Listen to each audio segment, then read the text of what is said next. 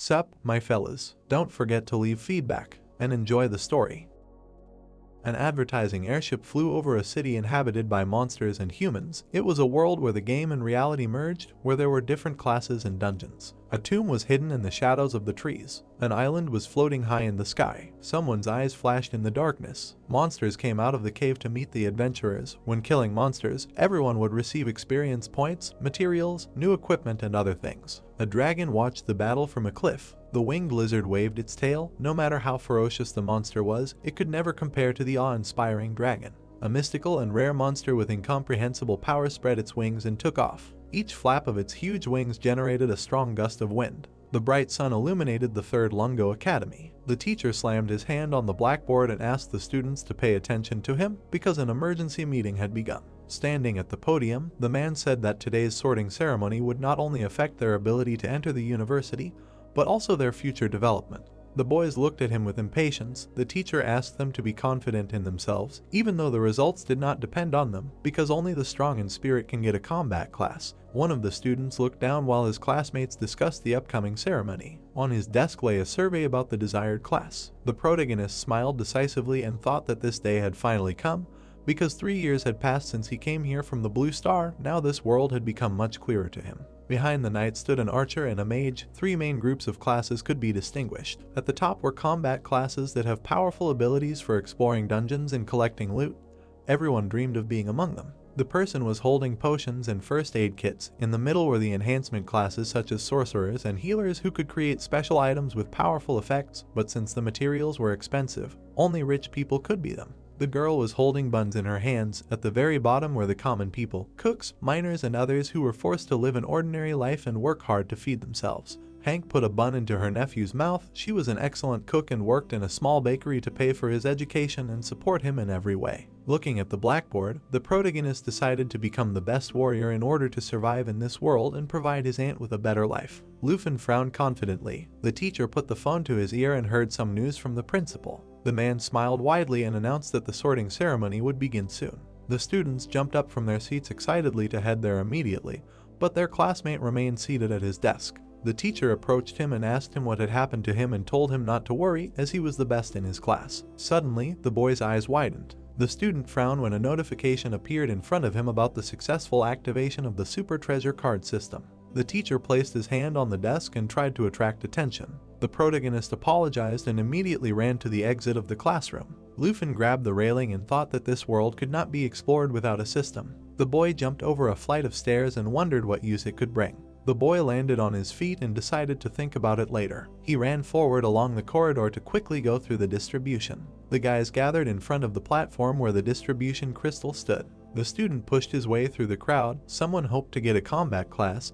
His friend said that there weren't many representatives of the combat class in the school, so any class except the third one should be happy. The director decided to start the ceremony and, pointing to the priest standing next to him, explained that he would be conducting the distribution. The protagonist looked up and thought that the combat classes really looked different. The guys were discussing the distribution specialist. Lufin frowned when the system reported that the identification eye skill was available to him. The guy clicked on the blue window. A priest status window appeared in front of his hand. In the very corner of the status window, a person's account was written.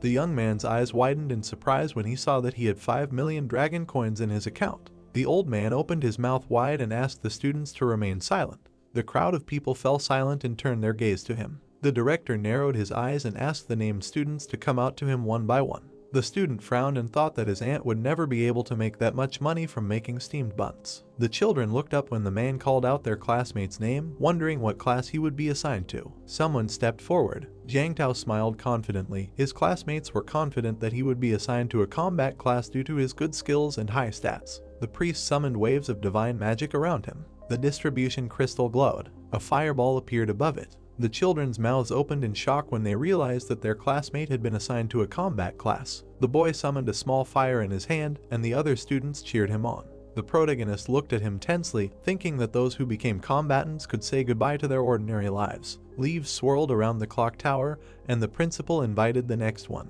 The boy realized that he had become an herbalist like his parents because a plant appeared above the crystal. Seeing a spool of thread in front of him, the young man was upset, because he did not like the work of a tailor. The skinny student trembled when a mining pick appeared in front of him. Lufin frowned and realized that only a few people got into the combat classes. Some of the boys' hands were covered in magic. Being assigned to a combat class meant a bright future. The girl looked down in disappointment.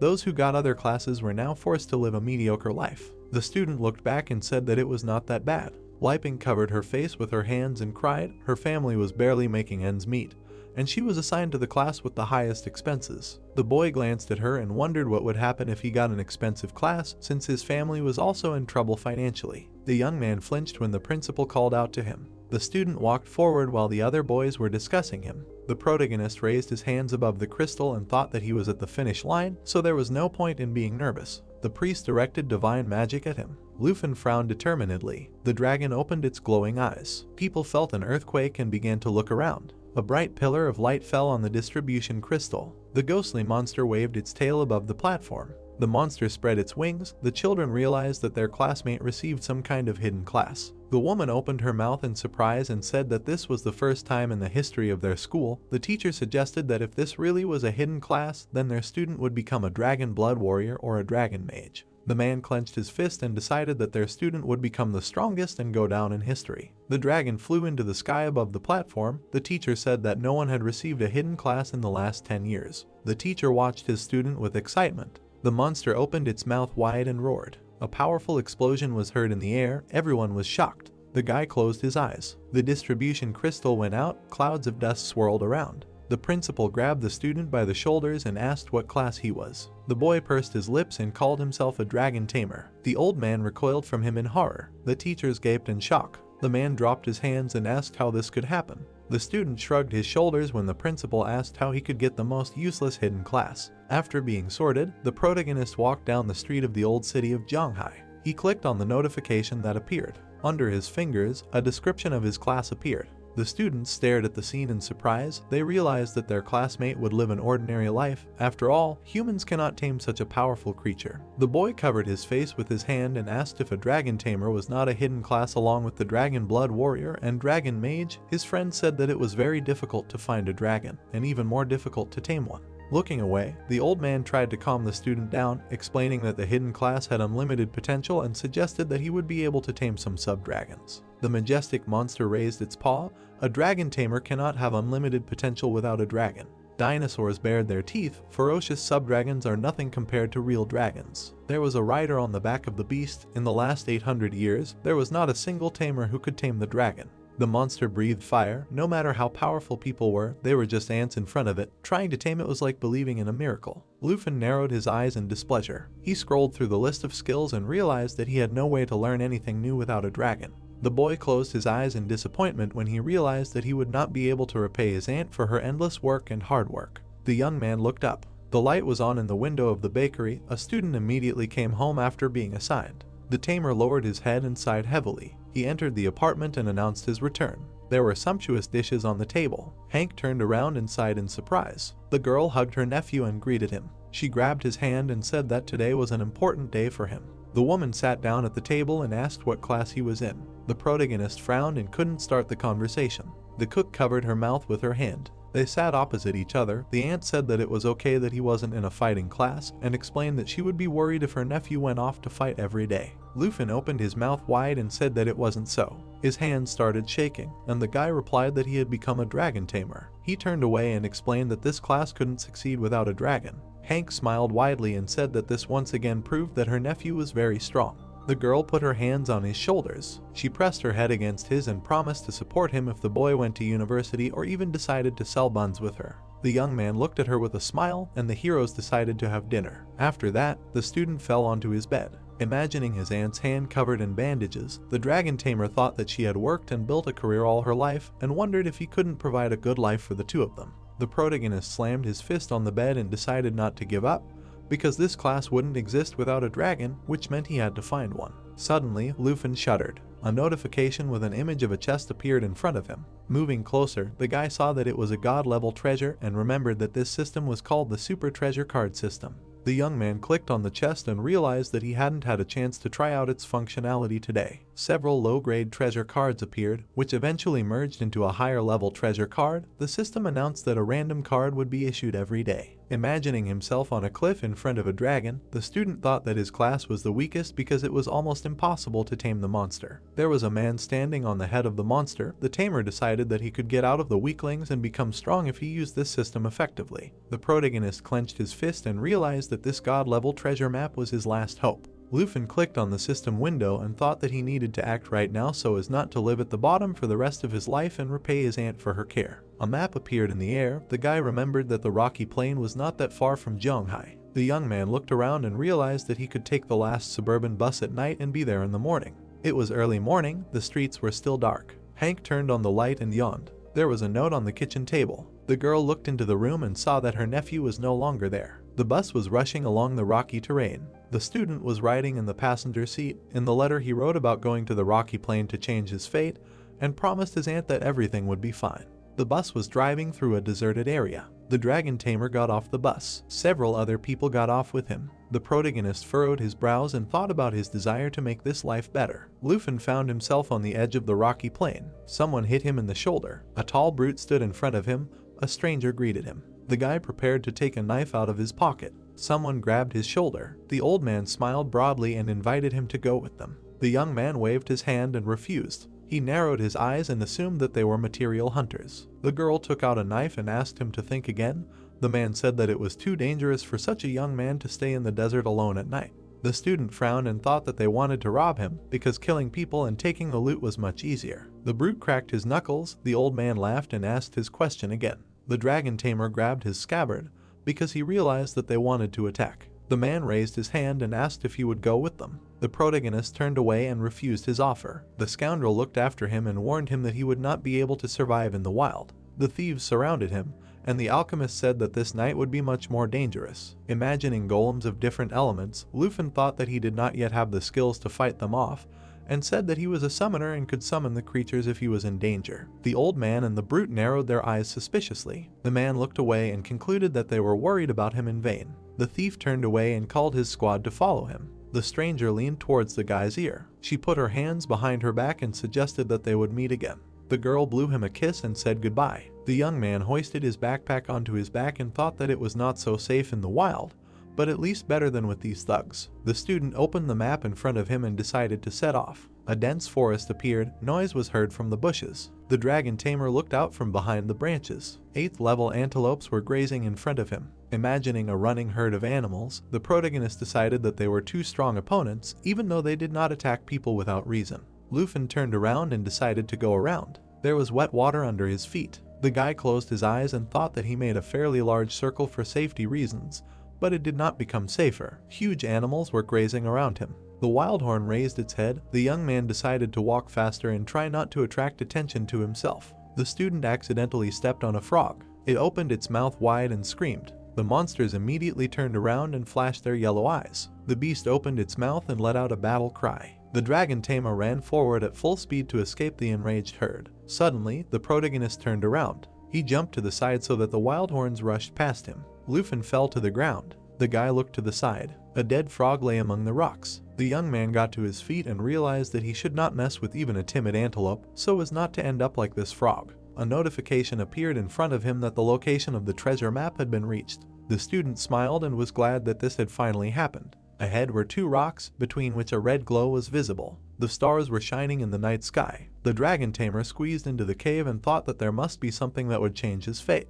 In the nest lay a dragon egg. Cracks appeared on the shell. The protagonist concluded that the dragon was about to be born. Suddenly, Lufin heard a noise coming from the tall grass behind him. The guy took out a machete and thought that this was quite a difficult adventure because animals were everywhere here. The young man struck the monster. The bloodthirsty gray fox sank its teeth into the blade of the sword. The student's hands trembled under the overwhelming force of the beast. He abruptly pulled his hand to the side. The animal flew to the side and fell to the ground. A description of the enemy appeared in front of the dragon tamer. It turned out that the monster attacked 3 times, caused bleeding, and then restored health. The gray fox got into a fighting stance and growled. The protagonist remembered the egg behind him and thought that he would have to wait for the dragon to hatch to use his technique and deal with the enemy. At that moment, the mad beast pounced on him. Lufin covered his head with his hand and realized that he had to do something. The animal scratched his hand. The boy swung his machete and decided that the most important thing was not to miss 3 blows and not let the enemy recover. The monster struck the blade with its paw. The gray fox swung its clawed paw. The young man parried its blow with his machete. He gritted his teeth and swung his weapon. He managed to pierce the beast's body. A pool of blood formed on the rocks. The system reported that the bloodthirsty gray fox was defeated. The student wiped his chin and sighed with relief. Suddenly, a gang of thugs came out from behind the rock. The old man grinned and praised the boy for managing to kill the monster. Standing next to the animal's corpse, the dragon tamer realized that they were following him and declared that he would not go with them. The stranger laughed, raising her hand to her mouth, and said that he had deceived them. The man reminded him that the hunter had called himself a summoner, but for some reason had not used his skills to deal with such a simple opponent. The protagonist clenched his teeth in irritation. Lufin kicked the dead fox and shouted that they could have its pelt if they wanted it so much. The animal's corpse fell at the thief's feet. The old man smiled broadly and called the boy funny. Picking up the gray fox by its tail, the man explained that the pelt was worth only 80 coins and asked how many pelts like it he thought they would need to feed themselves. The thief looked up and declared that they needed something else. Behind the boy, in the cave, lay a dragon egg. The young man's eyes widened and he realized that they wanted to steal it. The bandits rushed forward. The brute knocked the student down with one blow. His body flew back several meters. A sharp knife was right at his neck. The stranger pressed herself against him and asked him not to twitch. The old man approached him and concluded that he clearly underestimated the scent of treasure hunters. The brute came out of the cave and called out to his comrades. In his hands was the egg of a black dragon. The dragon tamer gritted his teeth and thought that this was bad. The man praised his comrade and ordered the girl to kill the boy. The protagonist saw his reflection in the blade of the knife. The woman was upset that they would have to say goodbye. Lufin looked at the knife and realized that he could not let them take the egg and that this was his only chance. The eggshell cracked. The creature flew out of it at incredible speed. The bandits looked up, not understanding what had just happened. The dragon rose into the sky and spread its wings. The guy's eyes widened in shock. The monster swooped down at that moment. The old man threw a vial of green liquid at it. The potion came close to the monster's muzzle. The baby flew sharply to the side and avoided the blow. The brute swung his fist to hit him. The dragon opened its mouth wide. There was a collision. Bright blood spurted. The man's severed head fell to the ground. The monster aimed at the robber. The old man turned around and begged for help. Frowning, the boy was surprised that newly hatched monsters could be so bloodthirsty and understood why no one could tame them. The girl's eyes widened in fear and asked if it really was a dragon egg. Suddenly, blood spurted in front of her face. A piece of shell was stuck in the baby's teeth. The dragon looked up. The thief's corpse lay next to him. The woman raised the knife in front of her, but her hand was shaking. The young man pushed her aside and said that they had a very bad nose for treasure. The student ran up to the monster. His hand began to emit a bright glow. The monster opened its mouth in surprise. Light energy illuminated the space. The girl asked the stranger who he was. The dragon tamer grinned and asked if she was really interested. The cub spread its wings. The protagonist named his true class. The woman fell to the ground and asked him to let her go because she did not know that it was a dragon egg. The monster flew next to its owner. Lufin asked how many people the stranger killed for the treasure. The thief replied that she did not kill anyone. The guy threw her a disdainful look and decided to send her to her friends. The monster rushed towards the girl. Blood splashed. A terrible scream was heard. The young man was sitting on the edge of the cliff. The cub was rummaging in the bag. The student was glad that he was able to deal with these scoundrels. Lufin hugged the monster and said that very soon his class would no longer be the weakest. The guy narrowed his eyes and wondered what name he should give it. The young man looked away in thought. Suddenly, the monster began to kick. The student asked what was happening to it. The baby's body was covered in red energy, which threw the owner back. A human face appeared from the bright fire. A girl with red hair stepped forward. She had a black jumpsuit on her slender body. Wings and a tail appeared behind her. The tamer's eyes widened in shock and wondered what had happened. A beautiful woman was hovering in the air in front of him. The protagonist looked at her and realized that his pet could turn into a human. The dragon nodded affirmatively. Lufin clicked on the status window and saw that after taming, all skills were unlocked. Imagining a person controlling the monster, the guy thought that the dragon impulse strengthened all the characteristics and attack power. The dragon terror had increased damage, and the dragon claw turned the owner's hand into a paw. The young man clicked on the image of the girl and remembered that the black dragon had characteristics that were 5 or 6 times higher than those of humans, which allowed it to withstand any other classes.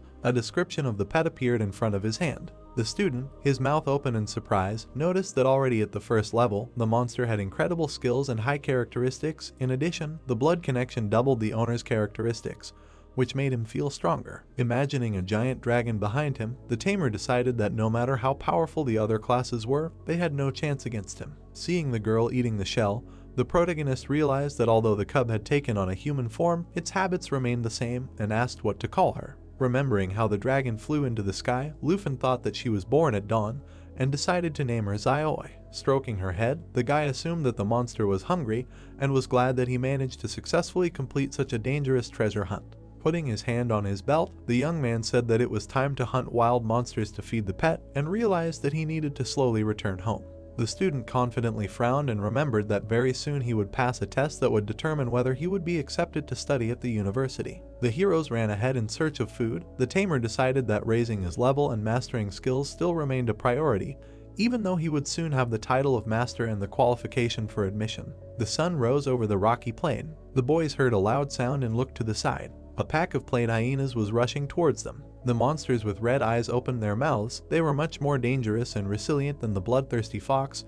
The protagonist realized that it was better for him not to engage in battle with them. Suddenly, a cloud of dust appeared in front of him. Xiaoi rose into the air and clenched her fists. Lufin smiled and asked her to deal with the predators. The girl flew forward. The guy thought that now there was no danger for him, even on this rocky plain. The woman flew up to the scavengers. She took a deep breath and puffed out her cheeks. The next moment, the dragon rained flames on the plain hyenas. Many notifications about gaining experience appeared. The young man looked to the side and decided that in order to level up faster, he needed to defeat a cool monster. He grinned and asked his pet not to worry. Red eyes were looking at him from the dark cave. The student said that there was only one monster left there, which had been waiting for them for a long time. A clawed paw hit the ground. The lions bared their teeth. Red energy enveloped the body of the three-headed blood lion. Xiaoi clenched her fist. The Tamer ordered her to rush into the attack and thought that an ordinary person would need a whole team to approach such a monster and engage in battle with it. The monster opened its mouth wide and let out a roar that increased its defense and attack power. A giant fireball appeared in front of it, causing damage over an area. The protagonist frowned and said that they needed to work together to interrupt the casting of this spell. Fire energy appeared around Xiaoi. Lufin put his hand on the ground. The boss saw a fiery whirlwind in front of him and his eyes widened in fear. The guy picked up a machete and called his pet to action. The girl turned into a dragon and bared her fangs. The reptile bit the lion's head and interrupted his skill. The young man smiled and praised her. He struck the enemy, absorbing the pet's energy. The monster fell to the ground. The heroes landed next to it. The student put his hand on his belt and was happy with how many levels they managed to raise for defeating this monster. The system reported the activation of the treasure map system.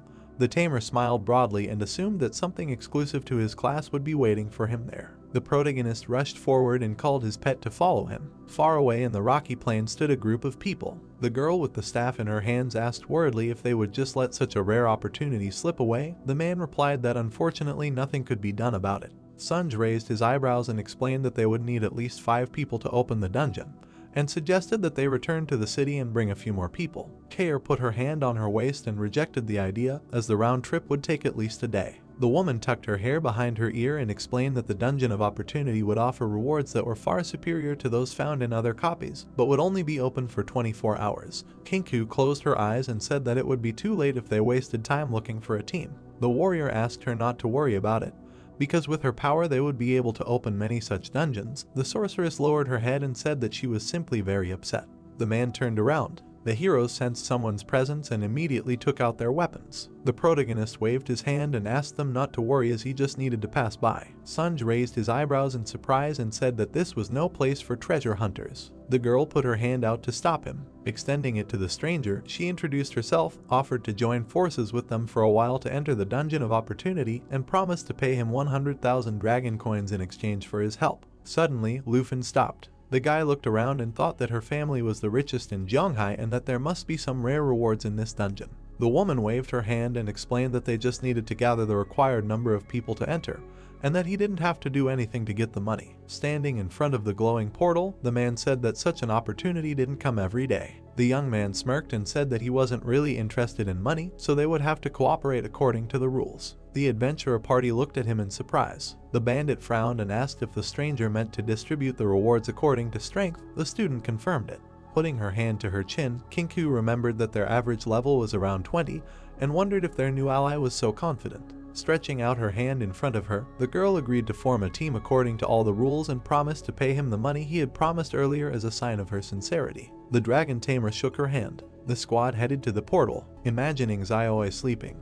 The protagonist thought that if they found out about her, there would be no way to avoid problems, and decided to pity her and take all the rewards of this dungeon himself. A dark aura enveloped his legs. Lufin walked out of the portal. A dead forest was ahead. A description of the dungeon of opportunity appeared. The warrior raised his sword. The woman noticed that it was too quiet here. Kair felt that the air was very heavy here and there were no signs of life. Sunj turned around and asked if their comrade had no equipment or weapons. The boy waved his hand and took out the black dragon sword he got after defeating the three-headed lion. The heroes continued to advance. The man praised his ally's weapon and assumed that he was a simple student who had just received his class. The robber asked why he cared since they were just cooperating. Suddenly, someone's hand appeared from the ground. Several rotten zombies burst out of their graves. Their description appeared. Xiaoyu put up a shield in front of his comrades and used crash. The warrior praised him. The girl raised her crossbow. As they fought the monsters, the boy thought that this was a pretty reasonable team composition. Kinku raised the burning staff above her head. She opened her mouth wide and used a rain of divine light that damages enemies and heals allies. Fiery projectiles rained down on the battlefield. The woman looked back and explained that the combination of attack and healing was a specialty of her hidden class. The student realized that the damage from the divine attack was very effective against the zombies. Suddenly, the ground beneath the squad's feet trembled. The dragon tamer saw a crowd of monsters in front of him and concluded that there were a lot of them. A red hand burst out from under the ground. The bloody zombies opened their mouths and roared. Raising his sword, Sun shouted that this was an elite monster and called on Kair to protect the others while he and the knight dealt with the monsters. The youth held out his shield in front of him as his comrade raised his sword above his head. The man brought down a midnight execution on the living dead. Xiaoyu stabbed the zombie. Suddenly, his eyes widened in fear when he noticed that his sword was stuck. The monster's flesh had clasped its blade. The monster's bodies began to emit dark energy filled with corpse poison. The protagonist realized that to get rid of it, he needed the priest's skill clarity. The flesh absorbed the knight's hand, who begged his comrade for help. The man was forced to throw down his weapon. He helped his friend free himself and ordered the bandit to move to the front row. The heroes turned around when Lufin said that they should not disturb her. The guy stepped forward and asked the squad to leave this matter to him. A huge undead creature pounced on him. The warrior ordered his ally to step back. The young man narrowed his eyes angrily. The student swung his sword. The adventurers opened their mouths in shock. The dragon tamer cut the monster's throat. Kair froze in place in amazement. Kinku's eyes widened in surprise. Sunj frowned in confusion. The protagonist handed him his sword and suggested that they move on. The man took the sword and asked how a child who had only recently received a class could be so strong. Lufin said he had no need to lie to them, his eyes shining, and explained that he had come to the plane to practice before the exam. The girl cast a heal on her comrade and thought that their new acquaintance was only level 14, and his attack power was higher than that of a tank. Suddenly, a zombie attacked her. The bandit jumped forward and asked her to be careful. The boy ran past her. He managed to strike the monster. The sword pierced its chest. The guys noticed that the level of each new zombie was getting higher. The young man took out his weapon and asked if everyone agreed that he should stand in the front row. The squad silently stared at him. The woman assumed that this was the same hunter that had been rumored in Zhanghai recently. Smiling, the Holy Light Mage agreed and said that she and the warrior would lead the team, while the others would stay behind. The student looked back and said his name. The dragon tamer waved his hand and called the others to follow him. The boys helped the injured Xiaoyu up. Kinku remembered that, according to rumors, their new friend received the dragon tamer class. The girl frowned and thought that it was impossible for him to be so strong. Birds were flying above the dead forest. The dead zombie fell to the ground. The undead shook its head, wanting to taste fresh flesh and blood. Frowning, Lufin thought that his comrade's corpse poisoning was so severe that this monster could absorb him, and declared that they needed to quickly clear the dungeon to prevent this from happening. The man struck the monster using midnight execution. His sword hit the zombie's strong body. The warrior asked why his skill did not work. The boy rushed forward, because they did not have time for a slow attack. The youth struck the enemy's head with his blade. The undead's red eyes sparkled. The system reported that the steel skin increased its defense and stamina by 40%. The student got into a fighting stance and decided that he needed to deal a few more blows. The monster rushed towards Xiaoyu to fuse and increase its health bar. The dragon tamer raised his burning fist and asked his ally to help him while Sunj protected the others. His hand turned into a dragon paw, which increased his strength. The sorceress raised her staff and used divine magic. The protagonist furrowed his brows and headed towards the enemy. Lufin struck the monster in the chest. At the same time, a rain of divine light fell on the battlefield. The body of the iron zombie began to disintegrate, smoke rose around. The man guessed that this giant needed to fuse to maintain its form. The boy turned around and said that they needed to finish it off as soon as possible. Frowning sternly, the warrior remembered all the years he spent with the Kin family, where there were many masters, and thought that this man definitely had a hidden class. From the iron armor of the monster, a living corpse emerged. Its huge red eye shone. The youth rushed forward. Kinku warned him that the enemy had assumed its true form. The student jumped straight towards him and asked his comrades to leave this to him. He struck the enemy with all his might and ordered him to kneel. A wave of fire destroyed the monster's head. The monster exploded, and the dragon tamer landed on his feet right in front of him. The guys opened their mouths in shock. Kair asked if this was really a victory. The girl frowned menacingly and thought that she had never seen such a powerful skill that could kill a level 20 boss in one hit. A treasure chest appeared in a cloud of smoke. The heroes approached it. The woman decided to distribute the rewards according to all the rules and apologized to the newbie for underestimating him. Smiling, Sunj suggested that he could even complete this dungeon alone, and said that he felt like they were superfluous here. The Holy Light Mage opened the chest. The protagonist narrowed his eyes. The chest contained consumables for elixirs of strength, an antidote, and a mourning bracelet. The squad decided that this was a pretty good reward. Lufin scratched his chin and thought that such rewards simply could not be in the hidden dungeon of opportunities. Kinku asked her friend to quickly pass the antidote to Zyojia. The man gave his comrade a potion. The girl handed the boy a bracelet and said that he deserved this reward. The young man put on the bracelet. The woman looked around and found it strange that they defeated the boss, but the portal never appeared. The robber approached her and offered to look around. The student frowned and asked them not to leave, because the iron zombie was not the boss. The warrior looked around and asked how he was so sure of this. The Holy Light Mage raised her hand and felt the darkness. In front of them was a seething lake covered in purple fog. Under the thickness of the water, a terrible monster was hiding. The guys concluded that they missed this place when they entered the village and that the real boss should be somewhere nearby. Suddenly, the monster opened its eyes. The dragon tamer squinted and noticed its presence. Giant hands appeared from under the water. Sunj opened his mouth wide and shouted that this must be the final boss. He thrust his sword into the ground and ordered everyone to hide behind cover. The hands tried to grab it. The man fell on his back and dropped his sword. Huge tentacles hung over Kinkyu. The girl looked back and saw the approaching hands. She closed her eyes and held her staff out in front of her. The protagonist jumped forward. Kair and her comrade opened their mouths in fear. The warrior clenched his teeth. Lufin grabbed the woman and was okay. The boss appeared behind the bandit. Its tentacles trembled. The monster rose above the surface of the lake. The heroes turned to it and realized that this was the real boss. Sunj raised his sword and asked his comrades to stand behind him.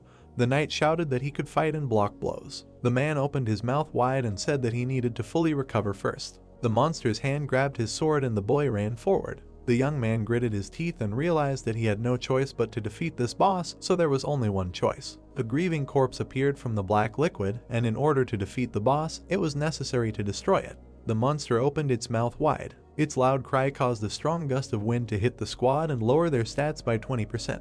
The student jumped away from the monster's hand. He managed to land on a wide chain. The dragon tamer ran along it straight to the boss's body. The grieving corpse's eyes widened in fear. The girl frowned in concern and warned her comrade about the whip. The monster used a chain whip to knock the enemy off his feet. The monster spread its arms and screamed. The chains swirled in the air above the guys. The heroes used their weapons and shield to block this attack. A giant hand rushed forward to grab the enemy. An arrow pierced right into its palm. The protagonist turned around. The hand grabbed Sunj's sword. Lufin knew that his team would be finished if he hesitated any longer. The boy jumped back from the taut chain. The youth headed towards the ground and ordered everyone to get out of the way. He managed to cut off several of the boss's arms. The grieving corpse raised its head and let out a heart-rending cry. The monster began swinging its chains again. The youth was able to dodge all the attacks. Thanks to the use of the dragon blood armor skill, his hand turned into a clawed paw. The sharp claws cut through the links of the chains. The student landed in front of his comrades. The chains fell to the ground.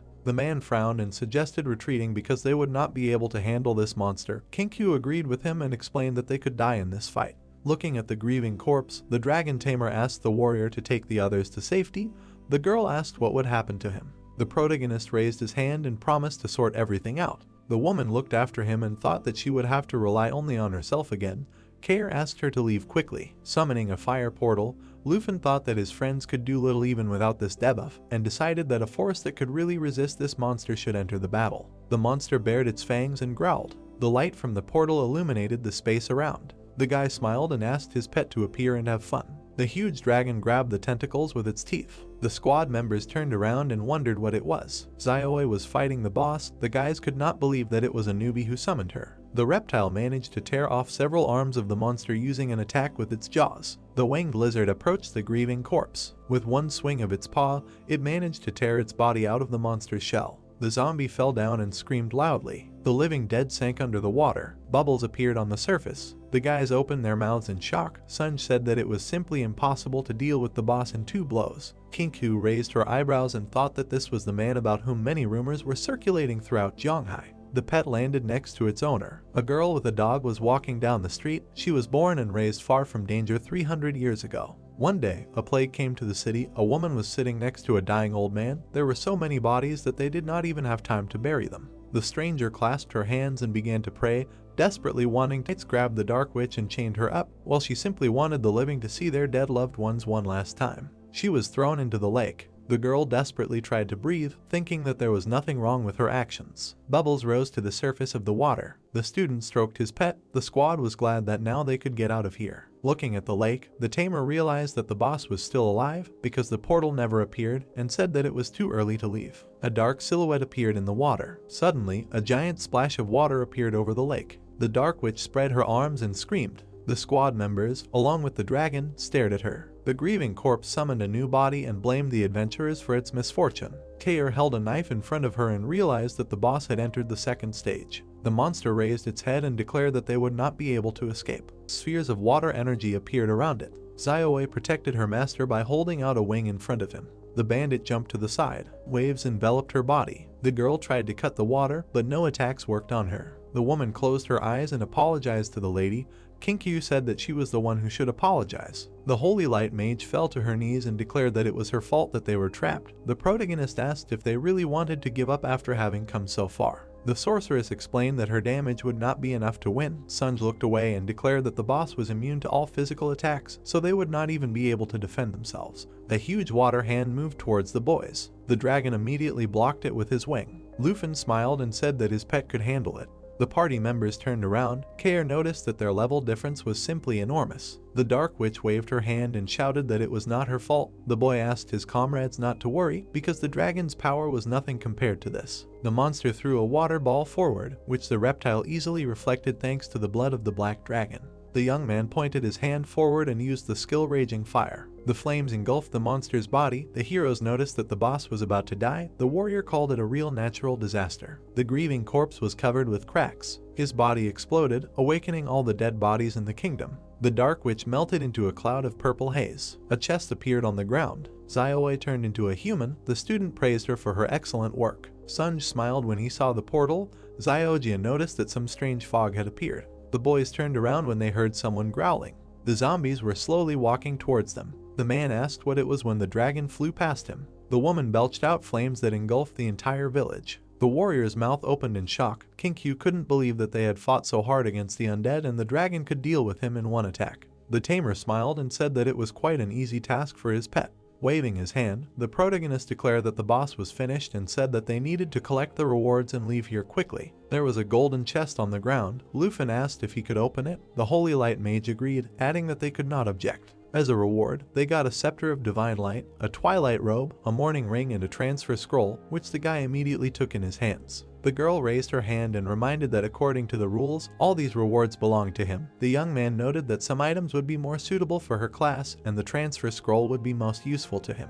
The woman clung to the chest and said that if it were not for their comrade, they would all have died here. She handed him the ring and asked him to take at least this. The student happily agreed and took the artifact. Kinkyu blushed and wondered what else this man had hidden from them. Kair said that they were ready to leave. Bakery. 4 hours later, Hank threw herself into her nephew's arms and said that she was afraid to even imagine what dangers he had to face there. The dragon tamer asked her to let him go because his clothes were dirty. With tears in her eyes, the girl refused to let him go and told him that she had not slept for several days because her nephew left without saying a word. Closing his eyes, the protagonist apologized for this and said that she would never have to worry about him again. Lufin wiped the tears from her cheeks and asked her not to cry. Patting Xiaoe on the head, the woman said that she was very surprised when she first saw her and called her quite cute despite having the body of a powerful dragon. The aunt suggested that she was very hungry. The pet nodded. The guy handed over a scroll and said that it was a gift. He explained that with it, he could improve his class. Hank frowned and refused such an expensive gift and offered to sell it to buy new equipment or a weapon for the upcoming exam.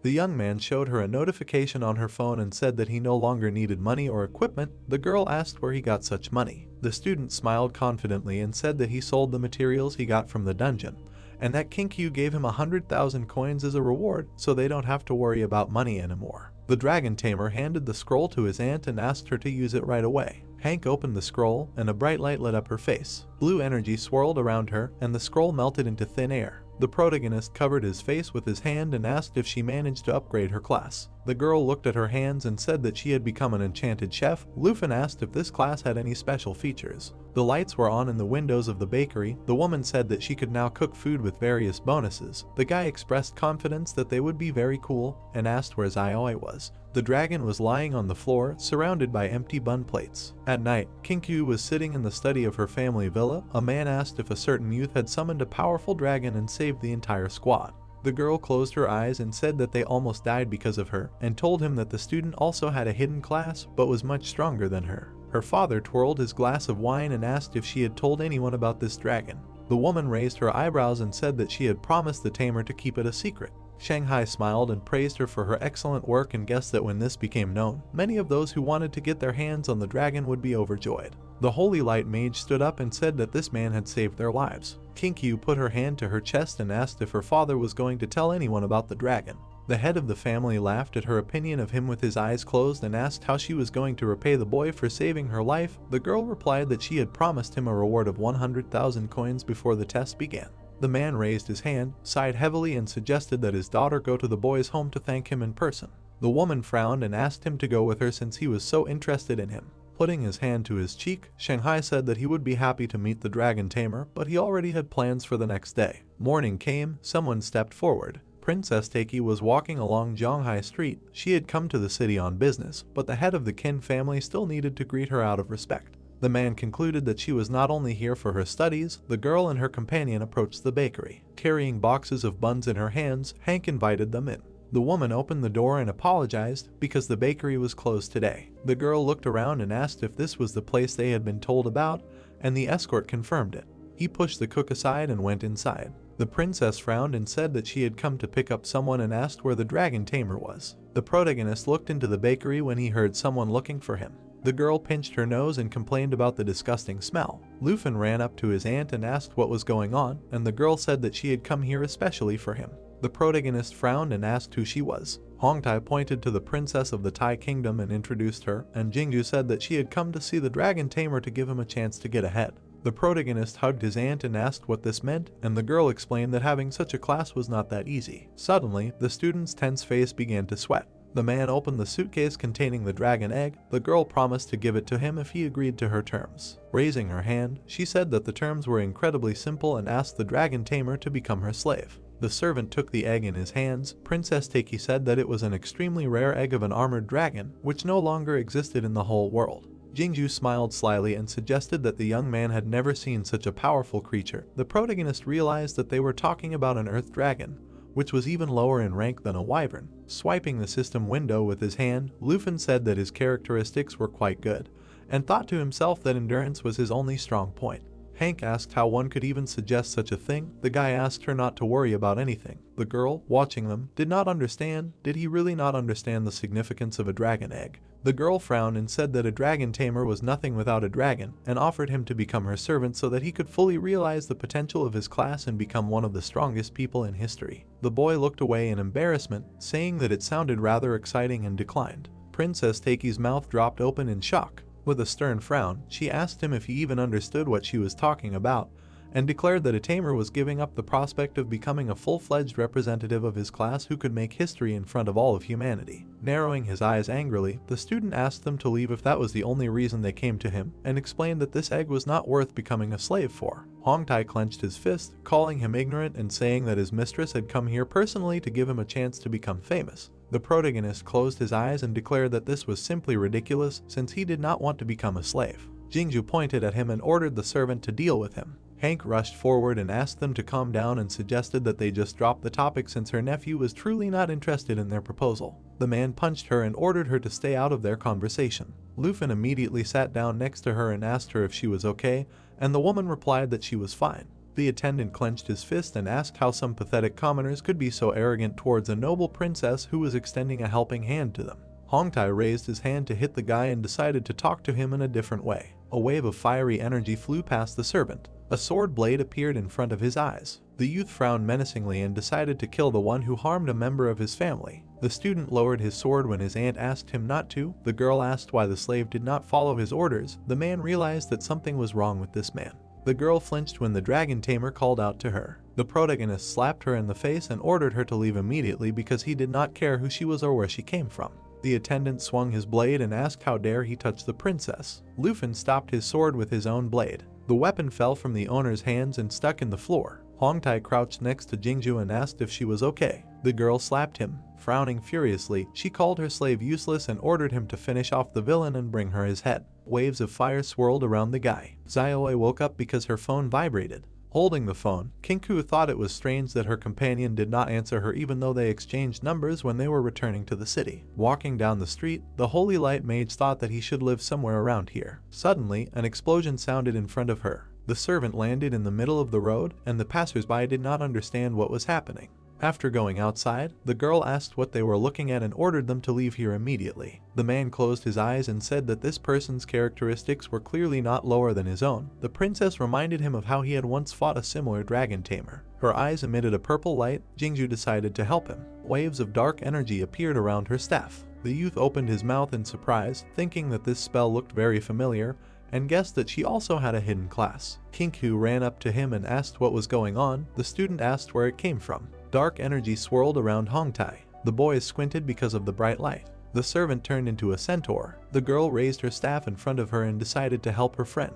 The monster jumped forward. The dragon tamer asked his friend not to come closer and take care of his aunt, who was now in the store. The man landed a meter away from him and destroyed the ground under his feet. Jumping back, the protagonist noticed that his attack power had increased significantly and realized that he would have to use Dragon Inspiration and Dragon Claw. The attendant took out a spear from the ground. The spirit witch ordered him to kill that scoundrel to extinguish her anger. Hongtai bared his fangs and said that the princess gave him a boost. Suddenly, Xiaoe jumped out of the window and found herself on the street. A malicious grin shone on her face. Jingju opened her mouth in fear. The girl turned into a huge dragon. Lufin declared that it was finally his turn. The sorceress raised her staff and charged a new skill. The reptile opened its mouth wide and interrupted the casting of the spell with its scream. The attendant covered by her paw begged to let him go. The winged lizard threw him aside. Hongtai raised his hand and asked the lady to forgive him. The princess thought that such power could only be granted by a full-fledged large dragon and realized that there were other eggs besides the one stored in her family. The guy took a step forward. Xiaoe towered over him.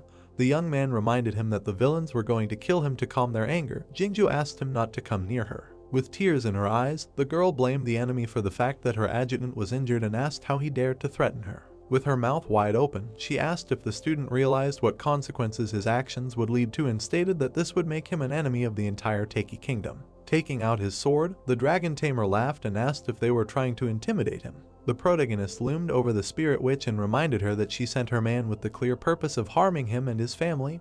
The girl asked what he wanted. The dragon summoned a fireball in front of itself. Lufin asked the villain not to start talking about her kingdom. The guy swung his sword. A fireball was shining behind him. The young man decided to return all the damage to the enemy 100-fold. Suddenly, a griffin appeared in the sky above the city. Sitting on it, Shanghai ordered the student to stop. Kinku widened her eyes and asked her father to stop, because it was very dangerous here. The reptile immediately turned around. The fireball was right in front of the griffin. The tamer lowered his head. He cut the princess's staff and asked the pet to stop. The fireball in her mouth went out. The griffin landed on the road. After stroking it, the man asked the young man to remove the dragon, since there were many civilians here, and he thought that true dragons are different from other subspecies and there is simply colossal pressure near them. Kinku ran to her friend and asked him to listen to her father, since he would not advise anything bad. A fiery whirlwind engulfed Xiaoe's body. The protagonist asked her to stop. The head of the Qin family sat down next to the princess, asked if she was okay, and was surprised to find her there. Shanghai closed his eyes and said that their family's driver would soon arrive to take her to the hospital. The heroes gathered in the destroyed bakery. Hank clung to her nephew and suggested that this man would be able to resolve this conflict peacefully since he knew Jingju personally. Lufin said that this would definitely not end there. The man entered and said that the boy had a natural talent for causing trouble. The young man apologized for what happened and added that it was not his fault. The woman asked how this conflict would be resolved in the end. The head of the family took out a cigarette and said that they would have to give some explanation for how the princess and her assistant ended up in the hospital. Shanghai lit a cigarette and explained that the family that Jingju belonged to not only did serious business all over the world, but also had considerable influence in the highest echelons of power in this kingdom. The cook was afraid that her nephew would be punished because of her connections. Frowning, the student asked what difference her connections made and said that he would not sacrifice his dignity for the sake of a dragon egg. Putting a hand on his shoulder, the man praised him for such words and decided that he did not need to worry about it because he had one way to guarantee his safety. The head of the family took a drag and added that this was not only tied to him, so he had a condition. The dragon tamer frowned sternly and asked what he wanted. Pointing at him, Shanghai asked him to become the champion of the competition of the main examination of the southern province and promised to do his best to detain the princess here until he passed the exam. Kinkyu imagined people fighting a terrible monster and warned that this task was not that easy because there were many strong disciples in the southern province. The protagonist closed his eyes. The man said that he would only help him after winning the competition. Lufin gave him a menacing look and accepted his conditions. There was a red cross on the hospital building. Walking along the corridor, Jingju asked why her offender had not been caught yet and ordered a subordinate to put pressure on him. The voice from the phone promised to immediately contact the high-ranking representatives of Longdu and ask for their assistance. The girl furiously clenched her teeth and declared that she was going to finish off this man. The sun was shining on the building. The next day, the guys gathered at the venue of the main exam. They discussed their skills and levels. A student pointed his finger forward and noticed his classmate. The guy closed his eyes. Someone said that the best student turned into a useless dragon tamer, so no school would want to accept him. The young man looked away and thought that he didn't care about all this gossip. The director put his hands on the lectern and ordered the students to calm down. The old man raised his eyebrows and declared the Southern Province Grand Examination officially open. Recalling the scrolls floating in his hands, the student thought that he had not used most of the treasure maps until now, as they were all of average quality, but now he could combine 3 of them into one, which would help him do well in the exam. The dragon tamer looked back when someone asked him if he would also be participating in the exam. The protagonist confirmed this and told him that he had greatly increased his strength in the past few days. The teacher handed him a teleportation stone and told him that he believed in his strong fighting spirit. Lufin took the stone, which could transport the owner to the first floor of the Heavenly Tower. With a wave of his hand, the man explained to him that fighting spirit alone would not be enough, as any mistake in the exam could lead to injury or death, so he needed to team up with his classmates during the test and, in case of danger, return back using the stone. The boy looked to the side and thought that if he competed in a team, all the points would be divided between the participants, and he didn't just want to participate, he wanted to win first place. The boy saw his friend with her teammate. Kinku introduced her classmate to him and called her very strong. Xiaoman frowned in disgust when the girl suggested that her friend join them for the duration of the test. Waving his hand, the student explained that he planned to work alone to fulfill his promise to her father and wished them good luck. The woman looked down at him and thought that given his strength, anyone who asked to join his team would only be a burden to him. Her friend crossed her arms and asked why she wanted to be on the same team with the weakest class. The Holy Light Mage said that it was not so and that he would become number 1 in their province in the exam. The students came out of the building. The swordswoman suggested that her classmate had fallen in love with the dragon tamer. Kinku asked her not to talk nonsense. The protagonist came out of the portal. There were many people around him. They found themselves in a secret dimension of the main exam, where the test would begin very soon. A system window appeared in the sky. The school principal explained that the portals around were divided into 4 difficulty levels: normal, difficult, scary, and nightmare, and added that when they opened, candidates would be able to use teleportation stones. The system showed the students a monster. The sky tower at the normal level should generally not cause any problems, and it can be passed without getting injured. Suddenly, clouds thickened above the ground. Starting from the difficult level and above, real monsters will begin to attack the guys. Most of them decided to choose the difficult portal because the rest were akin to suicide. The clouds in the sky turned purple. The monsters in the scary level were much stronger, and it was recommended to clear them in a group. Someone's laughter was heard. Hongwu pointed to the portal and promised the teacher to get the most points. The girls looked at him. Xiaoman said that this person was considered the strongest fighter in the number 1 middle school. Kinkyu remembered that his class had both strong defense and attack. Looking at the purple portal, the students decided that they could not compare with their classmate and that they should choose an easier level. People watched the events in the tower in the office of the main exam manager. The headmaster of the #1 school closed his eyes and said that his student would take first place, and guessed that the daughter of Shanghai would be in the top 3. The old man closed his eyes and thought that if the protagonist had received any other hidden class, he would have managed to get first place. The man grinned and said that he had another promising candidate who would perform very well. The monitor showed Lufin, the head of the Qin family, called him by name. The director's eyes widened in surprise. His friend called his colleague a joker and asked how anyone could expect anything from a dragon tamer. The monitor showed the ranking of the students. The old man asked his friend to keep an eye on Hongwu, who was already on the 4th floor and was leading in points. The man's mouth dropped open in surprise and noticed that his student had not given up, but was waiting for the portal with a nightmare difficulty level to open. The boy used a teleportation stone in front of the red portal. The observers called him too confident, because a person with such a weak class could die there in a few seconds. The young man's body dissolved into thin air. A voice warned him that no one who accepted the nightmare challenge had ever returned from there unscathed. A bright fire rushed into the red sky. The director raised his hands, remembering that the last crazy person who dared to go there 8 years ago was eaten by monsters, and said that it was a miserable and senseless death. The old man crossed his arms and asked if their school hadn't told them what awaited students at the nightmare difficulty level, and suggested that his colleague had misjudged it.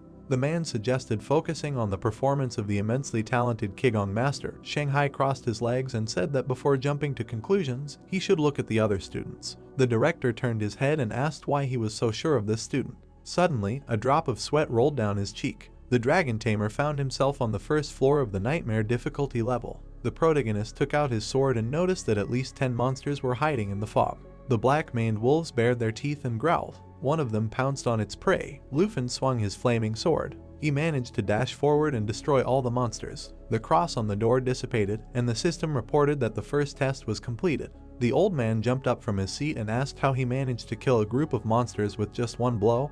His colleague suggested that his characteristics were superior to his peers. Shanghai smiled widely. The man suggested that his student managed to find the legendary dragon. The student ranking appeared on the monitor. The dragon tamer was in 2nd place. Someone's leg appeared. The man was holding a suitcase in his hands. The directors, with their mouths slightly open, were surprised that Lufin killed with one blow. The guy in the suit, stretching out his hand, apologized for the intrusion. He grabbed his hat, introduced himself as Xiang, a special envoy of the Longdu state, and added that he urgently came here to bother them. He needed to take someone to the department for further investigation. Taking off his hat, the man asked where the main character was. Unusual branches with thorns appeared. The protagonist reached the location of the treasure and said that he finally found it. Holding the synthesized advanced treasure map in his hands, he thought that it worked, created before entering the secret testing space. Lufin raised his sword. He took the skill book about accelerated development, and its characteristics appeared. The protagonist, standing in a yellow aura, learned a new skill and said that this is what Xiaoai needs. Lowering his eyebrows, the protagonist said to himself that when they passed the village with zombies, he immediately felt that she lacked experience and her level was too slow. This skill is like a gift from the gods. Xing held his hands behind his back and addressed the principal, since Lufin is a student at their school.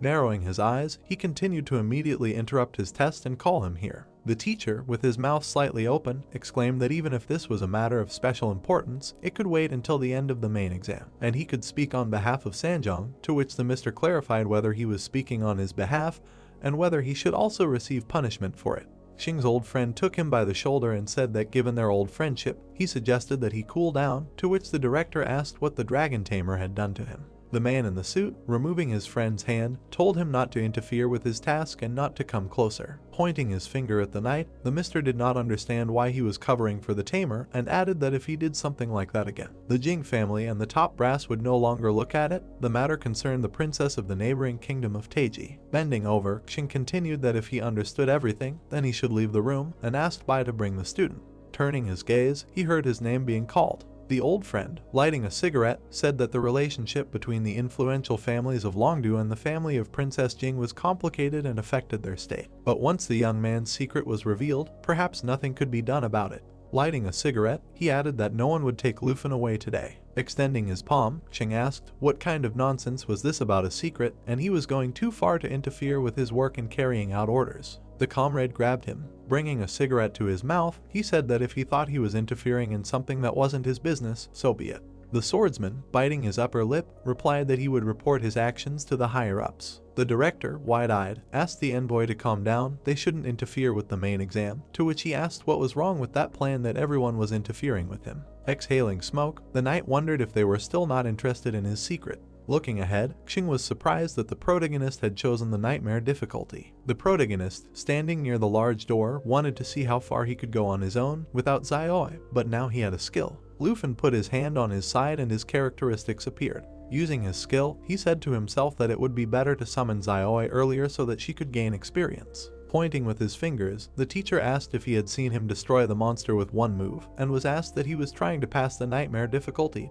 and what information they were hiding. Sweat ran down the mister's face. There was a yellow aura around the protagonist, and he shouted for the little girl to come out. Sheng, narrowing his eyes, asked if it was a real dragon. The pet swung its claws. The knight with a cigarette in his mouth said that even though he had already seen it once, it still inspired awe. There was a powerful explosion and the dragon broke through the door. Sheng's old friend exclaimed that now they knew his secret. Pointing with his hand at the screen, he added that he was the first dragon tamer in history who had a dragon. The director, with his mouth wide open, could not believe it and asked if he had tamed the elder dragon. Lufin, being in the fire, cleared the second floor. The mentor gritted his teeth and said that this was the pure power of the dragon race without going through the third profession transformation.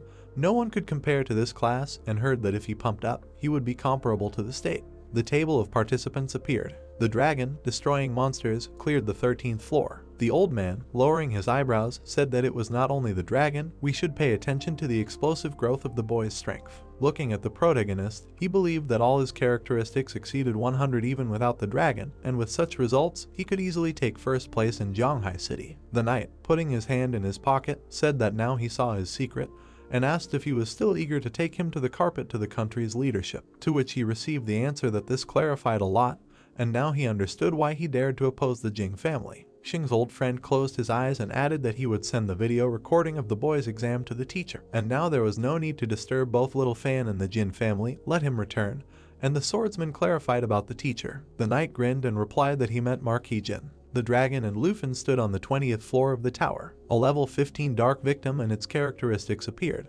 Taking Xiaoi by the mouth, the protagonist thought that given the new skill, she should level up very soon. The dragon, hearing the protagonist's request, released a flame. It set the enemies on fire and the 20th floor was cleared. Xiaoi, covering his face with his hand, and Lufin reached level 16. A leaderboard appeared. The protagonist, grinning, said that they needed to conquer the tower together. An hour later, a powerful explosion occurred on the 50th floor of the terrifying level. Hongwu, clenching his fists, passed the 50th floor and thought, what bad luck. He continued with his eyebrows down and said that this year's exam was just terrible, there must be at least 70 monsters here. And how difficult it was for him, only Kinku was competing with him, but she was on the team, so she only got half the points. Clenching his jaw, the guy said that he would be the best in this exam. He, with his mouth wide open, shouted that those outside should look at him and immediately contact the top 10 universities, tell them to prepare for his admission. The directors looked at the protagonist through the screen. They squinted and said that on the 50th floor of the nightmare level, all the previous ones failed here, and this level would be a turning point, even if Lufin passed the test.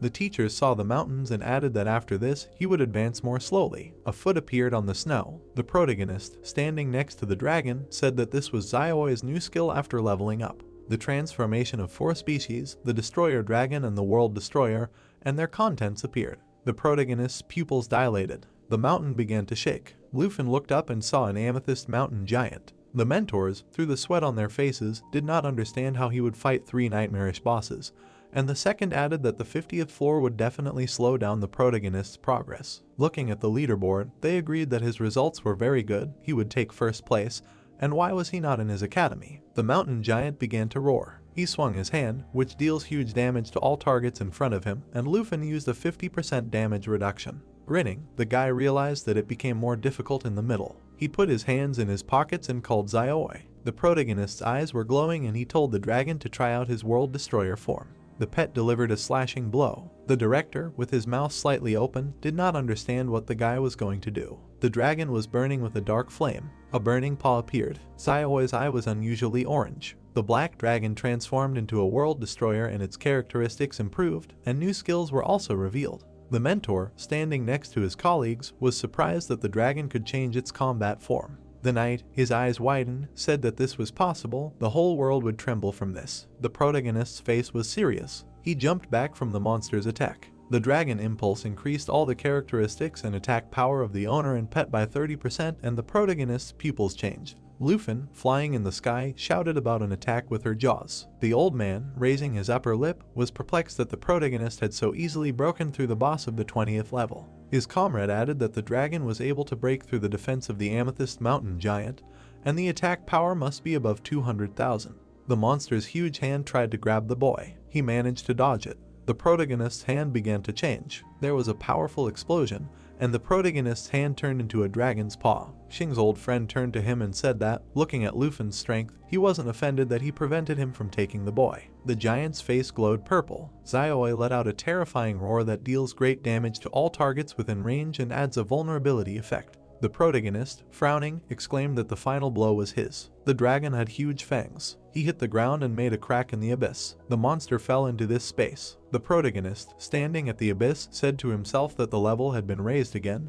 How lucky that he had chosen the nightmare level. Snow was falling on the guy, and he added that it was not an obstacle for him. He was going through floor after floor. The 50th floor was passed, and Lufin moved towards the portal, thinking that this was a huge amount of experience. The knight put out his cigarette. Lowering his eyebrows, he said that this so-called turning point floor was nothing for the guy, and received the answer that the strength of his dragon was far beyond comprehension. The director, looking at Xing, asked if he could tell how much the power characteristic of this giant dragon increased after it changed form. The gentleman, holding his chin, said that he had seen the most powerful bigwigs of the city fight, and if we compare their strength, the dragon's strength after transformation was no less than 2,500. The old man, with his mouth open, shouted that this was above all their characteristics. His colleague, narrowing his eyes, thought that this was about what he expected and was afraid of what would happen next. The principal lowered his head and said that now that he had passed the 50th floor, the pattern would gradually become apparent, and the knight clarified about the pattern. The teacher, with his hands behind his back, continued that it was formulated by the first scientist who designed this trial, and after passing the 50th floor, each subsequent one would have more monsters. Imagining Hunu fighting a monster, he added that there would be at least one boss. A warrior holding a bow appeared, and the old man said that this made the trial more like a real dungeon, where players could lose their lives at any time. He frowned and said that the bosses in the trial would be of a nightmare level. The principal, holding out his hand, exclaimed, "In this mode, bosses do not go alone. In addition to this, their stats increase exponentially." The knight, exhaling smoke, said that it sounded creepy, but he still suggested returning to observing Lufin. The protagonist was seen attacking the boss, and the man continued that he didn't care about the mode's features. The protagonist, whose eyes were shining, cleared the 70th floor and realized that the tower was designed in such a way that after the 50th floor, the difficulty increases many times over. Covering his face with his hand, he added that with the world-crushing form that Xiaoi now had, he didn't even need to think of tactics to win, and called her to follow him. The teacher, lowering his eyebrows, said that he just went and reached the 70th floor in a few minutes, and his colleague replied that this year's tests in the tower were much more difficult than usual. The director, closing one eye, said that he didn't believe that anyone would be able to reach the 80th floor at all. Looking at the dragon burning everyone, he added that he could only say that he was very wrong. Lufin looked at the monster's mouth. He turned his hands and said about the transformation of the dragon blood armor. Xiaoi yelled at the monster, and it got scared. The protagonist, straightening his shoulders, got to level 19 and cleared the 83rd floor. The mentor, holding his palms, said that many talented and ambitious youths of the past put everything in order to conquer the tower,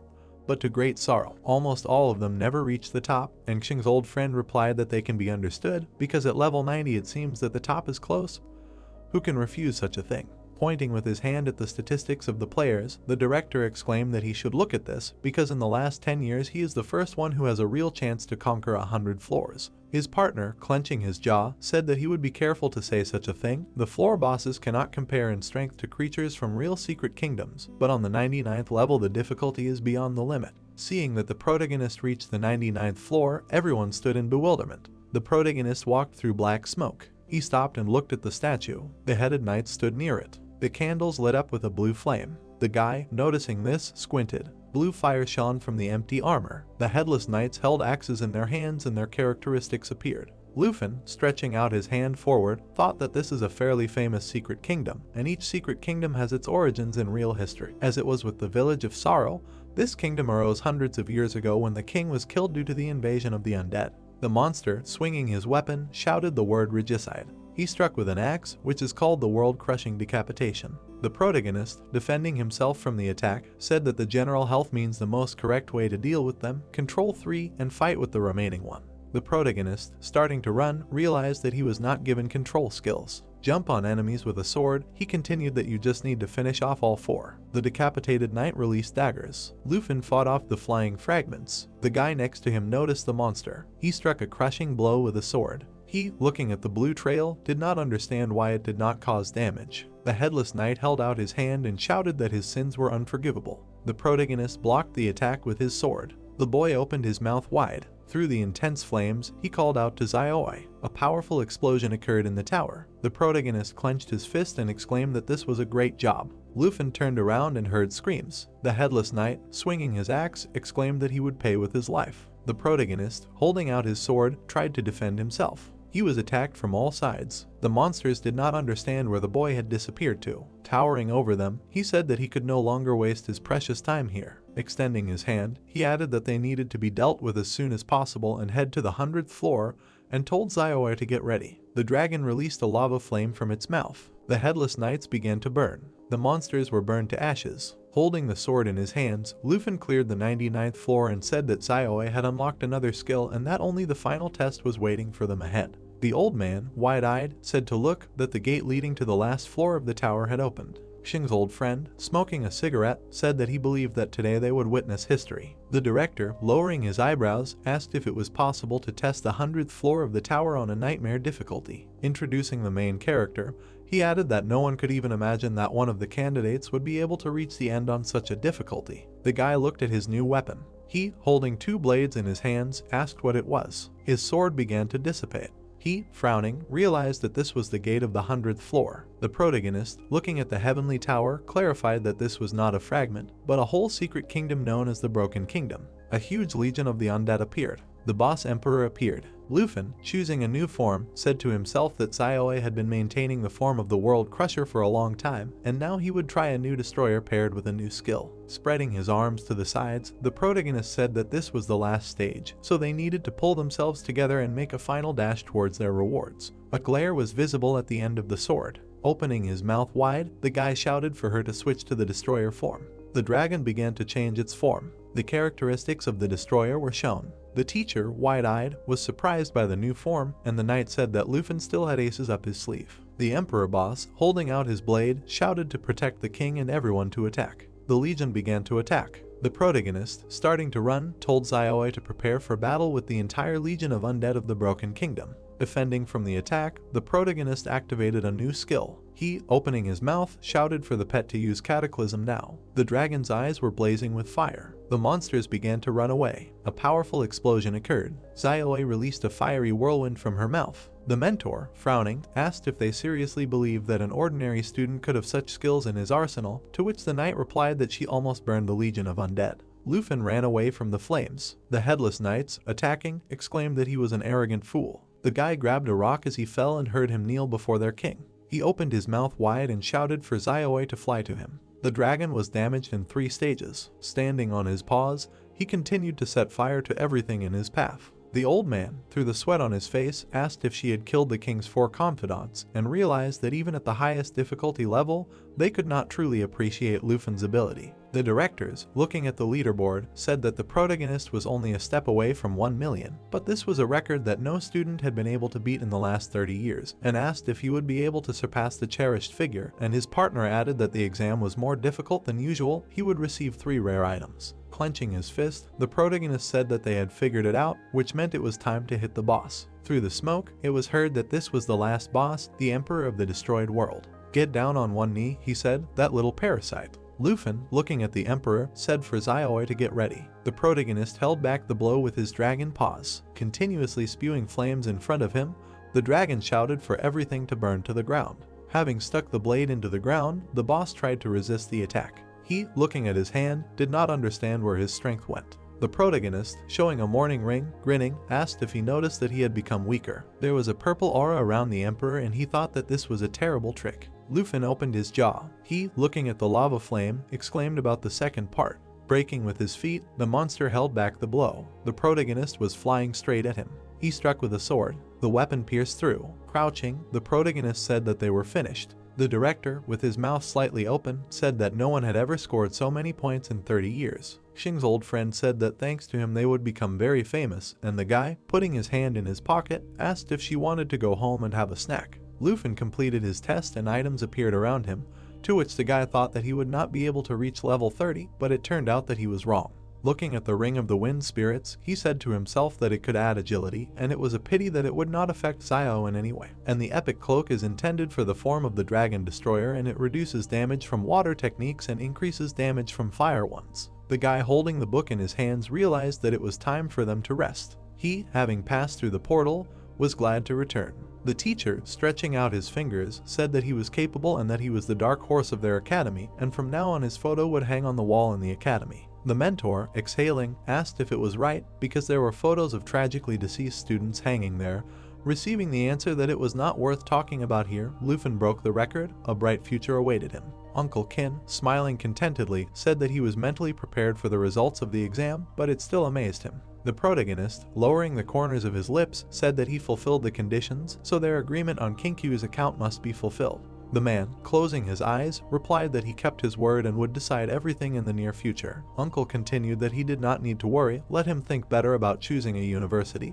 But the protagonist, turning away, saw the teacher. The man in the hat listened as they praised Lufin and asked about his dragon. The protagonist was first on the list of participants, and it was heard that he had broken all records. The far north of the dragon country appeared. A man was looking at a screen with a dragon on it. He was drinking something from a bottle. The bottle landed with a thud. Beihuo, exhaling, said that everything was fine. Hearing a knock on the door, he allowed entry. Holding books in his hands, the assistant apologized for disturbing and was asked what was there. Putting the documents on the table, he replied that here he could see all the data that Shanghai provided. Looking at the paper, the assistant continued that thanks to the report of their envoy, information about the conspiracy of the families reached them, and they became aware of more detailed information regarding what was happening. Squeezing the bottle in his hands, the leader exclaimed that this was all Jingfeng. The servant, opening his mouth, replied that the Jin family and Mr. Yuan maintain close ties and also enjoy privileges from each other, thereby further strengthening the relationship. Beihuo gritted his teeth and said that it was no wonder they sent someone to deal with the dragon tamer. The man smashed the bottle. Standing up from his chair, he added that Jingfeng was taking on too much and they needed to free Princess Taiki, let her do whatever she wanted. The leader extended his index finger and continued that it was time to put them all in their place and strip them of their positions, and if they disobeyed, let them follow orders. The man's veins bulged and he shouted that if he had any complaints, he should discuss everything with him personally, and as for the Jin family, if they tried to contact Jingfeng again, they would have to send a Snow Lion squad to them. Beihuo extended his hand back and said that he should pay attention to what choice the dragon tamer would make. Lufin should receive the best resources. Looking out the window, he thought that this boy would become a living legend, and when his mission was completed, he would finally be able to meet him in person. Seeing the red sun, he asked himself when it would all end. The city at night was visible and it was heard that Beihuo had fired Jingfeng. The princess was asked to calm down. Another piece of good news had appeared, and she, sitting on the bed, asked who would now catch her tamer instead of him. Holding the phone to her ear, she heard that everything was already over and they had discovered that in addition to Lufin, there was another dragon tamer. Jingzhu, with an eyebrow raised, replied that this was wonderful news and she hoped that this time everything would go much smoother. Hongwu, hearing congratulations on completing the main exam of the province, thought that it was close and he almost died inside. He, clenching his fist, added that he had conquered the 72nd floor and first place would definitely be his, and now the country's university would hunt for him. And he also heard that the reward for winning was simply awesome. Putting his hand on his side, the guy did not understand why all the directors had gathered together. The old man put his hand on his shoulder and said that with such a number of points he had scored, he could consider himself one of the best students in the country. To which Hongwu asked if he had done well on the exam and realized that it was time to show himself in all his glory. The fighter closed his eyes and greeted the dear director, who asked if he had finished the test. The guy, with his mouth slightly open, said that he had finished the test and scored only 89 points, and did not know if this would be enough to receive the title of the best. The director, lowering his eyebrows, replied that he had tried very hard and in any case, he still had excellent chances of entering any of the top 10 best universities, and added that he should not be upset and go to the infirmary, let them pour him some more. Hongwu, wrinkling his face, did not understand what he meant. They said that he had done well, and it seemed that the director did not want him to brag about his high result. Clenching his fist, he thought that he was probably hinting that he should not give in to the temptation to relax and should be steadfast and thank the mentor. 7 days passed and the day of the results announcement came. Lufin and his aunt were at a loss. Hank tried to take the protagonist away from the annoying reporters. The uncle, smiling, said that everyone already knew the results of the main exam in their province, to which the aunt asked him to come and to talk inside. The protagonist, holding the phone in his hands, saw that a prize of 50 million was credited to his account, wondering if they hid his result. The man, opening the box, said that in addition to the cash prize, the school also gave him a gift. Inside was a rare skill book and a special quality thunder potion, and the protagonist realized that such potions exist for each element, and finally he will not need to rely solely on Xiaoi's abilities in magic. The uncle took out the wind armor, shining boots, and he added that the director personally chose these gifts for him. He especially recommended these boots because they give a blink with a cooldown of only 30 seconds, and the guy was sure that there was not a single participant in the exam who could compete with Xiaoi, even taking into account the equipment. Lufin, who took the handle of the box, said that the skill alone available to a Magu who went through the first awakening of the class is worth everything, so he can only thank them. Kinku, holding a staff in her hands, turning to the protagonist, said that the heads of the 10 strongest academies have already arrived in Jianhai. Her father invited her to extinguish in their estate, and they are all waiting to meet him to talk about admission, and she came to pick him up. The protagonist, opening his mouth, asked if they were here because the exam results became known only recently, receiving the answer that in order to snatch a talent like him, the heads of the 10 academies rushed here. The uncle, closing his eyes, continued that his results were hidden by the director, that no one else in the capital knew. Did he understand that Lufin was too special, and that they couldn't allow another offended princess to appear, and that the problem with Kinju had been hushed up, but the person who helped wanted to meet. The protagonist, grinning, agreed and heard that it was too early for that, especially since he was away, doing a mission for the state, and they would see him anyway. The aunt, holding out the card, told her nephew to take it. She wanted to thank him last time, but she ran into Princess Jinju, to which the guy clarified that the card was worth 10 million Lai. The uncle, putting his hand on his shoulder, said that he had saved the little Kinku's team in the village of Sorrow. Her family asked him to accept it as a token of their gratitude. The man closed his eyes and said that someone wanted to steal his night walk in Jiangshan Garden, so he would definitely need the card outside their estate, and Kinku told Dad that it was not funny. The girl, taking Lufin's hand, exclaimed that it was late, they needed to meet with the directors. The Dragon Kingdom appeared outside of Kingju City. Someone got out of the car. The princess, frowning, asked what his level was and received the answer that he was 19 and the dragon was 14. Jinju, opening her mouth, said that dragon tamers were different from other classes. She, looking at the dragon, said that soon he would be able to kill a level 30 boss alone. Chen, level 19, appeared. The monster ran at the dragon. The guy used a sweeping blow from his giant tail. He concentrated his energy and delivered one powerful blow. Having defeated his opponent, Chen sat down. The princess, clapping her hands, exclaimed that it was not bad and he had lived up to her expectations. She did not regret giving him the egg, to which the guy was glad that he had not disappointed her, and she continued that she would be upset if he turned out to be weak, like the losers behind her. Turning away, Jinju asked if his dragon cannon would go to Chen from now on, if there were any objections, receiving the answer that it was as she wished. The swordsman, pressing his hand, said that thanks to the egg and dragon spear he had given her, he would be able to defeat this upstart, and the girl thought that he took second place, scoring more than 200,000 points, and Lufin may have scored no more than 300,000, so Chen had an excellent chance of winning.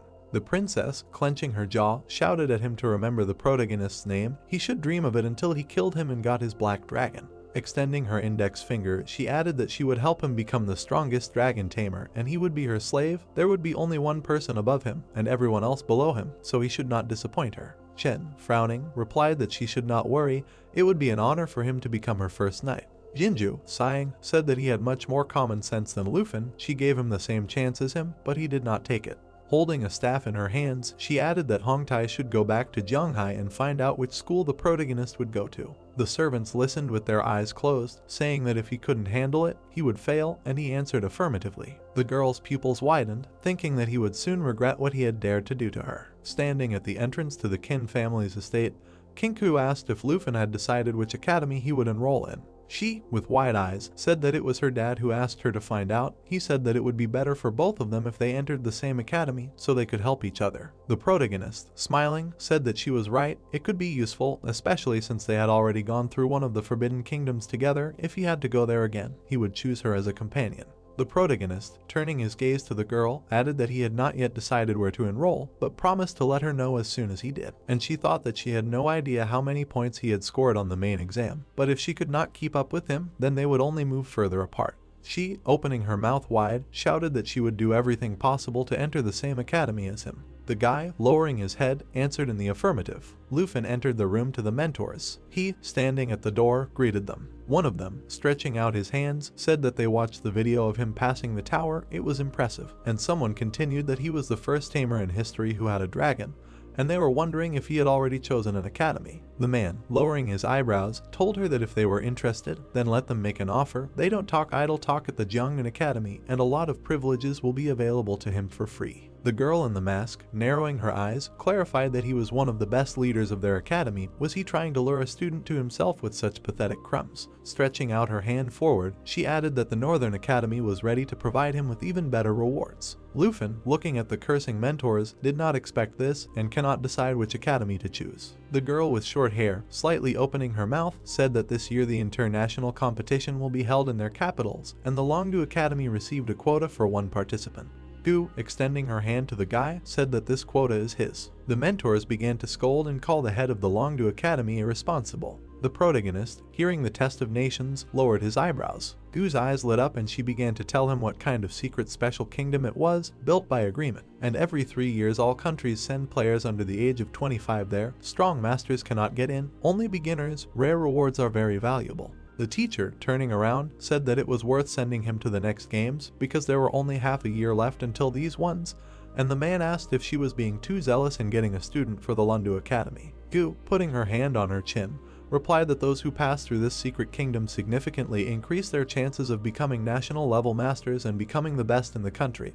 Only her academy can give. The protagonist, frowning, realized that if he got into the national trials, he would not only be able to get valuable rare items, but also get an excellent chance to become one of the best masters in the country. Seeing how the daily treasure map came to him, he said to himself that after a long break, he got a divine treasure map. Lufin, through the sweat on his face, remembered that from the last one he pulled out a black dragon egg, and he needed to go to the Longdu Academy. A map of the location of the academy appeared. Gu, holding out her palm, asked what did not suit him because she made him a better offer. The protagonist, putting his hand on his side, answered that he chose her academy, and added that he did not know what was needed to officially apply, to which the girl said that it was not difficult and she would help. The aunt, standing next to the suitcases, never thought that one day she would leave this place. She, pressing her palms, said that she lived here for so many years and now she was leaving. She was overcome with sadness, having received the answer that there was nothing to regret, now they could live wherever they wanted. Hank's eyes widened as she recalled the day he first came to her here. Kinkyu and Xiaoman had arrived by car and, addressing them, had said that they would be studying together at Longdu Academy today. The Kinkyu family had booked a charter flight for them and they would be flying together. The protagonist, looking at the car, asked if she was going there. The girl, putting her elbow on the door, replied that they had the same number of points, and since she had decided to go to the academy for him, she would too. Auntie, hold on to the chain around her neck, recalled her nephew's words about how he had asked to be accepted and exclaimed that she was sorry to burden them with her presence. Lufin, hugging Hank, listened to how when she awakened the class of the magic chef, she realized that she wanted to start life from scratch, and when the protagonist was still small, she told him that she dreamed of studying, but did not think that after so many years he still remembered her words, and the guy told her not to cry. Kinku, waving her hand, said that they need to hurry and no one will wait for them. Let them get in the car. Folding his hands on his side, Lufin thought that he would forever remember how his aunt worked for him and will never forget the disappointment she experienced when she did not get a normal class when she first awakened. He promised her a better life and will do it. Flying on a plane, he hoped that everything was just beginning. A city appeared outside the Longdu Academy and the protagonist saw that very school. Turning around, he heard how they addressed the princess, saying that they were there. Jingzhu lowered her leg and replied that she had to come to the Dragon Kingdom again. As she got out of the car, she added that here was the capital's greeting. Hongtai, narrowing his eyes, recognized Lufin. The protagonist, lowering his eyebrows, did not understand what the princess was doing here. Hen, lowering his hands, asked if this was the same dragon tamer from Zhonghai province, and he saved them from having to look for him throughout the academy, to which the Knight Protector asked them not to do anything stupid. Jingzhu, opening her mouth wide, said that this was not the time for this. Anyone who started a fight at the gates of the academy would immediately fly out of it, receiving an apology from Hen.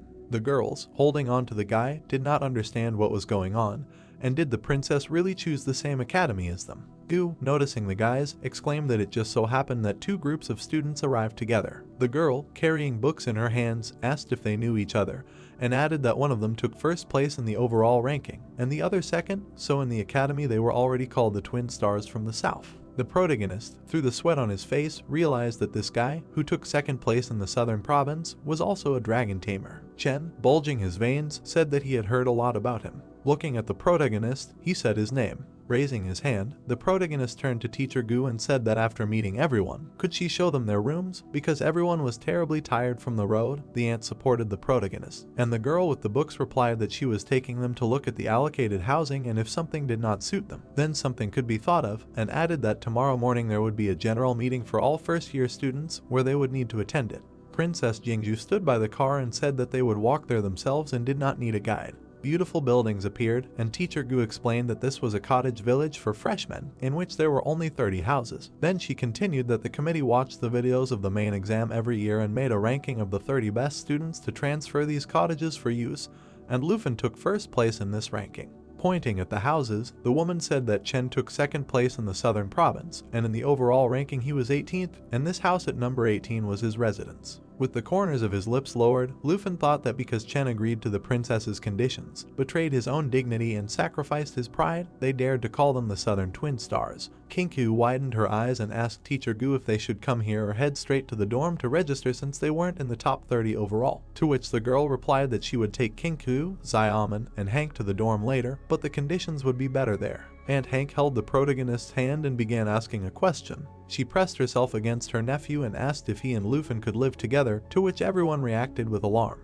Teacher Gu put her hand on her chin and explained that there was basically no restriction on that, and if the protagonist didn't mind, then so be it. Raising her eyebrows, Hank muttered that little Lufin probably wouldn't mind, and asked if he would really refuse Auntie's delicious food, to which the nephew replied with a confused expression that he definitely wouldn't mind. Grabbing two students, the aunt happily suggested that they live together, because they would be able to get to know each other better and it would be convenient for them to form a team to go through the secret kingdoms, to which Xiaoman replied that it was a little. The protagonist closed his eyes and asked why they really didn't live together, and noted that it was far from the cottages to the dormitories. In order to see the girls, he would have to go halfway across the campus. Turning to Kinku, Xiaoman said that she would live where she lived. Besides, the conditions on campus were better, to which Kinku, embarrassedly putting her hands behind her back, agreed. Hank happily shouted that the little girl would soon be able to taste her food, and Xiaoman, putting her finger on Lufin's shoulder, told him not to even think about showing signs of attention to Kinku, and that she would keep a close eye on him. Seeing the notification that the location indicated on the treasure map was not far from the protagonist, Lufin frowned and thought that he was being joked about, and the treasure from the map was right next to him, in the villa. Turning to Teacher Gu, the protagonist asked if he could find out who lived in cottage number 2, to which she, with her mouth slightly open, replied that she was only responsible for the southern province, so she did not know the other participants that well.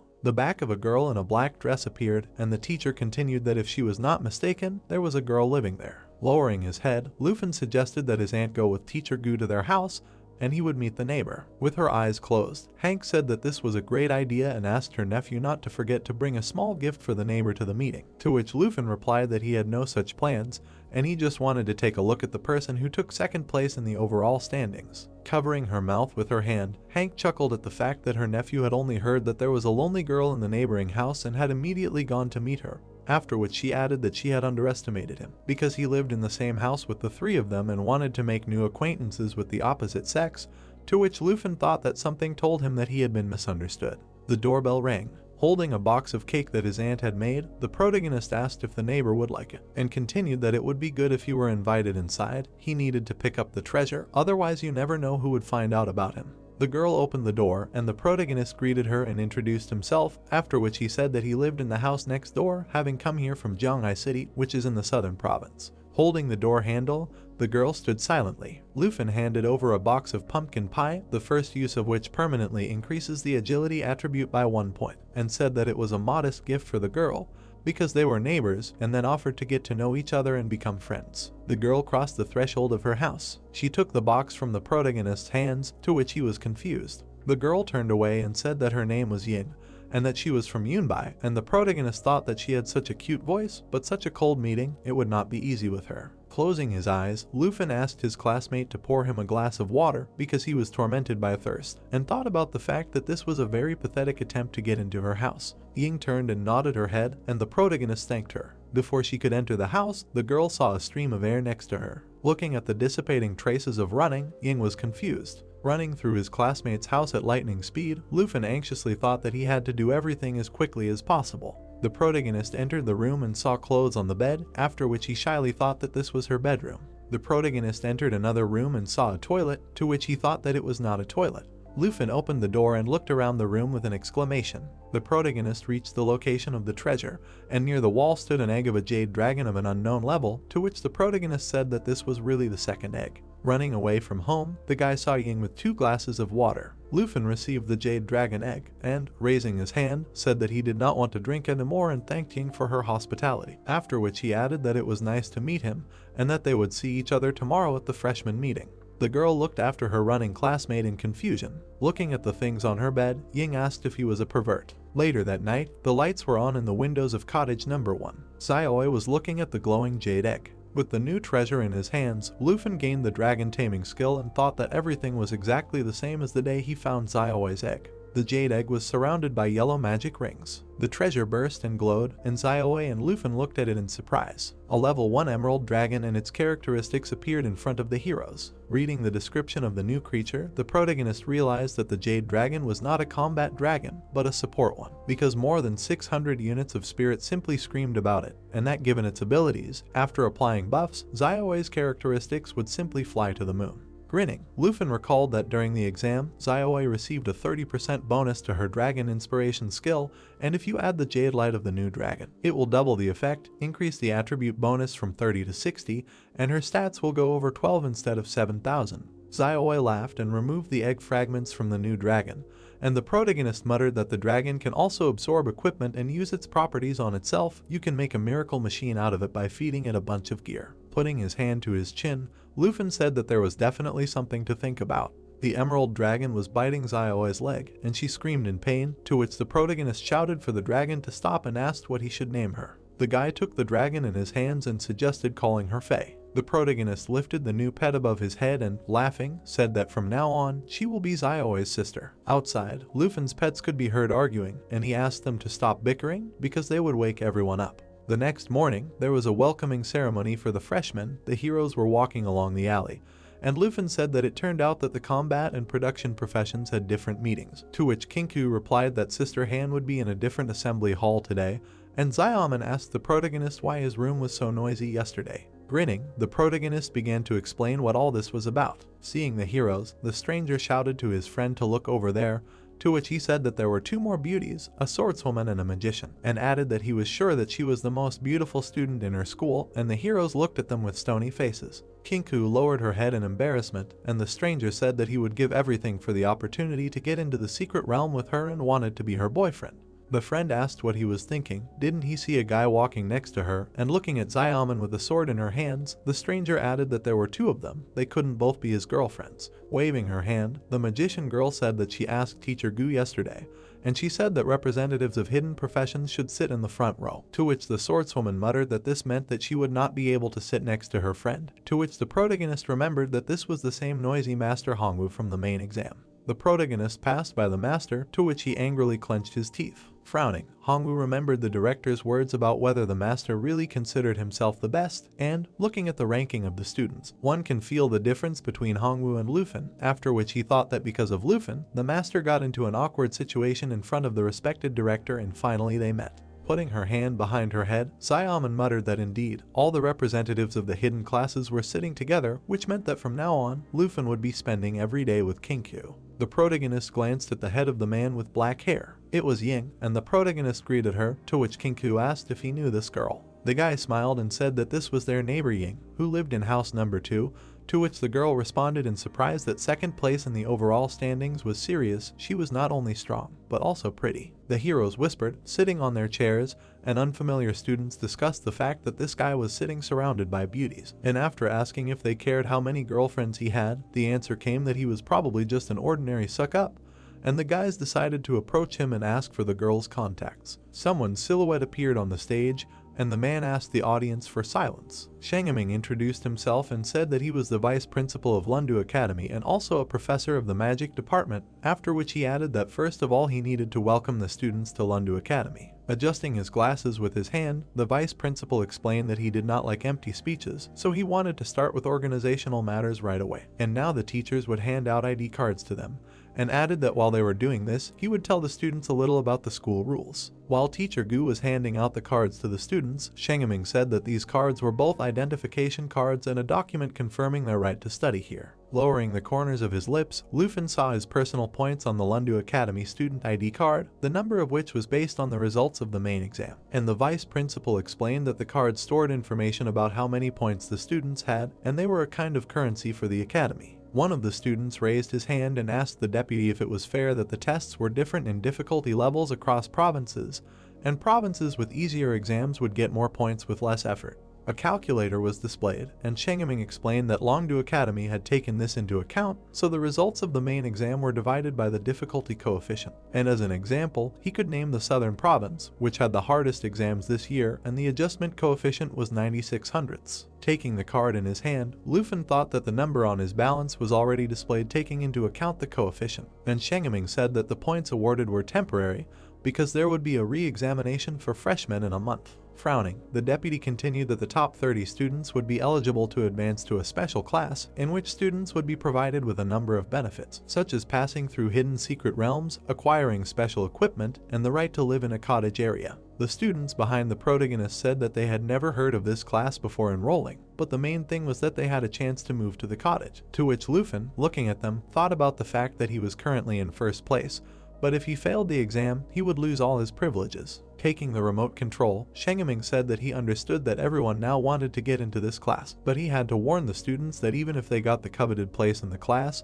they should not relax because another student could challenge them and take the place. The deputy pointed to the screen behind him and made the students understand that members of this class could not refuse the choice, and if such a student failed, he would be forced to move from the cottage and lose all privileges. Glancing up, the man said that there were currently 30 people in the special class, and all of them took the best places based on the results of the main exam of their provinces. The list of students appeared on the screen, and the vice principal said that the champion of the southern province, the dragon tamer Lufin, was in first place, to which the other students were surprised by this and said that it was that suck-up with 2 girls, and did he have a dragon? The protagonist stood up from his chair, and behind him, someone was heard saying that he should speak more quietly, because if he heard and he had a dragon, they were screwed, and even if he had an earth dragon, it was already enough to dominate the battle, so it was no wonder that he took first place. The protagonist waved his hand, and someone shouted that he had just looked for a video of his exam, but it was not there, and everyone thought that he was placed there through his family connections. It was heard that there was a video of Chen and his dragon was very strong, but there was no recording of this Lufin's exam, to which Chen told the princess that he only needed one word from her and he would destroy it. And Jingju, looking away, replied that Lufin's strength was still unclear to them, so they should take their time and study it.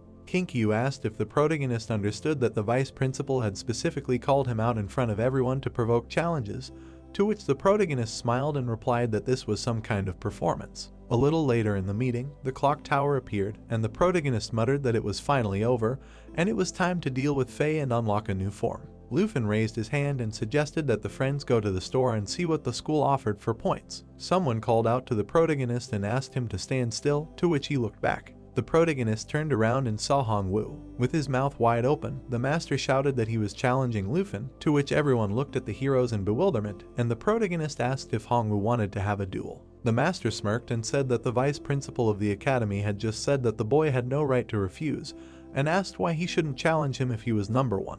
Hongwu's eyes sparkled and he said to himself that he hadn't seen the recording of Lufin's exam and the number of points he had scored was classified, and most likely he had several dragons and he had passed the test with their help, but if he aimed at him directly in the battle, he could win. Putting his hand in his pocket, the protagonist said that he accepted the master's challenge, to which the master laughed and said that if he had the courage, he would bet 200 points. Lufin stopped Kinkyu with his hand and thought that 200 points should be a lot for Hongwu, after which he agreed that the bet would be 200 points. Chen said that it must be something to see if he was challenged so quickly, and the princess's servant asked if a dragon tamer was a summoner of some sort, to which Jingju replied that it was a good opportunity to test the protagonist's abilities and ordered them to watch his every move. Putting his fists in front of him, Hongwu said that they would start at the count of 3 and began counting. Xiaoman asked if Lufin would lose, to which Kinku, smiling, replied that she had simply never seen him fight.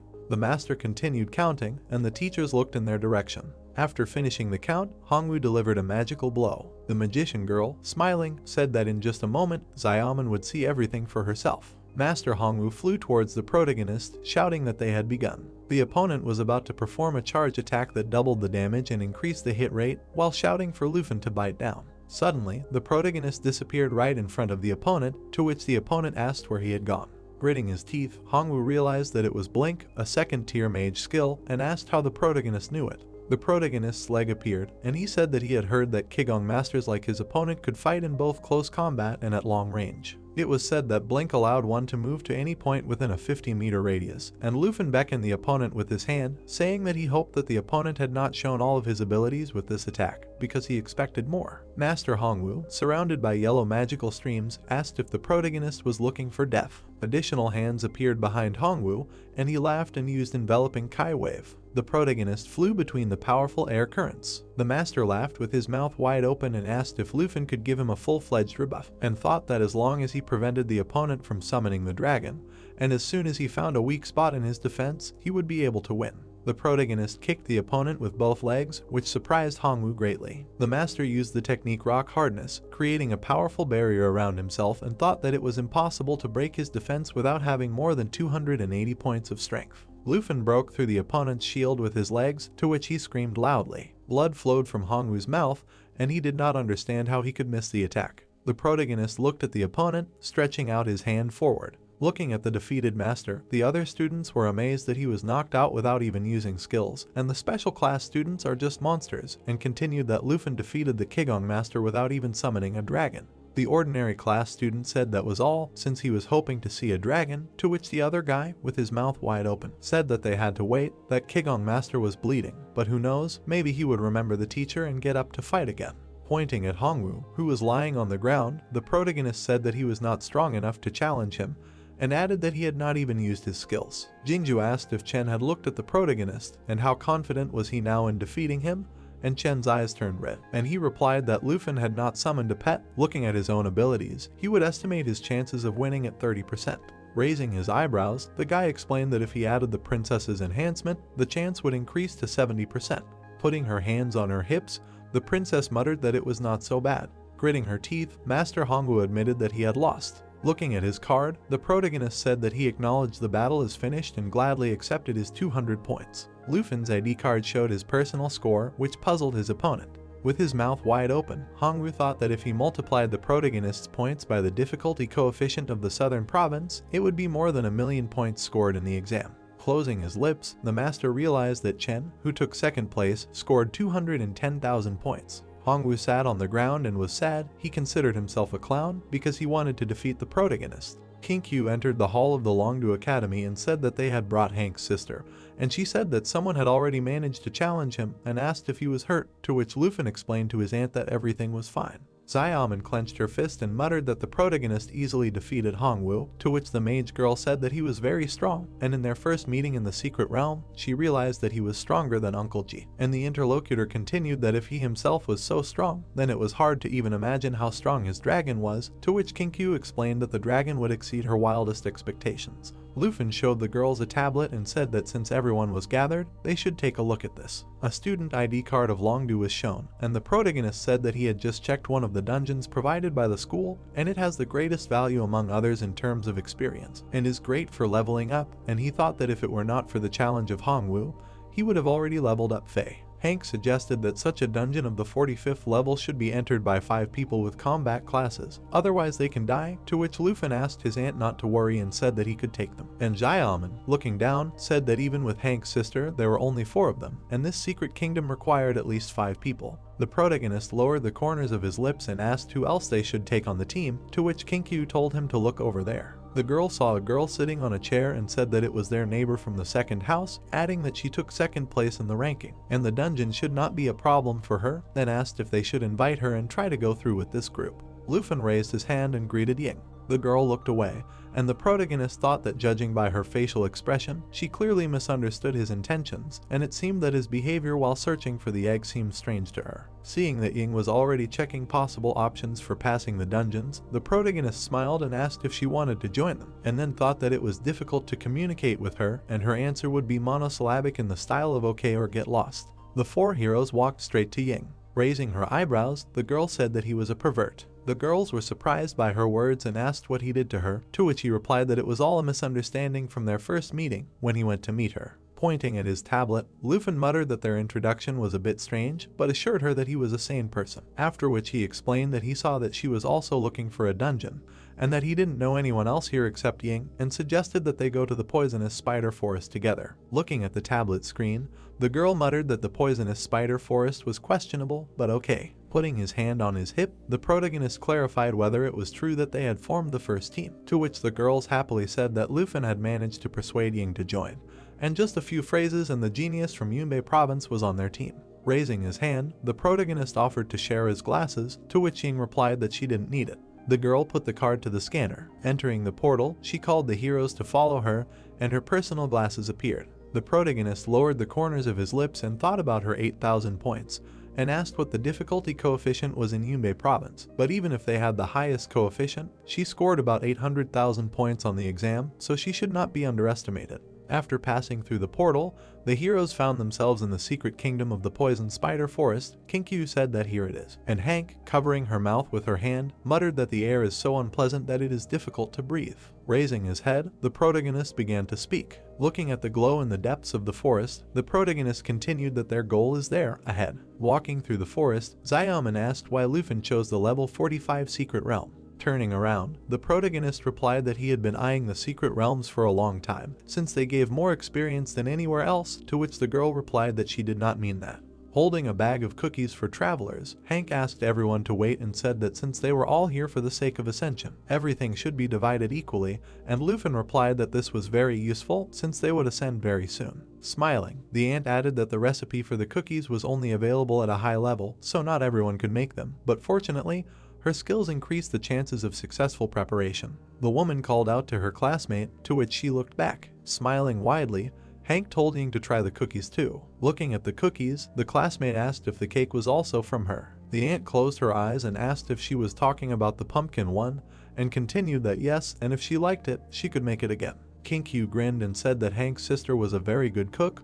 They lived nearby, so they were always happy to have guests. Ying smiled. A monster crawled near the protagonist. Frowning, the protagonist told everyone to be careful, because they were noticed by a level 40 black scaly python. Taking out the sword from behind her back, Xiaoman prepared to attack, and Kinkyu tried to stop her. The python opened its mouth wide, and the swordswoman cut the air with a blow. Hank said that she could make food to increase defense, but it would take a little time, to which the magician girl, holding a staff in her hands, replied that all the monsters here were not lower than level 40 and they would have a hard time. Frowning, Lufin asked the girls not to strain themselves so much. A magic sphere appeared on the protagonist's hand, and he promised to handle it himself. Xiaoman opened her mouth wide and asked what the guy wanted to do. Ying turned around and realized that he wanted to summon a dragon. The emerald dragon Fae appeared, and the girls looked at it in confusion. Xiaoman lowered her eyebrows and asked if it was really a dragon. Lufin smirked and asked them not to worry, adding that the emerald was just a little naughty. Kinkyu opened her mouth wide and saw that it was not Xiaoe, and realized that the protagonist had two dragons, and Aunt Hank asked where he got the dragon from. Xiaoman continued to attack the python with her sword. The protagonist ordered the dragon to activate the emerald light, after which a green glow appeared above its head. The magical glow pushed Xiaoman away from the monster. The girl fell to the ground, and Kinkyu shouted that she would heal her. The emerald light casts 3 types of blessings that remove negative effects, so the girl, opening her eyes, did not see a wound on herself. The dragon laughed, and the protagonist reassured everyone that as long as Faye was with them, everything would be fine and no one would get wounded. Holding a staff in her hand, Kinkyu repeated all the dragon's abilities and said that the indicators were better than those of the master of the second transformation, to which Xiaoman said that the dragon clan was very strong, since even a small dragon was so capable. Opening his mouth, the python exposed his fangs to the girls and began to hiss. Swinging his sword, Lufin shouted at them to be careful, because the monster was attacking, and continued that he would deal with it now. The protagonist put his hand forward, blocking the red glow. A red stream of magic pierced the python's head. Ying stood with her blade raised, and the protagonist said that there was no time to waste. It was said that Ying specialized in sneak attacks and used the bloodshed blade, and the girl lowered her hands, saying that they were ambushed. Frowning, Lufin thought about what swordsmen were like and that the strength of the number 2 was amazing. Ying extended her hand to the side. With her mouth wide open, the protagonist shouted at his aunt to run. Hank responded, and the silhouette of a huge spider appeared behind her. It blocked Ying's attack with its paw while Lufin covered his aunt. The heroes fell to the grass, and it was said that these spiders in level 45 silver armor were immune to Ying's blade. The swordswoman advanced towards the monsters, preparing to attack. The spider's paw glittered. It used the skill Pierce to pierce 2 targets, but the attempt was unsuccessful. The monster made 2 more attempts to pierce while Ying circled in front of it, but failed. Lufin opened his mouth wide and shouted at Ying to take care of herself. The heroes flew up in front of the spider. The girl released her blade and told the protagonist not to worry. Silhouettes of spiders appeared, and the protagonist said that the monster was not alone. Ying picked up the destructive army blade and storm blade and said that they could deal with them too. A huge web was visible, in the middle of which the heroes saw that the level 45 Black Widow was also here. Opening his mouth, the protagonist told Ying that she had a wonderful weapon and her skills were at their best. Spreading her arms, the girl explained that starting from level 1, swordsmen are able to create their own weapons and gradually improve them, and then prepared to strike. Pulling her hand back, the swordswoman struck Frost and said that now is not the time for talking. Lufin pursed his lips and thought that it was a bit like the Dragon Tamer class, where you can raise dragons and upgrade weapons. A spider appeared behind Ying and began to hiss. After striking, the protagonist ordered Faye to activate the Emerald Light. Putting her hand forward, Ying used the Mountain Crush skill. The girl struck the monster. Smiling, Ying thanked the protagonist for the 30% bonus. Her storm blade increased to level 15. Lowering his eyebrows, Lufin thought that the bloodshed blade penetrated the monster's defense, and the storm sword dealt increased damage, and that Ying was an excellent swordswoman, and the Emerald Dragon's level increased to 2. Loud screams were heard. Ying and Lufin turned around. The other heroes were surrounded by spiders, and Kinku asked Xiaoman to protect Hank. The protagonist raised his fist and shouted that there were not many silver-armored spiders, so he could handle them by himself, and asked Ying to deal with the Black Widow. Ying put her hand to her chest. Kinku and Xiaoman started using their skills, and Lufin asked them to be careful of the web, because if they got caught in it, they could die. Ying looked down with her eyes wide. The web broke through the Emerald Dragon's defense. Gritting her teeth, she rushed forward, and the protagonist asked her to wait and not run away alone. With his mouth wide open, the protagonist asked Faye to heal her. Kinku, protecting Hank, shouted for Lufin to go after Ying, because the Emerald's light would help them a lot. With his mouth slightly open, the protagonist decided to leave his aunt to them. The protagonist and his pet ran under the web. They stopped, looking ahead in surprise. Seeing the swordswoman whose body was covered in wounds, the protagonist shouted that he had found her and would help her. Green rays of magic appeared, and Lufin said that they should use Emerald Light Release. With her mouth wide open, Ying replied that she could handle it herself. Spider webs appeared behind the swordswoman, wrapping the target in a web in which they would die in 60 seconds, and she realized that things were bad for her. The protagonist flew past the girl and told her that she didn't have to be afraid. The guy continued that Ying could rely on him, and using the Dragon Claw skill, he transformed his hand into a dragon's claw and attacked Black Widow. A blade appeared, and the swordswoman thought that Lufin had killed them with one blow. Raising her eyebrows, Ying thought that in theory, there shouldn't be that much of a difference in strength between them, but for some reason he was stronger than her when using Mountain Crush. The protagonist opened his mouth wide and shouted that they should strike together and use the power of the wind spirits. The heroes launched a joint attack using their skills and blades. The swordswoman closed her lips and wondered where the difference in strength came from. The Emerald Dragon's level rose to 3, and Lufin smiled and said that he had already reached level 3, and that level 5 was just around the corner. Lowering her head, Ying muttered that this was the first time she had been treated as a weakling. Kinku called out to the heroes, waving her hand and shouting that the silver-armored spiders were finished, and Hank said that she had managed to level up. The protagonist told Ying that she was very strong, and smiled and explained that he could not abandon his comrade to his fate. Hank asked why her nephew didn't use the Emerald Light, to which he put his hand on his side and said he didn't need it, and Xiaoman asked if his giant could heal. A light appeared on the dragon's chest, and it was said that thanks to the friendship with the dragon, his health and the health of his allies would be restored. The heroes stood under the healing sphere, and Kinku said that she was now full of energy, and Xiaoman added that the protagonist's head had turned green, to which he asked Faye not to heal her anymore. Ying smiled sincerely as she looked at the team. With her lips pressed together, she wondered if her comrades were annoying her. Standing on the cliff, Xiaoman explained that the map ended here and they had reached the end, and thought it was strange. Lufin stood with his hands in his pockets, and Xiaoman continued that there was still a large area ahead. Kinkyu, with her mouth wide open, saw something in front of her. Looking at the black abyss beneath her feet, the protagonist realized that this was the lair of the boss of the secret realm. Looking down, the protagonist thought that the devourer and leader of the pack, the shrieking spider mother, was in charge of all the spiders, and it seemed that they needed to deal with them gradually. Lufin asked Hank not to look down because she might not be able to bear it, and Xiaoman, holding the tablet in her hands, said that such scenes could be traumatic. The aunt looked at the spiders and said that they had already dragged her once, and she thought that it was her turn.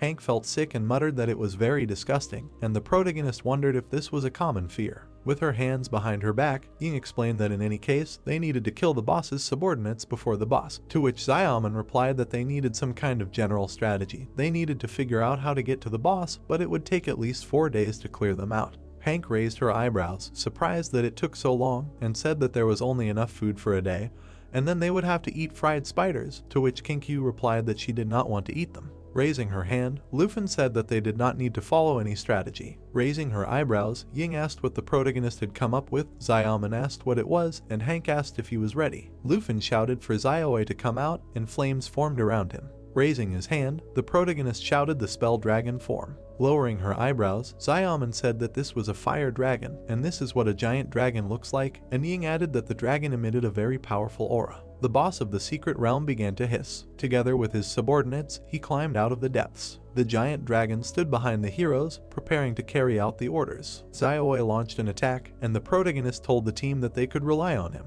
Putting his hand forward, Lufin used the skill Cataclysm to blow up the area. Hank grabbed her nephew's hand and asked if Xiaoe could be like that, and Xiaoman said that she was just like the legendary dragon, to which Ying replied that she was even more powerful. Grinning, the protagonist told Faye that it was time to apply the buff effect to Xiaoe. The guy sent the dragon forward, using Dragon Pulse to increase all the stats and attack power of the owner and pet by 30%. Xiaoe's flames were surrounded by a green magical glow. A powerful pulse occurred, and the black dragon's stats increased noticeably. The shrieking spider mother continued to hiss and get closer to the heroes. Lufin asked Xiaoman and Kinkyu to help him, to which the magician girl, holding a staff in her hands, replied that he did not need to worry because they would protect Hank. Standing on the edge of the cliff, the protagonist offered the swordswoman Ying to defeat the spiders. The spiders' hissing became louder. The protagonist opened his mouth wide and shouted for them to attack. The heroes began to attack using their skills and blades. Lufin and Ying landed right in front of the spiders. The protagonist lowered his eyebrows and called out to Xiaoe. The black dragon used the Cataclysm skill again while emitting flames. The pet screamed loudly and the emerald dragon's level rose to level 4 while Cataclysm reached level 3. Ying pursed her lips and thought that 3 levels of damage was unbelievable and that she was about to be burned by the dragon's heat. Lufin glanced at his classmate and asked if she was okay. After attacking the spiders with her magic staff, Kinkyu shouted for the heroes to go to the boss and she and Xiaoman would handle it. The protagonist held his sword out in front of him and told Ying that they needed to move forward. The spider's large fangs appeared. The spider used the poison spit skill, which cost it 5% of its health. The protagonist put his hand forward and ordered the second pet to activate the emerald light. The monster released a sticky web that bound all creatures within its radius. Lufin swung his sword and tore the web apart with a blow. The protagonist opened his mouth wide and sent Xiaoe into battle, and the emerald dragon caught his blood in its mouth. Faye smiled. The protagonist bared his teeth and used a skill in which the dragon flaps its wings, releasing burning flames, and the spiders became covered in flames. Ying's eyes widened and she was surprised that he had other powerful abilities, and then added that this ability could even destroy a city. The spiders began to burn, and the swordswoman realized that Lufin was capable of destroying opponents with just one blow. The protagonist stood in front of Xiaoe in the fire, and the emerald dragon's level increased to 5, and he acquired a new skill, Blessing, then told Faye to begin. The emerald dragon opened its mouth slightly. A green glow appeared from its chest, causing the protagonist to cover his face with his hand, realizing what was about to happen. A moment later, the emerald dragon turned into a cute girl, and Lufin thought that just like Xiaoe, Faye had received a new form. The light emitted by Faye illuminated the faces of the protagonist and the swordswoman Ying. The classmate lowered the corners of her lips. The spider boss began to hiss loudly. The protagonist used the blessing skill on Ying, which imposes 3 effects, increasing the damage inflicted by 3 attacks. The girl extended her hand, shrouded in red glow, forward. The girl struck the monster's armor. With her mouth slightly open, Ying thought that it was really all over, because at first he couldn't even hurt a simple spider, and now he could easily kill the boss. The girl continued that blessing was only needed to add points to stats, and Lufin, putting his hands on his hips, told Faye that everything was fine, and that at level 5, she had access to new skills and a form. Looking away, the protagonist wondered that Faye had helped Ying deal with the boss by increasing the necessary stats, and what would happen if he used her skills on Xiaoi.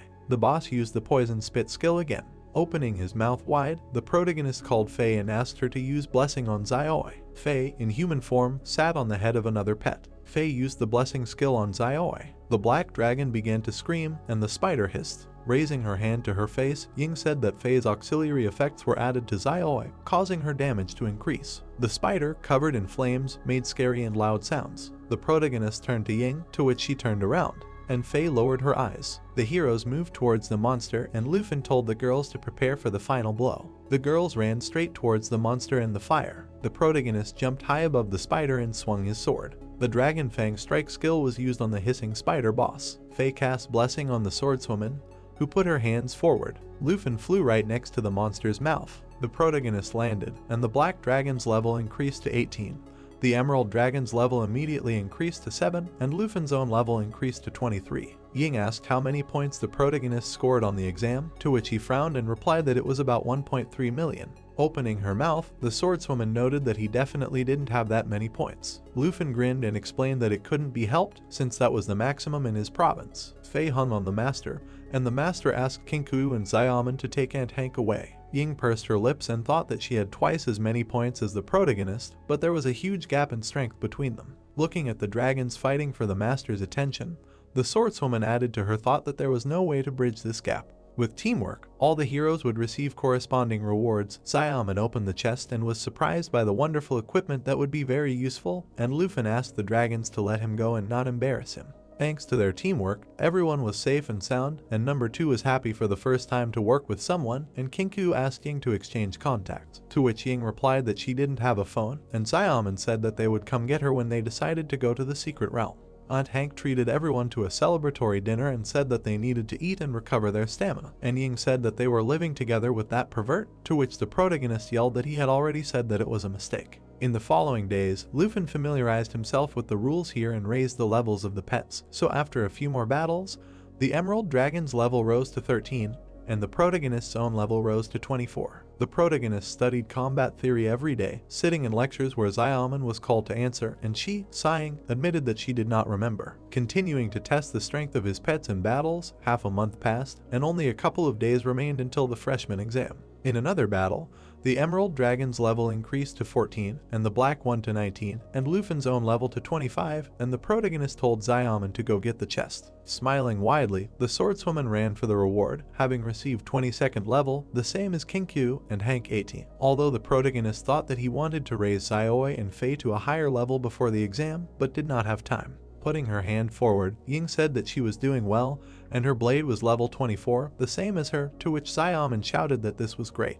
The swordswoman found a poisonous spider costume in the chest and happily told everyone that she had now fully collected the necessary equipment, and now the rating would increase. Smiling, Hank told everyone that they needed to go back and cook dinner, to which everyone agreed, and Lufin added that they still needed to prepare for the freshman conference, so they should rest. The protagonist appeared from the portal, and teacher Gu asked him to come with her. After leaving the magic portal, the protagonist called out to the teacher, to which she replied that Shengeming was actually looking for him and wanted to tell him something. Beads of sweat appeared on the protagonist's face, and he wondered what was so important there and what the vice principal wanted to say right before the conference. Leaving the gate, the hero turned to the teacher, asking what was so important he wanted to say right before the conference. Gu, looking at the crowd, said that he would find out everything later. One of the students told another that one of them was really bad in the class, to which the other replied that he thought so. Going further, the girl asked the hero about what they could have been talking about, to which he replied that he did not know, because lately he was constantly studying and did not have time to chat. Climbing the stairs, the teacher told the guy that it was because of him that Honggu was so eager to get into the class and added that now the freshmen bet on each other, calling it a new assessment. But the young man did not understand what the woman was talking about. She explained that the newcomers fight each other and gain points, the winner takes everything, and the losers cannot even eat. The girl pointed her finger at the student who was washing the floor when the hero asked her about what 73 hun meant. She replied that it was a unit of measurement in which the guy has 100 points, and that student has 1 point because he lost everything and now, in order to eat, he washes the floors. Standing near the door, the woman told Lufin to come in because they were already waiting for him. The guy, opening the door a little, said that he was told that Deputy Shengeming was looking for him and the man told him to come in. Folding his arms, he explained that the national testing would start very soon. The hero looked at the deputy while he continued to say that it was supposed to take place in a few months in Taki, but they decided to move it earlier and added that this city had already nominated its candidate, who would soon reach level 60. The guy slightly bowed his head, noting that this was precisely why they decided to start the testing earlier. Slamming the table, the deputy shouted that most of the candidates had not yet achieved such results, so Taki was betting on its participants. Putting his hand to his chin, the guy thought that upon reaching level 60, the Taki candidate would have access to the third transformation and the difference between them would be very big. At this time, Shengaming said that he was sorry that it was happening this way. Looking at the hero, he continued, saying that in 2 months he would reach level 30, when all the participants would be level 50 and he might die in that case. Taking the young man by the shoulder, he explained that in previous years they had always won, but now there was less time to prepare and the competitors were preparing more thoroughly for the competition, asking him if he really wanted to participate. Looking at the deputy, he turned to him. Smiling, he replied that this was a personal career opportunity and that he would not only participate, but also take first place. Shengaming frowned. Smiling, he said that he would not dissuade the hero then. Taking him by the shoulder again, he advised him to try hard, to which he replied that he would give it his all. The conference began. Shengaming announced to the students that the results of the evaluation after the battle would soon be presented. Pointing to the tournament table, he explained that the battles would be 2-on-2. Everyone in the hall opened their mouths wide, because they did not know about the format of the battle. Someone in the hall said that he was offering someone to team up, but the second one answered him that they were both healers. The girl stood behind the hero, telling him that they would not have problems, to which the guy replied that his aunt did not have a combat class, so they would be able to split into 2 teams. The deputy, frowning, said that many had not yet created teams, so now is the time, because the preliminary round will be held there and by tomorrow evening the best 100 teams will be announced and it is time for the students to go register. The guy and the girl went outside, she greeted Ying, and someone's voice was also heard from behind. Behind Ying stood a guy who offered her to become a team because he is a swordsman with the 7th number, but she refused. Jinkyu closed her eyes and said that it was time for them to find Gu's teacher to enroll, asking why the guy who was rejected by another girl was crying. And she continued by saying that many people wanted to form a team with Ying, but she knew that she would never leave them. The protagonist smiled and concluded that he and Jinkyu would be on one team, and Ying would be on another girl on another team. The next day, the preliminary round began. The dragon swung its giant tail. The guy, holding the blade in his hands, jumped. In the air, he performed a dragon strike, hitting his opponent. He walked across the field while the commentator was talking about Chen's 28th consecutive victory. The girl, smiling, said that he did well because this number of victories would help him get into the top 16, and the guy thanked her for the praise. Raising his hand, he added that now the team would rise to 7th place, which meant that they would soon fight with 1st place. The girl, looking at him, replied that her brother would arrive soon and she would definitely introduce Chen to him, but he would have to take 1st place for that, to which he replied that the girl should not worry. They were standing on the field when the commentator announced that the round was about to start. The hero and Ying went out onto the field and the commentator introduced them. The opponents looked at them in surprise when the referee said that these two were dragon tamers and they were both the best. The girl could not believe that Lufin and Ying were on the same team. The hero, frowning, recalled the situation when they were divided into teams with friends because one of the girls objected. There were 2 girls standing opposite the hero. Kinkyu said that the hero should be on a team with Ying because they should take 1st place and they were the best of the best. Xiaoman added that they did not want to drag them down. He remembered how Kinkyu smiled, said that they would succeed anyway. They were sitting in the stands, cheering for the protagonist. While he was flexing his arms, he asked the girl if they would have any problems. She answered affirmatively, frowning. A notification appeared in front of the guy's face, saying that a new treasure map had been synthesized. Looking at it, he realized that he had managed to accumulate several of these maps again. Even though they were of low quality, he decided to combine them. A new notification appeared in front of him, saying that a god-level treasure map had been synthesized, causing him to exclaim happily. He looked at the map. The dot was in the graveyard of flying dragons, but he had never heard of this place. The hero raised his head as he heard their team being invited to the arena. Smiling, he added that they should not relax during the freshman exam. They stood in the arena while the referee praised them, also saying that their opponents had already won many victories, but the girl, not paying attention, pointed out that their opponent was also a dragon tamer, asking if everything would go smoothly, to which the guy replied that he was willing to bet that he could defeat them alone. They looked at their opponents, while the girl was perplexed by the guy's offer. Smiling, he explained that when they were in the dungeon with spiders, he realized that their classes were quite similar. Looking at her, he added that if he could win alone, the girl would tell him about the Swordmaster class. Chen rushed to attack with the referee's signal to begin the battle. Attacking, he He shouted that they would finally fight and that he would no longer leave him in his shadow, adding that he would be the only dragon tamer in the country. He lunged, adding that he would be the only one. He looked ahead in confusion, not understanding where the hero had disappeared to. He simply looked at him, saying that that was it. Preparing a blow, he continued, saying that it was too late to refuse. He struck Chen's companion with the ability of the Dragon Claw. The opponent, looking around, noticed that he was not using his summoning and was fighting alone.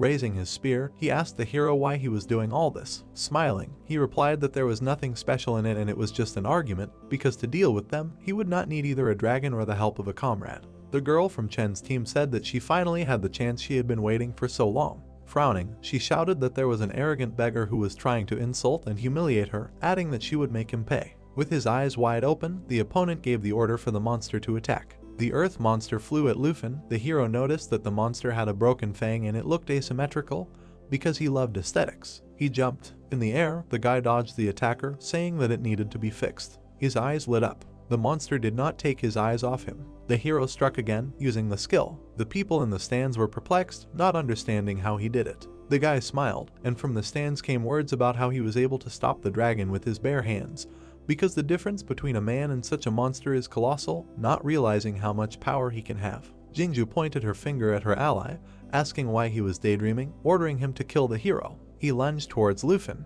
He continued to approach, having managed to command his monster to use a tail strike. The monster swung its huge tail. Everyone understood that they had the same classes, which meant the hero had no movement skill. Chen and his summoned ally made spear strikes and a tail strike, but the crowd understood that it was impossible to escape from such a position. A powerful blow was heard. Behind Chen, a guy's voice was heard about when he would start using techniques. He was sitting on one of the fangs as he used a sudden wing flap, asking his opponent about attacking techniques that could make the hero take the enemy seriously. The girl stood frowning, realizing that the characteristics of the Earth Dragon were several times higher than the characteristics of monsters of the same level, and Lufin managed to dominate both the dragon and the tamer. Chen looked back as he heard the voice of his ally. Jingju was covered in lightning, screaming that the protagonist did not even call his own and did not allow his ally to join the fight. She walked forward, continuing to talk about how the entire arena was watching them, and they continued to lose, adding that she could not introduce Chen to her brother after this. She put out her staff, screaming that they would really let such a person into her kingdom, because he apparently still dreams of becoming the strongest tamer. Her staff illuminated everything with purple light. She explained to him that it was time for her to join the fight if she wanted to save face. Looking at this, the hero remembered the skill that turns her followers into monsters. The creature was covered in black lightning. He was ready to attack. Suddenly the monster roared, and the hero understood that it was not surprising that she would use it. The dragon continued to roar while the crowd shouted that the monster looked like a demon because Jingju had put a buff on it. Some said that this girl's skills looked pretty disgusting, and they also wondered if Lufin would call her own because they wanted to see the two monsters fight. The girl picked up two swords, a sword called an army crusher and a sword called a blood crusher. The guy, without looking at her, told her not to forget about the argument and that he could handle it himself, to which the girl did not even have time to object. The monster continued to roar, and the hero explained that he was already familiar with this spell. Looking at the dragon's head, he added that this buff causes pain in exchange for strength. Raising her hand, the girl ordered Chen to destroy the opponents. She smiled, shouting that if she lost, she would take his Earth Dragon and he would become a loser again. The hero stood right in the monster's path. The crowd shouted for him to finally summon the black dragon because he couldn't handle it without it. Jingju's eyes widened as she shouted that his stats were still enough to defeat this monster. The boy extended his hand and began to chant. A huge monster appeared behind him as he used the Ice Dragon King's Wrath. The Earth Dragon froze in an instant. The opponent's eyes widened in surprise at what they saw, and everyone in the crowd exclaimed that they had suddenly become cold, surprised by the power of the skill, because it was just an illusion. Lufin lowered his head and said that although the vile sorcery had improved the summoning stats, they had surpassed him. Frowning, he added that higher stats would not allow her to win. He lunged forward, asking her if she really wanted to take the black dragon. He almost approached her, adding that she should never even dream of it. Chen blocked the hero's strike, commanding the earth monster to attack. He gathered energy at his mouth. He released it straight at the boy's opponents. Being above the dragon, he thought that it was obedient enough. The hero, having dropped to the ground, used one of the Thunder Roar spells. The spell hit the monster. The people in the stands opened their eyes wide, screaming that he used magic again, before that he fought with his hands, but even so, he did not think to summon his own. The summoned monster collapsed. Chen did not understand how this was possible. Bewildered, he looked at what was happening, realizing that they both had the same class, but the difference between them was too great. The boy approached his opponent, asking him about why he did not use other skills besides the dragon spear. At this time the girl shouted at him to make his summoned companion fight.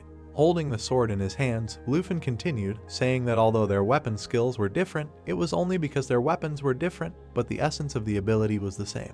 Looking at Chen, he asked why he didn't use other basic spells like Dragon Claw and Inspiration. The boy's mouth wide open, he couldn't believe that he was calling such strong skills basic, and the girl continued to scream that Chen was useless because he promised to avenge her, but never did. Raising his sword, the protagonist continued, saying that Chen's contract with his summoning did not unlock all of his basic skills and he didn't use them because he didn't have them at all, telling him to give up because he had no chance of winning since the difference in strength was too great. The opponent, looking at him, exclaimed, telling him to stop. He frowned and replied that he did not hate him, not understanding why he would sell his honor for a dragon, and he should not have done so since he became his slave and enemy. Chen's eyes glowed red and he screamed that the hero did not give him a chance to become the strongest of his class and, moreover, lectured him on self-respect and honor. Covering Jingju with his hand, he screamed for her to give him a boost so that Lufin would feel the full consequences of insulting the princess. Smirking, she said that she would do so. Pointing her staff at him, she screamed at him that this was his last chance. The hero, looking at this, said that he could really swear allegiance to someone like her since he knew about her true nature. Chen turned into a monster, screaming that the youth did not understand anything at all. His eyes glowed purple, he screamed that in order to repay the princess and earn status, he raised his hands and said that he was ready for absolutely anything. He lunged forward with his spear. The hero thrust his sword forward, saying that he even felt sorry for Chen. He lunged forward quickly, using the words of spiritual wind. The opponent's eyes widened. The boy pierced him with a blow of his dragon claw. The opponent exhaled clouds of steam, mentally apologizing to the princess. Tears welled up in her eyes. The hero stood over her while she screamed that her brother was the first in her kingdom and if he dared to touch her, her brother would take revenge. Lufin slapped the girl on the cheek. Turning around, he told her to tell her brother that he was in his debt. The boy, leaving, added that he was not sure whether her brother had enough strength to collect this debt, and the crowd was perplexed by the slap, because how could he do this to such a sweet girl, and they also did not understand why she commanded her ally, noting that foreign students were really strange. Teacher Gu, leaning towards the microphone, asked for silence from the stands. The deputy took the microphone. The boy turned around, hearing his words that they were declared the winners. Looking at Gu, Shengeming asked her to call Lufin to his office as soon as possible. As he left, he added that they should also continue preparing for the next team match. The guy stood in the deputy's office while he said that he thought that the reason for his anger was how the girl's family handled the international tournament, but later found out that he had his own score to settle with the girl,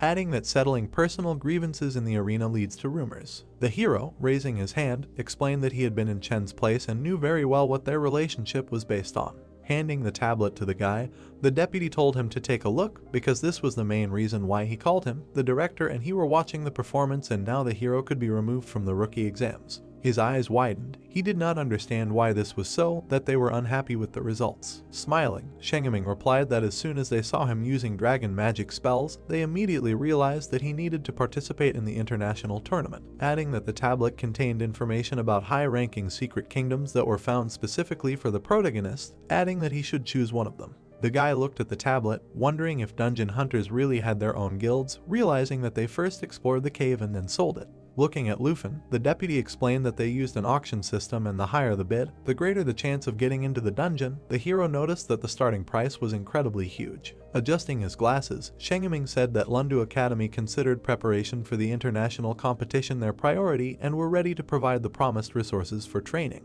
The hero looked at the man in surprise when he asked him if he was interested in anything. Showing the screen of the tablet, he said that he had made a decision, choosing the Feilong Cemetery. Teacher Gu, standing in front of the microphone, announced a new battle in which the protagonist team participated. The deputy pushed the teacher away with his hand. Raising his head, he announced that Lufin's team was withdrawn and another match would be held later. The people in the stands looked at each other in confusion.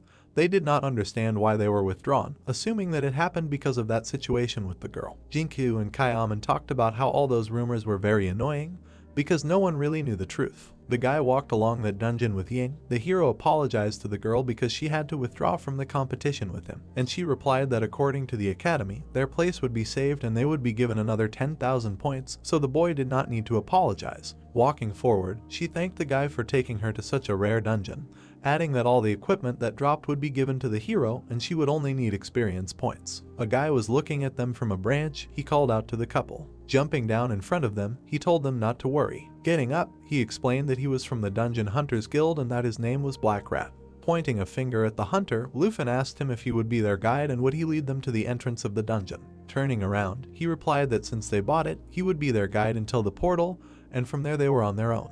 Turning around, he noted that their academy was rich enough to buy such a dungeon, also asking what level they were, to which the guy said that he was level 24 and his companion was level 25. His eyes widened and he exclaimed, "Is it really only level 25? After all, this dungeon's level was no less than level 50. He picked up his phone and said that he would call the academy to confirm, since they might have misunderstood or made a mistake, but he told the guide not to waste time. He kicked the tree behind the guide. It began to fall. Lufin, holding Ying's hand, ran away. He started to use the Thunder Dragon King skill. His ability hit a certain creature in the air. The Black Rat's eyes widened and he couldn't believe that the hero was level 25. He looked at the monster and added that it was level 50. Smiling, the young man told the guide to lead them to the entrance since level 50 wouldn't be a problem for them. The Black Rat pointed ahead and asked them to follow him. They looked ahead in surprise as the guide said that this was the portal to the Feilong Cemetery dungeon. There was a large red portal in front of them, and the guy accompanying them explained that now they only needed to go through it and they would get to the forest of the Flying Dragon God. As he was leaving, he added that his mission was now complete, so they would most likely never see each other again, but the hero called out to him. Extending his hand to his companion, he offered to become friends, explaining that dungeon hunters travel a lot and know everything about such places and perhaps the protagonist might need information about the location of secret kingdoms and then he could contact the guide. He looked at the hero, his eyes widening. Smiling, he added that he didn't want all this for free, but the guide asked if he was really ready to buy information about the location of dungeons without buying the right to go through them. Looking at the guide, he replied that this would not be a sale of the dungeon itself, but only a sale of information about its coordinates, since this did not violate the guild rules. Extending his hand to the protagonist, he named a price of 100,000 coins. Lufin, shaking his hand, said that they had agreed.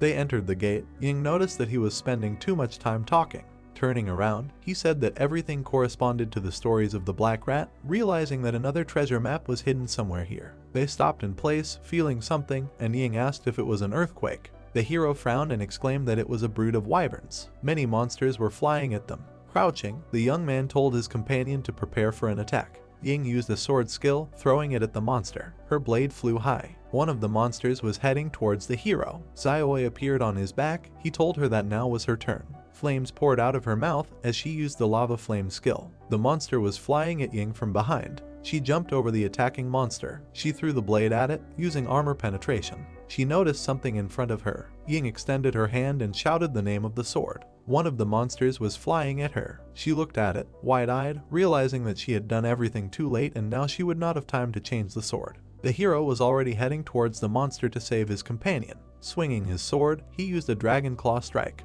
The guy cut the monster. Extending his hand to the girl, he shouted for her to grab it. She grabbed his hand tightly. He noticed that they were falling. The young man thrust his sword into the tree trunk, slowing their fall. They stopped, hanging on the sword. Looking at the girl, he asked her to be more careful. Smiling, the protagonist added that they did not need to jump there because their goal was on the other side. The girl smiled shyly and said that he was saving her again.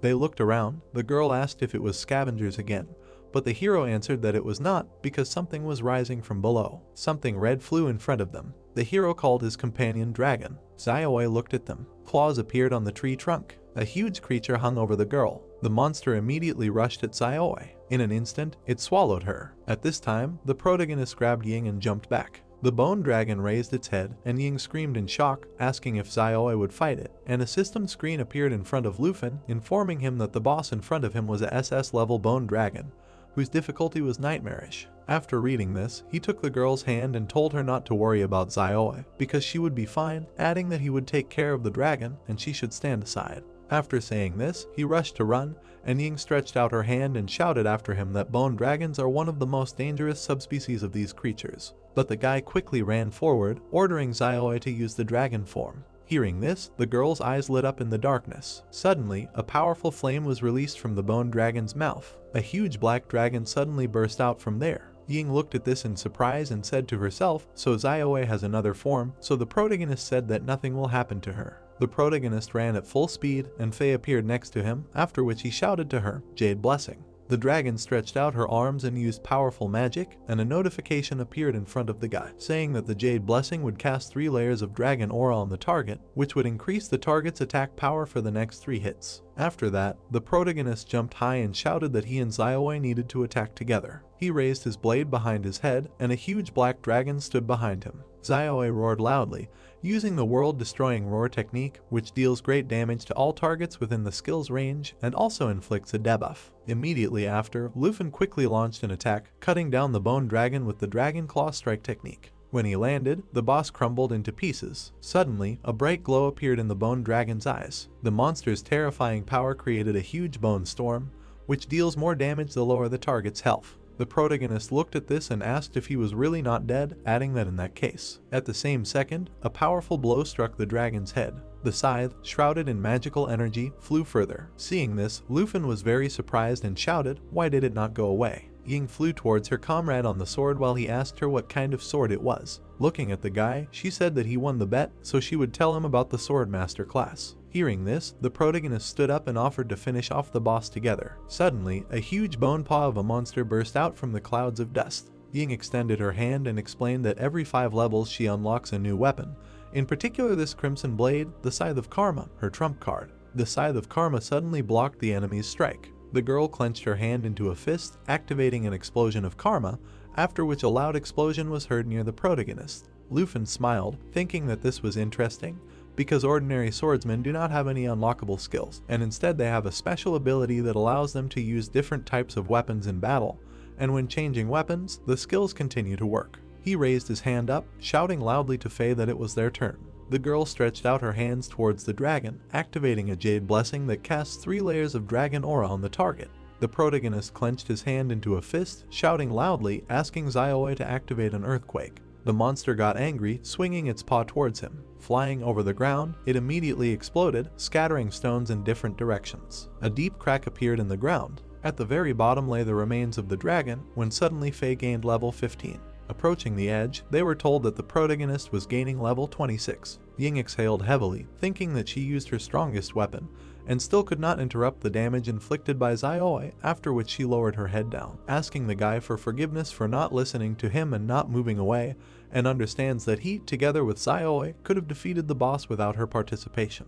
Luffy smiled and said that the girl saved him from the bone storm, and also he learned a lot about her in her class, then added that Faye reached level 15. Ying looked at Faye's Jade contract, asking if she had received a new ability similar to how she gets a new weapon every 5 levels, to which the protagonist happily exclaimed that the girl can now change forms just like Zaioi. He placed his hand on Faye's head, saying that she was progressing slower than Zaioi, and he thought that he would not see her dragon form for a long time, but now there were 4 of them at once, so he should test her new form. Ying took a step forward, saying that they were done with the flying dragon god forest, so they could continue their search. Fireballs suddenly appeared in the air, quickly flying downwards. The guys quickly rushed forward, when suddenly Ying screamed that it was a magic attack. They suddenly ran into the forest, stopping abruptly. Luffy carefully peeked out from behind the tree, saying that their fight with the bone dragon was too loud. Suddenly, silhouettes of huge dragons appeared in the air. They were quickly approaching downwards when the guy suddenly added that they had attracted the attention of other monsters. A system window appeared in front of the protagonist, informing him of the Soul Light Force ability,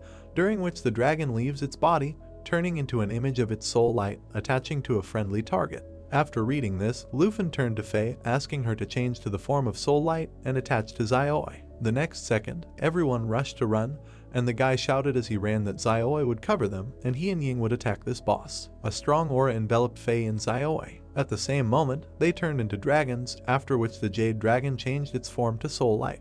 After that, Faye's power enveloped Zaioi. Then the black dragon roared furiously, and its stats increased more than twice. Ying saw this and said that the buff effect was so strong, to which the protagonist running next to him replied that it was because Faye buffed dragons better than humans, all because of her bloodline. He looked back out of the corner of his eye and said to himself that Zaioi in the form of a world destroyer and under the protection of Faye's soul light had 26,000 strength, so he needed to quickly get to the point and turn on inspiration, and then Zaioi's strength would be above 30,000. A flock of monsters rained huge fireballs from the sky at the black dragon. Turning around, the protagonist shouted that there was no need to fight, and then ordered Faye to absorb all the damage. The Jade Dragon set up a barrier that absorbed the opponent's attack. A bright green ball appeared above his head. Lufin turned around and shouted, ordering him to release the accumulated layers. Hearing the order, Faye released powerful wind currents in all directions. They hit the wyverns, causing them to fall down. Ying, turning around, saw this and asked in surprise if Faye had really done this, to which the protagonist shouted yes, adding that the state of Soul Light allows her to gain a new skill, Soul Shelter, so she can accumulate damage and then return it to the enemy, doubling it.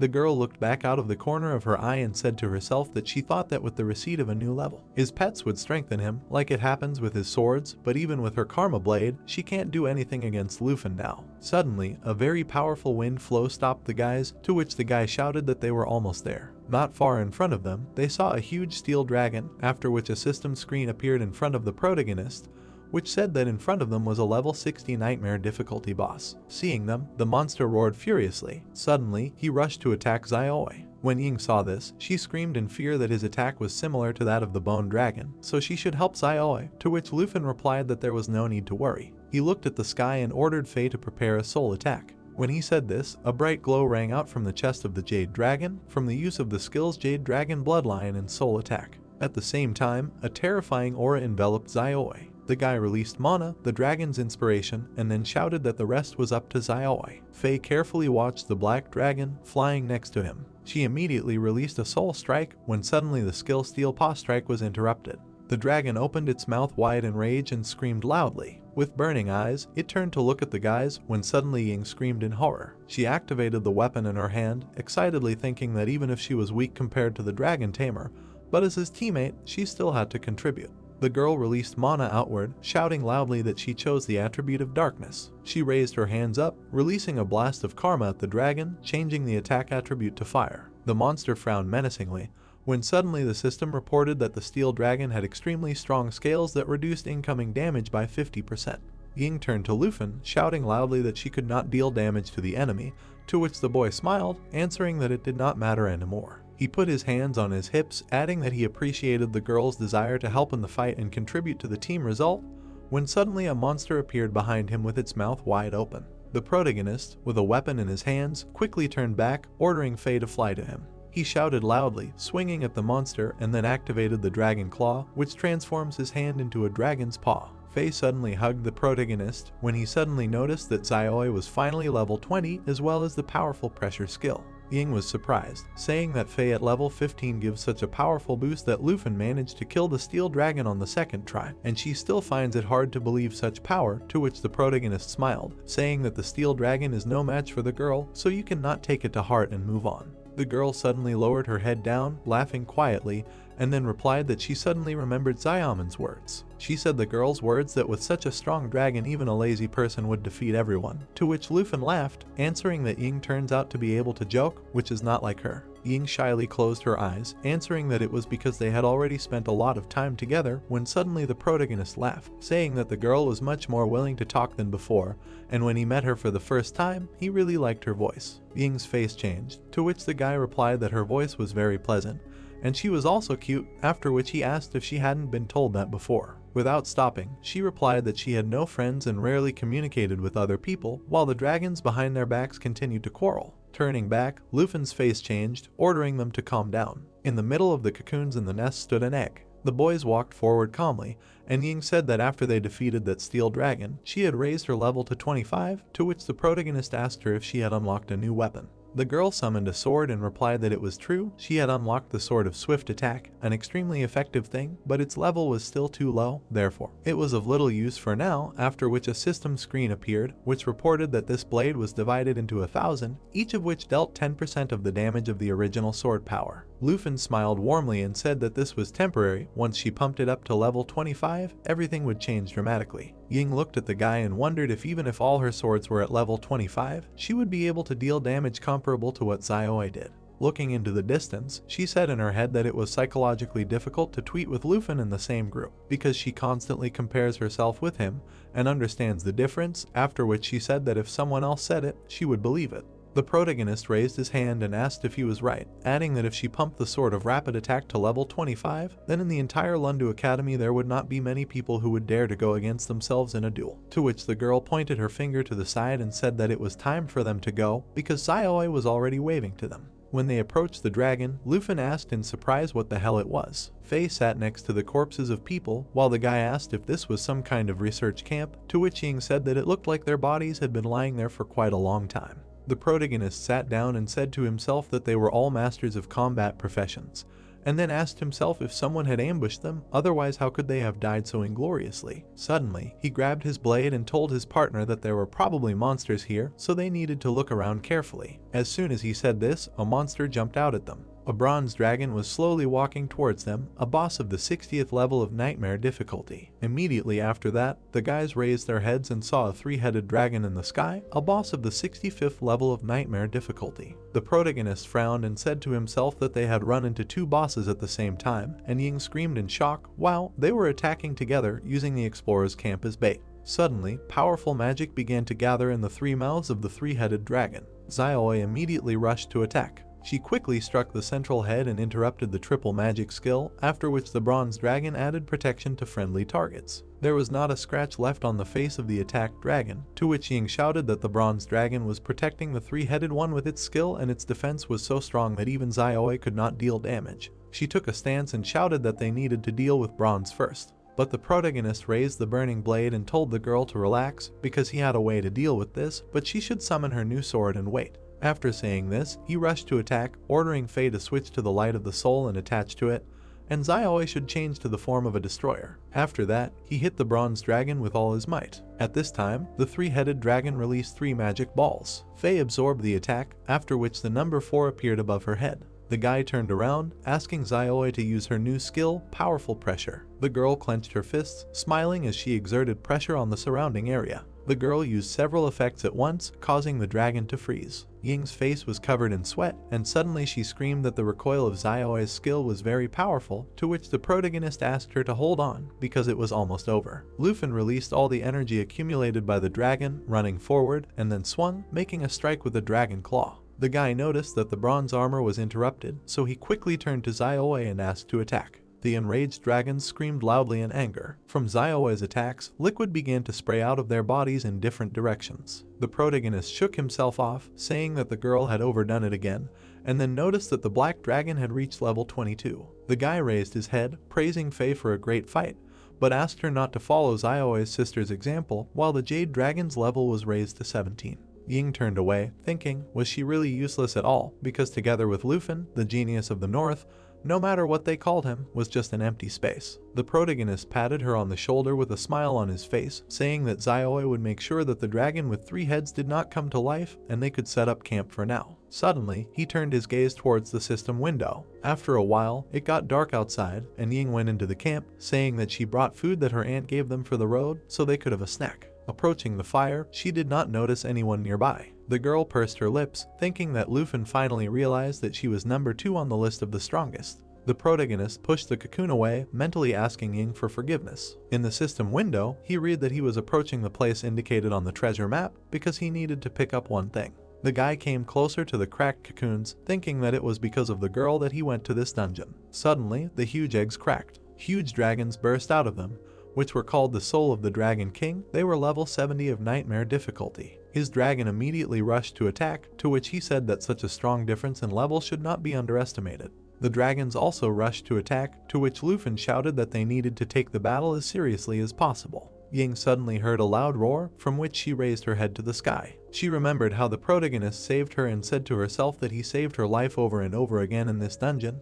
He must have gotten tired of her already, so he went into battle himself. Lowering her head, she quietly said that she had no right to restrain him. Remembering how Lufin told her about leveling up the new sword to level 25, she said to herself that it was time for the genius of the north, as she was called, to summon the colossal difference between herself and Lufin, and then asked herself if she had any left, but even if she was not as strong as him, she could still be useful. So, at this time, the protagonist was actively defending himself with his blade. Frowning, he said dissatisfiedly that level 70 was really difficult, adding that he was much stronger than the Emperor of the Destroyed World, who was the last boss of the Grand Graduation exam. After saying this, his eyes lit up and he shouted for Xiaoi to prepare Lava Flame, an ability that inspires himself and his pet, increasing stats. A huge fireball appeared in front of the black dragon's mouth. The next second, he released it towards the enemy, but suddenly, another Dragon King spirit used Soul Attack, appearing behind the protagonist. Lufin waved his hand and ordered Faye to enter Eternal Guardian mode.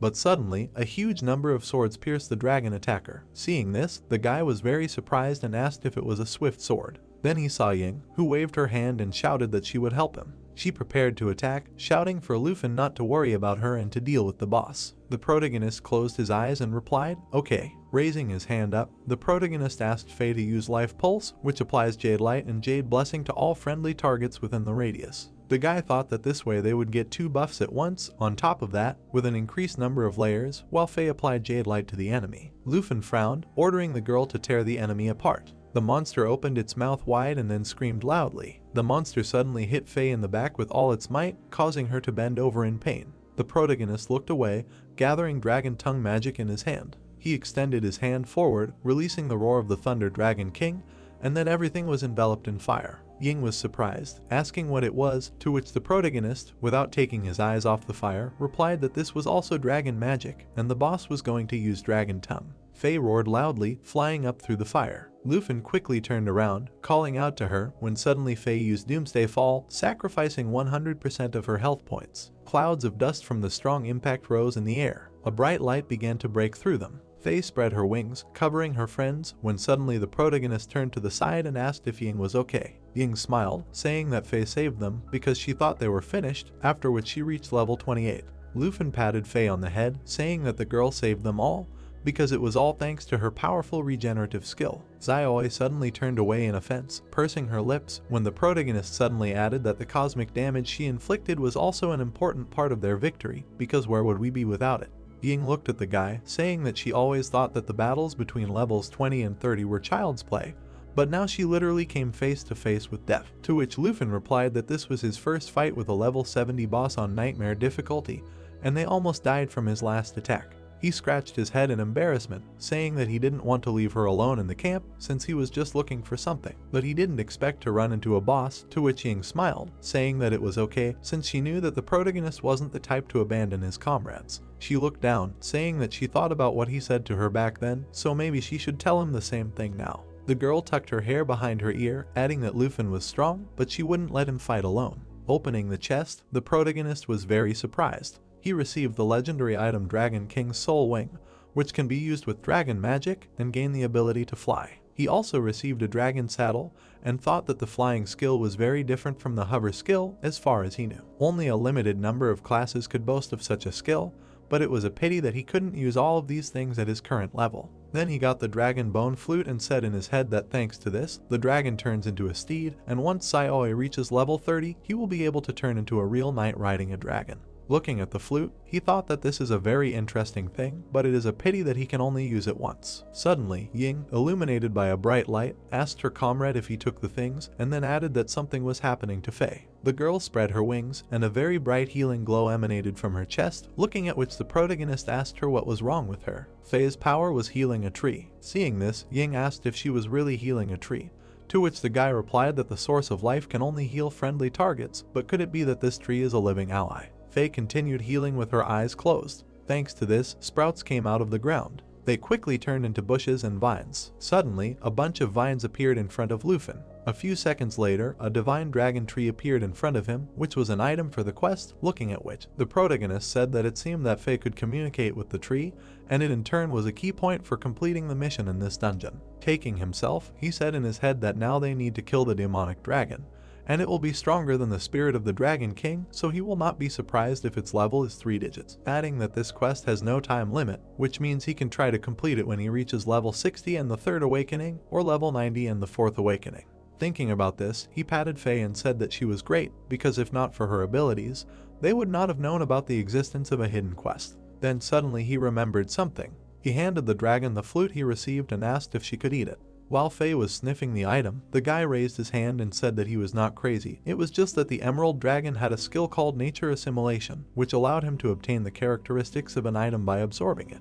When Faye began to absorb the flute, Lufin added that the skill description stated that it worked on equipment items, but there was nothing about consumables, so he wanted to see if it would work. The dragon ate the item, and Ying asked her comrade if he realized that he had given away an epic rank item. Faye rubbed her stomach contentedly, and the protagonist happily said that she had turned the consumable into a skill, so now she could summon 2 Dragon King spirits and the 3 use limitation was gone. The girl opened her eyes wide in surprise. Silhouettes appeared behind her spread wings. The soul of the Dragon King burst out when suddenly Ying's face changed, frightenedly asking if the former boss of the level had become the guy's summoned pet, to which the protagonist smiled, answering that he had become noticeably smaller and weaker, but now Faye has his own pet. The girl scratched her hand, tensely thinking that incredible things were happening around the protagonist. She came closer to Lufin, saying that they needed to go back because they were tired and the dungeon level was too high for them. And Hank would also be worried when suddenly the protagonist smiled, telling her to go back first because he needed to finish one thing.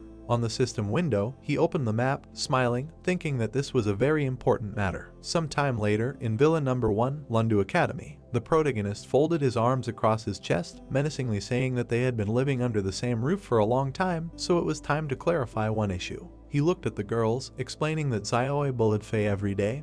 After all, did she never want to have a younger brother or sister? Then asked Faye how much longer she would endure the bullying and finally get angry, but added that he decided to give them another chance. The guy menacingly approached the girls, asking if they were listening to him. He raised his index finger up, saying that in front of them was a future new member of a large family, so they should live in harmony. With a smile on his face, Lufin approached the egg, asking the girls how they thought they would have a brother or sister. All three of them leaned over the glowing egg. The protagonist scratched the back of his head in confusion, saying that something was wrong, because before it always worked the first time, then flipped through the dragon contracts. Lufin frowned, thinking that he only had 2 free slots for a pet, and to unlock the third one he needed to be level 30, and then he exhaled, saying that he was happy in vain. The guy turned to the girls, saying that they would have to go to that spider forest again to level up, so they should rest, because no new family members would be brought today, after which the dragons were very upset. In the morning, the sun was shining early, when suddenly there was a knock on the door. The girls approached the door, seeing that the protagonist had returned. Lufin yawned, asking what happened, to which Kinkyu asked him to look at the message that had spread throughout the academy. The guy picked up the tablet, wondering if the girl had woken him up just to read some posts. The girl opened the most talked about post, saying that it was a post on their forum about the protagonist's refusal to participate in the first year exam, and someone posted it yesterday, and it had already become the #1 topic, and then said that Jiang's squad was a 3-person team consisting of numbers 3 to 6 in the rankings, and now more than 30 students have joined them, and they have become a real power within the academy. Lufin scratched his cheek, and then laughed, saying that he is now the unofficial #1 of the academy, and Jiang is the recognized one, to which Xiaoman said that Jiang, in order to prove to his team that he is the real #1, he will come to this place, the campus, and take away the protagonist's house. Lufin frowned, thinking it was a pity that Jiang didn't know that the guy already had an invitation to this competition, when suddenly Kinkyu got angry, saying that the opponent took advantage of the protagonist's absence to disperse this nonsense and slander him, while Xiaoman shouted that if the enemy dared to come here tomorrow, she would call Ying. Lufin looked down, saying that their entire brigade would definitely come for his soul, so they should give them a chance, and Xiaoman's face changed, asking what he meant. The protagonist grinned, saying that he wanted to borrow the tablet for a while, because he had to answer the accusations and accept the challenge. Longdu Academy, training hall, VIP area, where Jing was sitting on a chair and looking at the tablet. Suddenly, he jumped up and shouted to his comrade that Lufin answered them. 2 guys suddenly rushed to attack the blindfolded guy. He unexpectedly released a powerful stream of magical power. Several of his illusions rushed forward. Seeing this, the guys stopped and screamed in horror for the guy to take it easy with such skills. They were not fighting to the death, but only sparring. But the copies of their opponent did not stop. Having won, Jiang picked up the blindfold and asked what Lufin answered. Jing handed over the tablet and replied that he posted a message, so he should read it himself. Taking the tablet, Jiang asked if he really wanted to challenge the entire squad. Throwing the tablet to his comrade, he told him to write him a reply that they would be there tomorrow, to which the guy asked in surprise if he really intended to put on such a show. Jiang turned around and answered with a smile on his face. Of course, he essentially challenged them, so they would destroy him there. He looked at his comrade out of the corner of his eye and said that he wanted him to realize on his own skin who the real #1 in the academy was. After a while, a post appeared on the network with a reply in which he accepted the fight, to which Xiaoman said that she heard that Jiang himself had a semi-final fight today. After which she asked if the protagonist wanted to go and see, to which he replied that he was not interested in his abilities at all, adding that he would be better off going to the dungeon to level up. His aunt came to the table and said that he shouldn't say that, because arrogance doesn't lead to anything good, because understanding your opponent is the first step to defeating him. and Xiaoman, who took a bite, told Lufin to go there and show himself in public because he has many more supporters than him. Kinkyu also looked at the guy and said that he was a celebrity now, and if it turned out that he watched Jiang's fight, gossip would spread, to which Hank pointed her finger and said that they could disguise themselves. After a while, they were already sitting in the stands, and Lufin was in disguise. Ant folded her hands and happily said that the disguise worked, no one would recognize him. Suddenly, a loud voice said that the semi-final fights were starting, and not far from the main character were Shengeming and Gu. Lufin suddenly started to leave, and the ant asked him where he was going since the fight was about to start, to which he replied that he was not interested, so he would go for a walk, and they should call him later. The man looked away when he heard that they were inviting the participants of the semi-finals. After some time, he went to the principal's office, saying that he wanted to know if he was aware of the messages that were spreading on the academy's social media since it was about the fight between Lufin and Jiang. From behind the door, the principal said that Teacher Gu should handle the problems with the freshmen since there was no need to bother him about it. Zhao said that given Lufin's strength, he wanted the school to take measures to stop this fight, and he was afraid that everyone did not fully understand the seriousness of this. The director said that Zhao was too concerned about all sorts of nonsense, and instead, he would advise him to take care of another matter. And in a month, a special envoy would come to the academy, who would have to make sure that Lufin was eligible to participate in the tournament. He said that Zhao should understand that a lot depended on this expedition, and then asked how Lufin was doing, to which Zhao replied that the protagonist was about to undergo class evolution. But he did not think that Mr. Special Envoy would put Lufin in the way because of the situation with their princess. The director sternly replied that the man was ill-informed, because Xing had been dismissed, and the current special envoy of the state was Changfeng. Zhao thought excitedly.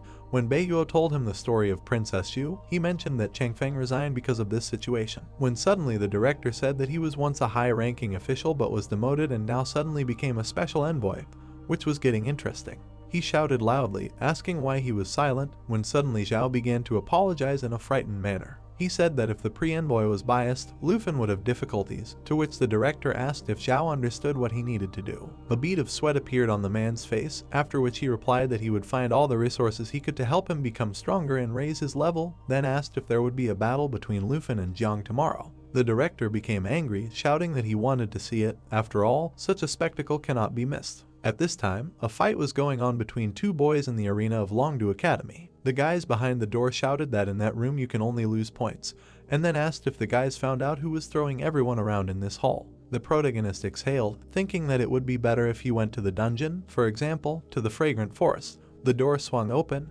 when suddenly Lufin wondered if someone else had come to challenge him. A cute girl entered the hall, asking if the guy had a minute to talk to her. The protagonist looked at the girl and greeted her, to which she, playing with her hair, said that she was older, and as an older one, she asked him to address her like that, adding that she would even give him a slight break. Lufin looked at her intently and said that there was no need for that, adding that she should get ready and start the fight. Hearing this, the girl smiled and asked if he was serious. Raising her hand, she created a weapon from magic and suggested that they get down to business. Seeing this, the guy was surprised and said to himself that she was not that simple. The girl was engulfed in powerful flames and her outfit changed. She immediately took off. Finding herself behind, the girl said that she was not like his classmates who remained outside. Swinging her arm, she said that he should give it his all when fighting her. Having said this, the girl launched a powerful attack. The protagonist managed to block the attack, but flew back. Looking forward, he wondered what level she was since the attack was so serious. The girl raised her hand and said that he was able to block her attack, after which she asked why his knife did not move.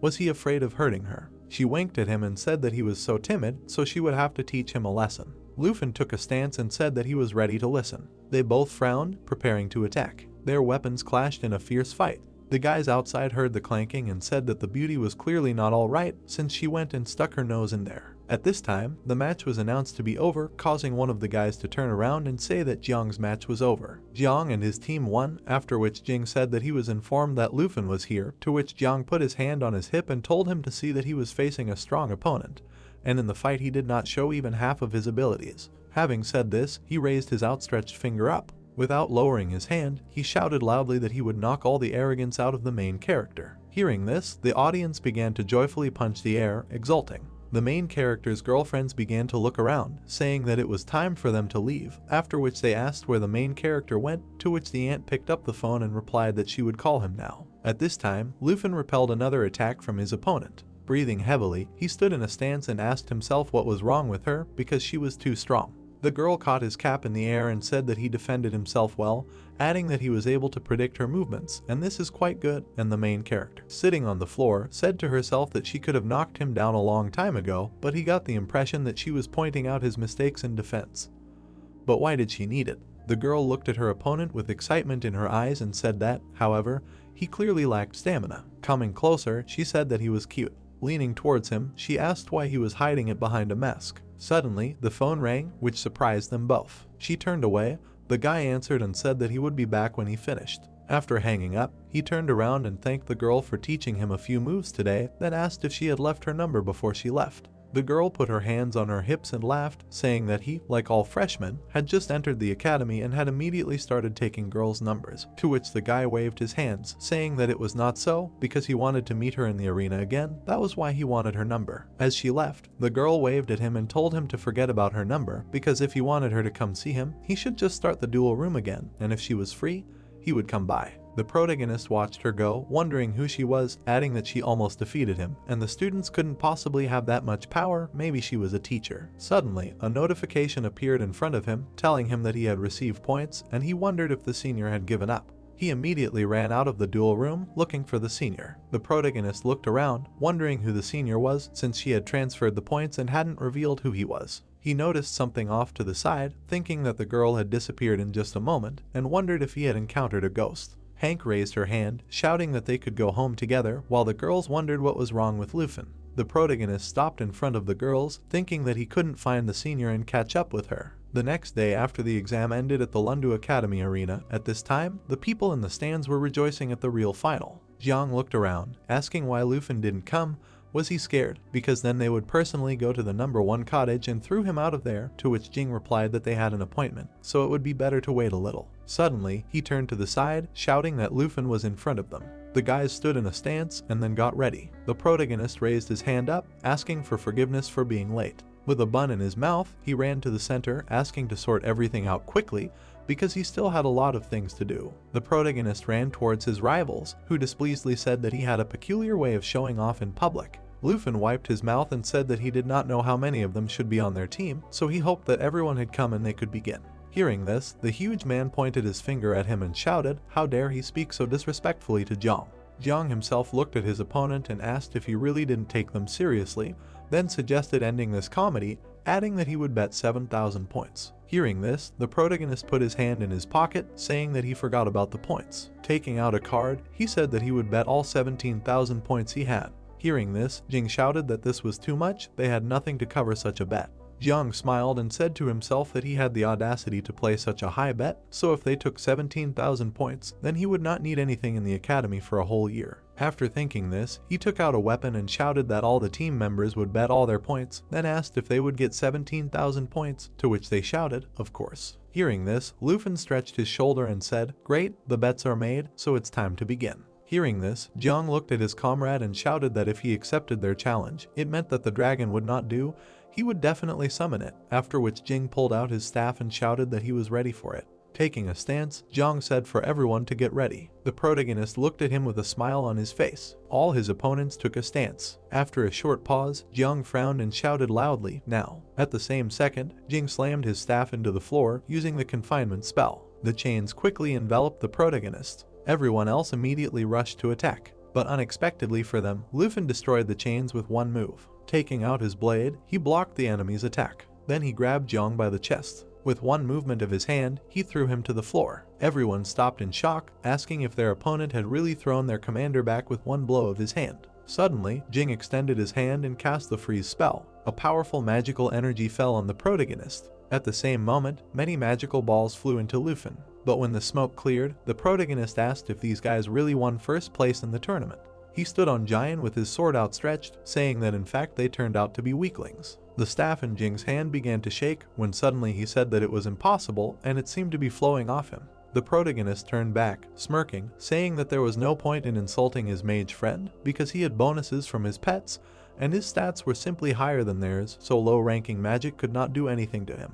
Jiang's teeth began to chatter when suddenly the protagonist used mana to throw the enemies away from himself. The crowd began to shout loudly that Jiang would use his signature move that would kill Lufin, when Jing suddenly asked what the difference was in his and Luffen's stats since his skills were completely useless against the protagonist. Luffen raised his hand with fire in the air, saying that he had to say that Jiang's move was really cool, and since he won first place in the tournament, he would make an exception for him.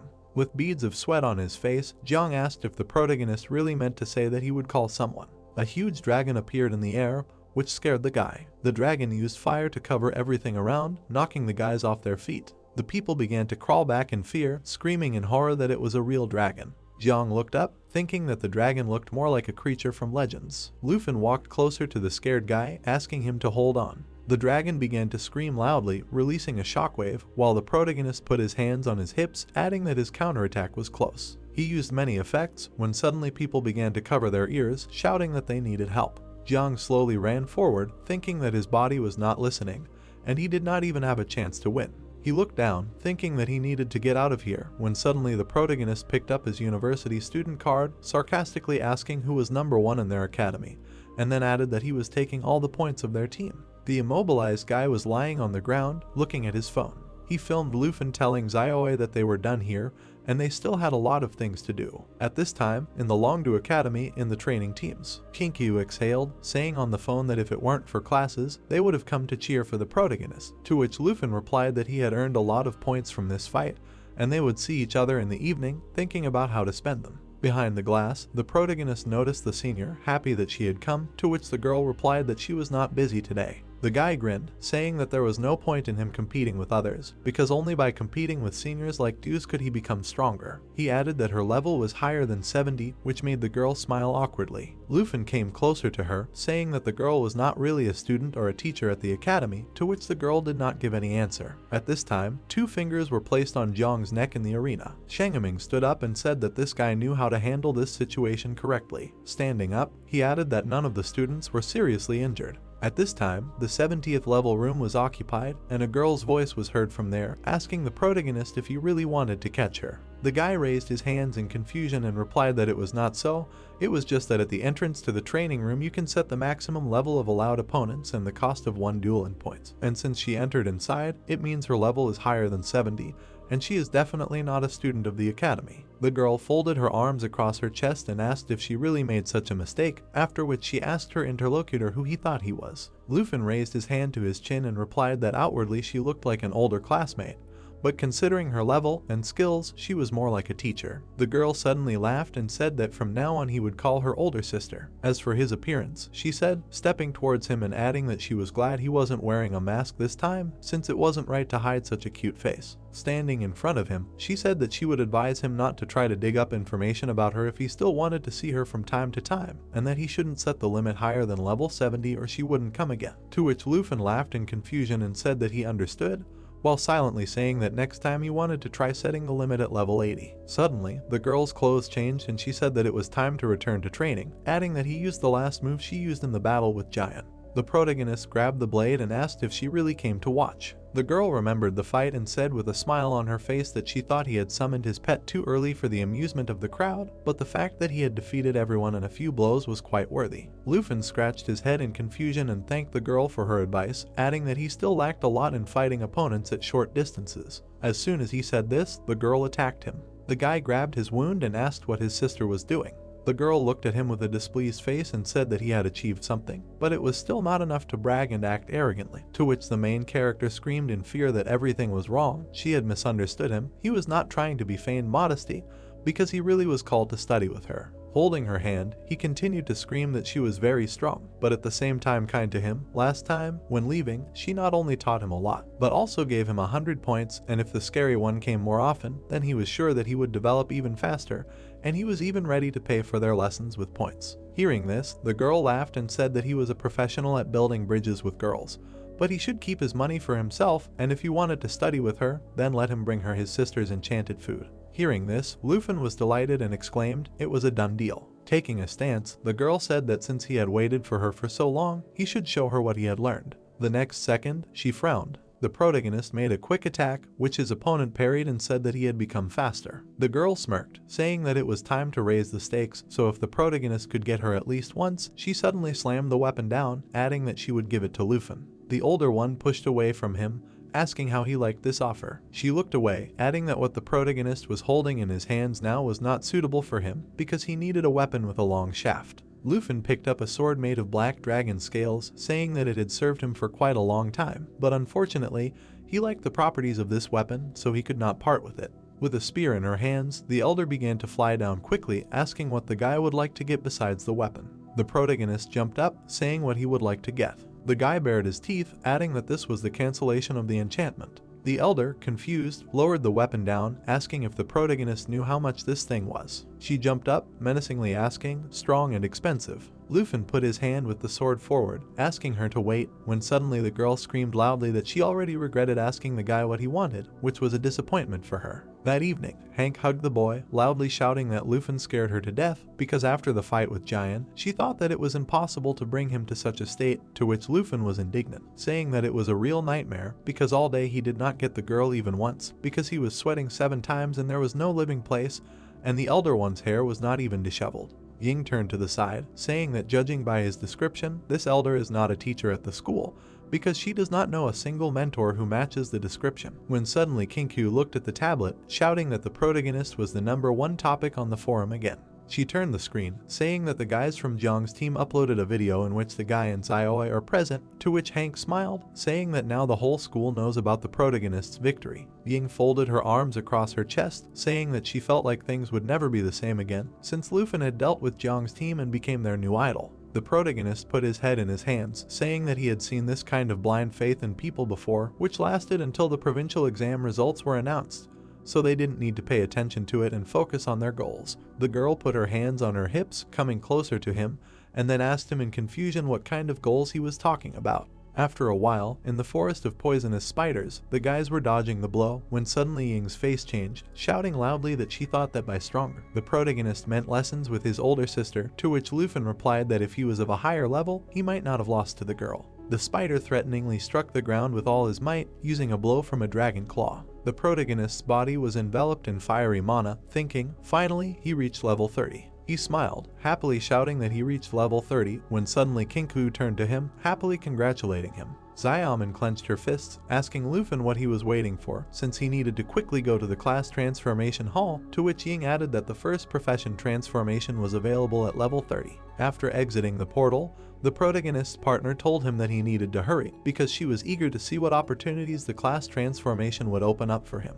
They were met by people who immediately recognized Lufin. They immediately rushed towards him, shouting that they wanted an autograph. Xiaomin looked at this and said in surprise that Ying was right about Jiang's army of fans now switching to the protagonist. The guy's aunt raised a finger and said that they left them no choice, they would have to disguise themselves. A few minutes later, he and the girls were walking down the street calmly while everyone was looking for him. Kinkyu sighed in relief and said that they had finally gotten out of there, and Lufin adjusted his cap and said that he hoped that they would never have to go to such lengths to get out of their own home again. Xiaomin looked away and said that to each his own, adding that she wouldn't mind having handsome guys chasing her like that. To which Ying said that as far as she knew, there had never been a dragon tamer who had managed to pass the first class transformation. Then Kinkyu turned to the guy and said that therefore he would be the discoverer, but there was a downside to this, no one knew what was waiting for him there. To which the protagonist said to himself that she was right, no one could give him advice, he would make the decision himself. Suddenly, Xiaomin put her hand on his shoulder and said that they had arrived. Standing in front of the entrance to the transformation hall,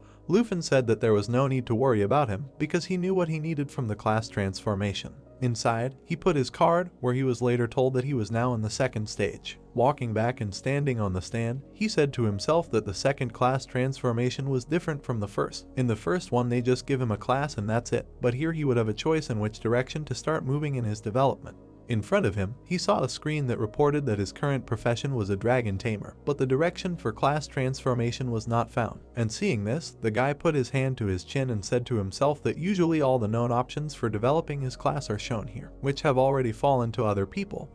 But he was unlucky because he was a pioneer, a dragon tamer, who had not yet reached this stage. At least the system should give him options in any case. After these thoughts, powerful magical energy began to gather around him. After a short pause, opening his eyes, Lufin saw the dragon tamer's development branches. In front of him, he saw 3 branches. Looking at the man in white robes, he saw the dragon priest class, which is aimed at supporting the pet. Then he saw the man in black robes and read that this is the Dragon Curse Master, thanks to which he learns the secrets of dragon language magic. When he saw the huge dragon armor, he read that this is the Merciless Dragon Warrior class, thanks to which the owner will learn close combat techniques, will be able to reduce incoming damage, will be able to turn into a dragon to fight in this form together with pets. After reading everything to the end, the guy folded his arms on his chest and asked himself what he should choose, adding that everything looks good. But so far he likes the third branch the most, but he was also wondering if these are all the development branches. Suddenly, he looked back and was surprised. It said that the class is called Dragon Knight,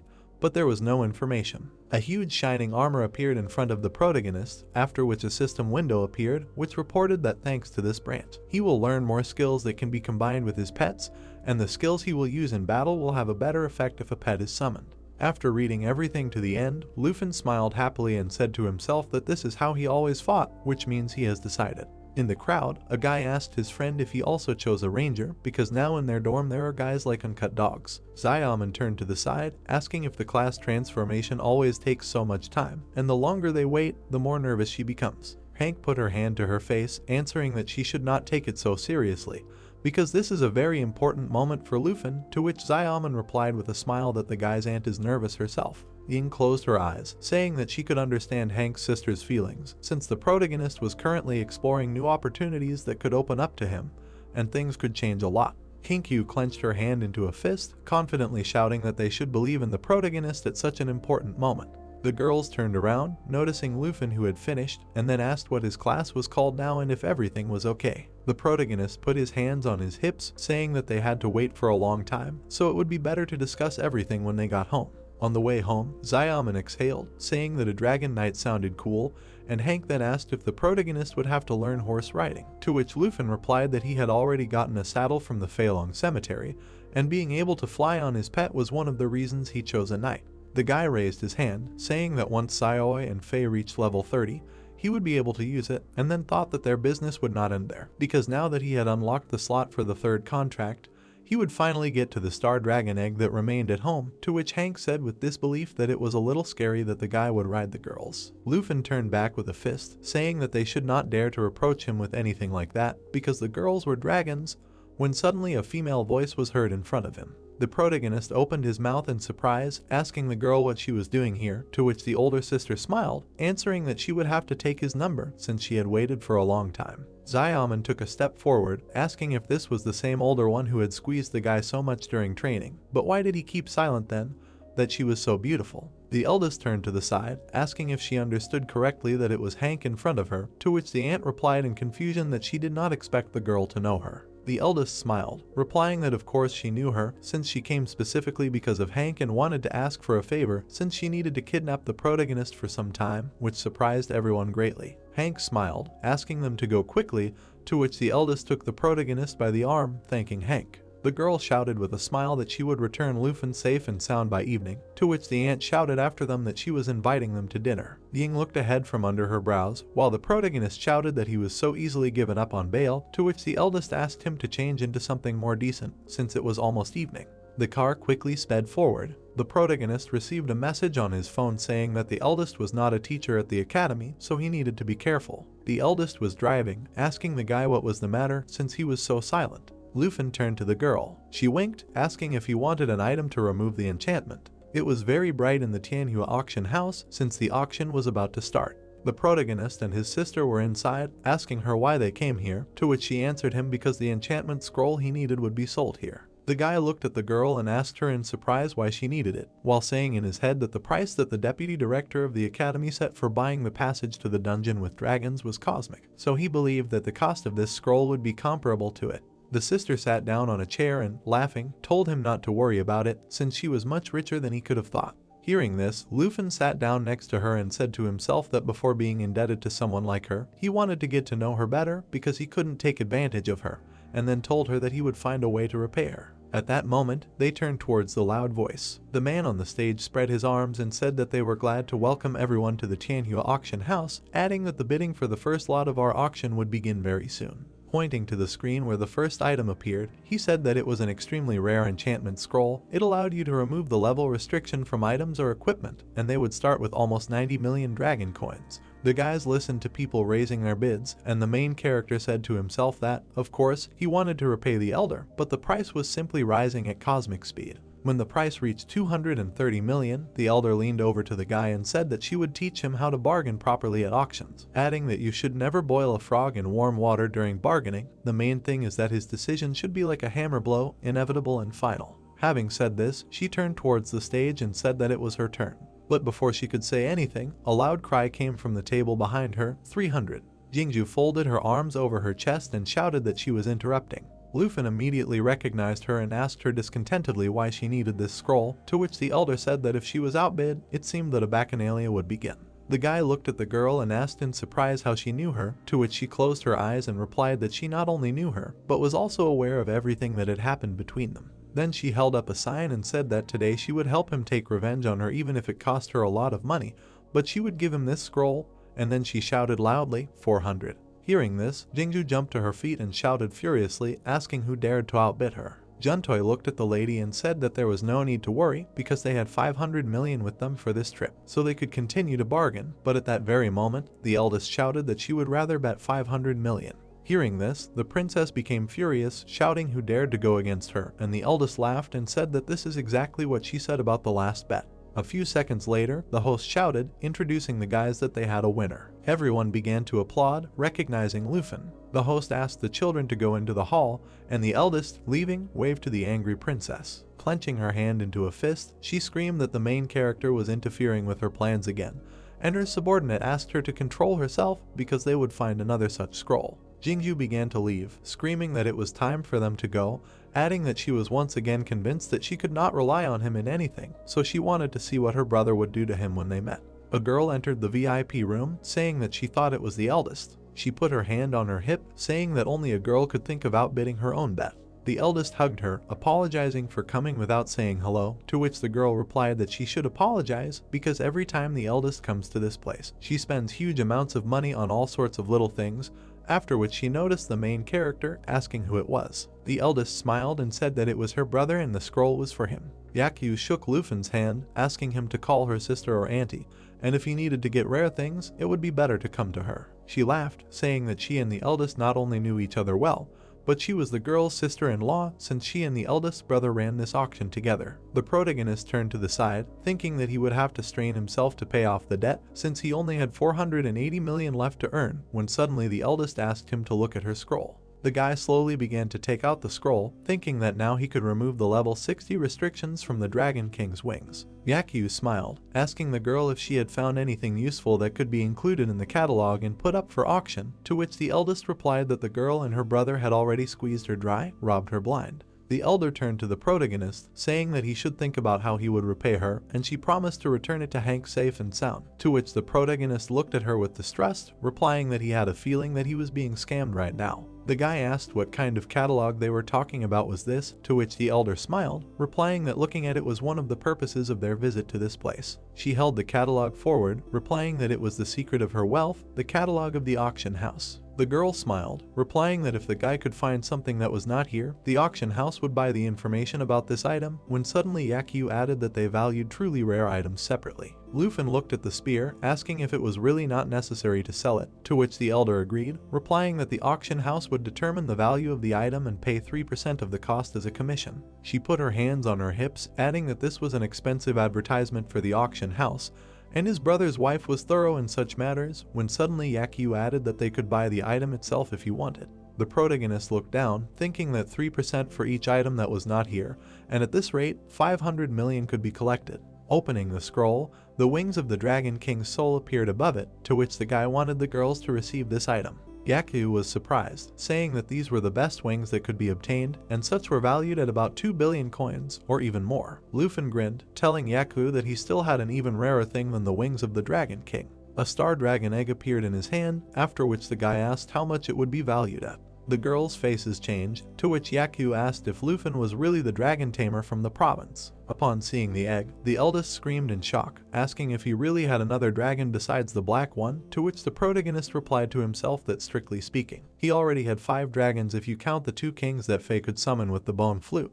But it was a pity that he had rushed and fed the flute to Faye because he could have made some money from it. Yakyu cuffed her open mouth with her hand and screamed that if the dragon wings he showed her earlier were the best item in its class, then the egg was unrivaled in rarity, so she would have to take back what she said about everything being appraised, to which Lufin asked if the egg couldn't be included in the catalog. Yakyu jumped on the guy and screamed that it was not so, it was imperative to add it to the catalog, because if a real dragon egg appeared in the Tianhua auction house catalog, they would go down in history and earn worldwide recognition. The eldest looked at the main character and said to herself that if he had a dragon, he could already claim to be the best in this complicated world, but if he had two, she had definitely made the right choice. Yakyu pointed her finger and shouted that she could offer him the option of coming once a month and she would cover the cost of his bet, and as soon as the guy heard this, he realized that he could not refuse such a privilege. He put the egg and wings on the table and asked to add these items to the catalog, then asked from which month his privilege would begin, to which the joyful Yakyu exclaimed that the privilege would begin from this moment.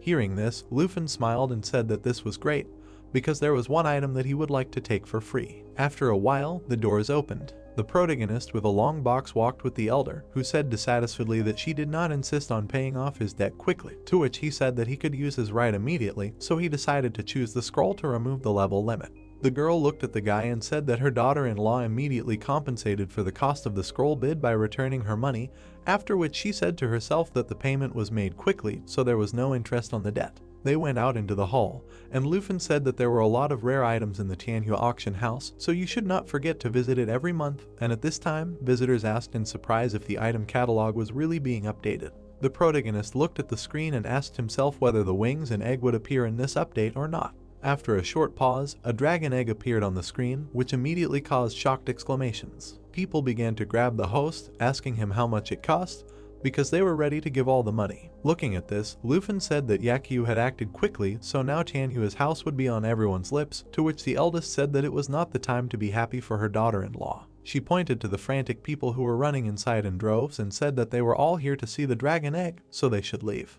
After a while, they went outside, and the eldest said that for her daughter-in-law, such publicity was priceless, and if they had known what the effect would be, they should have asked for 3 or 4 rare items a month instead of 1. Lufin cursed in his head, saying that now he realized that he had sold himself short. Then he smiled and said that one should not look for good when things are good, then asked where the eldest's car was. The girl twirled the keys on her finger and stepped towards the motorcycle. The protagonist frowned, saying that they had not come on this, to which the girl replied with a smile that she had returned that car to her sister-in-law, and her vehicle was parked here. A drop of sweat appeared on the guy's face when he suddenly thought that his older sister would have a summoned pet, or at least a car with a personal driver, but he did not expect that she would drive herself. The older one jumped on the motorcycle, asking Lufin to sit down and hold on tight because she drives fast. She put her hand on the gas when suddenly the protagonist screamed loudly, after which the older one quickly took off. Hearing the screams of the protagonist, the girl asked if with the agility and endurance of a master who had gone through the second awakening, he was still afraid of such speed.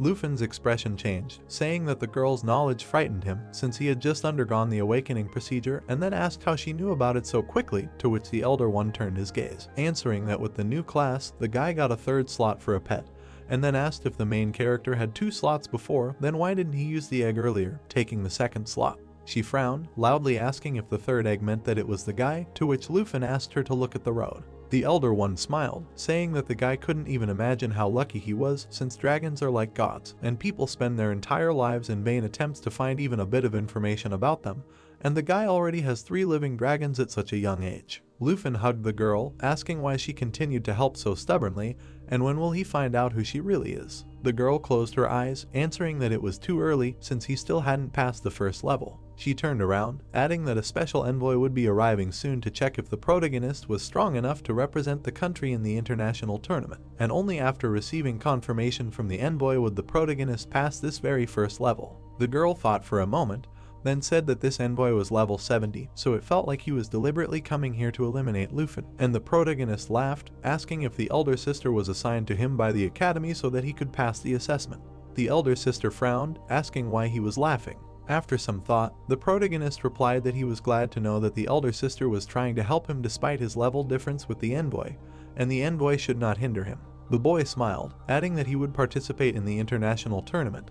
Otherwise, the envoy would be very unlucky if he tried to put a spoke in the protagonist's wheel, causing the elder sister to widen her eyes. She laughed loudly, saying that Lufin would have to convince the messenger. The guy looked at the moon, asking if it was that late, and then activated his wings, to which the older woman replied that she had promised the ladies of the protagonist's house that she would have him back for dinner. The girl asked the guy to hold on tight because she was going to speed up a little when suddenly Lufin gently placed his hand on hers. Their eyes met when suddenly the guy asked her to take his hand. Spreading their wings, they rose up when suddenly Lufin said with a smile that they would spend the last part of the journey flying.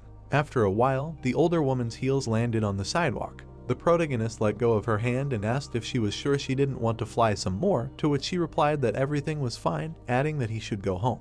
Waving her hand, she saw the guy off and said to herself that he was very honest. Closing her eyes, the girl remembered how they flew and said to herself that if it were any other man in his place, he would definitely try to walk her to the door. Putting her hands behind her back, she raised her head and said that everything was not so bad because she even liked this passivity of his. After some time, Lufin was at the Longdu Academy in the number 1 villa and said that he was very tired of flying back and forth, but thanks to this walk, he got used to the ghost wings quite well. Suddenly, he took out an egg and said in his head that no one would bother him now, and then asked if his dragons were ready. Putting the egg on the floor, he asked them to remember that they should be friends because they should get along with each other. He used his magic on the egg, causing it to crack. The next second, an incredibly bright glow emanating from the egg filled the room. When it split, the guys saw constellations in the bright light. Looking down, Lufin was surprised. In front of him on the floor sat a baby star dragon, and below it appeared a system screen which wrote everything about it. After reading everything to the end, the guy picked up the dragon and said that it was the best for close-range battles because its base strength was 795. Introducing Faye, he thought that the characteristics of the new dragon were comparable to her, but the strength was twice as high as Xiaoi's, and if you take him to level 20, then his strength will easily jump over 10,000 without any bars from Faye. Introducing Xiaoi, he added that he initially thought that she was the one best suited for close-range battles, but now it seems to him that this is not so, because Xiaoi's initial characteristics were very balanced. Having put the newborn dragon in place, the guy thought that the armor made of scales filled with starlight was a seemingly defensive skill, but no, it could also be used for attack, because it could return the damage received in 60 seconds, and the surge of star power constantly fueled his stamina, so long battles were not scary for this dragon. While he was thinking about this, Xiaoi wanted to put a fragment of the dragon's egg in her mouth. But the dragon rushed forward and knocked it out, and the protagonist turned away and said to himself that at the same time, he could not be called a purely strength-oriented dragon, because now the crushing starfall was essentially a ranged skill, which meant it was a very powerful spell, the power of which needed to be determined by testing it somewhere later. After these thoughts, he turned to the dragons and said that they needed to give a name to their sister. Raising his hand to his chin, he began to think. After a short pause, he put out his finger and named the dragon Xingqian. Xiaoi, hearing this, began to growl furiously, and Faye turned away with tears in her eyes. Seeing this, Lufin was confused and, closing his eyes, said that he would think about it, and if he came up with an interesting idea, he would change their names, and then ask the new pet if she liked the name. But the newborn dragon was sleeping soundly on the floor. The cars were parked in the Taiji state, in the middle of crosses with skeletons. People were sitting around the fire. Chenghin was talking on the phone while the knight asked what was the matter because he seemed unhappy. The guy hung up, saying that his sister asked her servants to contact him and take revenge on someone for her. The girl turned back, asking if Jingju was studying in the Dragon Kingdom, to which the other one asked if she was being bullied. Chenghin exhaled, answering that his sister had been messing with his brains lately, claiming that some boy had hit her several times. He approached the fire, thinking that she was a big girl, but she was acting like a child, because apparently he had spoiled her when suddenly a huge monster appeared behind him. The guy flipped through a page of the book, asking if the guy was really going to the Dragon Kingdom. Chenghin lowered his head, answering of course, when suddenly an enraged monster approached him. The shadow's eyes lit up brightly. With glowing eyes, the guy frowned, saying that as a loving brother, he should help her get rid of her problems. Chenghin looked at the guys, saying that they needed to prepare for the international and they needed to visit that dungeon again, because as soon as he got the last item from the Death Curse set, he would immediately go to the Dragon Kingdom. The mana appeared behind the guy, and he suddenly said that in addition to helping his sister, he would need to take a closer look at potential opponents in the competition. Baring his teeth, Chenghin added that their country should win this year. The guys laughed, shouting at the guy that he would achieve a great victory for Taiji. For a week after defeating Jiang's team, there was a deathly silence on social media, and Jingju did not arrange any provocations, so the main character's life gradually returned to normal, and he was able to pay attention to his training with his older sister, who said with a grin that if the main character gets him, the girl will take the guy to the auction house. All this time, Lufin continued to pump up his team in the poisonous spider forest, and all 3 dragons raised their levels. At this time, Ying went through the awakening of her class, and Kinku and Xiaoman also managed to reach the second awakening. Xiaoman happily shouted that they had finally reached level 30 and could go through the second awakening, to which Hank smiled, saying that this level was not that easy to get. When suddenly Xiaoman exclaimed that after awakening, they would be able to enter the high-level dungeon that Ying and Lufin went to. The protagonist smiled, thinking that the day had finally come when all 5 members of his team would have an advanced class of the second awakening. Hugging the dragons, he sarcastically thought that now they could go to dungeons of level 30 and above. After a while, the guys gathered at the awakening building, where Ying said that she chose the sword dancer, because this class has the best combination of skills, giving synergy with the first class of the swordsman. She spread her hand to the side and asked what she had, adding that she always thought that she would develop support skills. Kinkyu put her hand to her chest and replied that she really wanted to choose something from support, but thanks to Faye, there was no urgent need for it, so she chose a class that could deal damage and enhance light magic, so now non-spells will become even stronger than before. Hearing this, the protagonist stretched out his hand and said that their team has those who specialize in damage, spells, buffs, and debuffs. It remains to be seen what Xiaoman will have. As soon as he said this, the girl walked out of the building with a joyful cry that she was done. Kinkyu immediately approached her and asked how everything went, to which she sarcastically asked the guys to guess what class she chose. Ying then asked if she had gotten a hidden job on her second awakening, to which Xiaoman smiled widely and replied that she had. She then swung her sword, which brought water behind her, and said that she was now a water elemental swordsman, a magical swordsman who could control the element of water. And when Lufin saw this, he said that he didn't even know that hidden jobs could appear on her second awakening. Ying slightly lowered her head and coldly replied that the probability was very small, even smaller than on her first awakening, to which Xiaoman squeezed the hilt of her sword and happily exclaimed that she knew she could do it, because now the hidden class would allow her to feel confident in herself and remain a valuable member of the team. The protagonist heard this and, placing his hands on his hips, mockingly said, of course, adding that she did nothing during their dungeon crawls and now she changed her class to be useful. Hearing this, Xiaoman rushed at him screaming, but Kinkyu managed to hold her friend back, and at this time Lufin received a call from the deputy director. Turning away, the guy asked in surprise, a special envoy, and then said that he would be there soon. After a while, he was sitting in the hall of Longdu Academy. Teacher Gu leaned over to him and said that the special envoy was Chengfeng, a level 76 Divine Shield Knight, the third awakening, and Deputy Director Zhao told her that the special envoy already had his own thoughts about the protagonist. Hearing this, the guy put his hand to his chin and asked himself how he could have annoyed this special envoy, adding that the elder sister also said that he would be biased, but who is this Chengfeng? Suddenly, he looked up at the stage and was surprised. He saw a man in a white robe and holding a spear in his hands, which was on the first auction catalog. Then he leaned towards Gu and asked if she knew this person, to which she replied that he was the new director of the academy, although formerly he had been in the position for 2 years, and they said that he was a high-level master, the fourth awakening. Looking at the teacher, Lufin asked if it was true that no one knew about his abilities, to which she replied that it was so, except for Vice Director Zhao, because the director did not visit any public places, and his voice was created using magic. No one even knew if he was a man or what level he was, but since he had come to see the special envoy, it meant that he was a really important person. Suddenly, shouts were heard from behind that he was coming, to which the interlocutors abruptly turned around.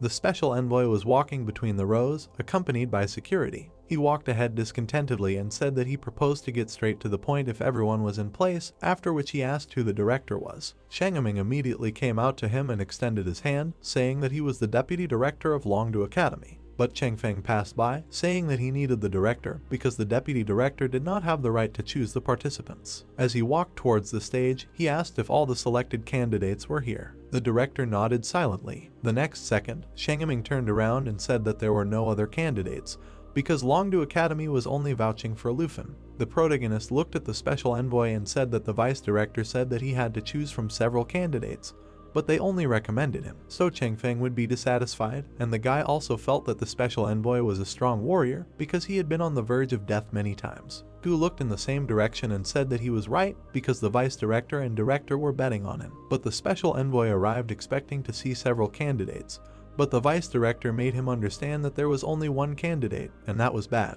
Chengfeng suddenly turned around and asked with displeasure, did the academy really make the choice for him? So the special envoy's opinion didn't mean anything to Longdu anymore. To which Shangaming replied without a trace of fear in his voice that Longdu Academy was confident in their candidate. They believed that he would fully satisfy Changfei's requirements. Chang Feng laughed, saying that he had read about Lufin, and he was indeed a promising talent. He took a step forward, adding that the protagonist had won first place in the Southern Province qualifiers, and was a rookie who had scored the highest number of points in the country. Lufin frowned, hearing that the guy had come from Giant High to Longdu Academy through the Qin family. The envoy came closer to the protagonist, asking if he understood how long the other candidates had talked and how they dreamed that the selection for the international competition would be the key point of their studies, and then menacingly asked if Lufin could compete equally with the 50s and 60s of the other participating countries. The guy looked up, thinking that there was definitely something wrong with Chang Feng since he was initially against it. The man smirked, saying that since Longdu Academy trusted him so much, he wanted to test the guy. The sound of a sword was suddenly heard in his hand. The protagonist blocked the attack against himself when suddenly the special envoy shouted that the guy was not worthy of participating in the international competition. Teacher Gu covered her face with her hands, shouting that she did not think this was a fair test, when suddenly Zhao added that the special envoy had allowed himself too much. Chang Feng continued to swing his sword, shouting loudly that he did not force the protagonist to participate, which means his level does not matter. The man bared his teeth, adding that his task was to choose someone who could fight with 22 representatives of other countries, and if Lufin could not pass this test,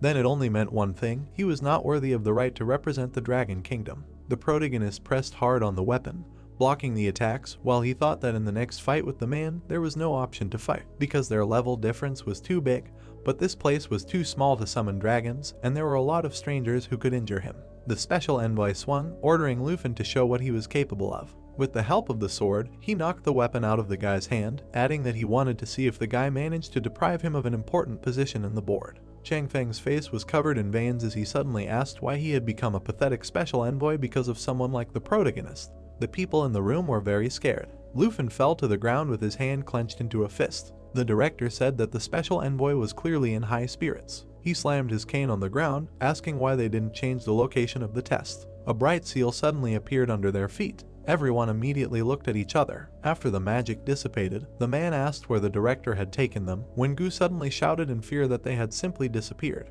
The magic seal glowed brightly. After landing on the ground, the director said that there was enough space here so they could continue the test. In the Longdu Academy arena, Chang Feng laughed, telling the protagonist to give it his all and not to hide, otherwise the guy would let down the elders who recommended the guy, risking his reputation, when suddenly the guy's voice was heard, that he was beginning to understand that the special envoy was the same official who allowed Jingju to do whatever she wanted.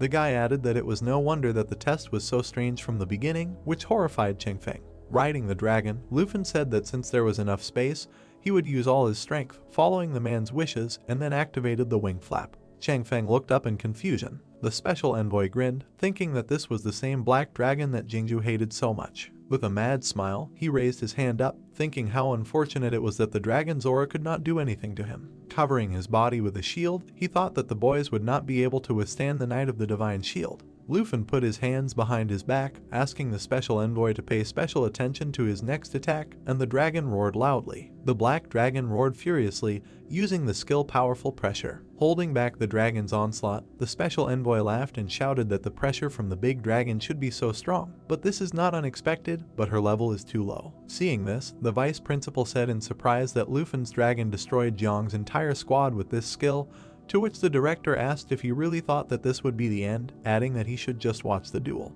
Continuing to hold back the dragon's power, Chang Feng shouted that this skill is good only for scaring away classmates, but it will not work on him. But suddenly the weapon fell from his hands. He lowered his head and realized that fear had been successfully used on him. He immediately fell to his knees. The protagonist came down to him and mockingly asked how he was going to judge his skills while kneeling.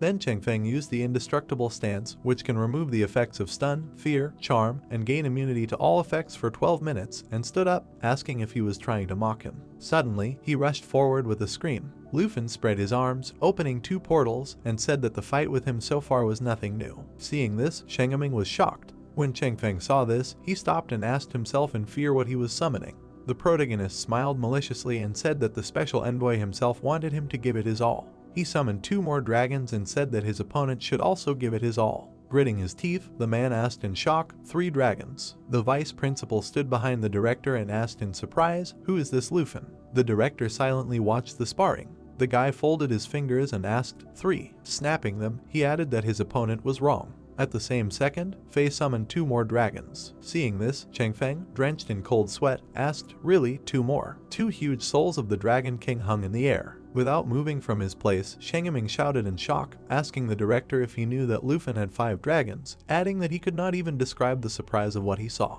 The director stared at the battle and replied that it was a revelation for him too. The protagonist put his hands in his pockets and turned to the special envoy. Stretching out his hand, he said, "Now." Without lowering his hand, he asked what he thought. The dragons rushed to attack, and the guy asked if he was worthy of participating in the international. Beads of sweat appeared on the man's face, after which he thought out of excitement that it was impossible. He looked up in fear, thinking that he could not lose to this bastard. At the last second, he screamed, activating the defense of divine light. The dragon released its mana, smashing the ground. Zhao covered his face with his hand, shouting that if the special envoy had fallen under this attack, he would most likely have died. A loud laughter was heard behind the protagonist. The dragon stood above a hole in the ground. Flying through the air on a bat, Changfeng loudly shouted that Lufin was still young to kill such a master. Zhao looked up, surprised that the man survived, but added that this was better than dying in the claws of the dragon, to which the director added that he did not expect such a strong and respected master as Changfeng to escape from an attack in such a shameful way. Lufin smiled, saying that if the man had lost after the first fight, he would have been very disappointed, because the speed with which the special envoy climbed onto the pet inspired confidence. Changfeng turned his gaze to the side, baring his teeth. He grabbed his sword tightly, thinking that if the protagonist was lucky enough to get 5 dragons, he could insult him as much as he wanted, because without his dragons, the guy was simply useless. His weapon glowed, when suddenly the special envoy thought that there were still 4 seconds left in the protection of divine light. Lufin turned around at the cry that all newbies are always the same. Changfeng swung his sword, shouting that no matter how many dragons the protagonist had, he would not gain combat experience just like that. The man was worried that there were 2 seconds left until the end of the defense, and then ordered the guy to go to hell. His sword suddenly slammed into the protagonist's defense with all his might. Lufin raised his hand forward, smiling, saying that this already looked like an attack, and perhaps another such blow would allow the man to remove 1 layer of jade light. The special envoy grabbed the shield in fear, thinking that the sentence had only demolished half of the protagonist's shield, and as long as the dragon was next to him, even powerful melee attacks would not be able to harm him. The guy began to charge the skill, asking if the special envoy was trying to escape again.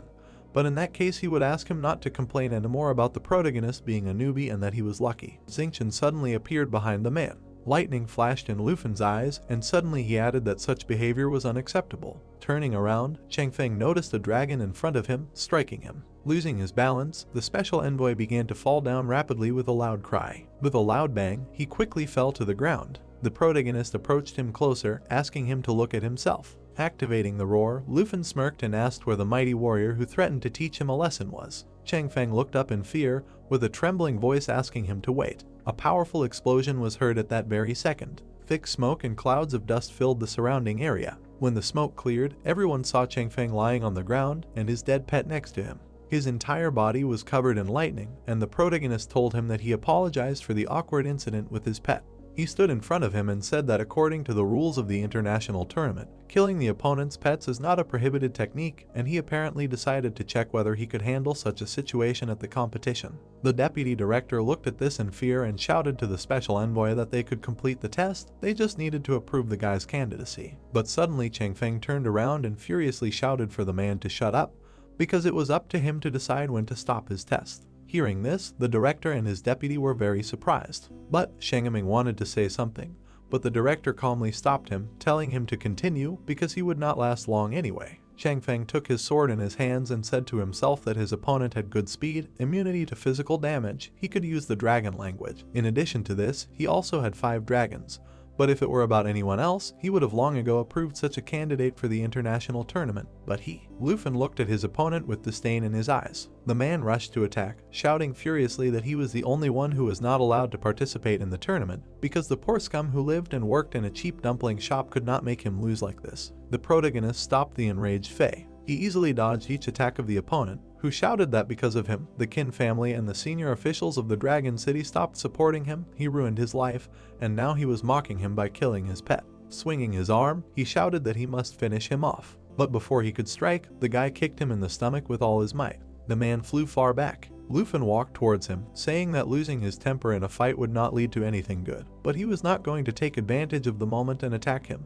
And if he thought that he had not yet passed his test, then let him stand up and they would continue. And if the man thought that his conflict with Princess Jinju had ruined his life, then here he was, ready for him to take revenge on him. He could take revenge right now. Hearing this, the special envoy raised his head heavily. He saw 5 huge dragons in front of him, and the protagonist told him to remember that next time. With disdain in his eyes, he looked at his opponent and said that he would not hold back. Chang Feng looked at the guy with the last of his strength. Suddenly, he lost consciousness and fell to the ground. The deputy director immediately rushed to him, shouting that he would bring a doctor here right away. At this time, the director stepped towards Lufin and said that he had impeccably concealed his abilities, and he could not imagine that he had 5 dragons. Looking at the guy, he said that he saw that he had done well, and then asked if that was all he could do. The protagonist turned around and replied that he hadn't really used anything, since all his pets were just standing there, not even using their skills or casting spells. The director hit the ground with his cane, saying, "Excellent," and then spoke about choosing a candidate.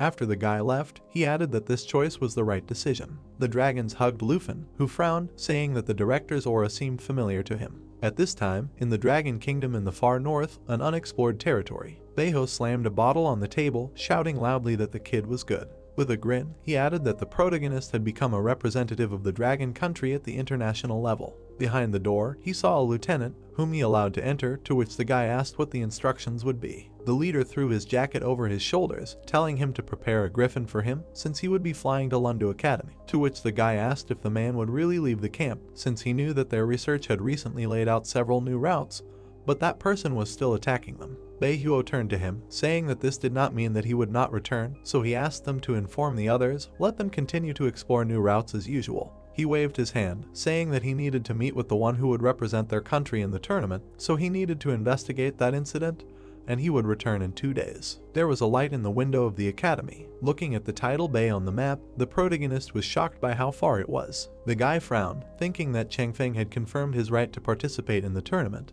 and while he had no obligatory business, he would like to go in search of another treasure which was quite far away. The guy put his hand to his ear, saying that he would call back if he needed anything, when suddenly Black Rat said that he could share the contact of a magician who would organize a teleport, but it would cost an additional fee. Lufin suddenly raised his eyebrows in interest. On the system window, he noticed that a daily chest with a treasure map had been sent to him. The protagonist smiled, thinking that he finally had a god-level treasure map in front of him, while Black Rat was trying to shout to him. Lufin put his hand to his ear, asking him to wait a little, because there might be a request of a different nature now. A fiery meteorite was quickly heading towards the house. The guy turned his head to the side, saying that he would have to go far to the north. A meteorite suddenly flew into Villa number 1 at high speed, tearing everything into small pieces. A man in a cloak was flying above the raging flames. He was holding a magic stone in his hands. Suddenly, a black dragon flew out of the flames. The protagonist and everyone else flew out. He rushed at the enemy, asking if he really wanted to escape. With a powerful punch, he tore the hood off the enemy. What he saw made him surprised. He saw the teacher who was with the directorate that day. The people below were running in terror and shouting to call the fire brigade, and Kinkyu waved her hands and said that the man was trying to sneak attack to drive in.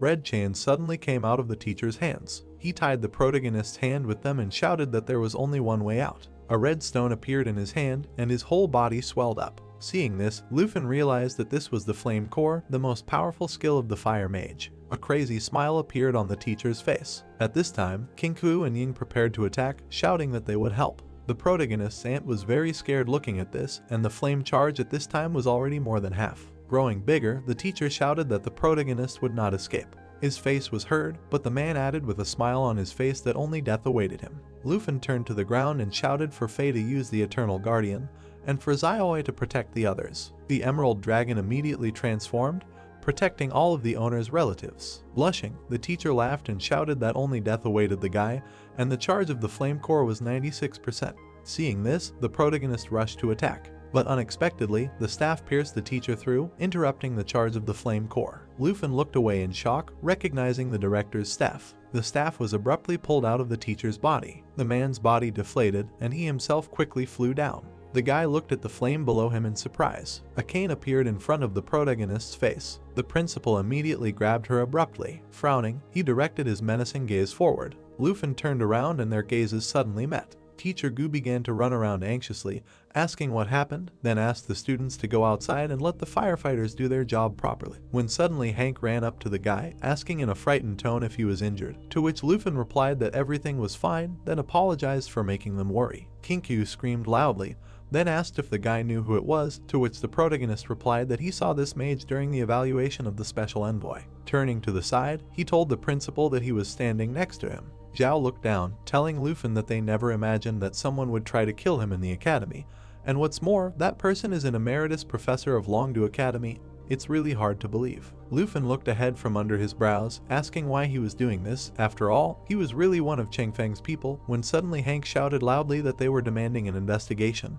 After all, they were all almost killed. Zhao asked them to calm down, saying that they would conduct an investigation and answer all the questions. At this time, in the director's office, he assumed that this was not the last attempt, and since the perpetrators failed with this one, there would be other attempts. And the deceased professor worked at the academy for a very long time.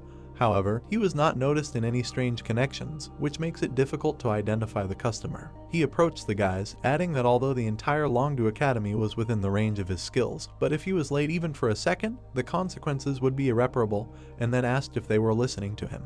Beihuo took a sip, answering that it would be nice to have some wine in the office. After all, the tea was very bland. He stood up from his chair, saying that he heard everything, and hadn't seen the director for ages, and he didn't even bother to ask what the man was doing here. When suddenly the director apologized, saying that the topic of Lufin couldn't get out of his head, asking if the head had completed the mission in the north. Beihuo looked down, answering, no of course, because he had heard the director's entire story perfectly well, and it just so happened that he could help solve the problem with Lufin's safety. He suddenly bared his teeth, smiling, adding that he would take the guy with him to the north. The man approached the table, saying that even if the protagonist was not afraid of attacks on him, his loved ones could suffer, and if he went north, Beihuo would not only ensure his safety until the tournament, but would thus be able to protect his loved ones from negative influences. When suddenly the director asked what the use of this was and whether the man would have time to mess with Lufin. Beihuo took a bottle out of the cabinet, saying that he had been watching the boy's development for a long time and did not need any instructions, so he expected Lufin to go with him and help him deal with the affairs happening in the north. The director came closer, saying that the protagonist must not be put in danger, when suddenly the head took a sip, saying that he would bring the boy back on a silver platter, then asked with disgust what it was, to which the director menacingly shouted that it was a gift.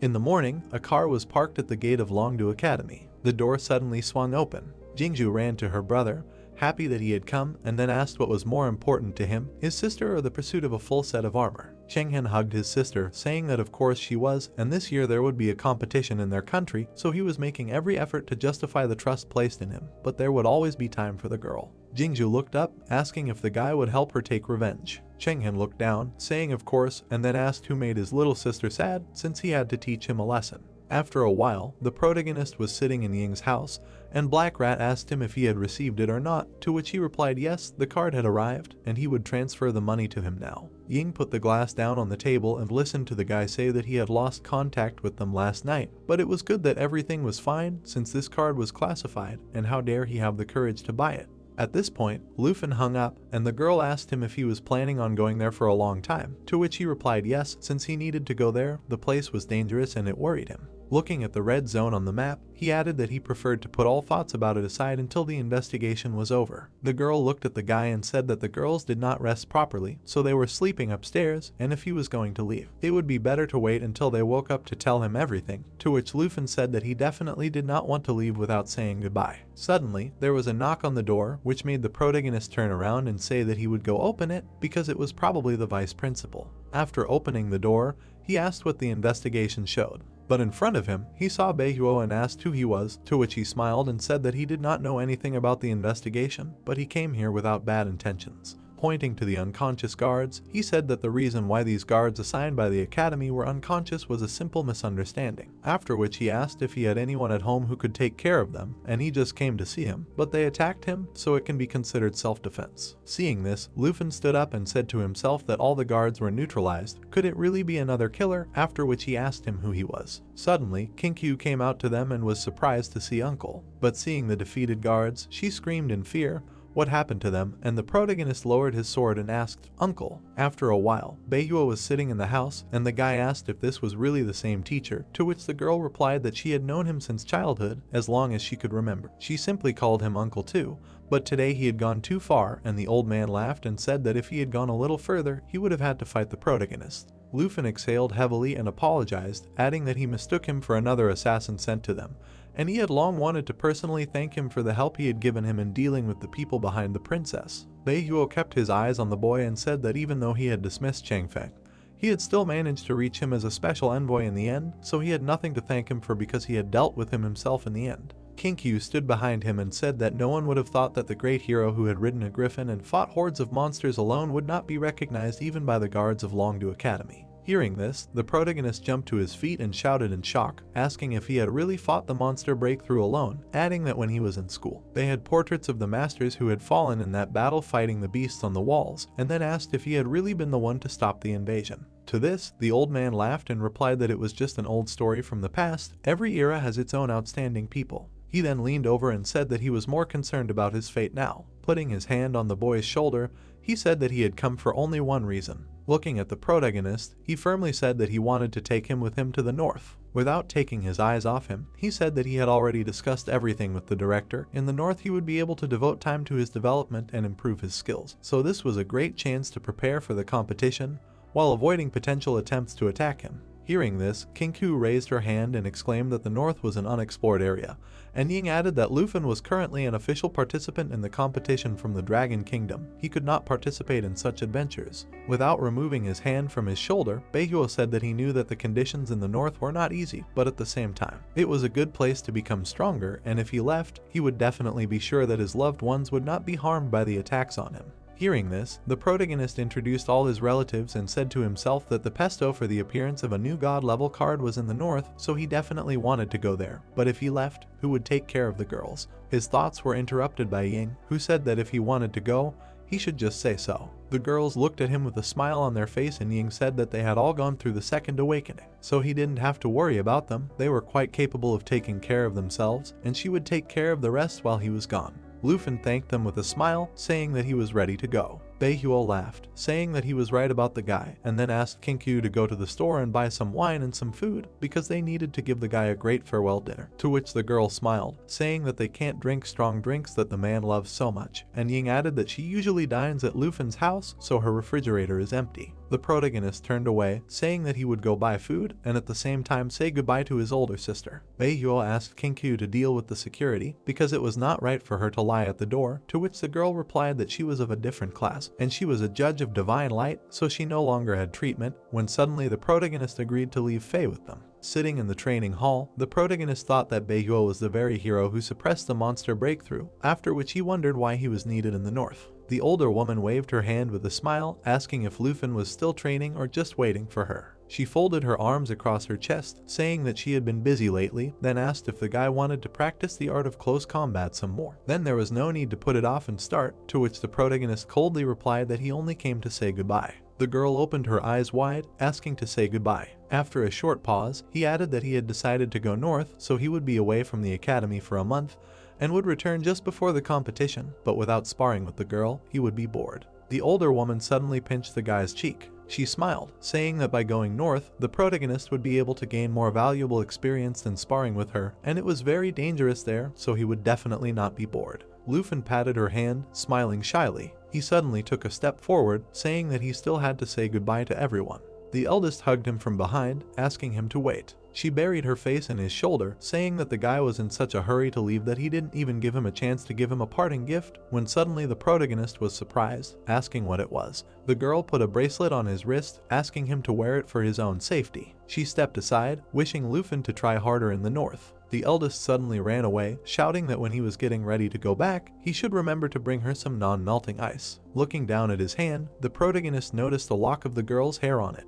The guy walked past houses, holding bags in his hands. Out of the corner of his eye, he noticed a silhouette, asking how long he would follow the guy. Chenghen came out from behind a tree, asking if he had really been found, but it wasn't that easy to find the protagonist. Lufin quickly turned around, asking menacingly who the guy was. Chenghen threw back his coat, saying that the guy probably didn't know him, but he had heard of Lufin. He bared his teeth, saying menacingly that he was Jingju's brother and the protagonist had taken care of his sister, so he decided to come personally to thank him for it. Hearing this, the protagonist dropped the bag of groceries from his hands. Taking a stance, he asked if his sister Jinju was also nearby and that she shouldn't hide. The girl immediately came out to them and asked why he was so angry. She put her hand on her hip and asked if he thought she would miss her brother teaching him a lesson. The guy extended his hand and said that it was all in his hands, whether he would teach him or not, it was up to him, he would give him a chance. The protagonist just had to let his sister return all the grievances he had done to her, and then he would forget everything that had happened between them.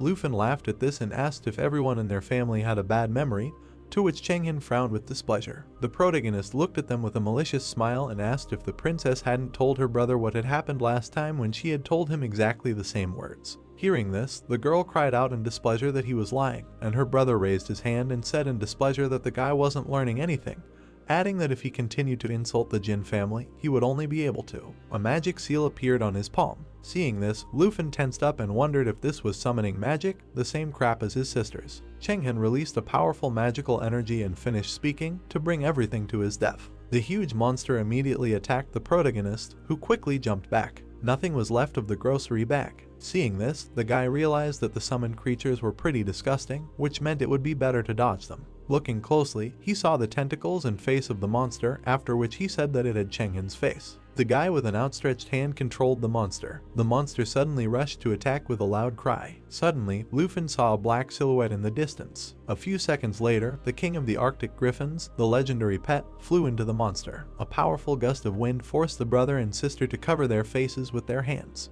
Beihuo flew over the protagonist's head, asking in displeasure if they had confused their lands with the Jin kingdom. He landed right in front of Lufin. The frightened Chenghin looked ahead and wondered if it was him. Beihuo had already swung his weapon.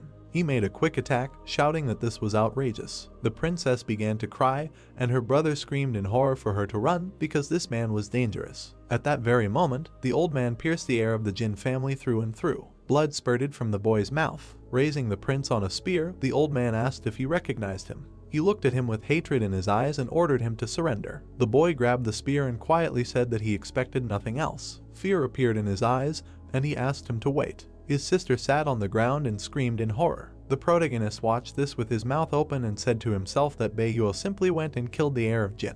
Without lowering his gaze, the old man said that the skill of the third awakening of the Abyssal Summoner class, Symbiosis with the Abyss, allows the summoner to be reborn in the body of his summoned servant if, of course, the latter is alive. As soon as he said this, the prince's body began to fall apart. Seeing this, the protagonist was very surprised and asked himself if he was really not dead. Beihuo swung his spear and said that if he did not get out of here, he threw the body of the dead Chenghin off the spear and said that he would kill his abyss spawn, and then he would die forever. The princess looked at this with tears in her eyes and called for her brother. Suddenly, the prince's face appeared from his monster. Having fallen out, he screamed that the old man could not kill him because he was a representative of the Taiji kingdom. Raising his head, he added that anyone who attacked a participant in the competition would be judged by all 23 participating countries. The protagonist couldn't shut his mouth from the shock that the summoner had survived. Beihuo pointed his spear at the prince and said that he knew this, of course, but there was another rule: anyone who killed the participant who attacked would not be punished. Hearing this, the guy couldn't get up and shouted. What did he say? Was Lufin really a representative of the Dragon Kingdom?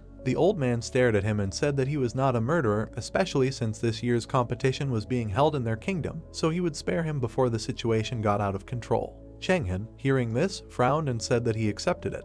But Beihuo suddenly tensed up and told him to remember that he didn't like his family. At that moment, he threw his spear at the abyss monster and shouted, so he better not show himself to him. His weapon destroyed the monster. The princess immediately ran to her brother, who said that they had to leave. Standing up, he told the protagonist that since they were both representing their countries, they could not fight each other before the competition, but he would wait for them to meet at the tournament. Turning around, he told him with hatred in his voice to pray, because in Taiji there would be no one to stand up for him. When he left, Lufin put his hand on his hip and said that he was funny because he had just almost died, and yet he was throwing around such angry words. To which the old man calmly said that the people of Taiji had always been known for their willfulness and disobedience even in the face of death, but it was time to go inside since he had told everyone to stay home, so they were probably worried. Walking into the houses, Beihuo asked where the food was, after which the protagonist remembered that they were destroyed by the monster of the abyss. After a few minutes, everyone finally gathered and relaxed a little, letting off steam after the attack. Some loosened up, while others simply could not hold back their emotions and cried, and the protagonist calmed them down, saying that he was leaving for only a month. While his aunt was hanging on his neck, he understood with a stone face that he needed this trip, because having become a figure in the big political game around the tournament, staying close to his loved ones, he exposes them to serious danger. The next day, he sat down with Baehyeo on a griffin flying to the north, and the guy had a month before the start of the competition, so the undisclosed secrets of the north were waiting. The next afternoon, cold wind and snow enveloped them. Lufin looked into the distance and said to himself that this is the same unexplored land teeming with monsters above level 60, a place where a treasure of the divine level is located, when suddenly he asked what is there. They looked at the huge red moon, and the old man replied that this was the reason he had brought it with him.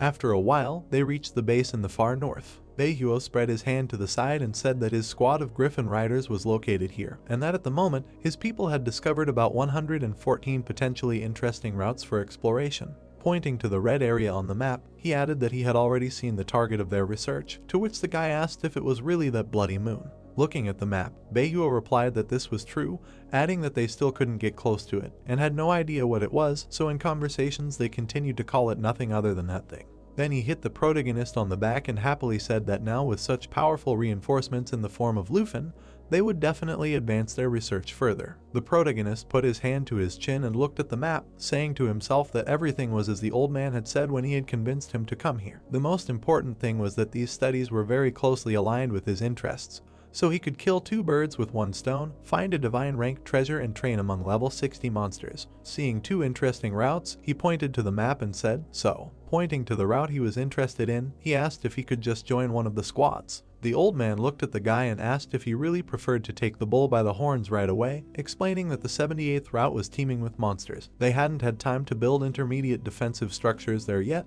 and if something happened to him, the director of his academy would finish him off, but Lufin firmly replied that he had come here not only to avoid assassin attacks, but also to become stronger, and if he moved along safe routes, then the whole trip to the north would be meaningless. Then Baehyeo created a powerful magic ball in his hand and replied that he understood his ardor, because when he was young, he also always went into the thick of things. A bow suddenly appeared in his hand. He handed it to the guy and asked him to take it. After examining the bow, the protagonist said to himself that it was a legendary second weapon, and now he would be able to use both the dragon scale sword and the bow at the same time. And properties were added to the bow that enhanced the characteristics and removed the level restriction on use. After these thoughts, he raised his head to the old man and shouted that this bow was something, to which he extended his hand and said that he would take it for himself, but if he wanted to go to the 78th route, even such equipment might not be enough. Lufin happily raised the bow to the sky and exclaimed that with it he would be safe until the tournament itself. Suddenly, someone approached Baehyeo from behind and reported that a set of military uniforms had been prepared according to his order. Then he handed the clothes to the protagonist and told him to put them on, adding that after that he would show him this thing up close, and if when they returned he still wanted to go to Route 78,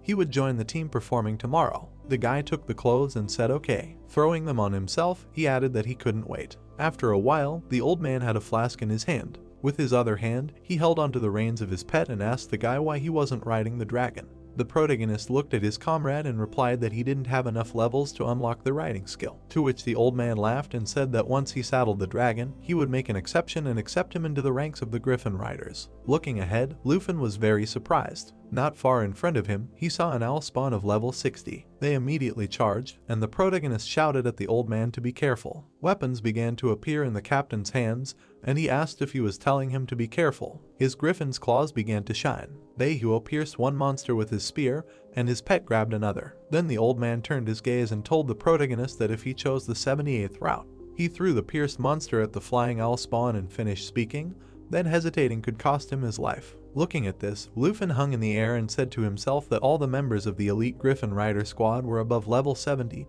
and while he was joking about accepting him into his squad, he was distracted and did not fight properly. Frowning, he firmly said to himself that this was not a school for him. He needed to pull himself together. A few minutes later, the captain turned to the guy and said that they were there. Looking down, the protagonist said in shock, "Wow." He saw a red eye underneath him. Staring at it, the old man said that it looked like the corpse of some huge monster, but they had no idea what it was, and when the protagonist heard this, he said to himself in surprise that the eye in the surrounding mountains resembled half a dragon's head in their outlines. Without looking away, he asked himself if such a dragon could exist, what size was it then, because even the military could not figure it out. The captain was flying nearby and said that when he flew here for the first time, even the king of the griffins was scared and they discovered him by accident.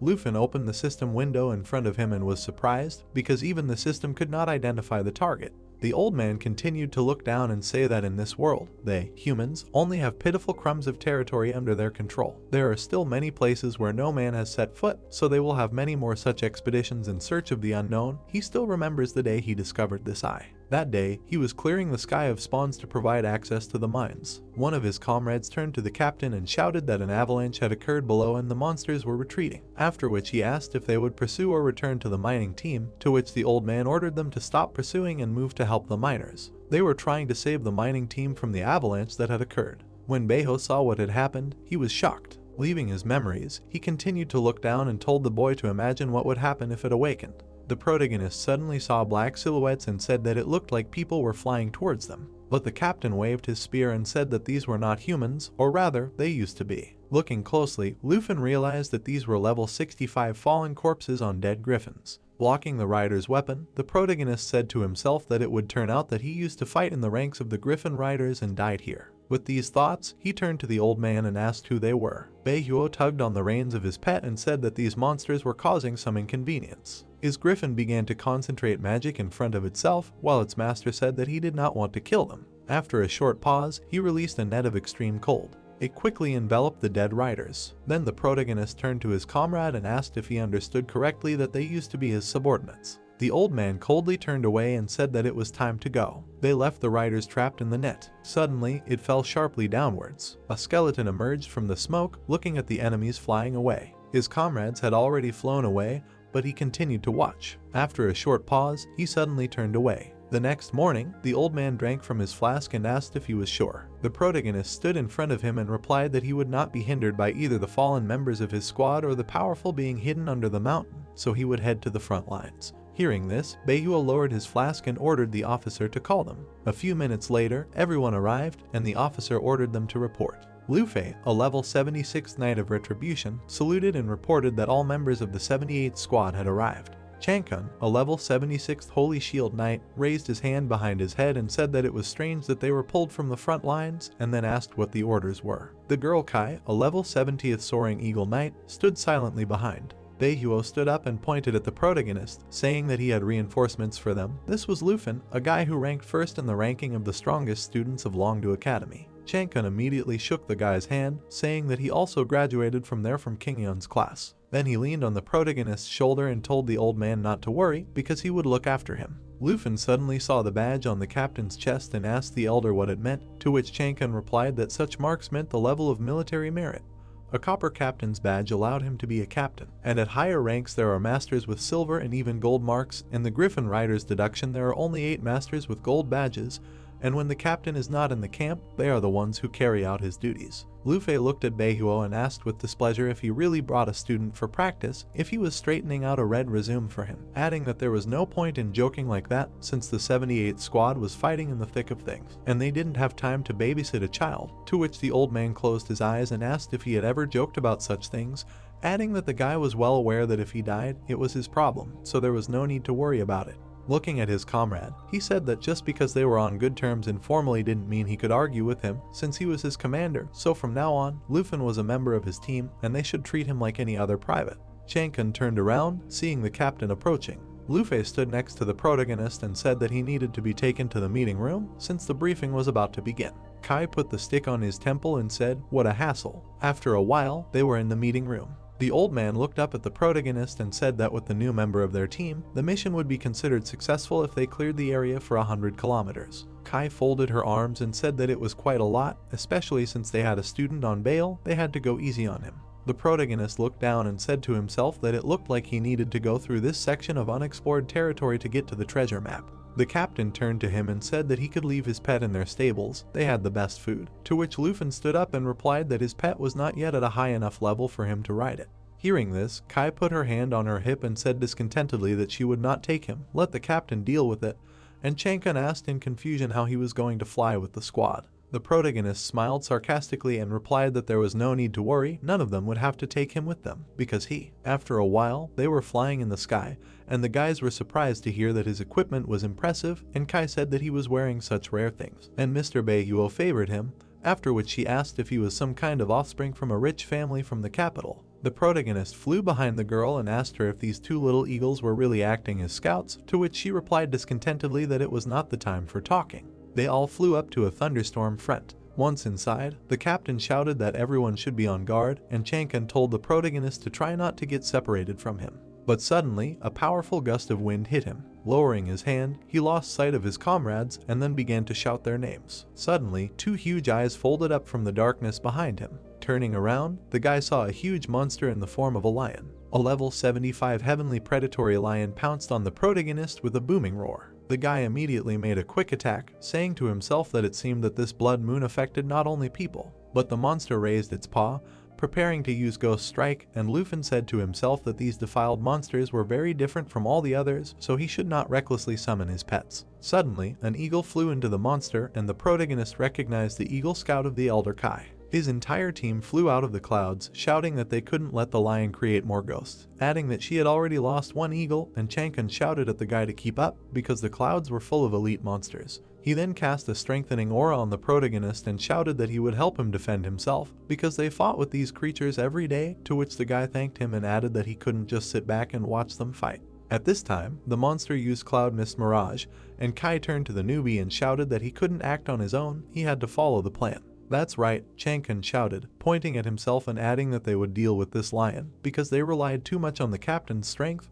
They should also start chasing the badge. Suddenly they heard a strange sound, which made them stop, and Luffy asked what it was, adding that it didn't look like Leo. Suddenly the guys rushed down, shouting that they needed to retreat since it was a heavenly devourer. Before they could fly away, the protagonist turned around and asked, "Heavenly devourer?" In front of him, he saw a huge first-level monster that could devour any target. Gritting his teeth in shock, the guy said in his head that he was even bigger than Zaioi in the form of a world destroyer. The captain suddenly appeared next to him, shouting that they needed to fly. Everyone was trying their best to fly away, and Chankan shouted to the captain that they were finished, because even the heavenly devourer had appeared here, to which his partner shouted at him to shut up, because there were many creatures inside this thunderstorm front. The protagonist flew away, looking down and saying to himself that everything near the blood moon was defiled, and that this giant creature had almost no life energy, but this did not stop it from dictating its terms on the battlefield. Suddenly, the Heaven Devourer opened its mouth and began to suck in everything in front of it. Feeling this, Luffy extended his hand and said that they could not escape,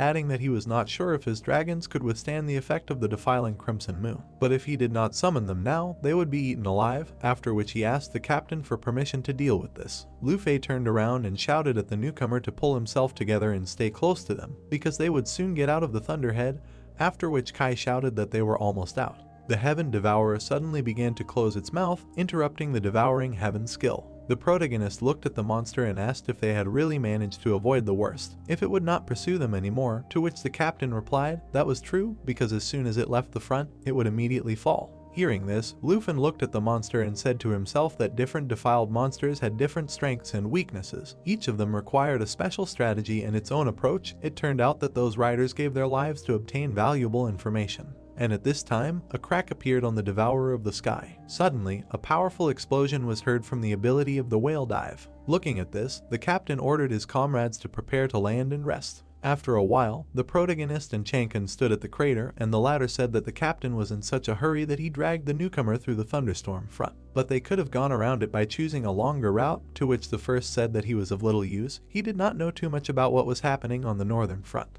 Chankan put his hand on the boy's shoulder and asked what he was apologizing for. After all these blood moons, defiled monsters, thunderheads and so on, everyone in the riders' squad had gone through this on their first day. Kai sat next to the feeding eagles and said that if things continued at this pace, they would not have time to complete the task given to them, since they only had 3.5 days left, to which the captain replied that they were slightly slowed down by the newcomer, but they would catch up to their schedule. The girl suddenly jumped up and screamed furiously, asking if they would catch up to the schedule, how would they do it, since he and Chankan did not seem to care, but she was afraid that they would not have time to return by the end of the 4th day. Then she looked at the protagonist and shouted that she didn't know what connections he had used to get here, but she would tell him directly that in this place it was impossible to get any benefit for the very fact of getting here. Just by falling on the tail of one of the squads, it would be better for him to think carefully about how he would be useful on the remaining part of the journey. She pointed her finger at him and added that if the thing sleeping under their feet woke up, it would be the end of not only their dragon country, but the whole damn world, and he had better go back to the barracks and ask some logistics squad, because if they encountered any problem in the battle, they would not have the time and resources to cover him. The protagonist looked at the offender with a stone face and said that he had already learned a lot about this place, thanks to the stories of the elder, so he asks her to hang and that he will be useful on the road ahead of them. Chankun raised his hand and asked the guys to stop arguing, when suddenly the old man shouted loudly enough, adding for everyone to stop complaining. He looked at them out of the corner of his eye and added that since Beihuo did this, it means there were reasons for it. Turning to the guys, he ordered them to go and rest because they had a difficult road ahead of them. Then he looked at Kai and asked her not to strain herself so much, adding that she should just make sure he understood how to defend himself and not get in the way. To which the girl said that the main thing was that things did not get worse because of him. Suddenly, her eagle in the sky screamed loudly, which made Kai realize that they were under attack. Huge ice blocks began to fall from the sky. The old man and the girl jumped back, and in the jump, the captain ordered Chankun to put up a shield. The guy stretched out his hand and used a defensive shield that gives protection to all allies. The protagonist slid down. When he stopped, he heard the elder scream that he was injured, after which he wondered if this was another defiled creature. Suddenly, he saw huge paws. The old man shouted at him, ordering him to answer, but Lufin looked back in shock. Raising his head, he saw many black silhouettes above him and said to himself that there were so many of them, they surrounded them. He examined the monsters and realized that they were level 80 ice-corrupted yetis. Shrouded in a powerful magical aura, the captain looked around and shouted for Lufin to answer if he was alive, to which Kai asked him to be quiet because it was better not to attract the attention of the corrupted. Seeing many monsters, the old man said that it was a pity because the guy probably would not survive, because there were 2 to 3 dozen yetis gathered on the rocks, and they could not fight so many monsters. They needed to find a way to retreat, to which the girl said that she still had the second eagle, it was ready for another diversionary maneuver. Hearing this, the captain turned to his subordinate and said that Chankun was still alive, so as soon as she began a diversionary attack. When he said that he would come back for him and take him away, a yeti appeared above him. He hit the ground with all his might, throwing the old man and the girl away. The captain stood up, picked up his weapon and said that the plans were changing. He would hold him back and she would go after Chankun. Kai started to run and Luffy prepared for a fight. The girl quickly jumped away from the ice blocks. Turning around one last time, she was scared. The monster grabbed the old man's sword. Suddenly, several more creatures rushed after Kai. Then the girl realized that she had no choice, so she put her fingers in her mouth and added that she would have to give herself away to let Chankun know where they were. After these thoughts, she counted loudly, and the eagle heard her whistle, and the yetis were very surprised. They all saw the girl on the ice blocks. Kai immediately grabbed her swords. Taking a stance, she asked herself where Chankun was. At this time, the guy was sitting on the ground and asking the protagonist who was standing in front of him how he was, to which he replied that he had better keep quiet, otherwise it would get worse, because he came here for him. He looked at the huge monsters in front of him and said that after he dealt with these 3, he would come back and heal him. Hearing this, Chankun exclaimed with blood at his mouth, how could he patch him up? There was no need to play the hero, because he could not defeat the level 80 Ice Yeti. The monster suddenly rushed to attack. Lufin also attacked, using Dragon Claw Strike. There was no emotion on his face. His strike hit the huge monster. Seeing this, Chankun asked in shock how he did it. Splashing blood, the Yeti fell to the ground, and the protagonist, looking at it, said that there was nothing special about it. Turning to his comrade, he finished saying that he was a dragon knight from the southern province. At this time, another monster pulled out an ice block from the ground. With a powerful jerk, he threw it at the enemy. The protagonist, seeing this, swung and changed the kai he was using. With one blow, he cut the block. Chankun held his wound and asked in shock, is it really possible for a level 32 dragon knight to fight level 80 elite monsters? But he once mentioned before that he could not ride his pet because it was a low level, right? When Kai with the captain on her back suddenly shouted from the side, they finally found him, but she did not have time to say anything else. She saw her comrade's wound and screamed in fear that it was terrible, and the old man saw the protagonist, after which Chankun turned to his comrades and said that he was still holding on.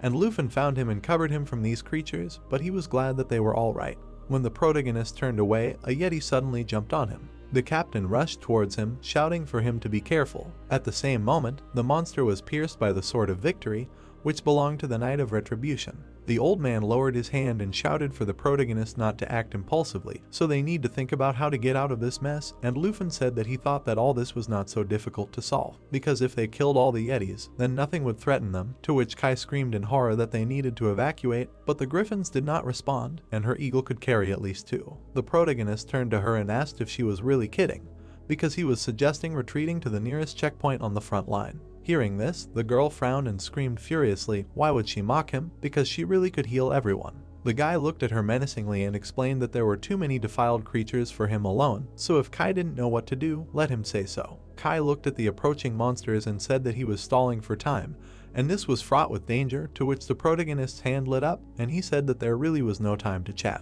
A bow appeared in his hand, after which he turned around and ordered Kai to take the wounded and leave. Seeing this, the captain opened his mouth in surprise and shouted that this was Lord Beiyuo's bow, with which he once forced the king of the southern state to retreat along with the guard, but did he really give this bow to him? Kai looked intently at her comrade and said to herself that Beiyuo used this bow to repel attacks from neighboring states. How could he give such a powerful weapon to Luffy? Was he really capable of everything he said? The protagonist turned to his comrades and told the captain not to worry. As soon as they got out of the encirclement and moved to a safe distance, he would deal with these monsters. Hearing this, the girl called the eagle, and the old man asked the boy to be careful, adding that they would not delay him anymore. Luffy watched his comrades and said to himself that he hoped that they would reach the checkpoint without incident.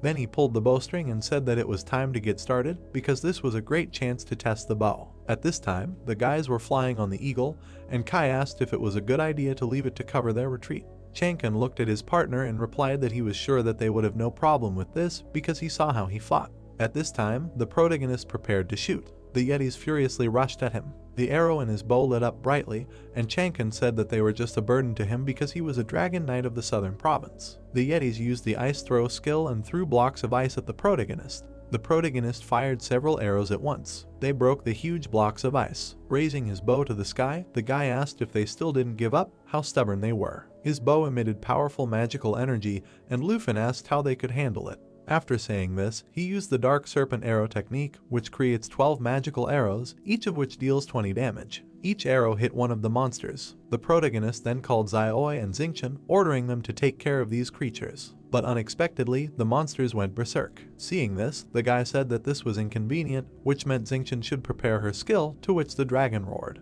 The next second, Luffy screamed, crushing the starfall, and Xingqian quickly flew into the sky. She stopped, holding a star in her hands. After a short pause, the dragon released a powerful stream of magical energy. Looking at this, the guy said with a smile on his face that he had a better idea. He stretched out his hand with a bow and said that he would blow up this star himself. The burning star fell into the crowd of Yetis. When the arrow was loaded, the protagonist released it. The snake-shaped arrow bit the burning star. The monsters watched as the snake squeezed it, while Luffy had a satisfied smile on his face. The next second, a powerful explosion was heard. The blast wave even reached his comrades, who quickly flew away. After a while, the griffin grabbed the hood with its beak. It took Luffy out of the snow. Kai was sitting next to the wounded Chankan. Suddenly, the old man had an idea, causing him to open his eyes wide. He looked at the huge hole and asked if the protagonist had done it. At this time, Luffy was petting the dragon below and saying that Xingqian could go rest, and his sister Xiaoi would handle the rest. When the dragon left the portal, he stood up and ordered the black dragon to check the area. Maybe there were still defiled ones left somewhere, and if not, they would go to regroup with the rest of the team. Suddenly, his comrades flew up to him, and the old man said that a powerful explosion had just happened here, after which he asked the guy if it was his attack. Seeing the girl behind the protagonist, he stopped and asked who she was, to which he replied that everything was fine, she was on their side, after which he ordered her to change form. The girl was enveloped in a fiery aura, after which she turned into a huge black dragon. Looking at her, the protagonist ordered to clear the area. Xiaoi immediately jumped up, using the Cataclysm ability. The guys looked at this in shock, and Kai screamed, asking if this was really the same dragon tamer from the southern province, and the captain asked if she was his pet.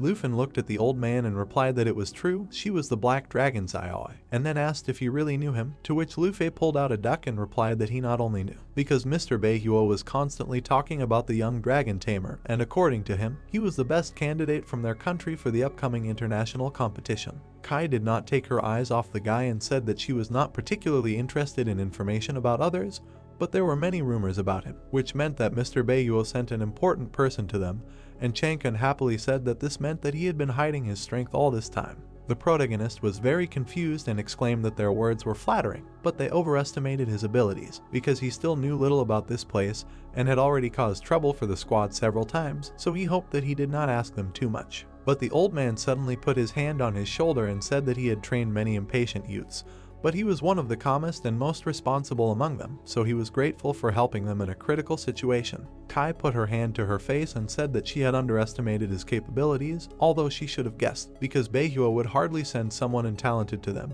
and Changkun put his hand on his hip and said that from now on they would rely on him. Lufin smiled and thanked him for understanding.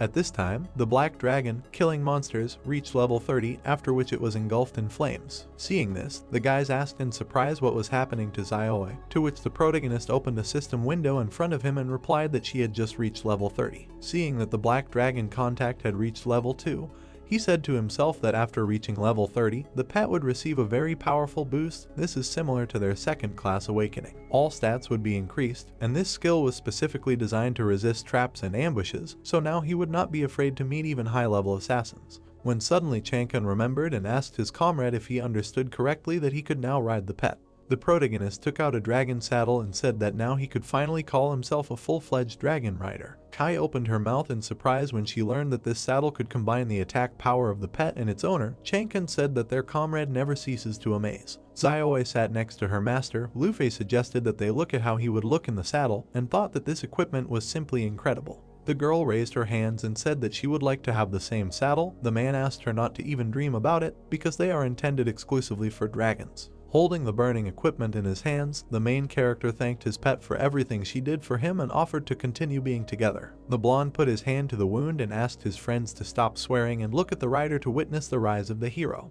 The guy climbed onto the reptile's neck. His hands caught fire. The young man felt his body fill with a power that could destroy the whole world. The winged lizard opened its mouth. The student noticed that the saddle gave him the ability to control its power. The guys opened their mouths in surprise. The old man said that this was the first and only true knight of his kind. The warrior said that when his ally saved his life, it became clear to him that he was much stronger than him. Changkun frowned sadly, thinking back to when he entered King Yun's class, where he worked hard for 10 years to become a member of the Griffin Rider squad, and thought that this was the limit of his dreams and strength. Zaioi frowned. The dragon turned its head. At the same time, the reptile flapped its wings and rose into the air. Frowning, the tamer thought that the dead appeared again and asked the pet to use premonition. The monster's eyes lit up. A red haze appeared in front of it. Unknown winged creatures were visible in the mountains. The boys climbed onto the griffin. The blonde decided that they were hidden monsters. Kai saw something floating in the air. Luffy opened his mouth wide and realized that they were snow butterflies. The creature floating in the sky laughed. The man asked his friends to be careful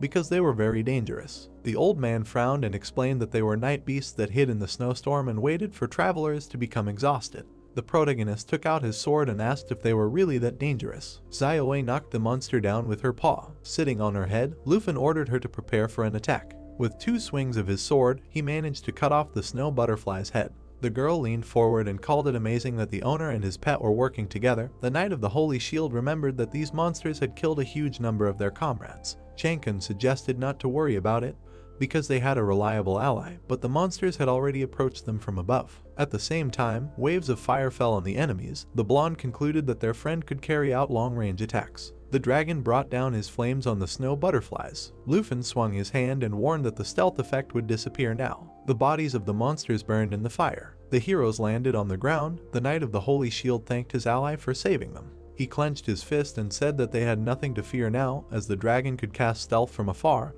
The woman asked him to be more careful so that he would not have to be saved again. Smiling, the boy said that he had figured out how to ride a horse and decided that the blizzard would no longer be an obstacle for him. Snow began to fall. Luffy reported that even the stars in the sky were not visible due to the approaching blizzard, and realized that their predictions were wrong and the storm would catch up with them much earlier. Kai looked at the sky and said that they would hardly have time to return to camp before the storm began. Changkun realized that he would slow them down due to his injury, so it would be too dangerous. The young man clenched his fist and declared that the snow butterflies would no longer be a hindrance to them, so they should continue killing monsters and exploring the area, as this was a great chance to complete the quest and get a reward. Extending his hand forward, the student asked them not to worry and rely on him, promising to lead them out of here so that everyone could safely complete the quest. The man closed his eyes and sighed heavily. The old man shook his comrade's hand and said that they would not retreat as long as they had such an ally. The Tamer cut the bodies of the snow butterflies with his sword. The heroes were at the far end of the northern route, 100 miles from the nearest camp. The monster was torn to pieces. The protagonist picked up the stone that fell from it. He looked at it and thought about how he had to kill a large number of snow butterflies to get the ice crystal. Lufin turned around and asked his friends to leave, as it was now safe. The boot sank into the snow. The cloaked heroes walked forward. The girl noticed that these monsters acted like worms after rain during a snowstorm. Luffy estimated that their ally had killed more than several thousand of these monsters. The guy stroked the dragon and confirmed this. Chankan said that he would have continued fighting despite the snowstorm if he had the same skills. Then perhaps he would have been given a gold badge. The woman slapped him on the back of the head and asked him who her friend thought he was. The blonde said he just wanted to dream. The man said that they had already completed their task and that they would have to return soon. The Holy Shield Knight smiled and suggested that they turn back since his wounds would not heal without proper rest. Kai agreed with him since they had not rested for 3 days. Zaioi closed her eyes and was indignant. The young man decided that going back to replenish supplies was not such a bad idea. The girl wrapped herself in a cloak and said that her griffin was fine. When Chankan noticed that the beast had not eaten for the past few days, Luffy asked her to set a location mark and begin preparing for the return. The woman stuck the device into the snow. She pulled its handle. A red beam of light shot into the sky. The student turned around and asked what this thing was. The man said that it was a military beacon that was tracking their current location so that a construction team could come here and start building a transit point. The heroes rose into the sky. The tamer asked where the griffins went. The old man assumed that they returned to the camp. Someone approached the military beacon. Behind the stranger stood a bone griffin. The man's eyes were burning with a bright fire. A few days later, the people gathered at the barracks in the camp. Luffy said that he would report on everything that happened, after which a short leave would be announced. The protagonist ran up to Kai and asked who could process the ice crystal. He had a red bracelet on his hand. The girl replied that a blacksmith from the supply squad could help him. She blushed embarrassedly and asked if her comrade really wanted to make a gift for his beloved. Luffy hastened to explain that this was not a beloved, but just a good friend. Turning around, the boy thanked his ally for her help and decided to head straight to the blacksmith. The woman's cloak fluttered in the strong wind. The soaring eagle knight pulled out a necklace with an ice crystal from underneath it. Kai closed her eyes and kissed it. The girl pressed the jewel to her chest. A bright flame burned in the furnace in the workshop. The man took the crystal in his hand and promised to make the best gift in the world out of it in just 2 days. The boy thanked him. Someone put a hand on his shoulder. Beihuo smiled and said that he had been looking for it for a long time. The student asked what brought him here. Taking his cloak in his hands, the old man explained that Luffy told him about everything that happened to them on the 78th route and said that if it were not for his abilities, the members of his squad would have died there. A bronze badge appeared on the cloak. The dragon tamer thanked his comrade for his recognition and thought that this would be enough for him to be considered a captain. The leader of the squad crossed his arms and said that when the other teams found the lost griffins, they were already dying, so they had to be killed, and said that he really wanted to see his comrades' riding skills. The protagonist realized that the closer they were to the Crimson Eye, the faster the pets died. Zaioi greedily ate the meat. The man said that he immediately realized that she was very strong when he saw this. Luffy explained that his pet had never been so hungry before. Looking to the side, Beihuo suggested leaving her here and wanted to show his friend something. He handed him some papers and told him that his scouts managed to get this recently. The guy stared at the papers in surprise. The old man frowned and suggested that it looked quite intriguing. The photo showed a skeleton. The leader of the squad said that Charles, a participant in an international tournament from one of the kingdoms, went to explore the ruins of a sacred mountain, while the Griffin riders followed him and then received these photos. The young man took the photo in his hand and decided that the giant humanoid skeleton and the Crimson Eye were links in the same chain. The man noticed that the diggers in the photo looked like ants. Waving his hand, Beihuo called his comrade to follow him and added that his people were able to steal a video as well. The student frowned sternly when he heard that this video allows you to realize one shocking truth. The people approached the huge skeleton. The girl noted that it looked like a 6-winged angel. Pointing to the temple behind her, she said that Charles went there. The man frowned and said that they lost contact with the expedition team, which included the Master of the Fourth Awakening, after they went to explore the temple. Hearing the noise, he looked back and saw a man walking. The woman explained that the golden light emanating from the temple changed the creatures nearby, transforming them into stronger and more brutal beasts. The bloody man approached them. The blonde thought that the expedition team had returned, but the man noticed that something was wrong with him. Suddenly, the winged monster pounced on them. The employee shouted that he had become a slave of the sacred mountain. The video was paused. Beihuo said that their scout managed to escape from there alive and that thanks to him they were able to watch this recording. The protagonist asked what a slave of the sacred mountain meant. The man frowned and suggested that it was something stronger and more perfect than a puppet, and that they had all mutated under the influence of this giant skeleton. Squinting, Lufin decided that the corpses of the fallen near the blood moon mutated and changed in the same way, and stated that strange processes were happening around both places, changing everything.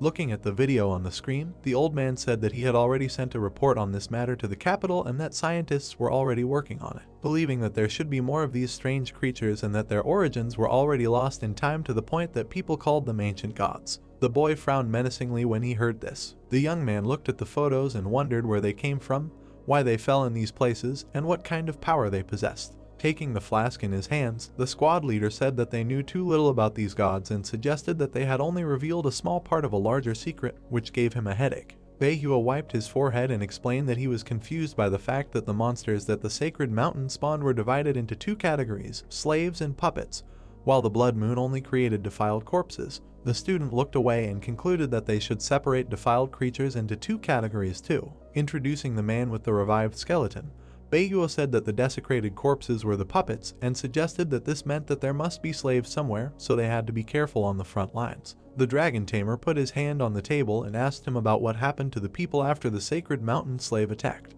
The man frowned sternly and told him that the sacred mountain slave killed all the members of the Morgan family who came to this place and spared only one person. Charles, the protagonist, clarified whether he was talking about the very participant of the international tournament from the Star Country. Squinting, the old man confirmed this and added that after his scouts escaped death at the hands of the slave, they noticed something. Charles met with the winged slave in front of the temple. Not only did the monster not attack him, but it also gave him a certain glowing substance, which they called the essence of the sacred mountain. Lufin opened his mouth in surprise and asked what it was. The moment the essence was handed over to him, Charles grabbed his chest and immediately began to change. The intelligence service managed to find out that he had changed his class to a hidden one, which they had never heard of. Wings grew behind his back, the blonde became a saint. A grin shone on his face. There was no data on the existence of such a class in any of the countries. The intelligence service tried to find out something, but the Morgan family was now on guard, and it was impossible to get closer to them. Putting his hand on his comrade's shoulder, the squad leader said that he should now be feared, since he had gained the power of one of the ancient gods, and expressed confidence that Charles would be the most difficult opponent. The guy smiled widely and said that he would not be afraid of anyone and would get first place regardless of the strength of the opponents. 2 days later, the blacksmith handed the young man a pendant and said that in the city this item could be sold for several tens of thousands of dragon coins. The student praised him for his incomparable skill. The dragon tamer handed him a bottle of liquor and asked him to accept it as a gesture of his gratitude. The man was very happy with such a gift. The Griffin riders approached the forge and called their comrade as they received a new task. The owner of the shop smiled broadly and asked the guys to throw him some work if anything interesting appeared. The protagonist happily agreed. The heroes went outside. Chankan noticed a bronze badge on his friend's chest and praised him. Kai found it incredible since he had only been on the front lines for a few days and was already older than them in rank. Early in the morning, the squad landed on a snowy mountain. Luffy reported that they took supplies for 15 days and suggested this time to go as far as possible. Lufin flapped his wings and noticed that there was no signal device that they left earlier, despite the fact that they definitely arrived at the correct coordinates. The girl pointed to a glowing stick and suggested that the beacon broke due to strong winds. Frowning, the guy realized that something was wrong, and he had a feeling that they were expected here. The blonde approached the signal fire. The young man hurried to stop him and shouted that it could be a trap. At that moment, a whole crowd of monsters emerged from the blizzard. Noticing them, the Knight of the Holy Shield spread his arms and said that they were surrounded. The woman asked where they could have come from, because last time the squad cleared out all the monsters in the area. Standing with his back to his comrade, the young man noticed that the enemies were not attacking, but simply watching, and assumed that they were puppets controlled by some higher-ranking monster. The man realized that the slaves that the elder warned about did exist after all. The man with cracked lips confirmed this and explained that the desecrated corpses of the slaves were loyal servants of the gods. The student noticed a griffin skeleton in the sky and asked who it was. Chankan opened his mouth wide and asked who was here. The stranger took off his hood. The old man clenched his teeth and recognized him. Kai covered her mouth with her hand in fear. Liluo cast an indifferent glance at her and said that they had not seen each other for a long time. Turning to the squad, the hero asked if they knew the attacker. Luffy exhaled, saying that they knew him very well, as he was an officer, a holder of the silver badge of the Griffin Corps, and also Kai's fiancée, adding that it was Liluo who had recruited her into the Griffin squad. Raising his head, he continued, saying that after they got engaged, Liluo had gone missing on the Blood Moon mission, and now they had found out that he had become a defiled slave, but the man in front of him interrupted him. The man, looking at the girl, called out to her. She was crying, saying that she missed her lover, asking him to come home. Someone appeared in front of her, saying that he missed her too. Her still undefiled lover appeared in front of her, saying that he was glad to see her again. Hugging him, the girl screamed that it was really him, asking him to come back, because everyone would be happy to see him again. Holding the girl's hands, he asked Kai if she wanted to stay with him. He took the form of the corrupted one, saying that all those who came must stay and serve the gods who would soon awaken. The girl's eyes widened, not understanding what Lilyo was doing. Frowning, he continued to say that if they behaved properly, he would gift them with the essence of the gods. It gives its bearer unimaginable power, adding that they should become slaves for the glory of the gods and dedicate their lives to their resurrection. Approaching the girl, he continued, saying that if they refused, they would be torn apart by puppets, and their bodies would replenish their troop. The girl screamed at him for the corrupted lover not to do this. Lufin, hugging her, shouted her name, asking her to wake up. Lilyo, sitting on the bone monster, asked the girl if she wanted to stay and serve the gods with him. Lufei, standing behind, exclaimed that they couldn't let the girl fall into the hands of a demon, adding that there were too many puppets and there was doubt that the group would get out. Chankun, turning to the captain, told him that even if the protagonist went for a breakthrough and the rest of the group followed, they would most likely be killed, also saying that they had not restored the geolocation sensor, so it would be very difficult to find the desired location, to which the squad leader replied that he was right, so they needed to break through to the sensor. Smiling, the hero explained that they would have to accept the fight. Red energy was gathering in the hero's hand. Chankun shouted at him that he was really going to again, to which Lufin answered affirmatively, not letting his partner finish. Summoning a bow, he said that they should not miss the opportunity, because this was a chance to significantly increase their contribution to the cause and perhaps even get a badge of the next level. Looking at the squad, Lilyo replied that their answer would really be like that, adding that he was sorry, because for those who renounced the gods, there could only be one outcome. Ordering his monsters to advance, he added that they would replenish his army in any case and serve the gods, but as puppets. The hero, pulling the bowstring, asked the man behind him to cast a shield. Reaching out, Chankun cast shields on the entire group, asking what he should do next. Releasing the arrow, the guy replied that everything else was his concern. The arrow flew straight at the defiled knight. It was approaching, but the man still did not understand what he could do in 10 seconds of the shield's action, to which the guy replied that this was enough time for him. Lilyo noticed the approaching arrow. He was able to dodge without much difficulty. The hero was already behind him, ordering Xiaoe to take the form of a destroyer. A dragon appeared right in front of the demon. The leader of the squad, looking up, said that they were all counting on the protagonist. Puppets were flying towards them and they heard the young man shouting for them to be careful. Taking out his sword, Lufin ordered his pet to launch a joint attack. He made a quick double strike at the enemy. The dragon, flying above the opponents, released flames using a skill. All the puppets were engulfed in fire. Chankun, holding out his sword, asked what skill the hero used, to which the leader of the group replied that it was only a joint skill of the summoned creature and the rider, because with this strike he had already finished off about 10,000 creatures, as if mowing the lawn in front of the house. Lilyo fell down, asking why this was even possible. The hero extended his hand to him while he was trying to squeeze something out of the god. The dragon continued to breathe flames. The guy, having descended to the ground, asked the girl if everything was okay with her, to which she replied that she was fine now. Chankun, looking at the protagonist, said that he used the holy light chains on Kai's lover, and he would not be able to escape, but Lufin noted that there was no need for this, because he would not be able to escape while the hero was nearby. The girl leaned over him, saying that he did not look like his former self at all, as if his consciousness had changed. A purple substance began to burst out of his body. Looking at this, the hero realized that this was the energy of a desecrated corpse. Looking at his beloved, Lilyo asked her to run, and the girl shouted at him to hold on, because he had finally returned. The knight cried, saying that there were still many slaves, and he was far from the only one, because they were all deep in the ruins, asking the squad not to let them wake up. His hand fell. The girl, holding his head, shouted the name of the deceased. She pressed him to herself, saying that he was able to return only for a few seconds, the same old Lilyo, and the hero confirmed her words. The leader of the group, looking at the protagonist, thanked him, saying that thanks to him the squad survived, but now they need to urgently report everything to the authorities, because the situation with the defiled slaves is going beyond the scope. The hero agreed with him, adding that Kai also needs time to recover. Something purple was flying away. Lufei shouted that the strange energy from the knight's body was flying away. The young man took out his sword, realizing that this energy gave strength to the knight and now it was heading towards the blood moon.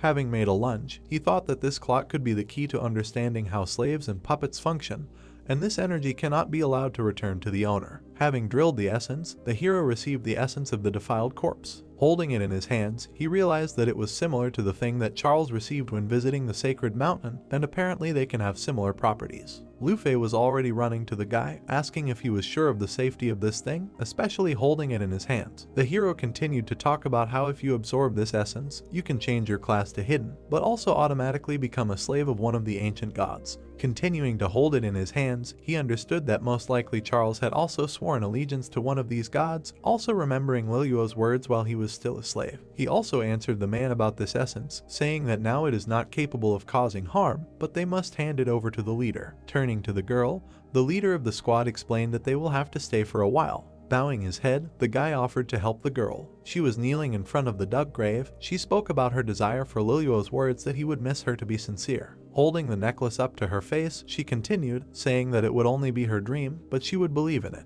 Leaning over Kai, the guy said that all his words were true because they all heard them. The girl wiped away her tears, thanking the protagonist. Standing up, she said that she was ready to follow the next instructions, because she had once again become that same strong older sister. Smiling, Luffy explained that now their squad must return to the camp, to which everyone answered affirmatively. A small grave was visible. The hero understood that on that day the girl realized that she must say her last words of farewell to her lover and continue moving forward. Beiho, looking at the entity, said that now everything was clear to him. Putting his hand on his belt, the guy added that based on all the information, he had a hypothesis. The leader wanted to listen to it. Recalling the slave and all the puppets, he explained that in order to serve the ancient gods, certain conditions must be met because the beast can only become ordinary puppets. Because due to the lack of intelligence, they do not have the ability to become a slave, the same with people who die in that area, because the undead do not have consciousness. Also recalling Liliuo and Charles, he added that the servants of the gods retain their consciousness and the ability to control themselves, but with the defiled slave it was not so, because the essence completely controlled him, so he assumed that in order to become a slave, it is not enough to simply absorb the essence, because the swallower must also be chosen by the deity itself.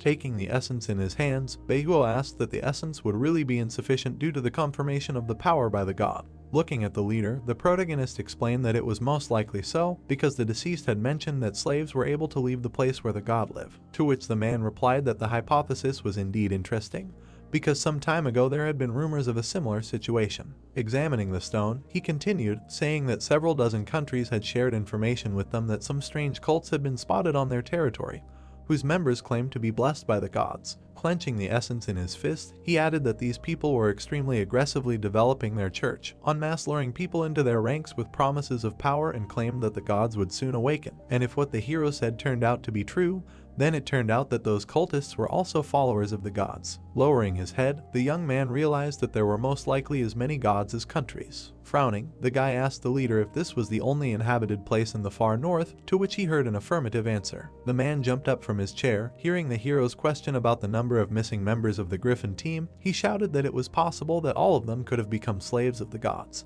The young man answered with wide eyes that even if someone managed to survive or leave this place, then with a high degree of probability they should all already be subject to the gods, and it would be a good decision to send a squad to eliminate them. Beiho looked at the guy. Slamming her hands on the table, she said that a hard fate had struck them, because they had faithfully served the country and now they would be wanted. Putting a hand on the leader's shoulder, the protagonist explained that there was no other way out, to which the man answered affirmatively. He placed the stone on the table. The hero, leaning over the table, suggested that he conduct a small experiment to confirm the hypothesis. The leader raised his head, asking how he was going to do this, because they would not test them on people. Smiling, the guy asked permission to feed this essence to his dragon. The man jumped up and shouted that this was absurd, because you can't experiment on living beings, because it makes no difference whether it's a human or a dragon. Adding that even though Zaioi was not affected by the blood moon, you still can't be sure that everything will go well, since there could be significant losses. Raising both hands, the guy interrupted him, explaining that he didn't mean Zaioi.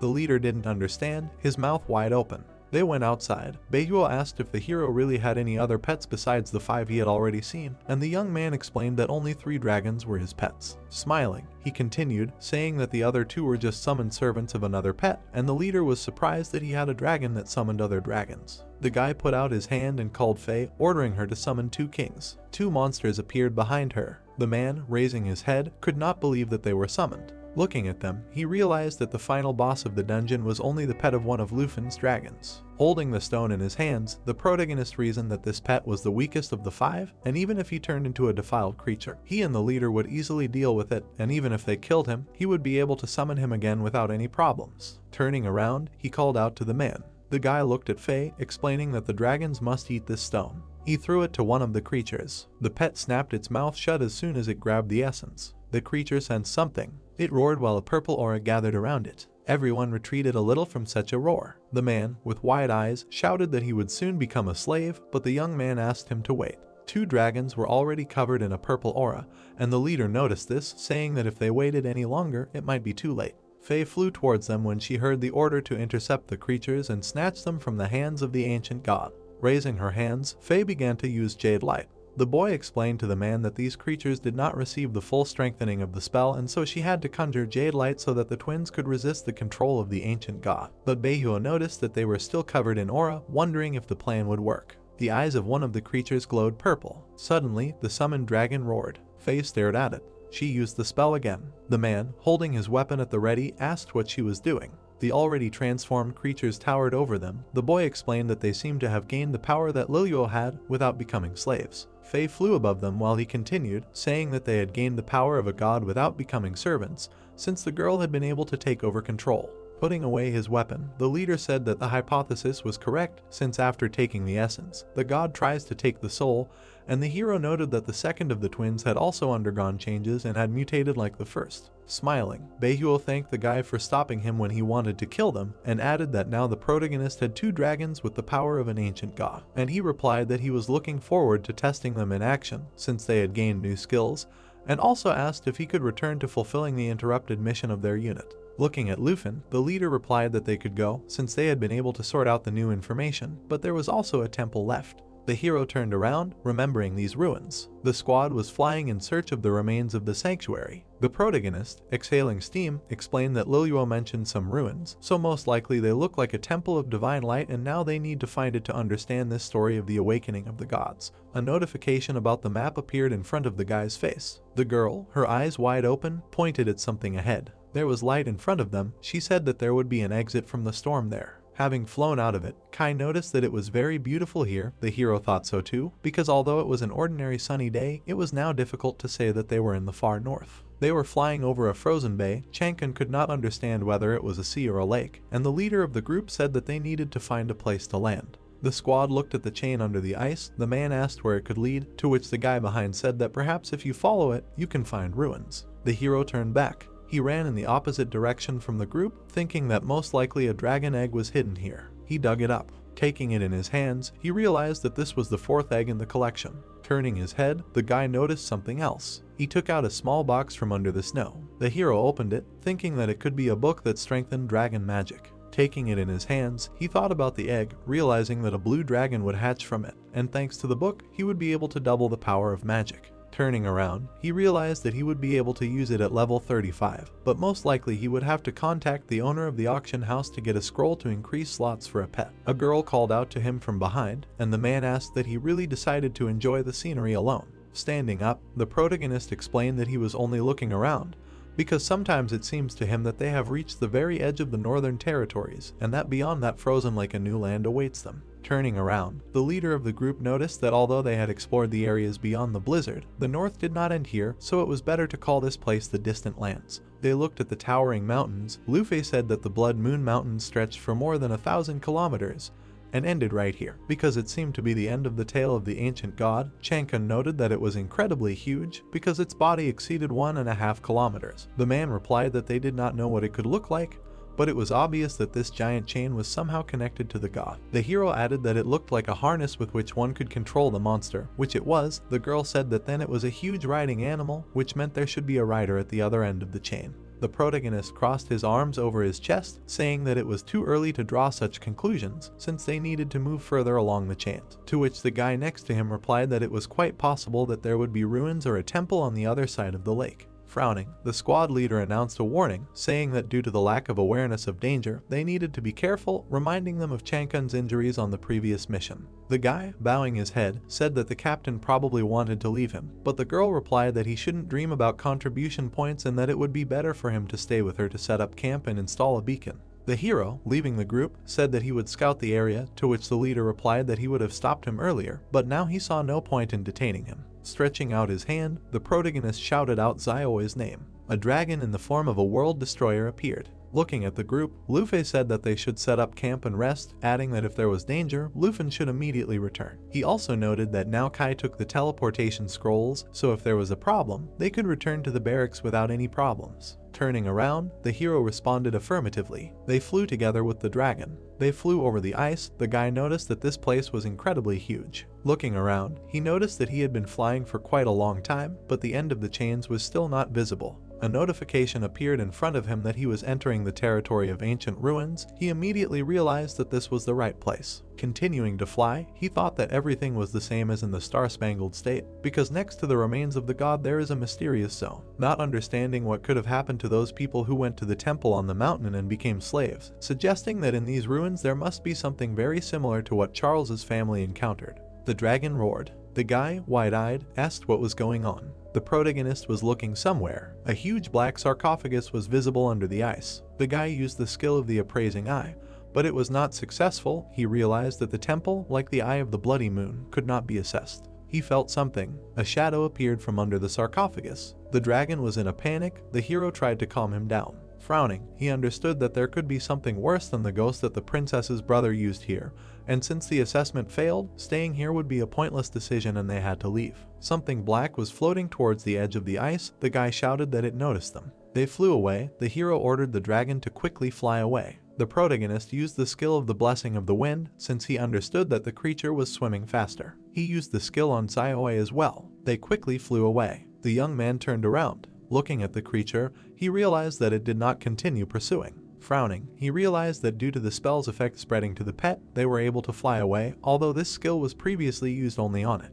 The group had already set up camp. They noticed Luffy approaching. The dragon landed right in front of Changkun, who asked if the hero had found anything. Gritting his teeth, he explained that he had found a temple, but it was guarded by something insanely strong. Everyone was surprised when he added that they needed to return to camp as soon as possible. The guy, frowning, asked that there was something so strong there that even Luffy had decided to flee. The entire squad stood in the leader's office when he spoke of the sarcophagus and the black creature next to it, about the chains and supposedly the remains of the god of the defiled dead. He frowned, explaining that it would not be possible to explore this area further, otherwise they would suffer serious losses. Bowing his head, the boy said that the sarcophagus was sealed, and the existence under the water made Zioi nervous. Looking at the map, Beihua replied that since even a dragon was afraid of that creature, the entire area around the frozen lake should be classified as a forbidden territory. Raising his head, he ordered Luffy to cancel all research operations that could theoretically cross the ruins zone, and also send the coordinates of the frozen lake to the scientists in the capital.